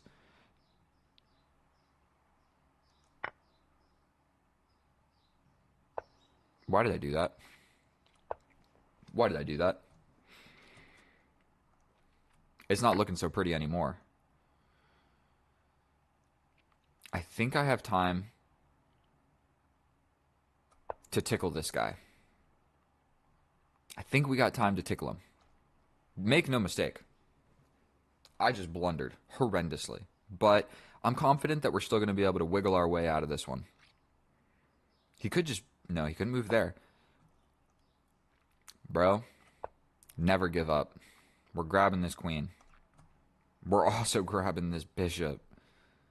We're also going to ruin the pawn structure over here. We grab the queen. Most likely he takes back. Probably what he should do is save the... Oh, he can't even save the bishop. Oh, this is just getting beautiful. We take this defending the pawn. Oh my goodness. From completely lost to completely winning in a matter of 2 seconds. This pawn is weak. He's probably going to push it forward and plant his knight here. So one thing that I could do, I can also put my knight on this delicious, delicious square. We're not too worried about this guy, and we can always defend this open file like so. So I don't think it's such a terrible idea to go for this. He can't even immediately kick us out. So I think I'm just ready to jump in. So he is attacking this. Is stepping this way or this way more preferable? If I defend like this, that comes with a check all of a sudden because my knight is not defending it. So we step up. He steps in. He's attacking this yet again.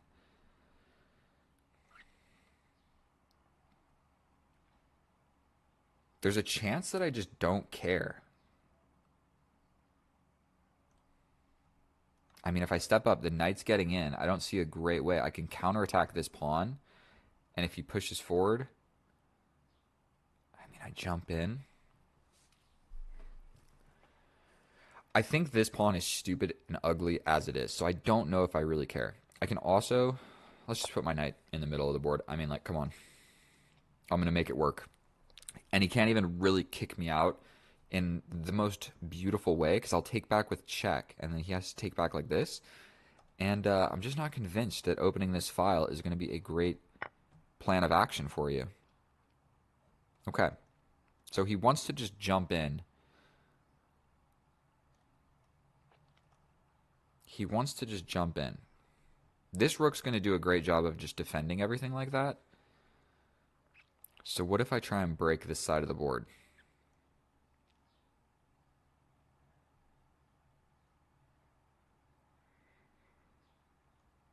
Or we just put this on a little bit of a light square.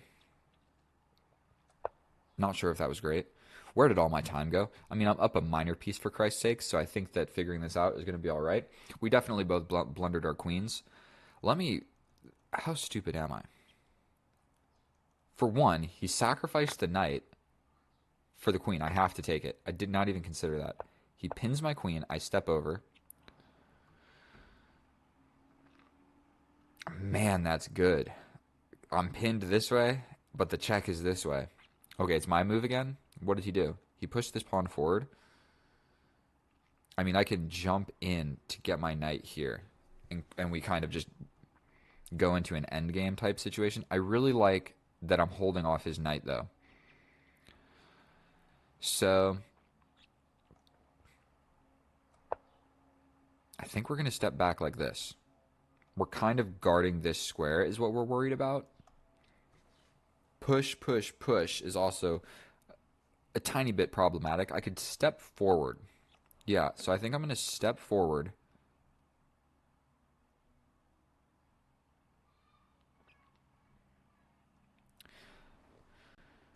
Just straight up push, push. I mean,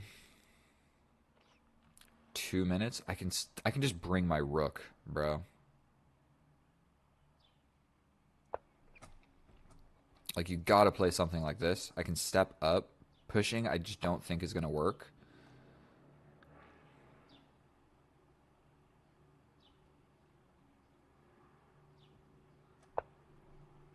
He can double up, but we're gonna trade off some of your powerful pieces.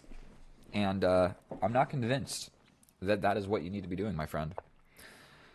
Yeah, he doesn't want to do it. I can just step up.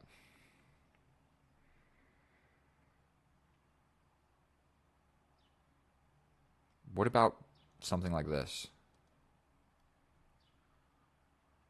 I, th I think we step forward. Because if he pushes, I can just push up. And we've got a really clogged and kind of ugly position. Yeah, so he's attacking it, but it's defended enough. And until that knight moves, I just don't think that I have a great plan. But I have this fork, so this is threatening the fork. Pushing here, I push up. Pushing here, I take. You ever try to bring the knight, I kill it. You would also be attacking my rook. Now there's a fork here. So he avoided this fork, but he just walked into this one. So we'll go ahead and throw that on him. We are now attacking both of his pieces. I didn't steamroll this guy like I had planned, but you just gotta never lose hope. You know what I mean? Never lose hope. Even after you hang your queen, if you're playing somebody a little bit lower rated, you can MacGyver something effective to happen. And oh dear lord, he can't even go for this cheeky pawn push. And I guess one thing to note is like my two rooks are here, so we should be like just kind of aware that a fork can happen.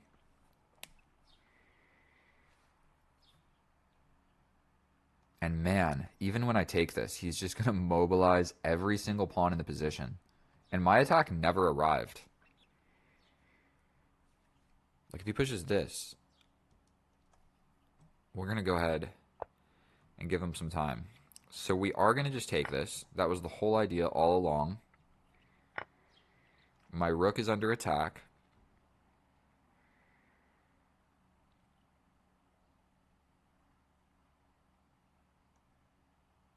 I mean, I'm fairly certain that that's just okay. If he hits me with this check, I can step up.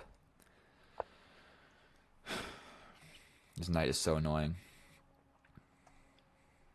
How do I win this?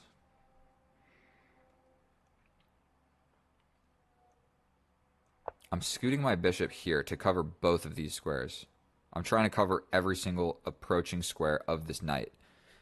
Because he's got two of my pawns. So I'm up a minor piece.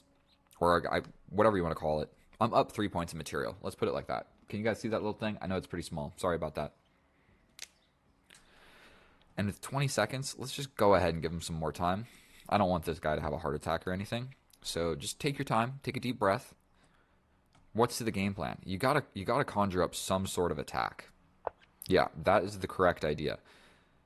Then getting in with this check. I mean, I'm not even 100% sure. My rook is pretty safe. I think we're going to just go for a pawn break. The knight coming in, I mean, I take, and I at least open the position a little bit. So I think we're going to just take there. I'm not sure which way he's supposed to take with, but that allows ideas of this. I can also mobilize this rook. Getting into the position is probably best practice. And what is this rook really doing on this square? So I think stepping over and grabbing the open file makes a fair amount of sense. If he plays this, I might just push forward. So what does that threaten? Check here. And I have to step back here.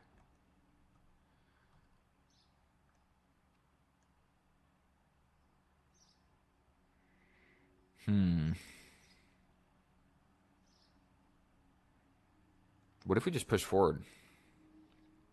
We push forward, take. He hits me with this check. I step back. That's risky. I kind of like the idea of like stepping back. What am I trying to do with this guy? I'm not even sure. So he pushes. I don't really want to take and just allow that check because that is a fork. So I think we're going to just push forward. He hits me with this check, but then I can take. If he hits me with this check, I step up. I'm not 100% sure. We step over. Dear Lord, this is getting scary. My rook is so trapped. We're going to attack this knight. He could go like here, here. We're going to take the knight. Defend like this. We hung the pawn, but we're going to step up. That's really what we're worried about here. We hung this pawn. I don't know if I care about it. We'll give him some time. We're going to step up here and grab that pawn. That was the threat. If he hits us with a check, we step back. If he hits us with this check, we block with the rook. We're going to give him some more time. We block with the rook.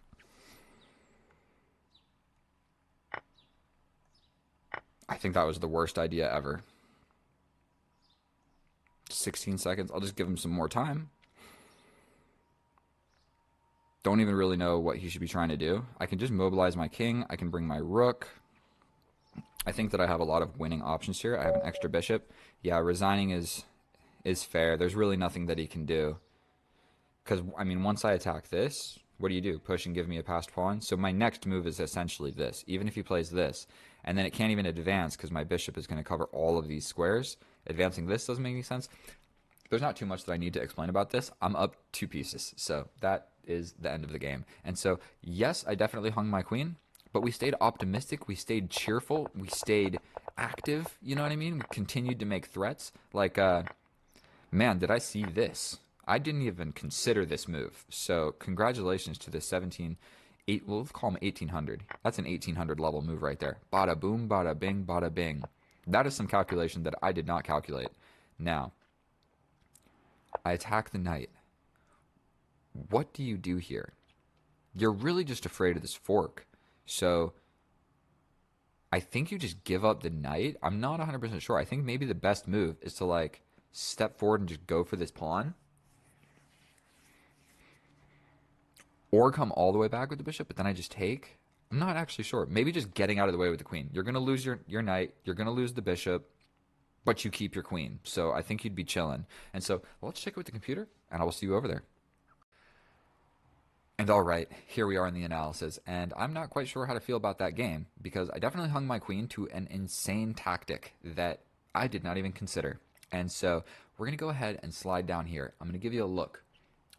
There's a blunder. I got a red X on my resume. Big blunder. And the graph tells a tale of a boy who got lost in the woods, left for dead, eating insects, and then all of a sudden the hunters found him and he's going home. We played 90% accurate, our opponent 80% accurate, 1 blunder, 6 inaccuracies, 1 mistake, and that's all she wrote.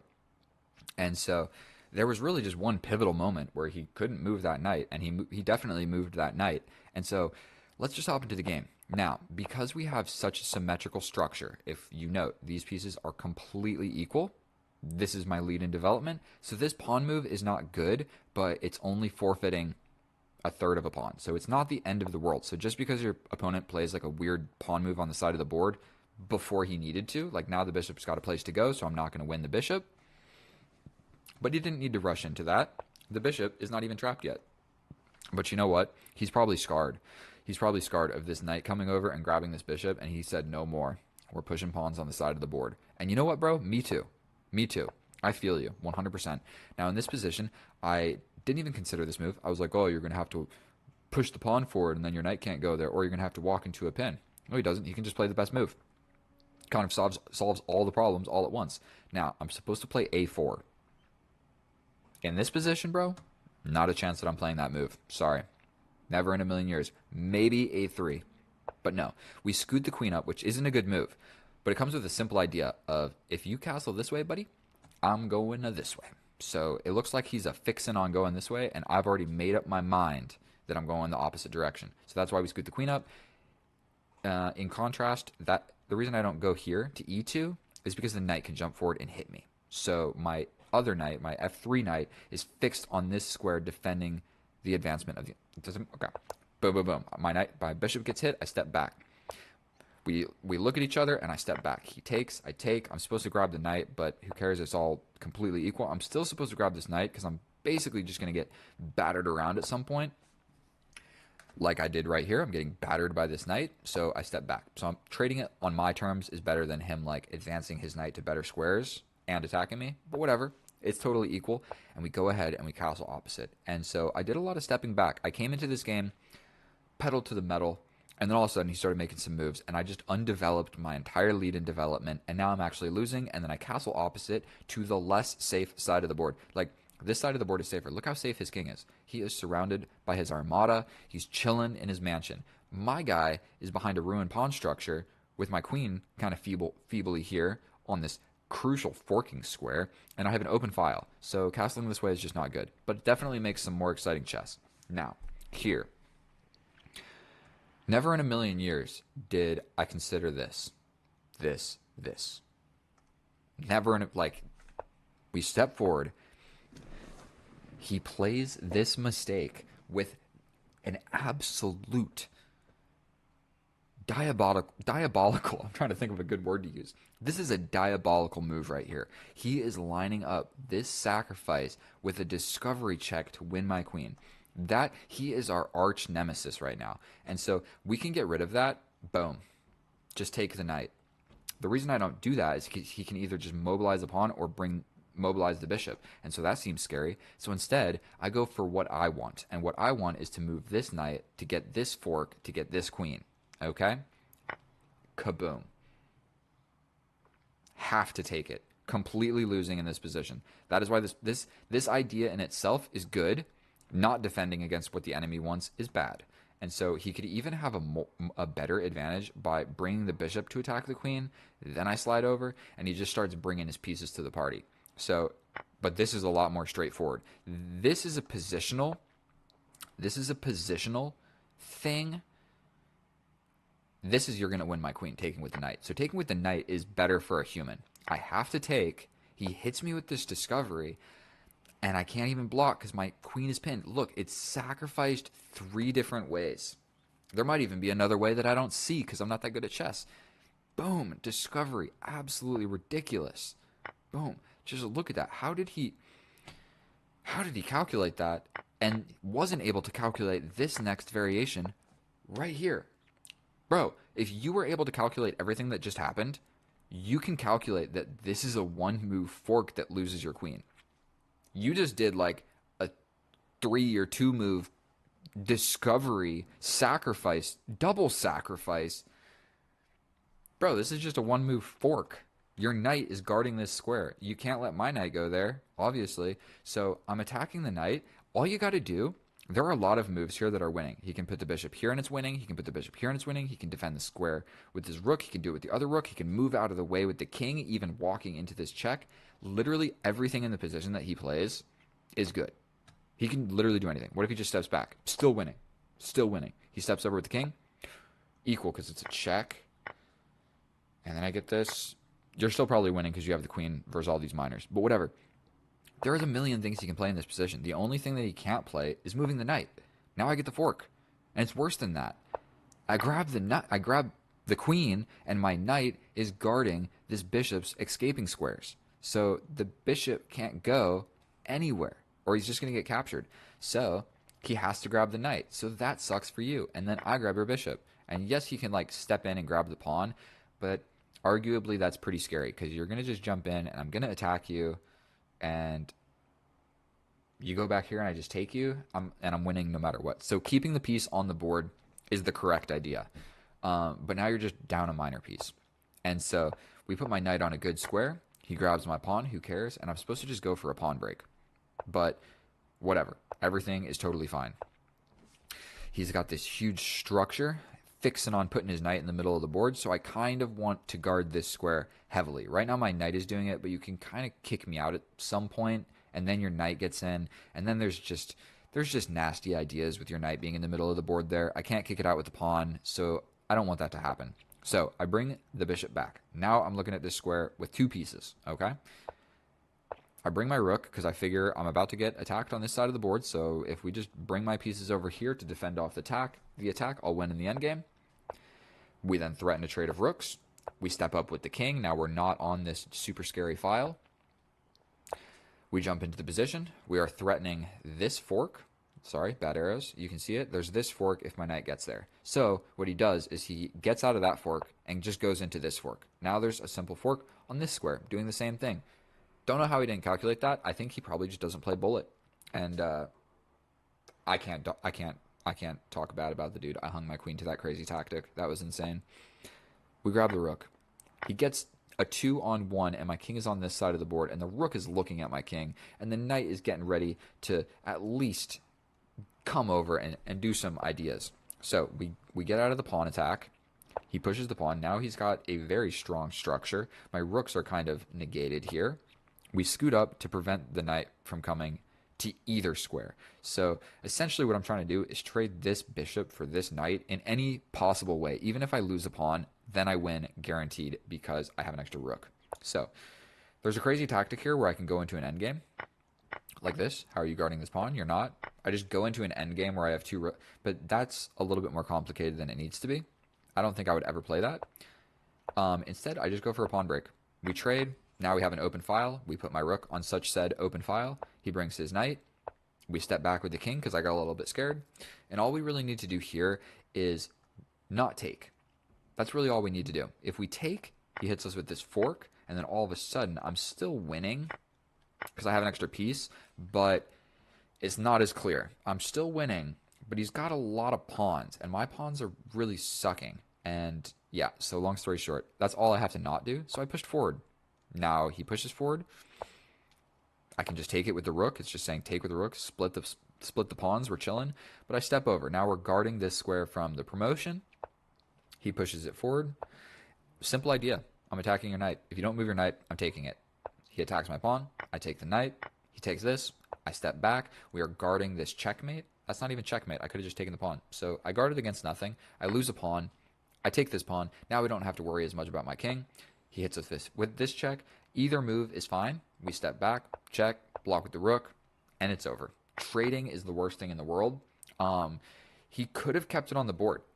He could have just kept it on the board. Just boom. I mean, he's still going to lose, but if I can hang my queen with like 5 minutes on the board, I can definitely hang a rook or a bishop or something. Maybe all of them. And when I got 14 seconds. So don't trade off your last active piece. Just make your enemy prove that they are going to win the game. Okay? You got a rook. And definitely, if there's no increment, then play on. Because if I have 14 seconds here... Oh, did he ran out of time? No, he resigned. But if there's no increment, bro, the rook is the most annoying piece in the world. The rook can literally make like 25 moves essentially very quickly and easily, and very forcing scary moves. So like you just attack something and you have to respond, or you give a check and you have to respond. That was enough analysis. Talking for 10 minutes about hanging my queen twice. Thank you so much for watching the video. If you enjoyed it, or if you enjoyed it, please subscribe. That's all I got to say. I scheduled a lot of videos. Sorry I hung my queen, but we got them back. We got the dub. Thank you so much for watching. Get out of here. Bye. Oh, hello, and welcome back, and thank you so much for clicking on my video. In today's episode, instead of the traditional rapid game of chess, where I smoke my opponents, what we're going to be doing is playing Bullet, and I'm trying to reach my all-time rating of 17-15. So really, I just need to win a few games of Bullet in a row, and it'll be easy. But we're going to lock in, absolutely go for this, and we'll see if I can accomplish it. Because I've been primarily playing... Oh, we don't want to pre-move that. We pre-move the Caro-Kann. Boom, boom, boom. Pawns in the middle. Man, I cannot be misclicking this early on in the game. Pin the knight. Trade the queens. It's not the end of the world. I think we're just going to step up, bro. We're stepping over. Kind of pin these knights. Step back. Here to attack the rook. We get the rook. Attack this knight. He can go to the middle, but we can just take. We're going to try and centralize this knight somehow. And we're going for this knight to this square. I think we can just trade that. This is a good square for my bishop. Things are looking actually pretty... Oh, and I hang my bishop. Okay. We can get out of there. We go here. And I'm down 3 seconds on the clock, but I think we're going to be all right. Double up the rooks. Step to the middle of the board. Force the rook trade. We get the knight. We get the bishop. Now all we really need to do is get this bishop, and we're chilling. So there's a lot of pawns, but now we get a pass pawn over here. 26 seconds, we're chilling. I mean, okay. I guess we're going to do it like this.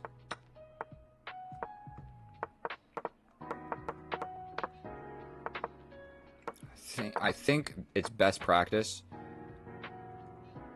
We're going to step over. He needs a place to go. We're stepping over. Giving him a lot of squares. We take the last pawn. Give a check. Check. Checkmate. I almost screwed that up, but if you go back, you got to be really careful about those stalemates. And if you saw, I paused for a second because there was a stalemate position. Our fellow wants to rematch, so I will be obliged. Let's go for the 4-move checkmate. Never mind, we get the Sicilian opening. We go for this check. We trade the bishops, push this pawn 1 square. Go here to attack this pawn. I think we just go for trading this. Defend this pawn. Okay, now we're going to trade this. I don't know if that move made any sense, but let's just challenge this open file. We'll trade the rooks like so. We'll step over here. We step like this. Knight comes back. We can go here. We're attacking this knight. We get the knight. He can cause some problems for us, but we're going to be alright. Step here. Can he dislodge my... We're going like this. Cut off the king. Bring the knight. I have an extra knight, so I need to start using it. He's got this, but I can just take. So we're going to just take here. Step back. Step into the position. We're threatening this pawn. We're going to take it. We are going to check. Attack the rook. Jesus. Come over here. Just throw in this check because we can. Check here. Force the rook trade. Okay, we're going to do it like this. 18 seconds. We're chilling. We're absolutely chilling. No need to be afraid. We can win this pawn. We'll win this pawn. We'll step over. Launch. Sacrifice for this. Check here. Check here. Check here. Bro, 8 seconds. So what we're going to do is pre-move all these pawns up here. Boom. We don't got to worry about it.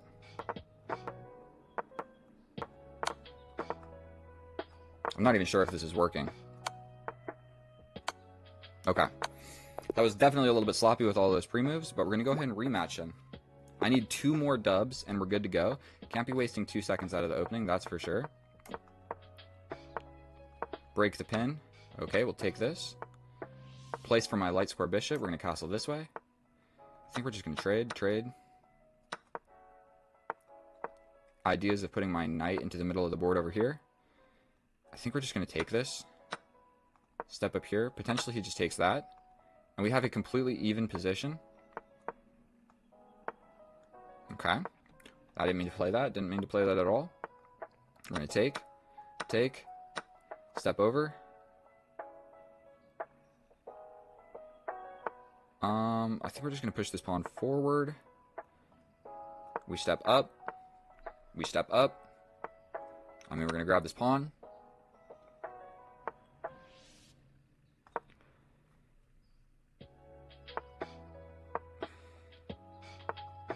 Bro, if he does not leave me alone. We're going like this.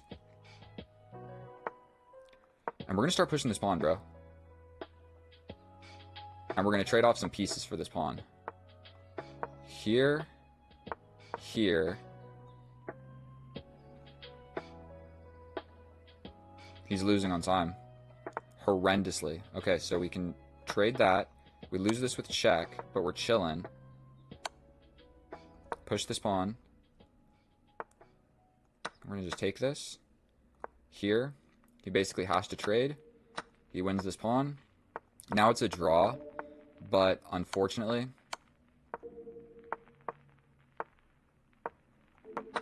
8 seconds? I don't think so, bro.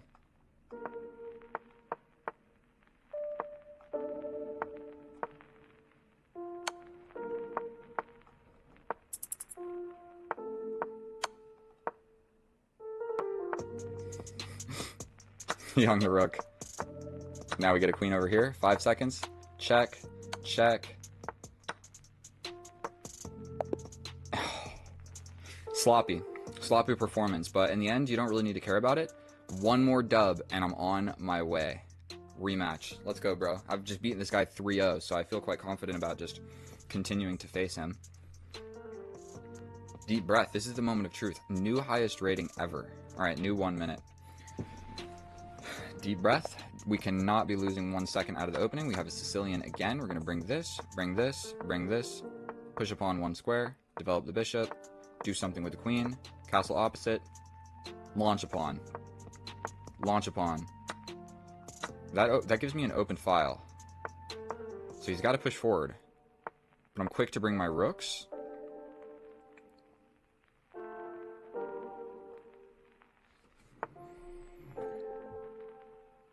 I think we're going to just step over here.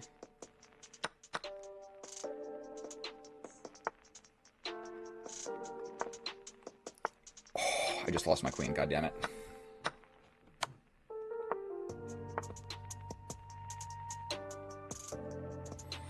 Yikes. This is not fun.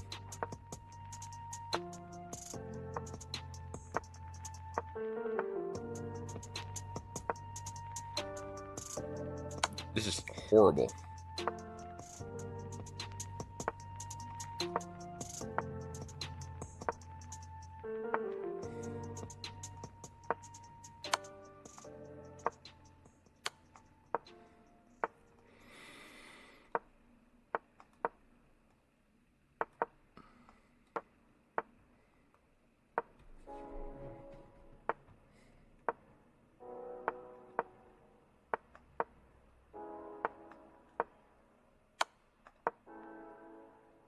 Bro, he can just give it up. He's wasting so much time here.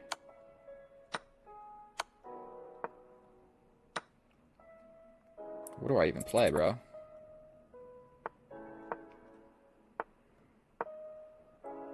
Ten seconds, no way. Not a chance.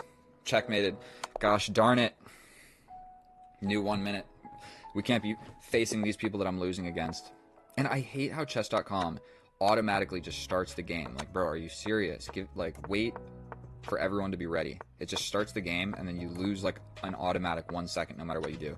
That ruins my pawn structure over here, so I don't love it. So what we're going to do is reinforce like so. He's going to come in and attack my queen, but we're stepping over here. We can kick him out like this. We're kicking that knight out. We're stepping back, so I have at least one defensive piece over here. And I'm not really sure what to play. Push forward. We got to step over to defend that.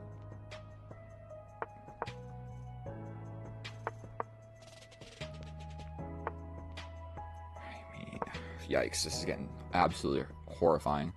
My knight's coming here. I think we're going to do it. I'm going to take this. Take this. I could have probably kept that. We're going to step over so I can bring my rook to damn it. We're doubling up like so. And then coming over here. Pushing this. Take here to give this check. Stepping over. King run, baby. My king likes to hang out over here. 16 seconds against 25. I should be able to just win this on time. I also have this attack. If he gets too far away from the defense of this, I can get into the position. And now we're going to just smatter him with a million checks.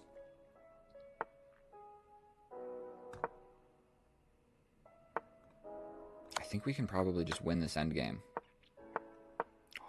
Didn't mean to do that. Did not mean to do that.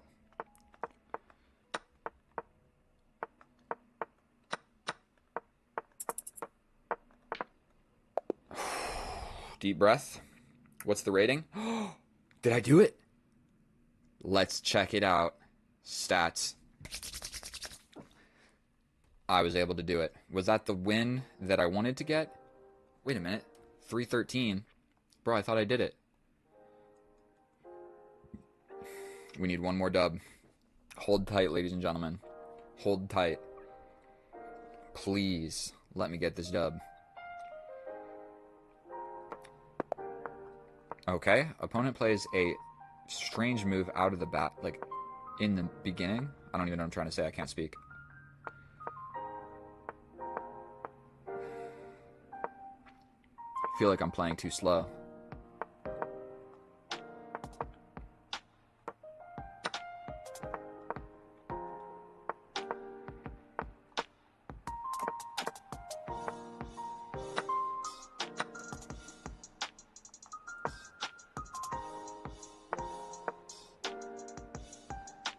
If he takes that, he loses the bishop and gives me an open file. So we're pushing this forward. We're taking here. We are then jumping forward with this crazy check where we defend this. We attack the queen. He can get in, but that seems so risky. We're stepping out of this so we can bring this guy. Oh, man, that's my rook in the corner. That was important. God damn it. Aye. I want to move this bishop to pin the knight. Okay, we're not able to actually do that. We step back so that this wins the queen. This wins the queen. Please let me get it. Stop thinking, my friend.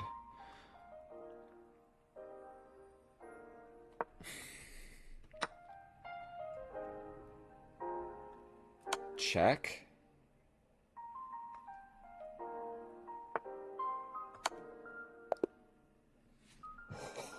Oh, that was epic.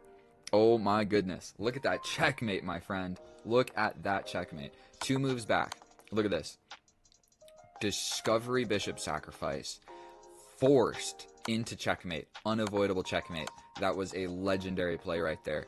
1720, new highest rating. That was awesome. Oh my god, I'm proud of myself for that checkmate. Who cares if you're down 2 rooks? It doesn't even matter. Look at that checkmate. Down 5 points of material. I guess I got some... Oh, I'm not down 2 rooks. I do have a rook. That's what delivered the checkmate. Thank you so much for watching my video. That was absolutely amazing for me. I'm so glad. Thank you. Alright, bye. Oh, hello and welcome back, and thank you so much for clicking on my video. In today's episode, what we're going to be doing is learning the Caro-Kann, because that looks like what we're going to get out of the opening. And so our opponent is 1845 from Argentina, and so I'm 4 elo higher than him, so that makes me believe that we're going to win this game quite easily, because we've got the 4 elo rating. Will he play c4 is the question. He does not. He neglects to do so. So developing the bishop all of a sudden actually becomes okay, because the tension here from the queen coming out is not felt to the full extreme. So we're going to just develop a knight. Develop a knight. I mean, tickle a bishop. I could chase him around. I guess what we're slightly worried about is this whole nonsense. But chasing him around kind of overextends my pawns. But we're going to do it because my bishop is on the outside of the pawn chain. So I think we're going to be greedy and just go for this bishop. He comes back and we just capture. He develops the queen and I jump into the position. So I'm going to capture his bishop first, because if he captures mine, I capture the rook. So I'm going to go ahead and cash out on that opportunity right there. I mean, yeah, he can go for this, but I'm grabbing the rook, so he simply can't. So it was a dangerous levels thing. He was like, okay, you attack my bishop, and I'll attack your bishop. But the problem is mine comes with tempo on the bishop. I mean, on the rook. So now, what is the game plan? I really don't want to put my bishop behind this pawn chain and make this pawn push, because if I do so, boy oh boy, is it going to become difficult to get that bishop into the game. So you know what? We're just going to step back and let him get the bishop, and we're just going to trade completely equal, because maintaining the bishop, but like if I push this forward behind all of these pawns on light squares, my bishop would basically just live in this little cube forever. And so I don't want to do that. So we're going to avoid that situation and just trade it off and get a slightly ruined pawn structure. It is what it is. I still need to push this pawn. I still need to develop my bishop. I still need to castle at least somewhere. So one square, developing the bishop here, and then castling this way seems like a decent plan to me. And what I'm also going to do is I'm going to not fall behind on the clock, because in this one there's no increment.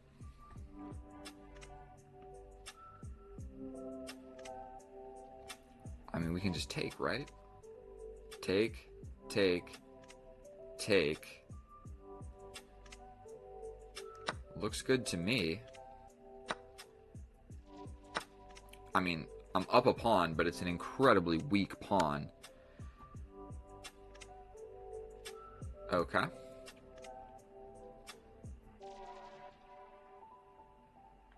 And then this becomes really weak right after. Didn't see that little tactic. Defending with the knight seems to make a little bit of sense, but we're going to just go here. And now I'm worried about my castling prospects. So he's going to grab this. I push. Capture, capture, capture. Capture. If he gives the check, I can step back. And if he trades, then we're just not able to castle, but we have a completely equal position. Actually, I'm okay with all of that happening. So, boom, boom. Now it's defended, actually. So that's a tad bit of a problem. I think I could just get rid of the queen. I'm not sure if that's really good or bad for me. I mean, I can't really move anywhere with my queen. So capture, capture. I just go for you. Probably he captures here. I capture here. I think let's just go for it. I go here. He captures, but I captured this, attacking the knight. So we're just going to give up these pawns and attack this one. He could like step back and defend. And I mean, like, this light square diagonal is absolutely weak, but I don't think that it really matters all that much. He could just castle. Okay, so he defends. I don't really have a great way of defending my pawn, so I'm going to lose something here.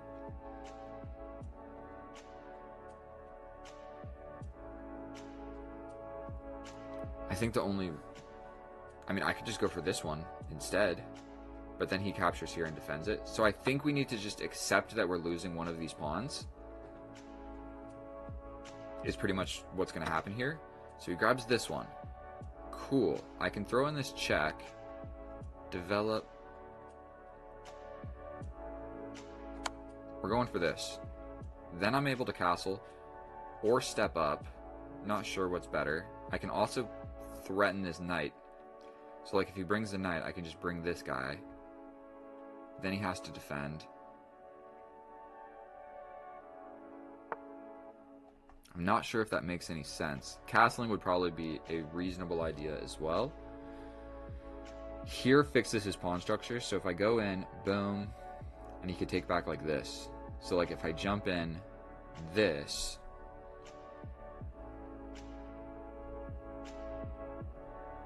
do I have anything on grabbing that rook? Probably just stepping up is going to be okay. I can also defend this pawn by pushing it forward, so I think it's probably my time to step up. Alright, we're going to castle because this walks into a check. We are then going to put my rook here. And like I said, I'm going to stay the same on the clock. So for these next few moves, I'm just going to play relatively quickly and hope that I don't make a blunder. But I'm not getting in one of these situations where I have way less time than my opponent, regardless of the situation. And this is a weakness. This is also a weakness. So I feel like we're more or less equal. Like if he goes here,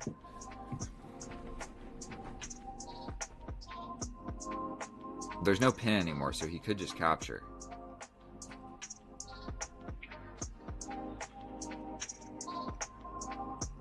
Like boom, boom, boom. attacking this pawn is going to be really difficult. He can just defend it like this, and I don't think there's going to be a great way for me to like really go about attacking it.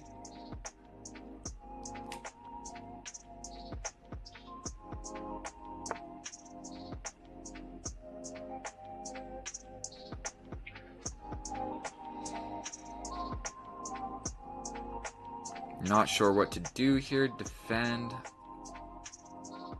I think we're just going to step all the way back. Sucks to do, but I'm not going to just give up my bishop for the knight. We are keeping the bishop on the board. Now my knight, you know, is considering getting in the middle. He can just attack this pawn, but I think I'm going to defend it. He would then go here. I could go here and lock my bishop in jail. But then I would jump forward. I would take the bishop. I think we just put the knight in the middle of the board. That is what the knight wants to do. And we are all of a sudden attacking this pawn many times. So he's going to have to defend it.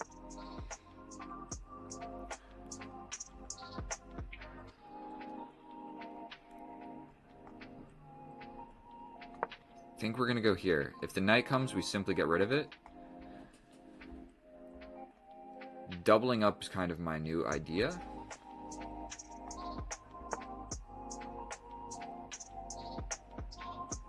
We're going to go here. He can give us a check, but we step up. And then if he takes, I take. And then he just defends the pawn. But in that position, I can push. And then he'd have to push forward. I don't think there's anything promising there. He can just push. And we've got our little 1 minute time advantage. And so we are entering into the part of the game where I think we've kept it more or less equal the entire game. And we're going to probably maintain to do so. However, at some point, we're going to get low in time and start making some blunders. And that is really the part of chess that you need to practice for. Like, surviving the opening and surviving the middle game is whatever. But the game is won and lost in the end game. And so more or less, everything that we do is just getting us to this point. So this pawn push works now. We push forward. He can't capture. So we push forward. Say he attacks. I just take.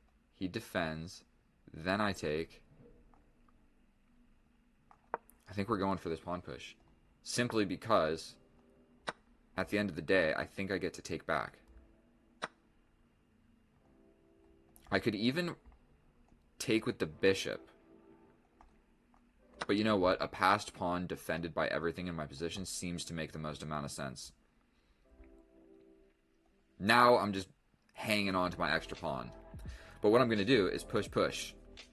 And if he's not careful, I'm going to just get it all the way down.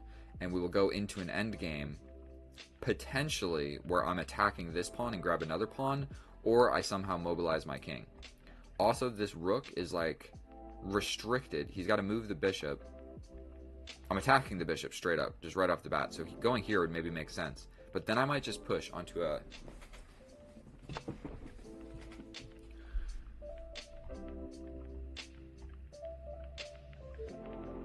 I think we're going to go for this. We push it onto a light square. So now the bishops don't matter so much. And bringing the king is pretty much what he's going to do. So he can just like bring the king all the way here. Okay, he'll do it like boom, boom, boom, boom. I don't know, all the way here, then like this? Is that what he's going to try and do? I'm not 100% sure. What if I just jump in? I mean, he takes, I take. He's not going to want to do that. His pawn is also weak. So, if I can start, like, if he starts letting go of the attack on this pawn, like right now this pawn is really defended. So he's got to do one more thing to maintain the attack on it, and we're whittling away at the clock. And so now I have my one pawn advantage. Pushing this to a light square and like bringing my king up here seems like a reasonable idea. I don't think we're going to waste a huge amount of time on that move. We defend the bishop. The back rank checkmate is not a checkmate because I have made this capture, so I've got a place to go. So it looks scary, but we will survive.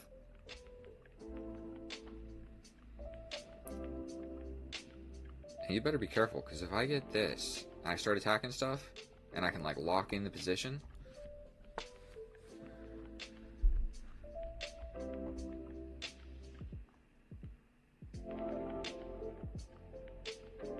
I think we just activate this bishop. The bishop is no longer doing the job of defending my pawn, so now let's attack this guy instead. He can probably just get in the way. What if I threaten this? Like, boom. Check, I step up. Here. Let's go for it. Let's try and trade some pieces off. He can give the check, but I just step up. And then I'm really attacking this. So we'd have to figure out a way to defend it. He could probably just defend like this.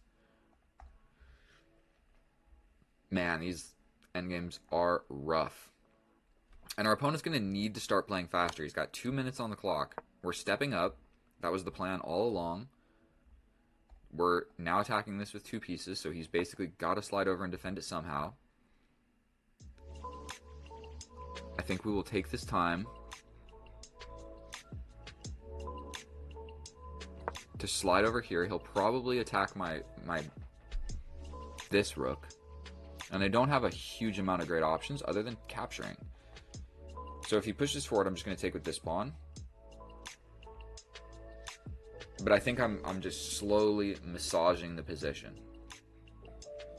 Like I said, if he loses focus of attacking this pawn, like if we're fighting over these 2 pawns. That is what this position. We have the exact same pieces. We're just arguing over these 2 pawns. Like, I want to capture yours and you want to capture mine, and I want to keep defending it. So if the focus is defending and attacking this pawn, this one's fine. But if we switch over to this one, like, soon this one will be undefended, and we're gonna have to figure out what's actually going on in the position. The only thing that I don't like is my king is really inactive. Like, my king is just about as inactive as it possibly gets. So he wants to slide in here and deliver checkmate like this. I think I could just push this pawn forward. So I think I can capture. Wait, capture, capture, capture. Here. We push up. Let's go for this. If he goes for this, I have time. I push this pawn forward. Correct? And then I'm safe. You got to make sure you don't get checkmated. And my rooks are dreadfully undefended. And he's still got a move like this, which is not super fun for me to deal with. Like, what do I do in that situation? I guess I could go full defense mode and defend my 7th rank. And like step up like this. And if we can get rid of his attacking dark square bishop. So at this point, I'm really just going to win on time. Which is yet another reason. Oh, he resigns. Okay, yeah, he was just going to lose on time regardless. Most likely with 40 seconds, like you're bound to make a blunder. And there are still a lot of moves that need to be played. And you know what I mean? I'm up 2 pawns. And so... man, how did we get there? That was a pretty straightforward game of chess. It wasn't necessarily the most exciting, but I feel like I played relatively accurate. Bada boom, bada bing. This was a little nonsense, all of this out of the opening. But either way, I'm going to copy it. I'm going to bring it to Lead Chess, and let's see how accurate that game actually was. So I'm going to change my scenes. Where is this thing at? This is for Lead Chess. We go in here. I'm going to show you guys the whole behind the scenes, how we do this. We take it from chess.com. We minimize this. We go to Lead Chess. Import. This is how you can actually do like some analysis that actually makes sense, because the one on chess.com completely sucks. It shows you the top 3 computer lines, and you have to read it like... you got to read the coordinates, which not everybody can do, like me. So, okay, let's see. Mainline stuff. Let's see, is the bishop coming out? Okay, so the bishop coming out is a great move in this position. But, like I've explained, if they play c4, bringing the bishop out is losing. Essentially, okay? So, let's just go through the opening. All we really did... wow, one of the best computer lines. Obviously, this is not great, but it's not terrible. And then we grab this. Going in or capturing made more sense, but whatever. I guess, because yes, okay, now this makes sense. I could have captured like this, taken pressure off of this pawn and not gotten a ruined pawn structure, and your knight still sucks on the side of the board because you never got to capture anything. That makes sense. But it's not the end of the world. Capture, capture, capture, and then I'm just up a pawn, I believe. And wasn't the whole idea... He could have captured back and gone into that little endgame thing. And he's doing a bad job. He's trying to just defend everything. He should have just been a little bit more of an attacker. So we castle, still a completely even position. So we'll scroll down at the end of the game and see how accurate it was. Knight to the middle, stepping forward, stepping over, and white is slightly losing. We go for this pawn break, trade, capture, and now I'm just up a pawn, but I have a passed pawn. We advance this so that none of the dark square pieces are doing anything. We step up. I could have just pushed forward again, but whatever, positioning the bishop. Why is this so much better? Because, oh, pretty simple, I'm going for this. Okay. Was going for that back rank idea. We step out of the way. The focus goes to checkmating me. Only real move in the position. I can run away, but then I can get checked, and then I step up, and then this. I'm not really sure what to do. If I play this, oh, I just run this way, and then this check and I step over. What if check here? Oh, I block with the pawn. Okay, okay. Instead, we push the pawn, the best move, and our opponent resigns because it's a -5 position, and it's like, what are you really going to do? You know what I mean? This pretty much has to be done. I probably would have captured this way. You give the check, and I'm happy. Nice and safe, and I'm surrounded by a bunch of pawns. And then the focus goes back to my passed pawn, which your king is actually pretty far away from. He's actually cut off. So say he gets behind. I'll probably give a little check. You step up, and then just defend it. And then it just turns into, like, maybe I even give up the pawn and go for these guys. So either way, the end game was going to be not necessarily super difficult to win. It wasn't the most exciting game of chess. Dude resigned in a losing position, but sometimes that's all it takes. So let's see how accurate it was. 89. Not the worst. One blunder, 2 mistakes, and my blunder was not pushing that pawn.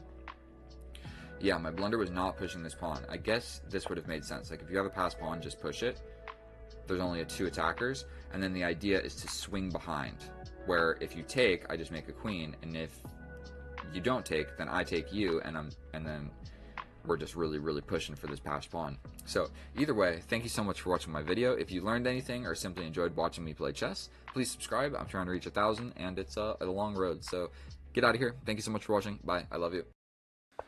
Oh, hello, and welcome back. Thank you so much for clicking on my video. My fellow chess enthusiast, today we are facing a 1900 with a bunch of question marks. He's decent at blitz and bullet, not terrible. And so what I'm going to try and show you in this video is how to play some chill chess, okay? We're going to just avoid getting attacked, and we're going to win in the endgame. That is generally the plan. And when you're playing with the black pieces, if you play pretty much anything other than the Sicilian, you are in a more of a defensive position, okay? This pawn push generally makes sense. Maybe not right now.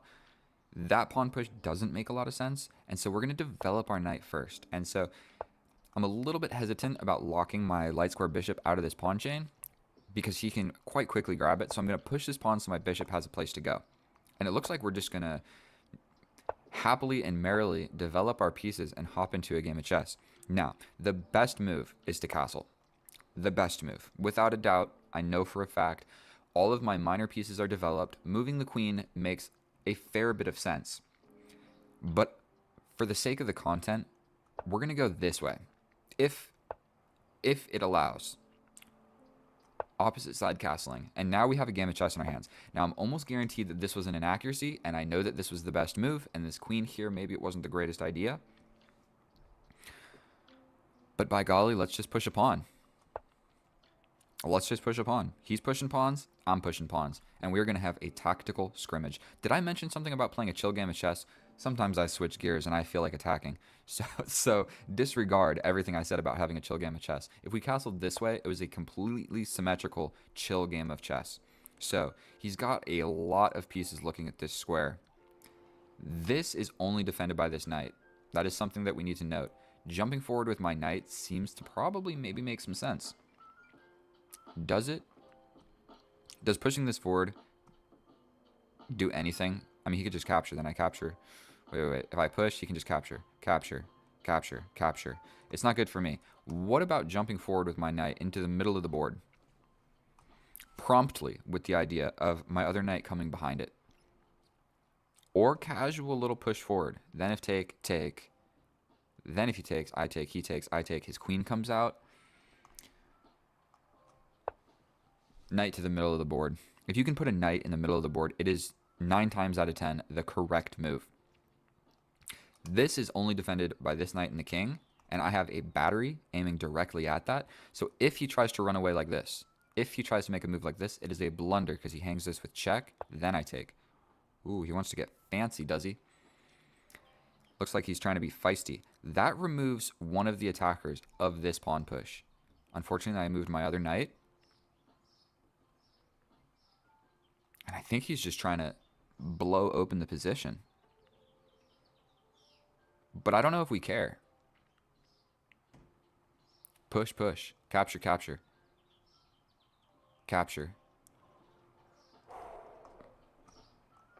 We bring the rook without any calculation, without thinking at all. This is what I want, okay? Straight up. This pawn push is very, very reasonable.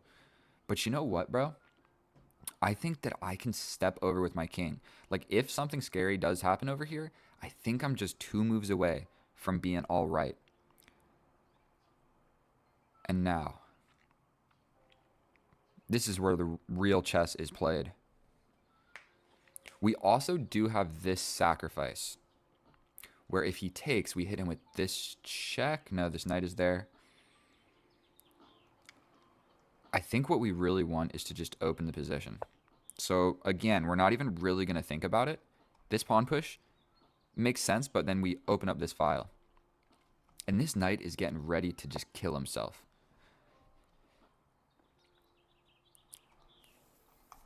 For one, I can jump in and force this knight so I get this check. But the whole purpose of my last few moves have been to aid in this pawn break. I guess we need to be a little bit worried about this, but he's got the pawns in the way. So I'm not actually super worried about it. Okay, here. If he takes with the knight, and we take with the pawn. So we push. If he pushes, we push again. If he pushes, we plant the knight there. Oh my goodness. So if we go and he takes, then I take back.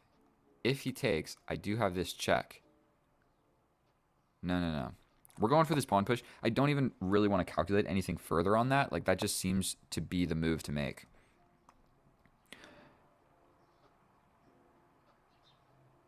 I mean, does this... We go in.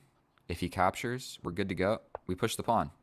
We're attacking the knight with check. He can't really do this idea. And it looks like one of the major components of chess. Ooh, that's a fancy move. That's a fork of these 2 pieces. So my attack is just arriving first. If you look, I have a pawn literally in his position. His pawns are yet to be in my position. A few more moves and they're in my position. But right now, I am really in your position. So, is there anything better than this fork? I mean, I give this check. And that reopens this. And I think we're just going to be able to smash him. He wanted a take back. Never mind, he canceled it. I think we're just going to go for this. I mean, the whole purpose was to open up this file. Now, I don't know if I have sufficient attacking material. Like, if I sacrifice this rook, that is what I'm talking about here. He steps over, I step in. If you block here, I take. Can I sacrifice this rook? I should probably grab this first, no? This, he pretty much has to play this, and then I can hit him with another check. All right, we make a queen. Obviously, this is the move that needs to be played. Now we need to get rid of this pawn, and checkmating is all of a sudden a real threat. He steps back. Well, this check, he steps over. We hit him with this check. He steps back over. We repeat the position for no apparent reason. Sacrificing the rook, the knight just comes.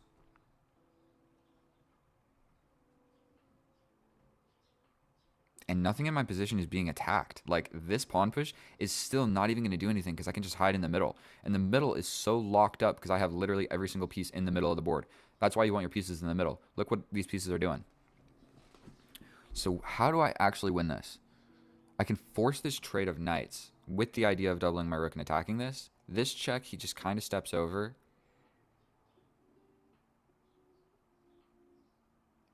Then I play this. I mean, this trades some pieces. I'm up a rook for nothing. I think playing it slow might even be the right idea here. Because if I do this, he just comes in with a knight. And I'm not convinced that that's going to work out. I can jump forward with this. We jump forward. We're jumping forward. The general idea here is for one, I can do this and kind of fork more pieces and shred apart the position. Or I can take, and I'm threatening this. This move seems to make sense with a very simple idea of doubling these rooks. And if you push, dude, I can just take with my knight. If I take back like this, I think we're chilling, bro. Not only that, this knight has not joined into the attack. So if things do open up over here, we take here. We're threatening this. We go here. What is the move? We step forward with ideas of this.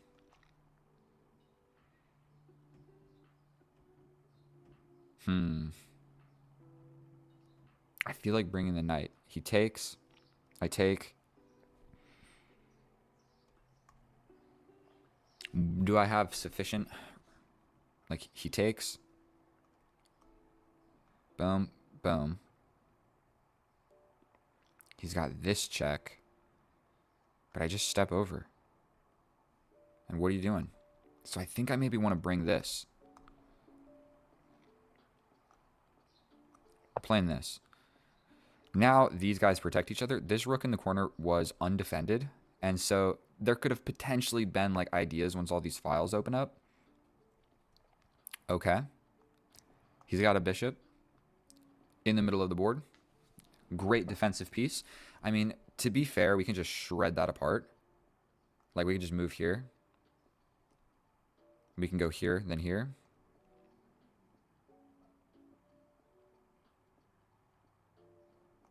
I think we just bring the knight. 2 minutes? Oh boy. Have I been spending too long yapping about nothing? I'm going to show you guys how to actually win a game of chess. He takes. I take. My king is going up. If like nonsense happens. Okay, so he's attacking this.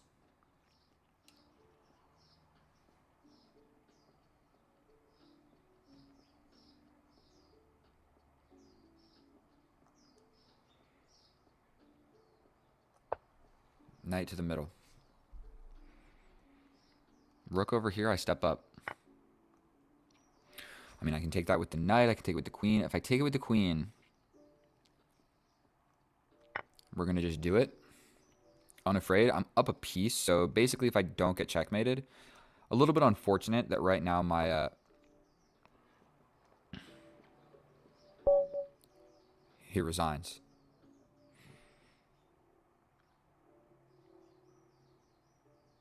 I mean, he is lost, but I mean... Okay. Okay. That was fun. Thanks for the game of chess. I really wish he would have finished it. I don't understand what was the reasoning of resigning here opposed to resigning here.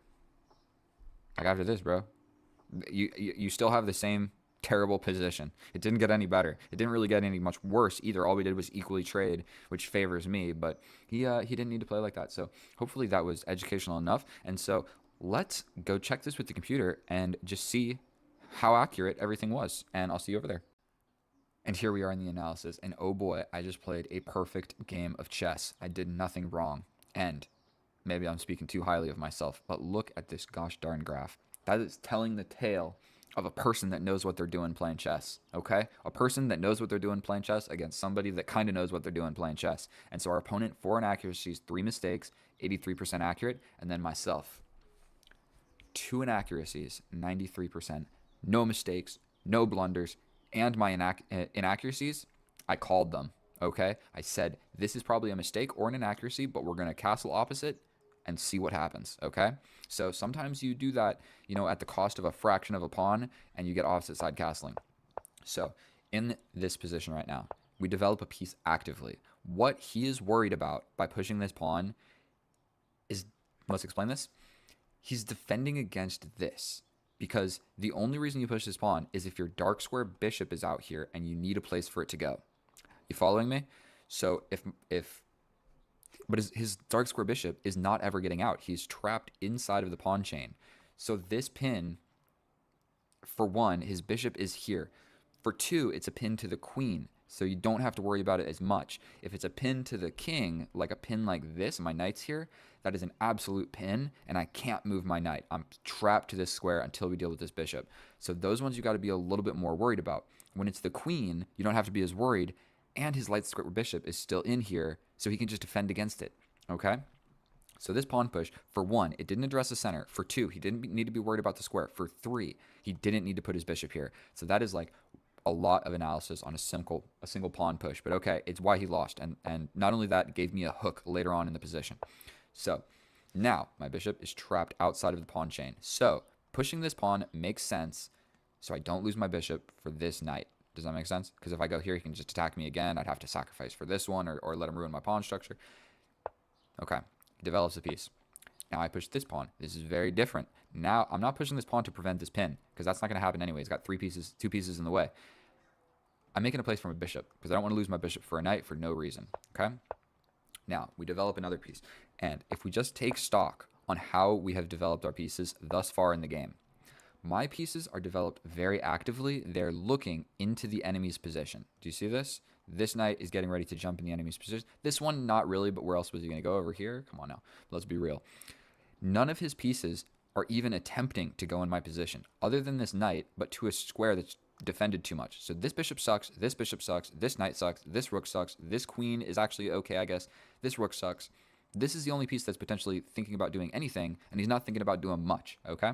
So I play my first inaccuracy of the game, and I said it in the video. I'm not sure that this move makes any sense, and I'm not sure that the following move makes any sense, but by golly, we're going to have an opposite side castling game of chess, and that's what we got, at the cost of an inaccuracy. So the reason, we're going to go into this in a little, explain a little bit about this. The reason that this is an inaccuracy is because I don't need to castle at all.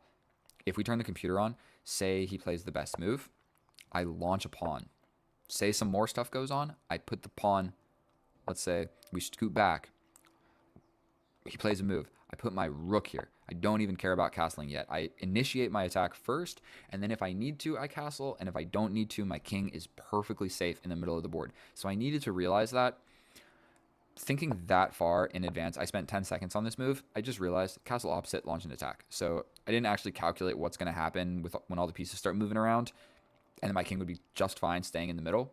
I didn't even think about it. So moving the queen is an inaccuracy because I didn't need to castle, and the only reason I moved the queen was so that I could castle, if that makes sense. Okay? Now, we launch a pawn. Best move in the position. We launch a pawn. My pawn is closer to doing damage than his pawns are, okay? This pawn push serves as a hook. When I push this pawn forward, it sees 2 things. It sees the knight, and it sees the pawn. If the pawn was here and I push forward, he can move the knight, and I'm not actually threatening to take anything.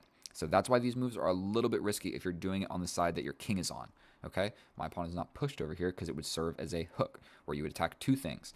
And when you attack 2 things, you have to do something about it. You can't just move the piece away. Okay, we jump the knight to the middle of the board. It's not the best move, but it's one of the best moves.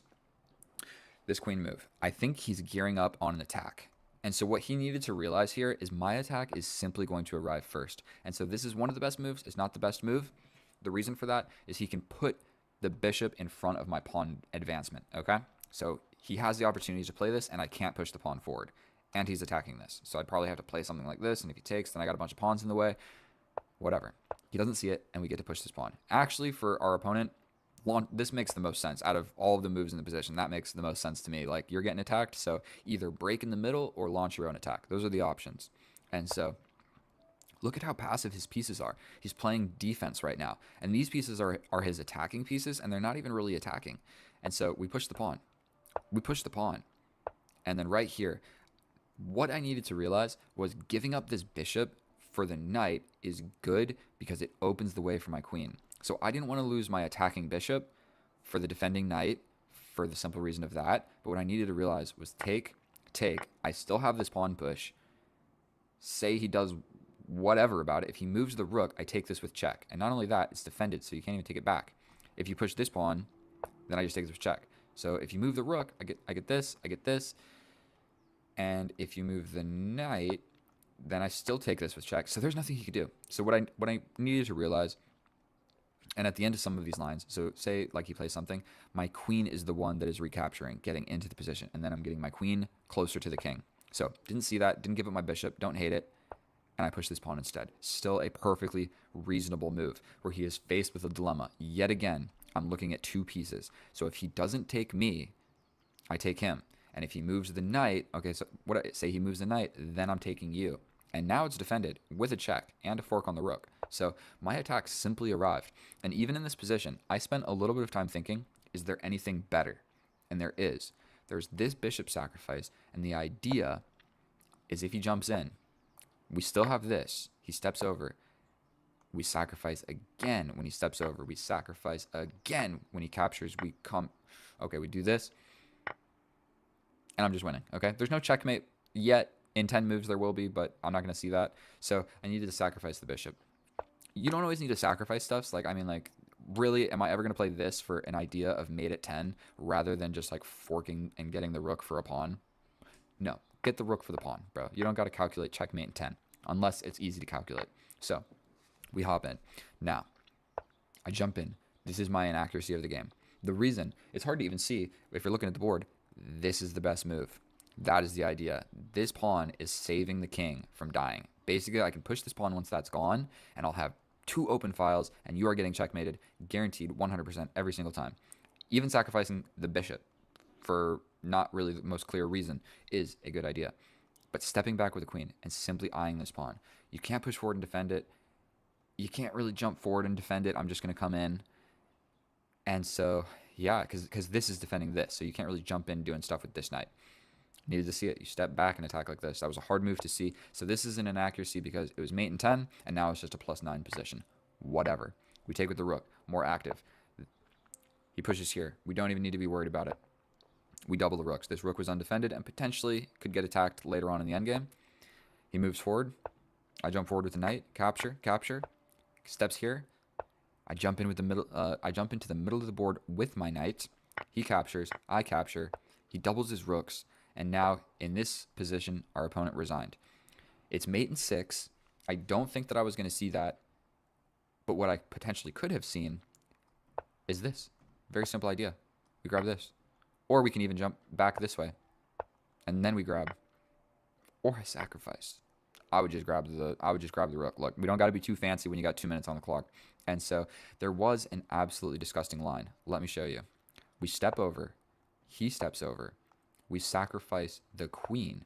Not yet, but we're going to. We give this check. He steps up. We sacrifice the queen. He takes. Check here. Checkmate. Disgusting. Stockfish is an absolute maniac. I would have never seen that. I'm not going to even pretend that I would have seen that. It's maybe not too hard to calculate.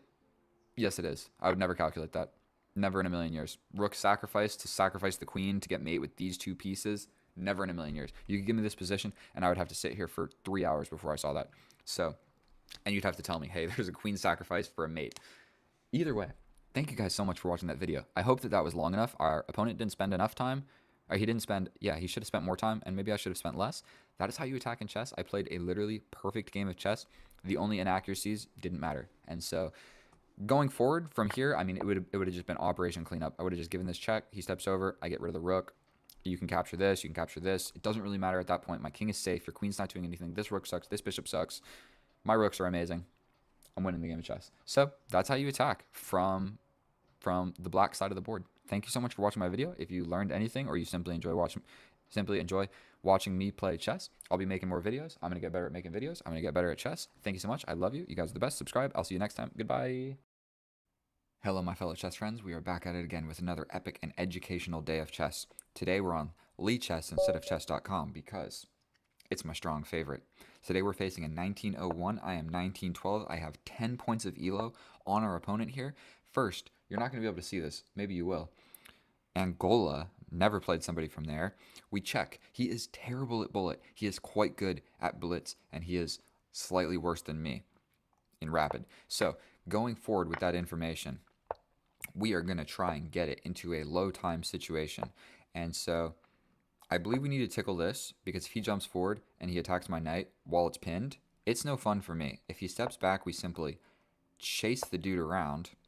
This is not necessarily a structure that you should love, but we're going to jump forward, defend this pawn. Should I have... Was the whole point of pushing these pawns so that I could get the bishop, and now he has a little place for his bishop to get away to? Quite possibly. That was a minor inaccuracy on my part. I think I should have chased the bishop, but you know what? It's never a bad idea to just develop your pieces. So he wants my bishop. I have the opportunity to kind of like scoot forward, and this pawn push will open this diagonal, which my bishop would most likely get on with my queen. And so pushing this pawn also takes away his retreating square. So we're going to slide back. If he chases us yet again, we scoot back again. Okay, so he's going to pin us. I mean, I'm going to pretty much need to develop this bishop anyway, so I'm able to castle, so we might as well just break the pin. And the goal here is to maintain a more or less equal position. So he wants to just chase my bishop around, be my guest. Be my guest. Not sure if, you know, he's got a weird pawn structure over here. We're definitely going to take back this way to open up the rook on this h-file and somewhat, you know, move our pawns towards the center, because, you know, you don't want to capture like this. Doesn't make any sense. I mean, castling this way seems to be out of the question. Castling this way takes my rook off the file. So I'm not super opposed to not castling at all, potentially. And I mean, this knight's not doing a whole lot. Is there any sacrificial ideas? I mean, he would just take here, and I would take, and then he would take. Then I get in with my queen. But you could probably quite easily just like bring your queen or bring your rook. So I don't think any of that is going to work in my favor. We might slide here. We might do this. We're eyeing this little infiltration square into the position. And, I mean, okay, so he defends it with the king. Probably a very reasonable move by our opponent right there. Now, what is the plan forward? Could I potentially go for a pawn break? Should I just castle? It's hard to say. We're not going to spend a million years on this.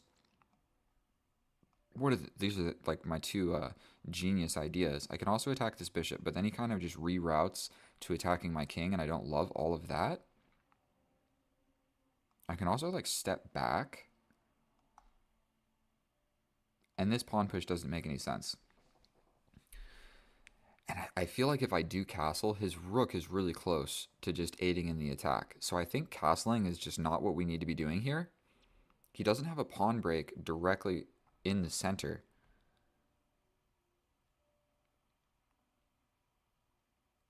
So when in doubt, take a step back. And all of my pieces are protecting my king. He's still yet to develop these two pieces. I mean, yes, my rooks kind of suck as well. But if we see this trade, potentially I just take with the king.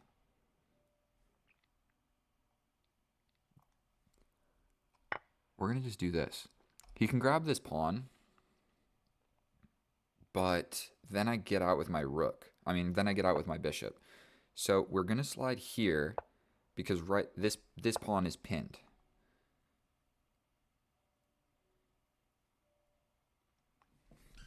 I don't think that I actually need to take. Like, I could just let him come towards me. I would love to move my guy. I can also castle this way and kind of just allow this. His queen would get in, but then my rook would get in. Let's take stock of our options. I kind of like taking once because this is kind of my extra pawn. So we are going to take once here. And then do we just castle and say, come and get me, bro? I can also take here. And when I do that, I'm supporting this check. And I'm opening up the H file. So I think that seems to make quite a bit of sense for me. So we go here. If he captures, I come in with this check. Only move is back here. I think we're going to go for this. Like, he's trying to bust open the position and attack me, but your king is really naked. Like, I think you're more naked than I am. You're going to get a public indecency charge on this king right now. Because my queen is still eyeing this square. So potentially, like, doing something to defend that would make sense. Now I can take this. Wait, no, I can't. No, I absolutely cannot. What am I talking about? Castling seems to make sense. Like, yes, you grab this and get in with your queen, but then I could just slide my rook over and attack your queen. And if you grab here, I'm not convinced that you can actually get to me. So maybe pawn sacrifice for a little bit of activity. And I can also double step and get into the position like this. What is the correct move? I mean, definitely getting my king away from all of these attacks would make sense. And I can't take. Castling that way.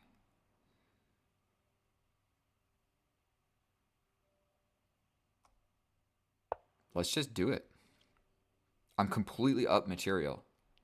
Completely up material right now. Potentially I would lose a pawn there.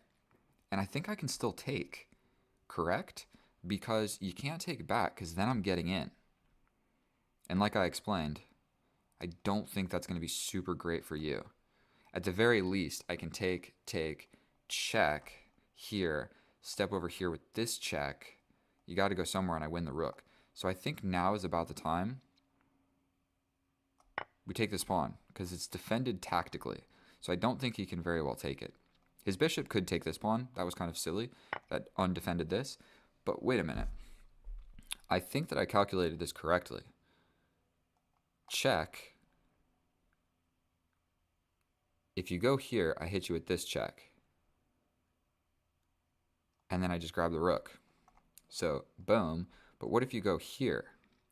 Well, then I think that I just slide back, and it's going to be like impossible to defend all of that. That rook was doing, the whole purpose of that rook was to defend this check. So let's just go ahead and deliver this check. If he goes here, like I said, there's this check. Right? There's this check.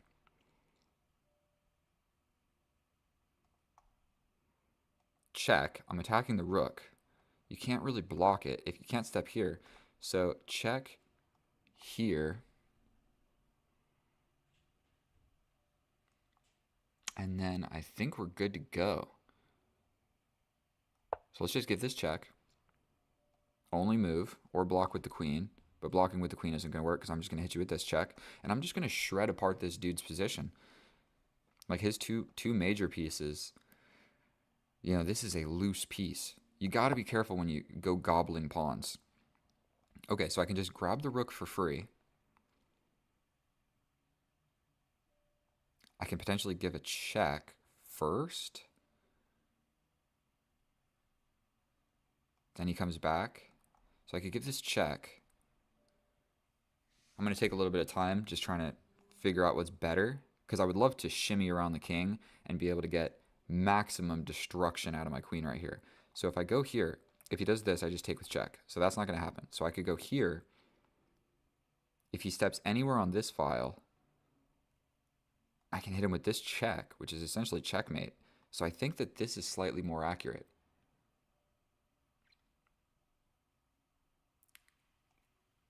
Because if you go here, okay, so I think this is actually going to work. What am I talking about? The queen is there. Okay, I spent like way too long on that position right there. Um,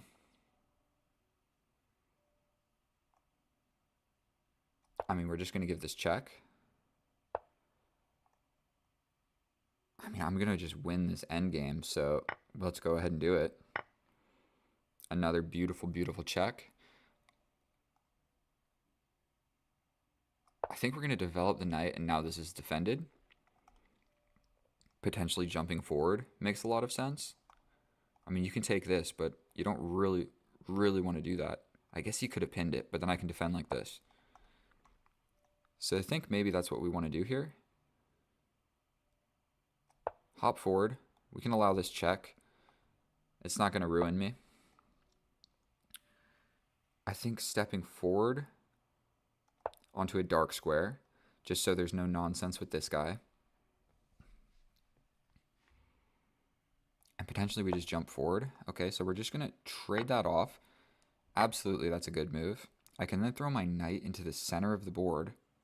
Kaboom. If you take, you just are in an absolutely crushed endgame. Nothing you can do. You can attack this pawn. I can just defend. We'll defend that. And this is the part of the game where I'm going to kind of slide away from playing 100% accurate. What we want to do is just get rid of his rook. Either checkmate or get rid of the rook. So how can we do that? Well, I like the idea of giving some sort of check and pushing this pawn and getting the rook that way. That's my first idea. This is also being attacked.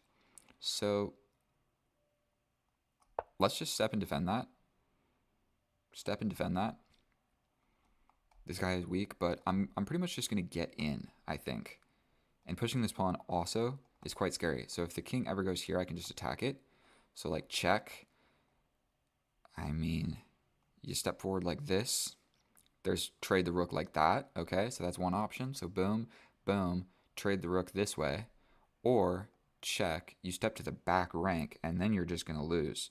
Because also there's still this. So check. If he came here, I hit him with this discovery.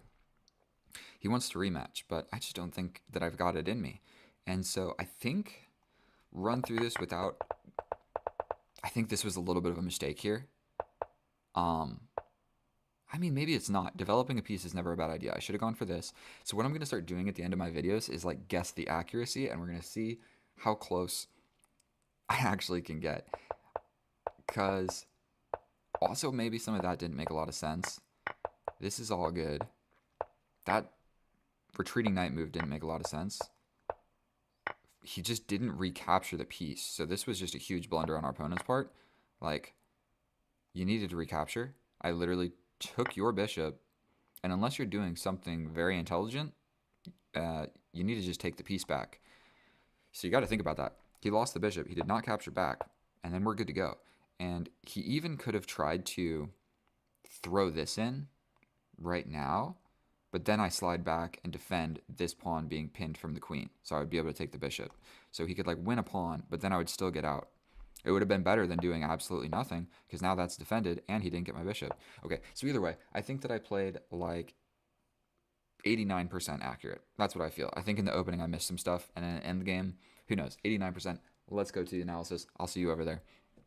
And all right, here we are in the analysis. And oh boy, am I good at guessing my accuracy, because I was pretty gosh darn close. So our opponent, 2 inaccuracies, 2 blunders, 81% accurate. We look at the graph and see that there was never a moment that I was in any trouble. 91% accurate. I said 89, so 2% off. 2 inaccuracies, 1 blunder, and I was able to basically identify my blunder of the position by myself, because I knew it was like not a good move. And so the reason it was not a good move is because I had a ridiculous sacrificial idea that I was never going to see ever in my life.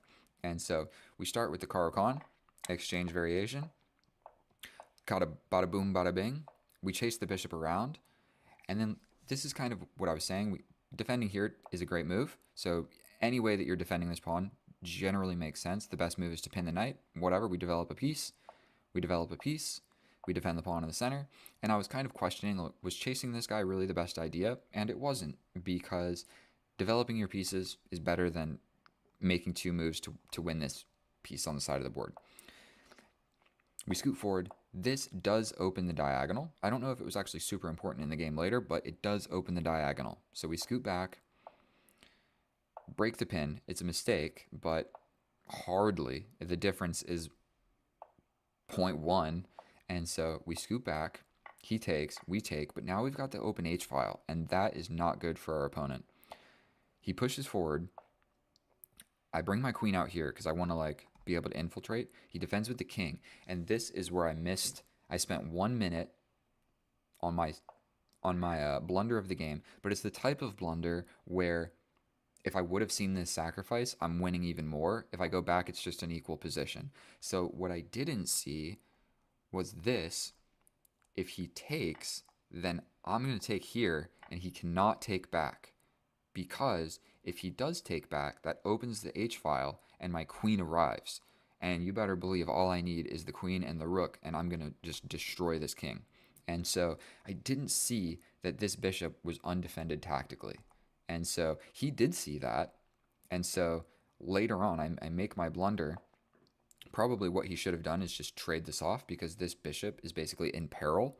He should have defended it or whatever. So he did not defend the bishop, and he did not trade off the bishop, and so now this move still stands. I took it. I thought he needed to just take back, but I didn't see that that opens up the H file with this absolutely brutal attack. And I'm not going to go into the lines, but if that happens, I win. Not only that, if he takes, I can just simply win the queen like this. And so, let alone checkmate, but I'm absolutely going to win. So here, I realized that this pawn was pinned by the queen. I got a little bit scared about it, and I scooted back. This is somewhat of an inaccuracy because I don't need to be worried about that. I can simply just take, and then my attack is still going to arrive. We scoot back, don't hate it. We take once, correct move. Take with the bishop, not the best move. I could have taken with the rook, but whatever. We take with the bishop because I like the idea of being able to move the bishop and have a discovery if the king over goes this way. He scoots forward, and this is another blunder of the game because I missed this crazy sacrificial idea where it's a clearance sacrifice. I'm getting the bishop off of the H file, and if you take with the king, I simply win the queen like this. If you take with the queen, same deal. I can also just win the queen like this. I can even come in and probably do more damage, but I would have just played this and win the queen. If you take, whoa. If you take with the rook, I don't even know which ones I explained. If you take with the rook, then I'm coming in with this checkmate, where this is the only move. I come in with this check, you come in, and I sandwich your king like this. Did I see all of that? Would I have seen all that? Probably not. It's hard to find all of these checkmating ideas, definitely when there's 3 different options to take the bishop. So no matter what you take with, it's gonna be bad. And so didn't see it. Don't hate myself for that. We castle. He brings the knight. Okay, don't hate that move. But this was defended tactically. And so this rook was defending my queen from arriving here. And he takes here, and it's just, he's cooked. And I even was contemplating this. What was I thinking about for so long? I gave this check. He scooted over here, and I was literally considering this check, but his queen would have just taken me. And so sometimes in chess, if there is, you calculate one option, and you realize it doesn't work. I mean, there's a free rook on the board. Like, just take it. Just take it. He comes here. I go ahead and I pin the knight to the queen. Comes over here, and this is another inaccuracy because there's a better way to checkmate the king. Like, I can scoot the bishop forward and bring the rook to kick him out or whatever. Don't be complicated. You know, I've got 2 minutes on the clock. Trade the queens. I'm going to win the game. Absolutely, I'm going to win the game. Nothing to worry about. He gives me this check. I step forward onto the light square so that doesn't happen again. He lets me just trade off a piece. We trade off the piece. I jump forward into position. Never in a million years do you want to take this. For one, you don't want to trade a bishop for a knight for no clear reason. For 2, it gives me a pass pawn. For 3, then you have 1 rook versus 2 rooks and a bishop. And so he just did not want to do that. You potentially could flag me. Like, I have 1 minute and 50 seconds. So if you just keep the pieces on the board and like just let the game go on, maybe I get low on time. I blunder some stuff. You get a pass pawn, and all of a sudden, you're not losing anymore. So don't do this. Like, if you're in a losing position and you still have some stuff, you can maybe like whittle them down on the clock with 1 minute and 50 seconds. It's kind of a lot. He comes in here. I step over to defend the pawn. If you let the computer run long enough, it actually thinks it's an okay move. Um, but you don't need to. I'm not worried about this pawn. Like, I can just come in and win the game. So I step over. You know what I mean? I didn't want to allow it. Who cares? And then I believe in this position, our opponent resigned. And you basically have to, because my next move is infiltrating the position. If you scoot forward like this, I have this discovery idea.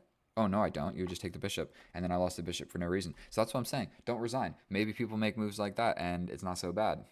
And either way, either way, that was a good game. I'm surprised at how accurately I was able to guess my accuracy. Um, Thank you so much for watching. If you feel like it, subscribe. I'm going to make more videos. Sorry I haven't posted one for like a week. I was making a bunch of shorts and stuff and snowboarding. So, all right, thank you so much. You guys are the best. I love you, and I'll see you next time. Oh, hello, and welcome back, or welcome for the first time. My name is Kip, and I play chess. We are back at it again with another epic and educational day of chess. Today, we are facing Igor, 1965 question mark. 4 years ago, 3,000 games, doesn't play bullet, not that great at blitz, pretty good at longer time controls.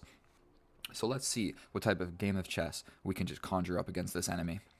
And so we are going e4, e5 into the bishop's opening. We are immediately hopping into some tactics, okay? So if the bishop comes out, we go for this. If he takes with the pawn, there's a tactic. If he takes with the bishop, we simply jump forward. Potentially what people do is they trap their bishop in and we get it with the pawn, or they bring the knight and we simply get the dark square bishop and lose a pawn for the knight. So we get rid of these two pieces for this piece, which is not actually so great for us. So we're really hoping that he just stop thinking so long, bro. Just take it with the pawn. Stop thinking. Just come on. It's in the opening. He takes with the bishop. That is the correct move, actually. So now the follow-up is to bring the knight. If he traps it in, we kill it. So people, unbelievably large amount of people play this move. I mean, I guess he can play other stuff, but essentially if I can take back with the queen and win a pawn. So bringing the knight is the best computer line. That is what you're supposed to do. I simply grab this, you put your knight in the middle, I kick your knight out, your knight goes back to where it was, and I'm down a pawn, but I got rid of your bishop for my knight. So at the cost of, we'll go into this line. If they take with the pawn, you sacrifice the bishop here.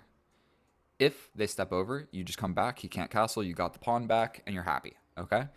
If he takes, you take, he takes with the king, you slide on out here with the queen, attacking the king, he'll push this pawn, and you'll grab this bishop, okay? Then they normally push here, and you recapture this pawn. You're then attacking this, so sometimes they even bring the queen out, they bring the knight out, things get complicated, and there's more variations after that, but the simple premise of the idea is take with the pawn, take here, take back, bring the queen, that's a check, he has to block the check with something, and you take the bishop, okay? So I do win and lose like a lot of games because of all of this, but we're attacking this. And our friend over here really likes to just take his sweet time contemplating positions. So that makes me believe, even being a pawn down, bro, I will absolutely destroy you in this endgame. Absolutely. So let's just see what our opponent's going to do. Don't trap the bishop, please, because it's not incredibly great for me. Like, he does get my pawn for it, and he's already up a pawn. So I'm essentially only up a pawn in material after all of that.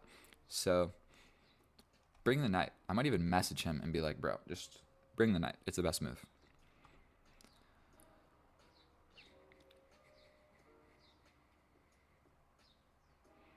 I mean, what further else is there to analyze about this position?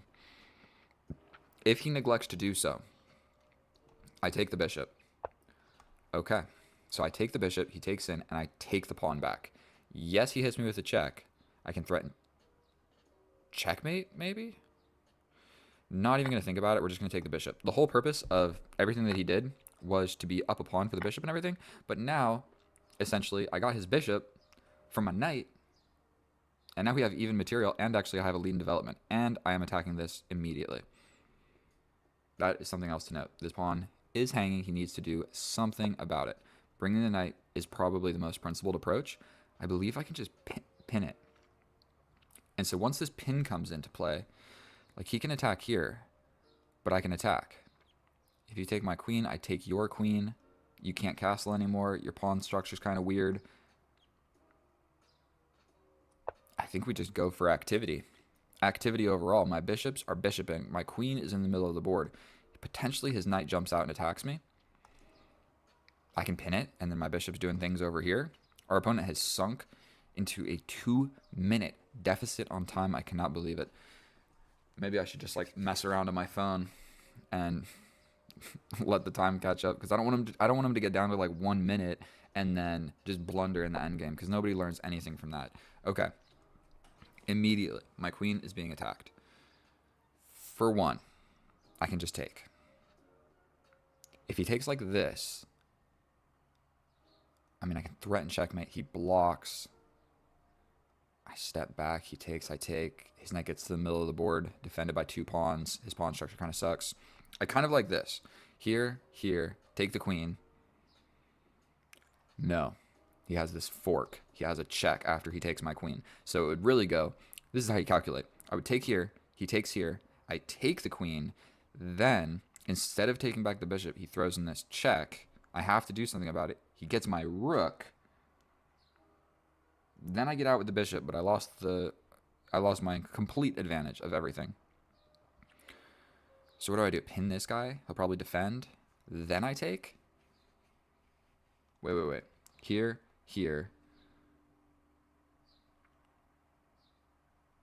No. Same issue. I think I might step back here to maintain this, what's going on in this position. And I just vacate getting attacked. But that kind of stops my knight from being able to develop naturally. I can threaten checkmate, but then he just jumps in. And I just don't think there's really a lot of good coming from that. I would have to step back. He'd attack my queen again. I'd step over. I think we just want to pin.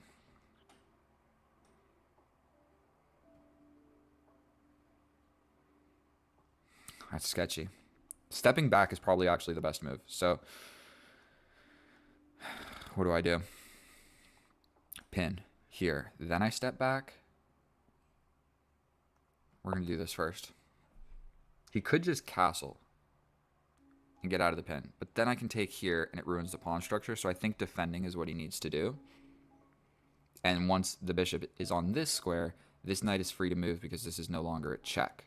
So castling, I can just take here. If he takes with the pawn, he's got a ruined pawn structure. If he takes with the queen, I take back and he's still got a ruined pawn structure. He doesn't have a dark square bishop to give me a check, and this pawn is not advanced anywhere, so this check is not something I need to worry about immensely. Anyway, I could come back and block it a few different ways.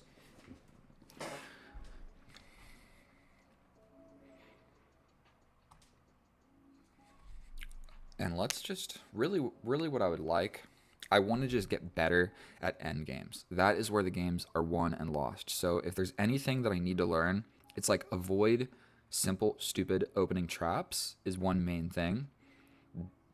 Like just finding tactics in the middle game to like get up a piece or whatever. But there's so many tactics and just one move, huge blunders. Okay, so this re-attacks my queen. I can just take, then he takes, then I take. If he takes with the queen, I take back, he takes back. I develop my knight. I don't know how I feel about giving up both of my bishops to ruin a pawn structure. Because then we're just in an endgame where I have a knight and you have a light square bishop.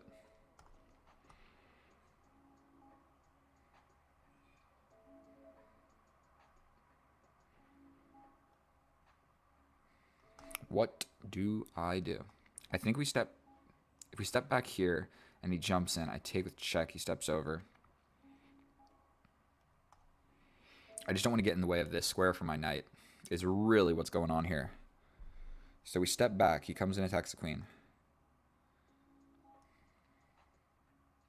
Maintains touching this pawn. This is now undefended. I mean, it was already undefended, but I think he can just maybe castle and he's chilling.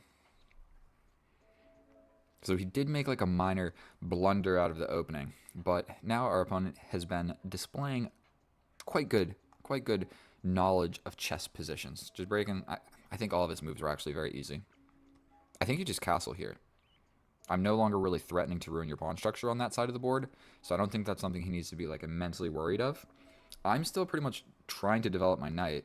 He could just attack, and then here, and then here, and then here, and just keep chasing me around everywhere.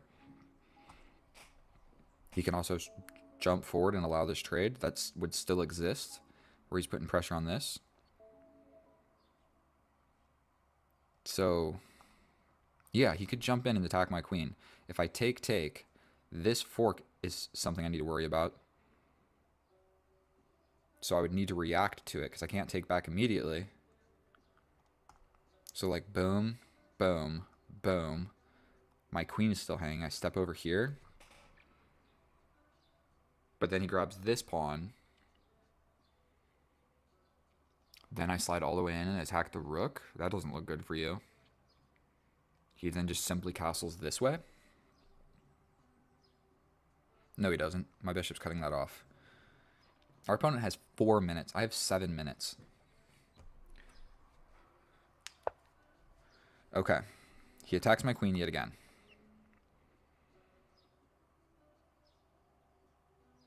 Trading off all of the pieces doesn't seem like the greatest idea ever. But if he takes with the queen, I think we're just going to do this. It's a check. He can step back, which isn't great for him, that's for sure. He can take with the queen and get out of the pin. Yeah, he takes with the queen. Now we're attacking. Yet again, we are attacking. My gosh darn queen. I can slide over here with tempo on this. That's what I see.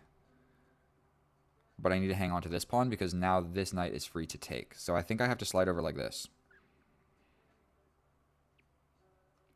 Or step forward. I guess he could attack me again.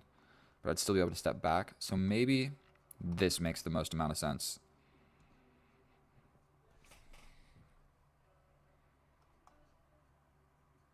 I think this is active. He could advance this pawn and I step back. By golly, if he attacks me again.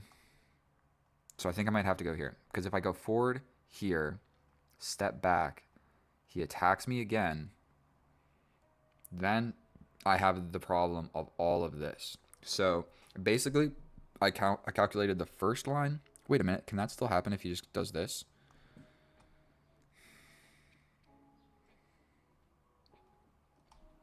What about this? He takes the pawn in the middle of the board. I take here. He's attacking my bishop. All of a sudden, this position looks like it really sucks for me.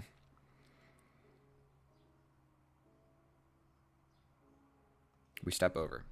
He hits us with this. We then step up.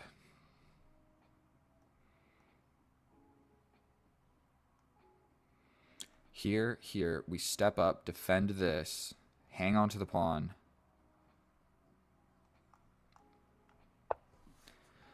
And now I'm a little bit scared. I need to develop this knight so I can castle this way at will. And if not, then I might just castle this way. And I literally might just get rid of this pawn, because this knight, because it's still attacking this pawn, and my queen is the only defender of this pawn, because I have yet to get to develop my gosh darn knight. And so this knight not being developed is preventing me from castling, and either square that it goes to will be protecting this pawn, even pushing this pawn. And I guess something else that I could showcase is trade everything off and just keep the dark square bishop, which is easier said than done because he's kind of in a vulnerable spot. But we could just like play straight solid chess and get it to an endgame where it's a knight versus the bishop, and then I'm fairly certain I'd be able to mop that up.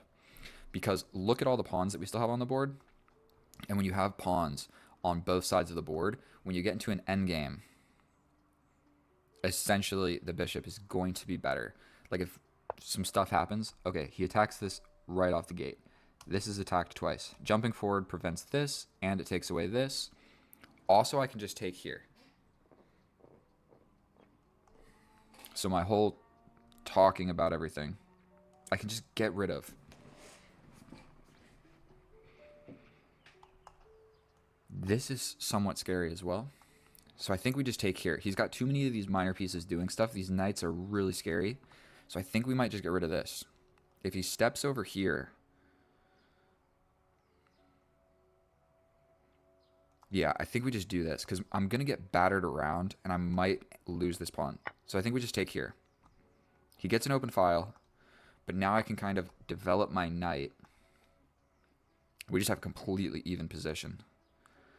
I can develop this knight protecting this pawn. He jumps in and attacks my queen. And this. Would the only move be to step back? I can just slide like this. What if I push? What if I don't care about the pawn in that castle this way? That's never going to work with this open file. Oh boy. What do I do? We're scared of this. Do we push? No, no, no. What do I do? What do I do? Jump in. He attacks. I mean, I can step forward. He takes here. I take here.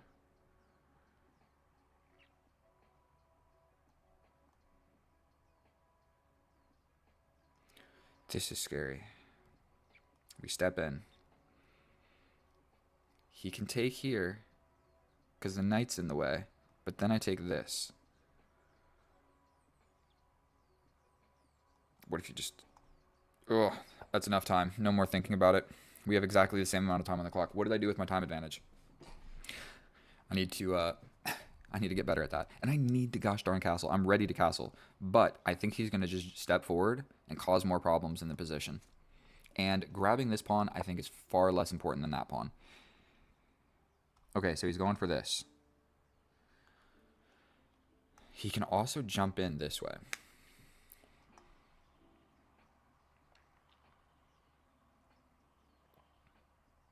If I push, he jumps in and attacks my queen. We step over.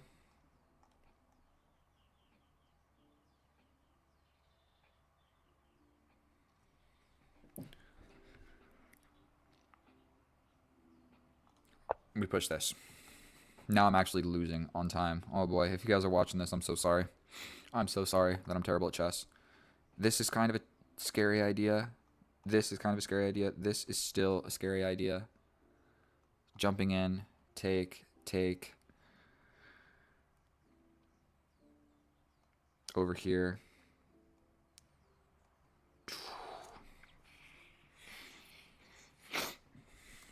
It looks like we are just going to grind this down into an endgame.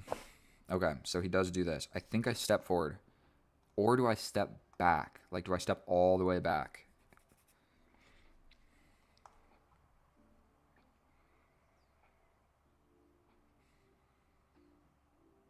We step forward. You take. I take. What's the plan then? You slide forward and attack me. I slide back. You slide over. I push forward.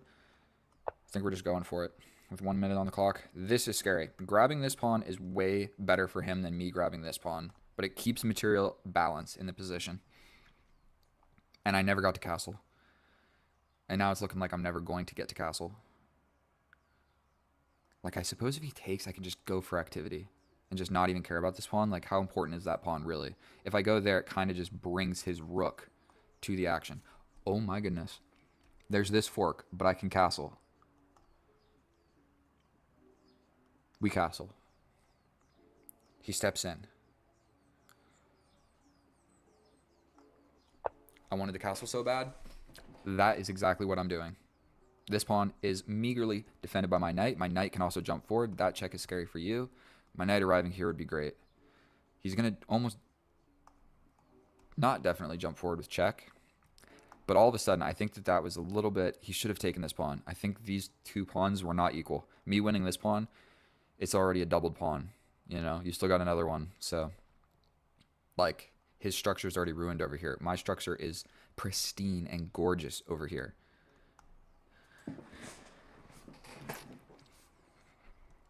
Like, he can jump on in and apply pressure to this. I guess I could just immediately kick him out. He's got 53 seconds. Completely equal. Completely equal. I would love to figure out... Like, I know there was chances in this game where I could have applied more pressure. And I just didn't. I neglected to do so. I just got to castle. Him castling is actually probably a great idea. I don't know why he wouldn't, actually. You can't really move the knight or I'll take this pawn. So he steps back. What is the idea behind that? I like the idea of just jumping forward with this. Then I win this. So boom. If you jump over here, it defends this. So I can go boom, boom, boom. You step all the way over here. I come in and I'm attacking the knight as well. Pawn advancement, baby. Pawn advancement. My knight is still getting ready to jump here. So what's going to happen is he's going to jump here. There's a fork, but it's covered by the queen. So he jumps here. I kick him out. Only move is to step back. I come here. If he does this, I come in. So I think just pressing here is the winning move. Or maybe not winning, but winning a pawn. Then this is hanging at the end of everything. So boom, boom, boom. You can come in like this, but I hit you with a check. You could block that. I take here. We play this. The fork is defended. Stepping back hangs his pawn. I do have to be a little bit worried about this. Oh my god, I'm giving him 15 seconds. I don't want him to just lose on time. Okay, he steps back. I take here.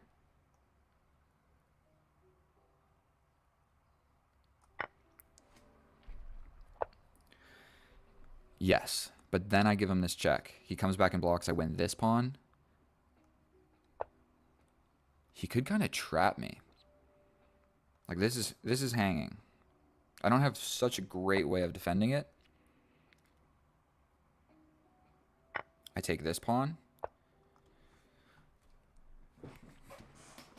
Oh my goodness, I'm so scared. I'm really close to getting trapped. We push here. He can just castle. Oh my god, my queen. I think that I need to... I can push forward. What does that do? Attack the queen. He steps over. We sacrifice a pawn. I need a place to get rid of my queen being attacked. So this is more or less a pawn sacrifice. But my queen is basically getting trapped. We're going to take this.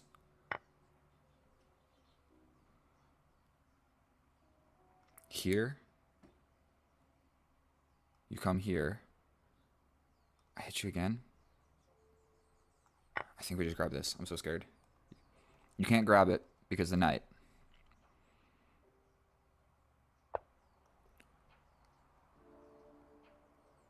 We step back, guard the pawn.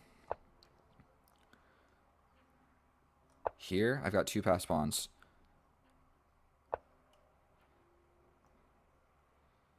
This is a way of trading the queens. Right. No, I let him lose on time. God darn it.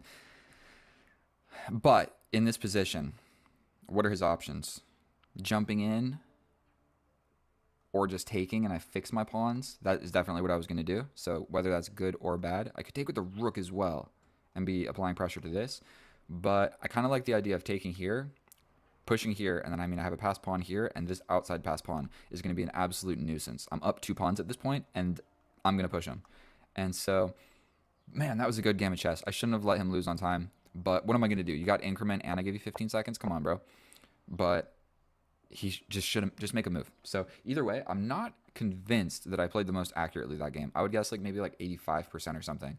But let's go check out the computer and I will see you over there. And here we are in the analysis. And oh boy, I actually played a better game of chess than I thought. And so one of my mistakes or inaccuracies was Operation Save the Queen. My queen was chilling on h7 in the enemy's position, and I got scared. And then the other one was kind of like a tactical. I saw it, but I just didn't see how good it was, so I didn't do it.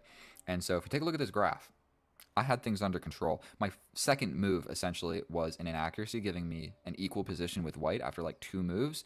But there's the opportunity for some attacky stuff, okay?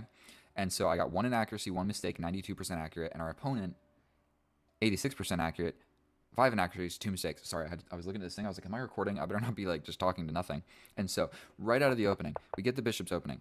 We go into this line here for everything that I explained in the video, but we can go through it one more time just to show you. If he goes here, we just bring it back. He can't castle, and we're happy, okay? We're just happy. We got the pawn, so he can't castle. We got the pawn. The bishop's safe. I got an easier game of chess than he does. If he captures, I bring the queen out. You can move back somewhere, but then this one would be with a check. And if he goes back here, I'm still going to do the same thing. So 99% of the time, they play this. It's an attack on my queen. We come over and grab this. Mostly they push this. We take here, and we're just doing quite well. Essentially, we're attacking this. If he brings the knight, we can pin the knight. If he brings the queen, we can simply just trade off. He can't castle, and we're winning this endgame because we're going to develop, castle this way, and this king is naked. So even without the queens, attacking it becomes quite easy. And so that is the line that we did not go into. The other opportunity, he takes with the bishop. We bring the knight. Like 1 in 10 games, I get this position, and they trap the bishop in, where you simply push the pawn, and he has to sacrifice for it. And so it's not horrendous. What am I talking about? It is horrendous. So the best move is to bring the knight. You bring the knight, I take, you put your knight in the middle, I kick you out, or I develop a piece. I believe that this is best practice going along something like this. And so what happens there is essentially I lost a pawn, but I get the dark square bishop for my knight. So it's not like it's, let's actually check with the position and what it says. Let's check. Completely equal. Completely equal. This is not the right move. You attack the knight like this. Because if I take, you take back, I get the pawn back. So you have to step back. We got a little lead in development going on, and it's a completely equal position. And so that is why I go for it. Most of the time, you're going to see a mistake come out of this. Normally, they take with the pawn because nobody wants to put a bishop in the middle of the board. So they take with the pawn, you can go into the other line. If they take like this, you still get an equal position. It's definitely worth playing. So we get this in position. So everything that I explained didn't make sense because now we can simply take the dark square bishop and we get the pawn. So it's like we got our cake and we got to eat it too, or however you say that. So we essentially have equal material, but we got rid of his dark square bishop from my knight. So we are just, and lead in development with an attack. Not only that, we are also threatening something immediately. So he brings the knight, I pin the knight. He brings the knight, I pin the knight. We got knights pinned everywhere. If you notice, I'm playing the computer best line so frequently. Then, what did I do here? I step back. I'm supposed to take, but you know what? It's a difference of half a pawn, so whatever. We don't take this. The reason is it allowed him to jump in, and there were a little bit of complications where my queen is kind of in the middle of the board, easily attackable. And so that doesn't happen. We trade off the bishop. We step over here. He still could have been more active and like gone for attacking this pawn and the bishop at the same time. It's whatever, that didn't happen. We take here, still one of the best moves, still in equal position. And then here is kind of, he's supposed to just castle because this pawn being weak, such as this, becomes a problem later. And so if my knight jumps in and gets his pawn with check, it's very bad for our opponent. So I have a +1 advantage, and I have a pretty easy idea of just throwing my knight right in the middle of the board. But he's supposed to just castle. He attacks my pawn, and I'm supposed to completely disregard it because jumping in and allowing this, it wasn't about the pawns ever. It was about you don't get to castle anymore. I jump back out, and your king is stuck in the middle of the board. You go somewhere, and I'm castling. And so it wasn't about keeping equality with the material or anything. It was about hitting this pawn with my knight with a check, okay? So I was supposed to just completely just, when I saw this, don't even worry about it. Don't even worry about it. Still one of the best moves is to push the pawn, but this would have been much better. And so even just castling and saying, who cares about this pawn, bro? I'm getting a knight to the middle of the board. This is just going to be an open file later. You still haven't castled. And so I didn't need to be worried about this pawn as much. So this is a mistake, but I'm still winning. He steps back. Correct move here. Now, as I explained before, he has still not castled. His rook and his king are now on this very forkable square. So not only this is a weak pawn, but it's a fork if my knight gets there. So what I thought for my opponent was to take this pawn. And what I was thinking was taking this pawn with my queen. What's better that I did not see, so I'm not sure if I would have played this with 1:47 on the clock. I have no idea. But I jump forward with a discovery on the knight and a threat of this fork. And then I'm just completely winning. So if you do something with the knight, like you save the knight, like if you save the knight, I get the fork. If you save the fork, I get the knight for free. So you're screwed either way. And so I didn't see this. Discovery, fork, tactic. All right, didn't see it at all. And let's make sure we're playing the right moves here. Actually, the computer best line is to defend this weakness or put the knight in the middle of the board. So when he played this, I kind of got a spark of hope because I got to castle. This is no longer a weakness. You still haven't castled. And now my pieces are just on good squares. And I felt like I had an advantage here. Like I felt like even if he took this pawn with his knight and I took this one with my queen, I felt like I was losing. So he couldn't do that because of the tactics that I never saw, but whatever. Now, instantly. So if you notice, where are we at? How many best moves? We don't play it. Best move, best move, best move, best move. Not the best move, but I grabbed a pawn. So that was the whole purpose of my line, is I wanted to grab this pawn. Jumping forward with the knight was more active. And so basically, because we're all pretty forcing, the knight just didn't want to get taken for a pawn. We give this check. He comes back to block. I grab this pawn. And then I became scared. Okay? I was supposed to just be brave and push here. And I did. I actually did play this move. I needed to be more brave and keep forward with the idea. He castled, and then I realized, okay, my queen is on h7. This is an idea. Like like pushing this pawn, sacrifice, so that you get attack on my queen, where everything is defended. I realize I have no squares for my queen. I can't go anywhere. Nowhere. I can't take this, I can't take this, I can't go here, I can't go here, I can't go here, I can't go here, I can't go here, I can't do anything. I can't take my own pawn. So my queen officially has no moves. And whenever you're in this situation, you got to be really careful. And so I did not see a clear path. This is the best move. I did not see a clear path of getting saved. Like, if this happens, I just didn't see a clear path. And me winning this knight is like the last of my concerns. I don't want to lose my queen for a rook or a knight or a pawn or for nothing. And so instead of this and being brave, I play the much more human pawn sacrifice. So if you notice, I lose 2 points of my advantage, but you know what I have? I'm not losing my queen. And so I stand behind it. I would play that move again, because this, if you don't see the clear path of getting out of, oh, duh. Well, what if this? Then I come here, then I get out on this diagonal. Okay. I never saw it, okay? I got scared. He castled, and I thought, my queen needs to come home. My queen needs to come home. It's been a long vacation. She did her job. She's ready to come home and relax. So we lose this. We trade off a piece. We take in the middle of the board. He couldn't take because of the knight, so he jumps back with the knight. I then just get my queen out. The whole purpose has been served. I know that I have an advantage now, and I've got 2 pawns extra, okay? So I know that I'm completely winning the game. Instead of trying to just immediately push this pawn down the board, I have a smarter plan. We trade the queens. Boom. The queens are on the same diagonal. He can grab the pawn, but then I grab, and then you grab, and then I still have 2 passed pawns versus you're nothing, really. And so, or he'd have a pawn here, but my king can stop that. So this is the position that our opponent flagged, but regardless, I'm just going to trade here. I can just defend. I mean, you grab this. I'm going to bring my knight most likely. Never mind. There's a tactic. So maybe I still would have lost. So don't flag. Don't flag. There was a better way to do it. So either way, that was a good game of chess. I think the pawn sacrifice served its purpose. I saved my queen. But the tactics here in the middle of the board, this tactic here, I missed it.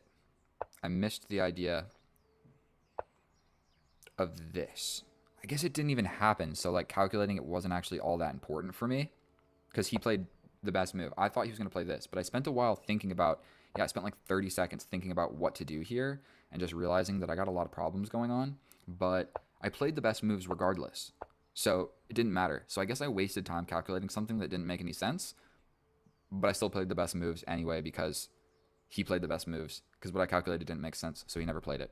It makes sense? So I guess my calculations served its purpose, except I wasted some time. So I'm not going to waste any more of your time. Thank you so much for watching my video. I love you guys. I'll see you in the next one. That was a good game of chess. Unfortunately, he flagged. Too bad we didn't make it all the way to the end game. I love you guys. I'll see you next time. Sorry the review was so long. I love you. Bye. Oh, hello and welcome back, and thank you so much for clicking my video. In today's episode, we are facing an 1869 where we play c6, the easiest chess opening to learn for anybody. No matter what the white side plays, we play c6 with the black pieces without fail. And so what we need to be a little bit cautious of is this c4 pawn break, and we don't have a lot of great squares to develop this bishop, so what we're going to do is develop this knight so that we are able to develop this bishop, because before we were just hanging it by the queen in one move. A little bit simple, but essentially what we want is to get our bishop on the outside of this pawn chain and then close the pawn chain with all of our stuff going on, little pyramid like this. So most likely, okay, we're going to just step back, and we're going to maybe get hit again and trade off, regardless of if he takes or if we take. Sorry, I'm going to turn this music down a little bit. I got this Spanish stuff. I'm going to get copyright infringement issues on my channel. Okay, so I think we're going to step back and immediately take a look. Just immediately we're going to take a look at the bishop, because we don't want the knight coming and forcing us. I don't know. Just we don't want him hitting my bishop with tempo. So we're going to step back and have this confrontation on the board. And regardless of if he takes me or if I take him, so I'm going to just go ahead and take him, and we are going to stick with the script of now we're going to put all these pawns on light squares. We will literally have like almost every pawn. Of course, these ones are not, but we've got a lot of pawns on light squares. We got rid of the light square bishop, and I think it's more or less completely equal, and I can still develop my bishop with tempo if he does not castle. So if he, I guess the only moves that he's really going to make are castle or put the bishop in the way. So now that this isn't a check, and it's an undefended square on the enemy's side of the board, I just don't see it being that great of an option. But we need to do something with this bishop. So there's two things that can happen. This pawn stuff can go down and a pin can come into play, or I can play the more active. Bishop is now looking at a square only defended by the king. Now to have like a hectic game of chess, we didn't even look at this guy's ratings. Let's just go ahead and waste some time. So 6 years ago, 1,000 games. So that is not a lot of chess that this man is playing. So he might play a lot on like chess.com or something, but he doesn't play bullet. He doesn't play blitz. He only plays rapid. His rapid rating is lower than mine. And 1,000 games over 6 years. I mean, if they're all rapid games, then okay, that's a considerable amount of chess. But I knock out like 1,000 bullet games in 6 months. Okay. I don't know if what I just said is correct. So this is my last non-developed piece. So I'm just going to go ahead and develop it. And yet again, yes, I'm wearing the tank top because I'm going to the gym directly after I make this video. That's right. Your boy's shredded. I got some shorts of me like lifting some heavy weights. I'm going to try today at the gym. Okay, so he is afraid. I need a castle. Castling this way, because there's the open file, and he can kind of really force some stuff, I think we're just going to castle this way. I think that just, we're going to have a chill game of chess. So he's going for the middle. What I'm going to do is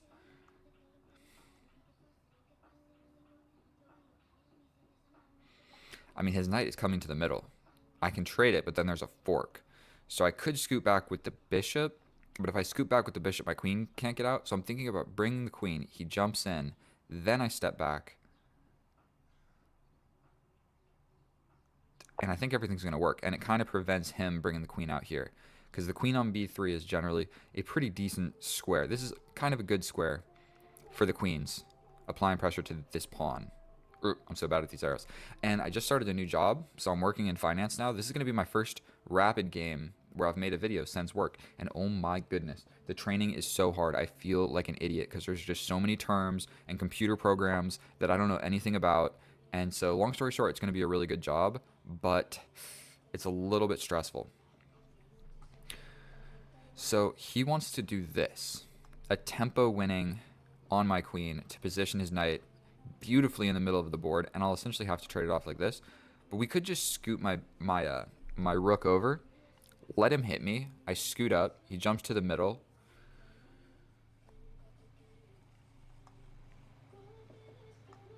We're just going to bring the rook. This is the semi-open file. I'm really gearing towards this pawn break. I probably should have played that before he plants his knight firmly on that square, preventing the pawn push. Then I'll have to like figure something out. But pushing this pawn is probably really beneficial for me. Him getting his knight there is also pretty beneficial. And my queen, I'm not sure.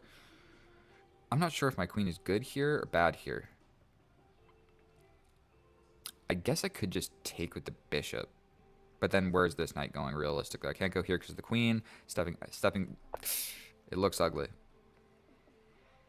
But now I can step back.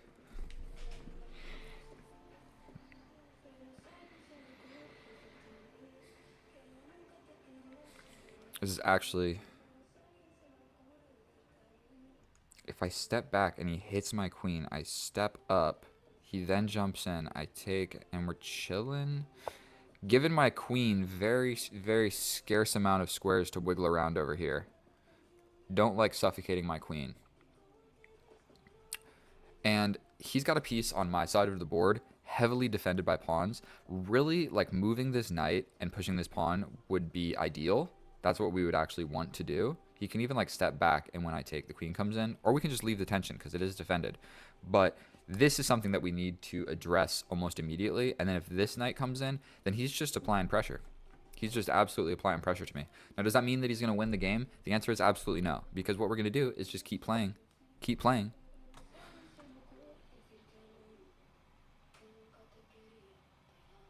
I like the idea of just take, but that opens up this file. So what if I take here and he comes through with a pawn? That also just hung this pawn with check. We take this with check. He doesn't have this, so he has to step over. So we take this with check. When you push a pawn, you got to think what it does. That pawn is defending this pawn in the middle of the board. So I can grab this pawn with check. He pretty much has to do one of those two. Either way, it doesn't really matter all that much. I can take with my knight. When he takes back, I take that. So I believe, pretty simple calculation, unless I'm just hanging something. Does he have... My queen is fragile. But luckily, this diagonal is not taken. If that diagonal got taken, I've still got escaping squares, but my queen is in the middle of the board on the enemy's side, literally surrounded by the enemy's pieces and my own pieces. So I don't have a lot of moves. I don't know if I should be taking so long to explain all this, but I'm pretty sure I can just take. And then he takes back, and then I take this, threatening checkmate. But he blocks. But then I can get out, and if he trades, so we're going to take. That's just no need to rush, no need to rush. Okay, small reason to rush. I spent an entire minute deciding on what I was going to do right there. I'm threatening checkmate. He can block it with his bishop. I can just step up. I can also step over and threaten a queen trade. We step over, threaten a queen trade. If he takes here, I just step up. If I go like this and he comes in, we're going to be chilling. Don't got to spend too long thinking about that. Now these guys are looking at each other and the queens are looking at each other. And because I'm up 2 pawns, I am just enamored with the idea of trading everything off in the position. He can shove this pawn forward, but we trade the queens first. Actually, this rook would probably take. So he can shove this forward, but then we take. He pushes the pawn. We take the queen. He takes back. And I can tempo on this bishop. The bishop's the only thing defending that pawn. So, I mean, if he steps back here, we just take him, and then we're going to, when he takes back, we're going to get this pawn attacking the knight, and potentially I'll just be up 3 pawns, and sometimes that's all it takes, and really what it was. Okay, so it's not always the brightest idea to just go around trading pieces, but I think we're just going to do it in spirit of we're winning. Now, we are threatening this, so obviously he's going to take it back. I can just step forward. I can also take this. Will this maybe induce some more trades? If he takes with the knight, we just take. This is defended quite heavily, so I like the idea of taking here. My rooks aren't doing a whole lot, but now we have an open file is kind of the underlying reason. This rook is looking at nothing. If this pawn pushes forward, I jump over into the middle of the board. I can also temporarily step forward and threaten this queen trade. And I mean, to threaten the queen trade, I go here. He hits me, I can step back. He hits me, I go to the middle. Don't see a huge reason not to do this. And with 1 minute and 58, I'm sorry, but people that don't play bullet, you're at a severe, severe disadvantage. You should definitely practice playing just 0+2. Just play some games 0+2. And I promise you it's going to help you in all of your blitz and all of your rapid, because every blitz and rapid game essentially turns into... It essentially turns into a...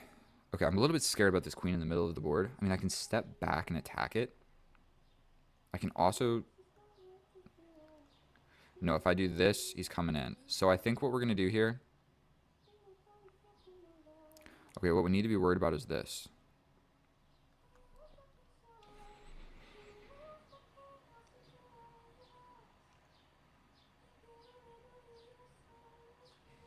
What do I play here? If I come like this, his rook comes in.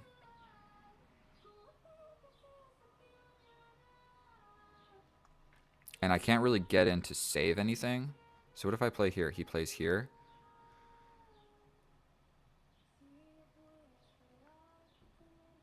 I get into the position, but then he hits me with this, which is just no fun to play ever. And then the knight's hanging. So I think we're going to step back. I don't love this move, but we're playing it because we're really worried about this whole idea.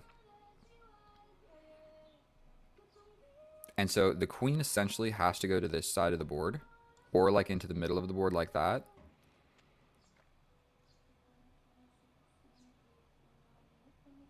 We're going to go here.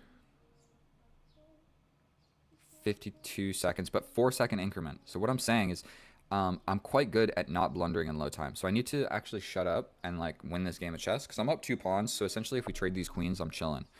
Okay. So don't love this move. Don't love this move, but we're going to figure out how to get out of here with my queen. And we just don't want... I know this is weakening my dark squares, but his knight is kind of far away and he doesn't have a bishop. So we're kind of chilling. If he comes here, I could potentially just jump in and attack the queen. He gets out of it with tempo. Now this guy is pinned, actually. I can jump over. Here, here, here, here.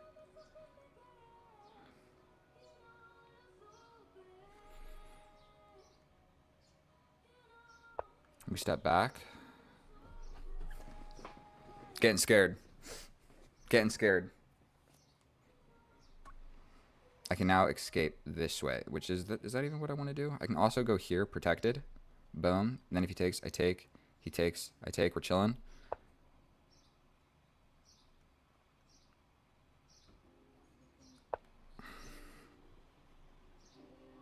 Scary, scary. He's looking right at this. So this pawn, these squares are not defended. Just something to note in the position. You got it. The pawn is pinned to the king, so these squares don't work. So don't make a blunder.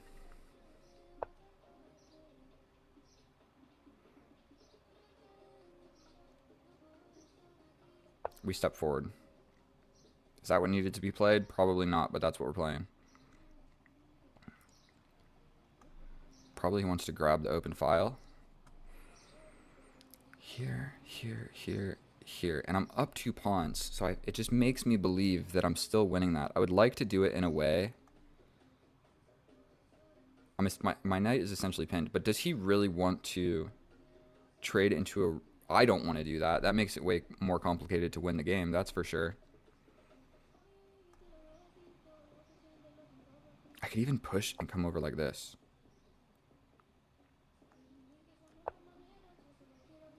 I'm scared. That defended this. Okay, that's the idea. Knight is not...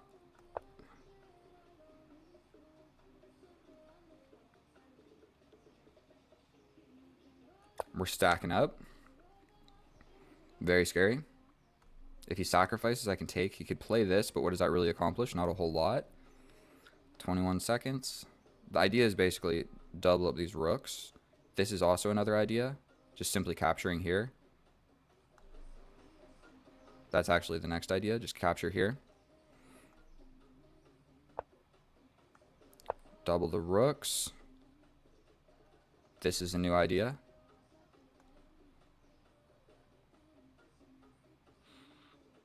What's he going to do? Something like this. I can also get into 7th rank. So scooting over here would maybe make sense. He's threatening this.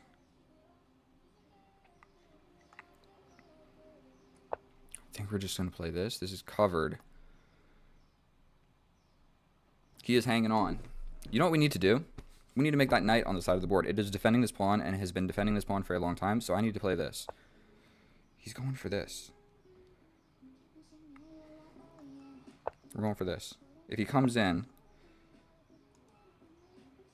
knight over here. This is defended. But now my knight sucks. That's almost guaranteed. Stepping forward, I'm not even sure what to think about that. Anything that this knight wants to do, my knight does block it, so we're just going to trade that off. With check. My rook on the 7th rank is powerful. We're going to just trade this. Force a rook trade. Doubled his pawns as well. No need to play incredibly fast, but we're going to step over. And he resigns. Yeah, so what's going to happen here is basically I've got this 3-on-2. Deep breath. I told you the endgame was going to be fine. But look, he's got 3 pawn islands. So I've got a 4 on a terrible 3. And then I've got a solid 3 on a solid 2. So winning this rook endgame should kind of be easy peasy. Plus with 4-second increment, I'm getting this. Immediately he can come. So like, what's he going to do? Step here. I'm going to take... Man, my arrows are bad. He steps up. I take this pawn. He can attack here. don't think that I really care. I'm just going to take this, and then I have a 2 on 0. Then what's he going to do? Come down here and attack this? I just push. He gets behind this, I push. And then I have 2 passed pawns against... You're done. You're absolutely done. And then at some point, I play this or this to make this trade happen, to step in, and then I can win this pawn. And I will show you guys in the analysis. But I'm amazing at chess. So let's go check this with the analysis and see if I'm actually amazing at chess or if I was making blunders the entire game. Let's find out. And here we are in the analysis. And unfortunately, I am not amazing at chess. We have the report cards, and the graph tells a tale of I'm okay at chess at best. But I definitely made some mistakes that neither of us saw because they were not that complicated, and we just completely missed them. So you guys probably saw it, and we just did not. Now, in my defense, we did not have that much time when those moves were made. If we're looking here, the first one, we'll figure it out how much time I had when I made that blunder. The inaccuracies don't really matter. Whatever, very non-consequential. But the blunders definitely did matter, and his blunders are essentially all of them not seeing. So, like, I blundered the potential for him to be winning, and he blundered not taking that opportunity to be winning. So that's how that works when you have a jagged tooth. So let's scroll this up, make sure everything's in screen. We're good to go. Boom, boom, c6, best move ever. Then we develop the knight so that we can develop the bishop. Technically, I'm supposed to go for this. That's slightly better, but whatever. Everything's equal. Then we step back. Launch a pawn is really the best idea, but whatever. We go ahead. We get the pawn structure that I had been talking about all the first part of the game. So then we develop the bishop. We go ahead and develop a knight. And I'm supposed to prioritize this pawn break at some point.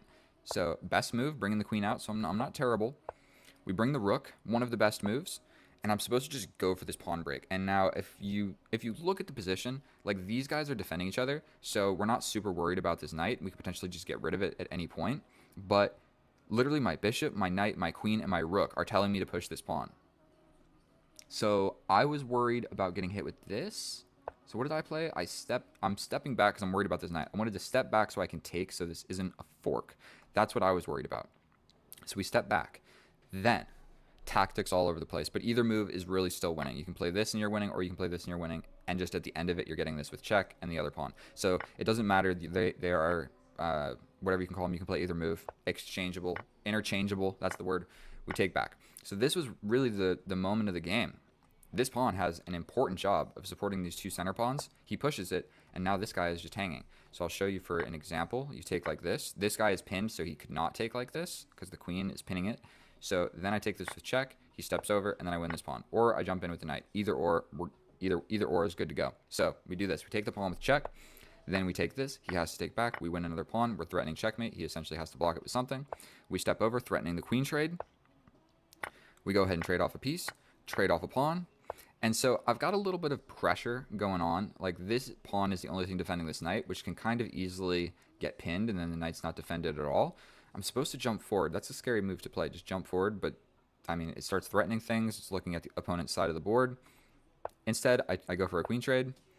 I step back, and this is where my blunders start to be made. So we're worried about this, okay? So what we're worried about is this. What we need to be worried about is this, okay? So I step back, and he got one of the rooks there, and now what he needed to do, after he hit my queen, I move over here. He needed to bring and just line up the triple bazooka down the open file. Like, if there's an open file in the position, I've got my knight essentially pinned to my rook. You put your rook. I don't know how we both missed this, but I didn't see it and he didn't see it. But that equalizes the position. If he was to play this, I have to defend my queen like this. If he takes, I take. He can't take here because then I take the rook and he can't come in, or I'm hitting him with this checkmate. So he just steps over. And it's just as bad. And now all of a sudden I'm defending. Bringing this back is what you're actually supposed to do. I step up, and more or less we have a completely equal position. So he's going to have to find that stepping back knight move to avoid the back rank checkmate. I don't think so. And I was going to have to push this pawn instead of this. I don't know what I would have played here. Taking is just terrible because then this happens, and there's no... So this is defending my queen. This is actually kind of an in-depth move. This is defending my queen so that if he does take, I can take back. But more importantly, it's stepping up so that I can put my rook here, because I can't put two rooks behind this guy. There's no square underneath the board, underneath D right here. You can't see the mouth, but there's no extra square this way, okay? So I need to push this up so my rook can get there so we can defend it like this. We miss it. Miss it. We go back. Boom, boom. I'm going for a queen trade, and sometimes you can make blunders when you go for queen trades just over and over and over again. And so we're all missing it. What I'm supposed to prioritize here is step out of the way and just allow this. Just go into this endgame. I'm winning. I'm up 2 pawns. And so the reason that I did not want to do that is because I'm up 2 pawns, but I'm only up 1 point of material, and he has the 2 rooks versus my queen, and essentially the knights are equal. So yes, this pawn is weak, but this is harder to win than simply trading off evenly, because now I can never trade off these rooks. So we're going deep into an endgame where I need to checkmate you or promote another pawn, and it's far easier to play an endgame like that with 2 rooks, I would say, because I can never take them. And so I was supposed to go into that, but with 29 seconds and being a human, I think that, let's see, 5 minutes, we're good. I didn't want to trade into that. Like, I mean, just look at this position. Yes, I'm winning. Yes, I'm winning. With 29 seconds, I don't want to play this position against an opponent that has a decent amount of time and is decent at chess. And so none of that happens. None of that happens. And then the reason I avoided all of that, I mean, it would have made more sense to just go with the rook. Obviously, like, that's what he wants to do. And after that move, he's only slightly losing because it's only my king and my queen defending this. So essentially after this, I can't move the knight because then this is hanging with check and then I lose. So essentially this is pinned to that check and it's only defended by my king and my queen. So he can just take, and just trade off evenly like that. You can go boom, boom, boom, boom. And then he has a situation where he has the queen against my 2 rooks. I don't know what he was supposed to play. So we step up. Now we are defending this, so the knight is no longer pinned because we don't want to get checkmated here. So that's my rook protecting my 7th rank. Then here, this pawn is just hanging. It is just straight up hanging. I can just take that with my queen, but didn't see it, so I moved the knight. This is now defended. That was the whole reason of putting the rook there. My rook is attacked by this knight, so I jump into the 7th rank. That is just a beautiful, beautiful square. I'm also sort of attacking this. It's like it's kind of pinned in a way. Like if he goes this way, I'm just getting him with checkmate. But if he goes this way, then he obviously is blocking that checkmate because now the rook sees this square. He jumps here. We take. He takes. I take. He takes. I'm supposed to just grab this pawn, but you know what? I have the opportunity to guarantee a rook trade and then get that pawn. So that's what I'm doing. And then here in this endgame, we don't really need to go through it. He's going to step up. I'm going to grab this pawn. If he attacks, this is the better move to attack this pawn. I just start pushing. You take. I just start pushing. You get behind it. I believe I just push this one, or I just take your pawn. Okay. And then I have, like I was explaining at the end of the video, a lot of different moves could have happened here. I guess what I saw was attack this one, but we just don't care. You just don't care because now we've got these guys. And then, like, what are you doing? Come on, bro. You cannot stop these 2 passed pawns. It's just impossible. And then even if the king does get all the way over here to trade off or whatever, then I've got a 4-on-3, and your 4-on-3 sucks. So I can literally just, like, push this. You have to take, and then I'm in. I'm touching this. I come over here. I'm touching this. So I win this endgame every single time. The moment that both of us missed was all of this. Triple up. Triple up. And then it's a hard to play position. This was the main thing. And then even here, I needed to realize, like, I can't take this or the rook gets in. And then there's 2 attackers on my knight. And there's no way to add a defender. So I only have 1 defender. So I would really have had to have found this pawn push move. And I'm not convinced I would. Take. And he can't take here. So, like, it's a complicated position. Take. And he cannot take here because I'll take back. And I just get it for free. You traded your rook for my knight, but he cannot play this because I hit him with his back rank check. So I'll just show you. Boom, boom, boom. Checkmate. Thank you so much for watching. I don't know how long that video was. 20 minutes? 30 minutes? I think it was perfect. Good chess lesson for everything. I made some blunders. I made some inaccuracies. But you know what? In the end, confidence and just playing direct gets you the win. So thank you so much for watching. It was a pleasure playing. And I'll look forward to seeing you in another one. I'm going to put another video here that you can watch. The most aggressive chess opening in chess. It's a dope game. You should watch it. It's like I sacrifice pieces. It's not like this one where I go up pawns and win an endgame. It's like opposite side castle, bum, bum, bum, bum, bum. So either way, please subscribe. I love you. I'll see you guys in the next one, and I'm going to go to the gym. Oh, hello, and welcome back, and thank you so much for clicking on my video. In today's episode, we are going to be facing my subscriber from Italy, who is a rated 2,000 opponent. So there's a high probability that I just absolutely get steamrolled. And so what we are playing right now is the Caro-Kann advanced variation. I play the line. So even whether I win or lose this game, I'm going to be able to explain a lot of stuff. So getting to this position here took a fair bit of playing chess for me because I don't want to waste too much time explaining all of it. I think that going for this pin is actually a great idea. But I think that I'm going to be able to just solidify my center. And this pin is always kind of an option.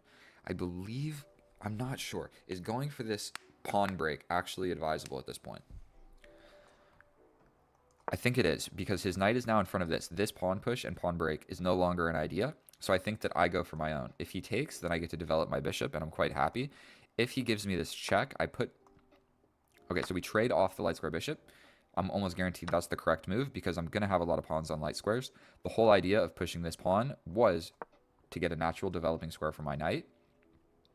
And we're going to go for a little bit of a trick here in this position, because right now he has two things defending this pawn. So what I'm going to do is remove one of the defenders when he takes with the knight. Then this is not defended at all, and I'm attacking the queen. So this is something that you just learn from playing the Caro-Kann all the time.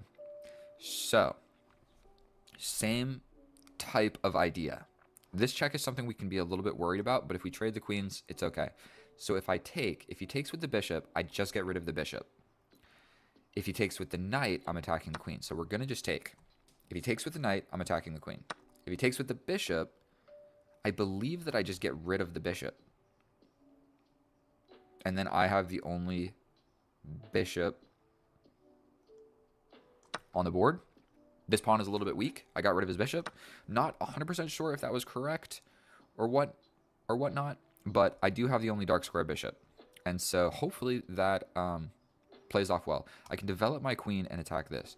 Both of his knights are looking to jump into this square, as well as his queen with a check. So it simply might be advisable to push this pawn and just take away that square, because he has so much points of material. Look at this little symbol right here. This is actually kind of cool. That should be like a chess logo or something. The ultra-powered double knight queen attack, thwarted by one single pawn push. Okay, so he castles this way. Now we're going to have an absolute game of chess on our hands, because me castling this way is so not safe. But castling this way, he already has these pawn advancements that I should be worried of. He doesn't have a dark square bishop on this diagonal anymore, so bringing my queen this way actually might not be such a terrible idea. Bringing my bishop to this diagonal also might not be such a terrible idea. What is the right move here? I could just play it safe. Attack this pawn. He'll go for this. I can go for something like this. I think that is reasonable. Something that you do always struggle with in the Caro-Kann is getting this bishop developed and getting this knight developed, because sometimes the dark square bishop can simply take it and ruin your pawn structure, and that's no fun. And the only other way, because this pawn is always here in the advanced Caro-Kann, the only way is to jump in front of your bishop. And when you do that, it gets a little bit chaotic, because you're blocking in one of your pieces. And I mean, you never want to do that to your piece. So what we're scared of in this position is generally these pawn pushes. And so, like I said, regardless, stick around. Whether I win or lose this game, he is a higher rated opponent. So we're going to go into the analysis. At some point, I will probably make a mistake. So he had to do that. But now I get to develop my piece. And this simple pawn push is so important that you need to know the opening line. So why you push it 2 squares instead of 1, it's very, very important that you understand that. It's not something that you can just like, you need to study the opening to understand why. And so I'm going to show you at the end of the video. Do I just attack this knight? The knight can jump here. Like if I go here, I'm kind of just immediately walking into this. I mean, then I can take, and then this goes here. Then my knight jumps in. Don't really love the idea of trading off my dark square bishop. But like I said, I can't really go here. And even if my knight comes here, this square, this just seems like such a weak and silly move, going to the side of the board to go here. But I can't even go there directly when the knight is there. Should I just castle? That might be the safer move, to be straight up with you. Because like if he launches pawns at me, who's really winning that, bro? And if he pushes in, then I develop? I probably need to develop a piece. Castling or whatever, I think developing a piece. Activity overall. What do we do here? If he just jumps in, I mean, I attack him. This is undefended, but it seems better. Because I'm generally threatening to just do this. And he's 2 minutes ahead. 2 minutes ahead on the clock. Oh boy, chess is so difficult. But now I can bring my knight. This pawn push, yes, it is scary. Because if he takes and I take back, his knight is looking there. So if we see this pawn push, if we take, then his knight just arrives here, which is just as scary. This knight sucks. Be cool if he could just automatically jump here. But this knight sucks. If he goes for this, okay.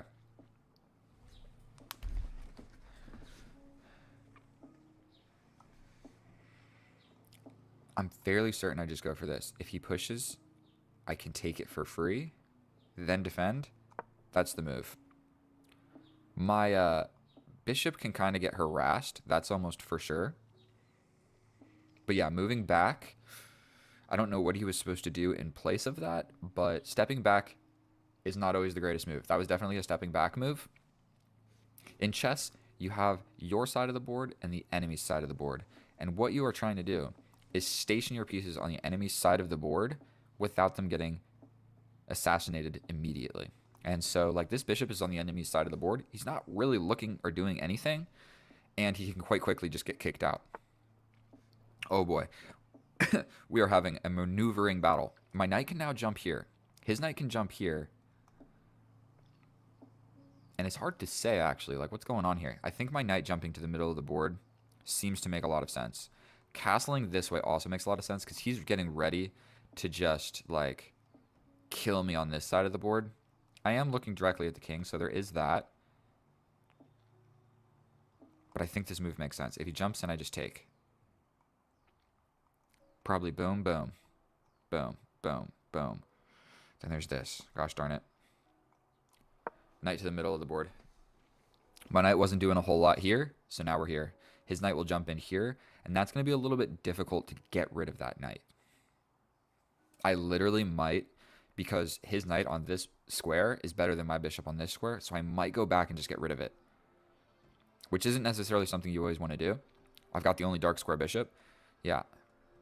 Literally scooting back and just threatening to get rid of that. Castling probably makes a whole lot of sense as well. This is defended, at least for now. I can't push this because this hangs. And then this hangs. He can just jump in. Get something like this going. Probably I push forward. Yikes. I think we're going to just castle. We're going to castle. This is actually really scary. This knight. We can't let this knight stay here for any longer. Because this is a fork of everything valuable. I can't bring my bishop back, so I might have to scoot over with a rook to defend that. The only thing defending it is my queen as well. And you got to be very, very careful when you only have one piece defending a square from a knight. Like, my queen is defending a pawn from a knight, which is not what you want. He could essentially figure out a way to distract my queen and then get this fork. And we can't have that. Not a chance. So bringing this rook. Okay. I mean, we just take. Queen steps forward. He's attacking this. What if I push forward? He takes. I take this way.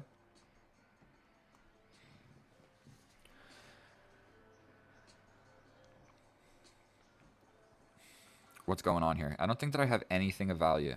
This is also being attacked. I think I scoot my rook over. Simply out of fear. If he takes, I take. Oh my god. I think that I gotta get rid of this guy. Then the queen steps forward. My bishop is attacked. I attack the queen. Queen pins this. That's what we're doing. I got 3 minutes and 50 seconds on the clock. I don't have time to be making all these nonsense moves. Okay, my bishop comes back here. Yes. Let me just go ahead and attack. There's this, but I have time to step over. And then if something like this happens, my queen is defended. My queen is defended.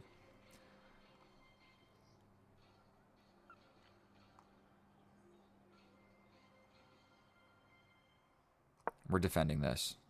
If he jumps in, I mean, we can kind of just shuffle back and forth.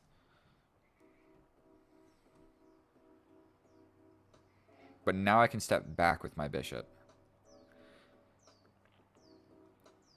And then if I step back with my bishop and he trades the queens, he'll probably step forward with the rook. But I can just step over, and I think we're chilling. We could trade like this, then my king comes back. And then we might be able to enter an endgame. Where, like, if I tuck my bishop back here, we can get this at the end of some of these lines.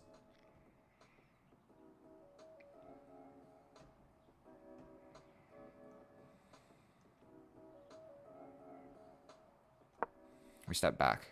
If he takes, I swear to God, I might take with the king. Because then I have this threat. I mean, the queens are hanging, so he's got to do something. He steps over. This is not going to work anymore.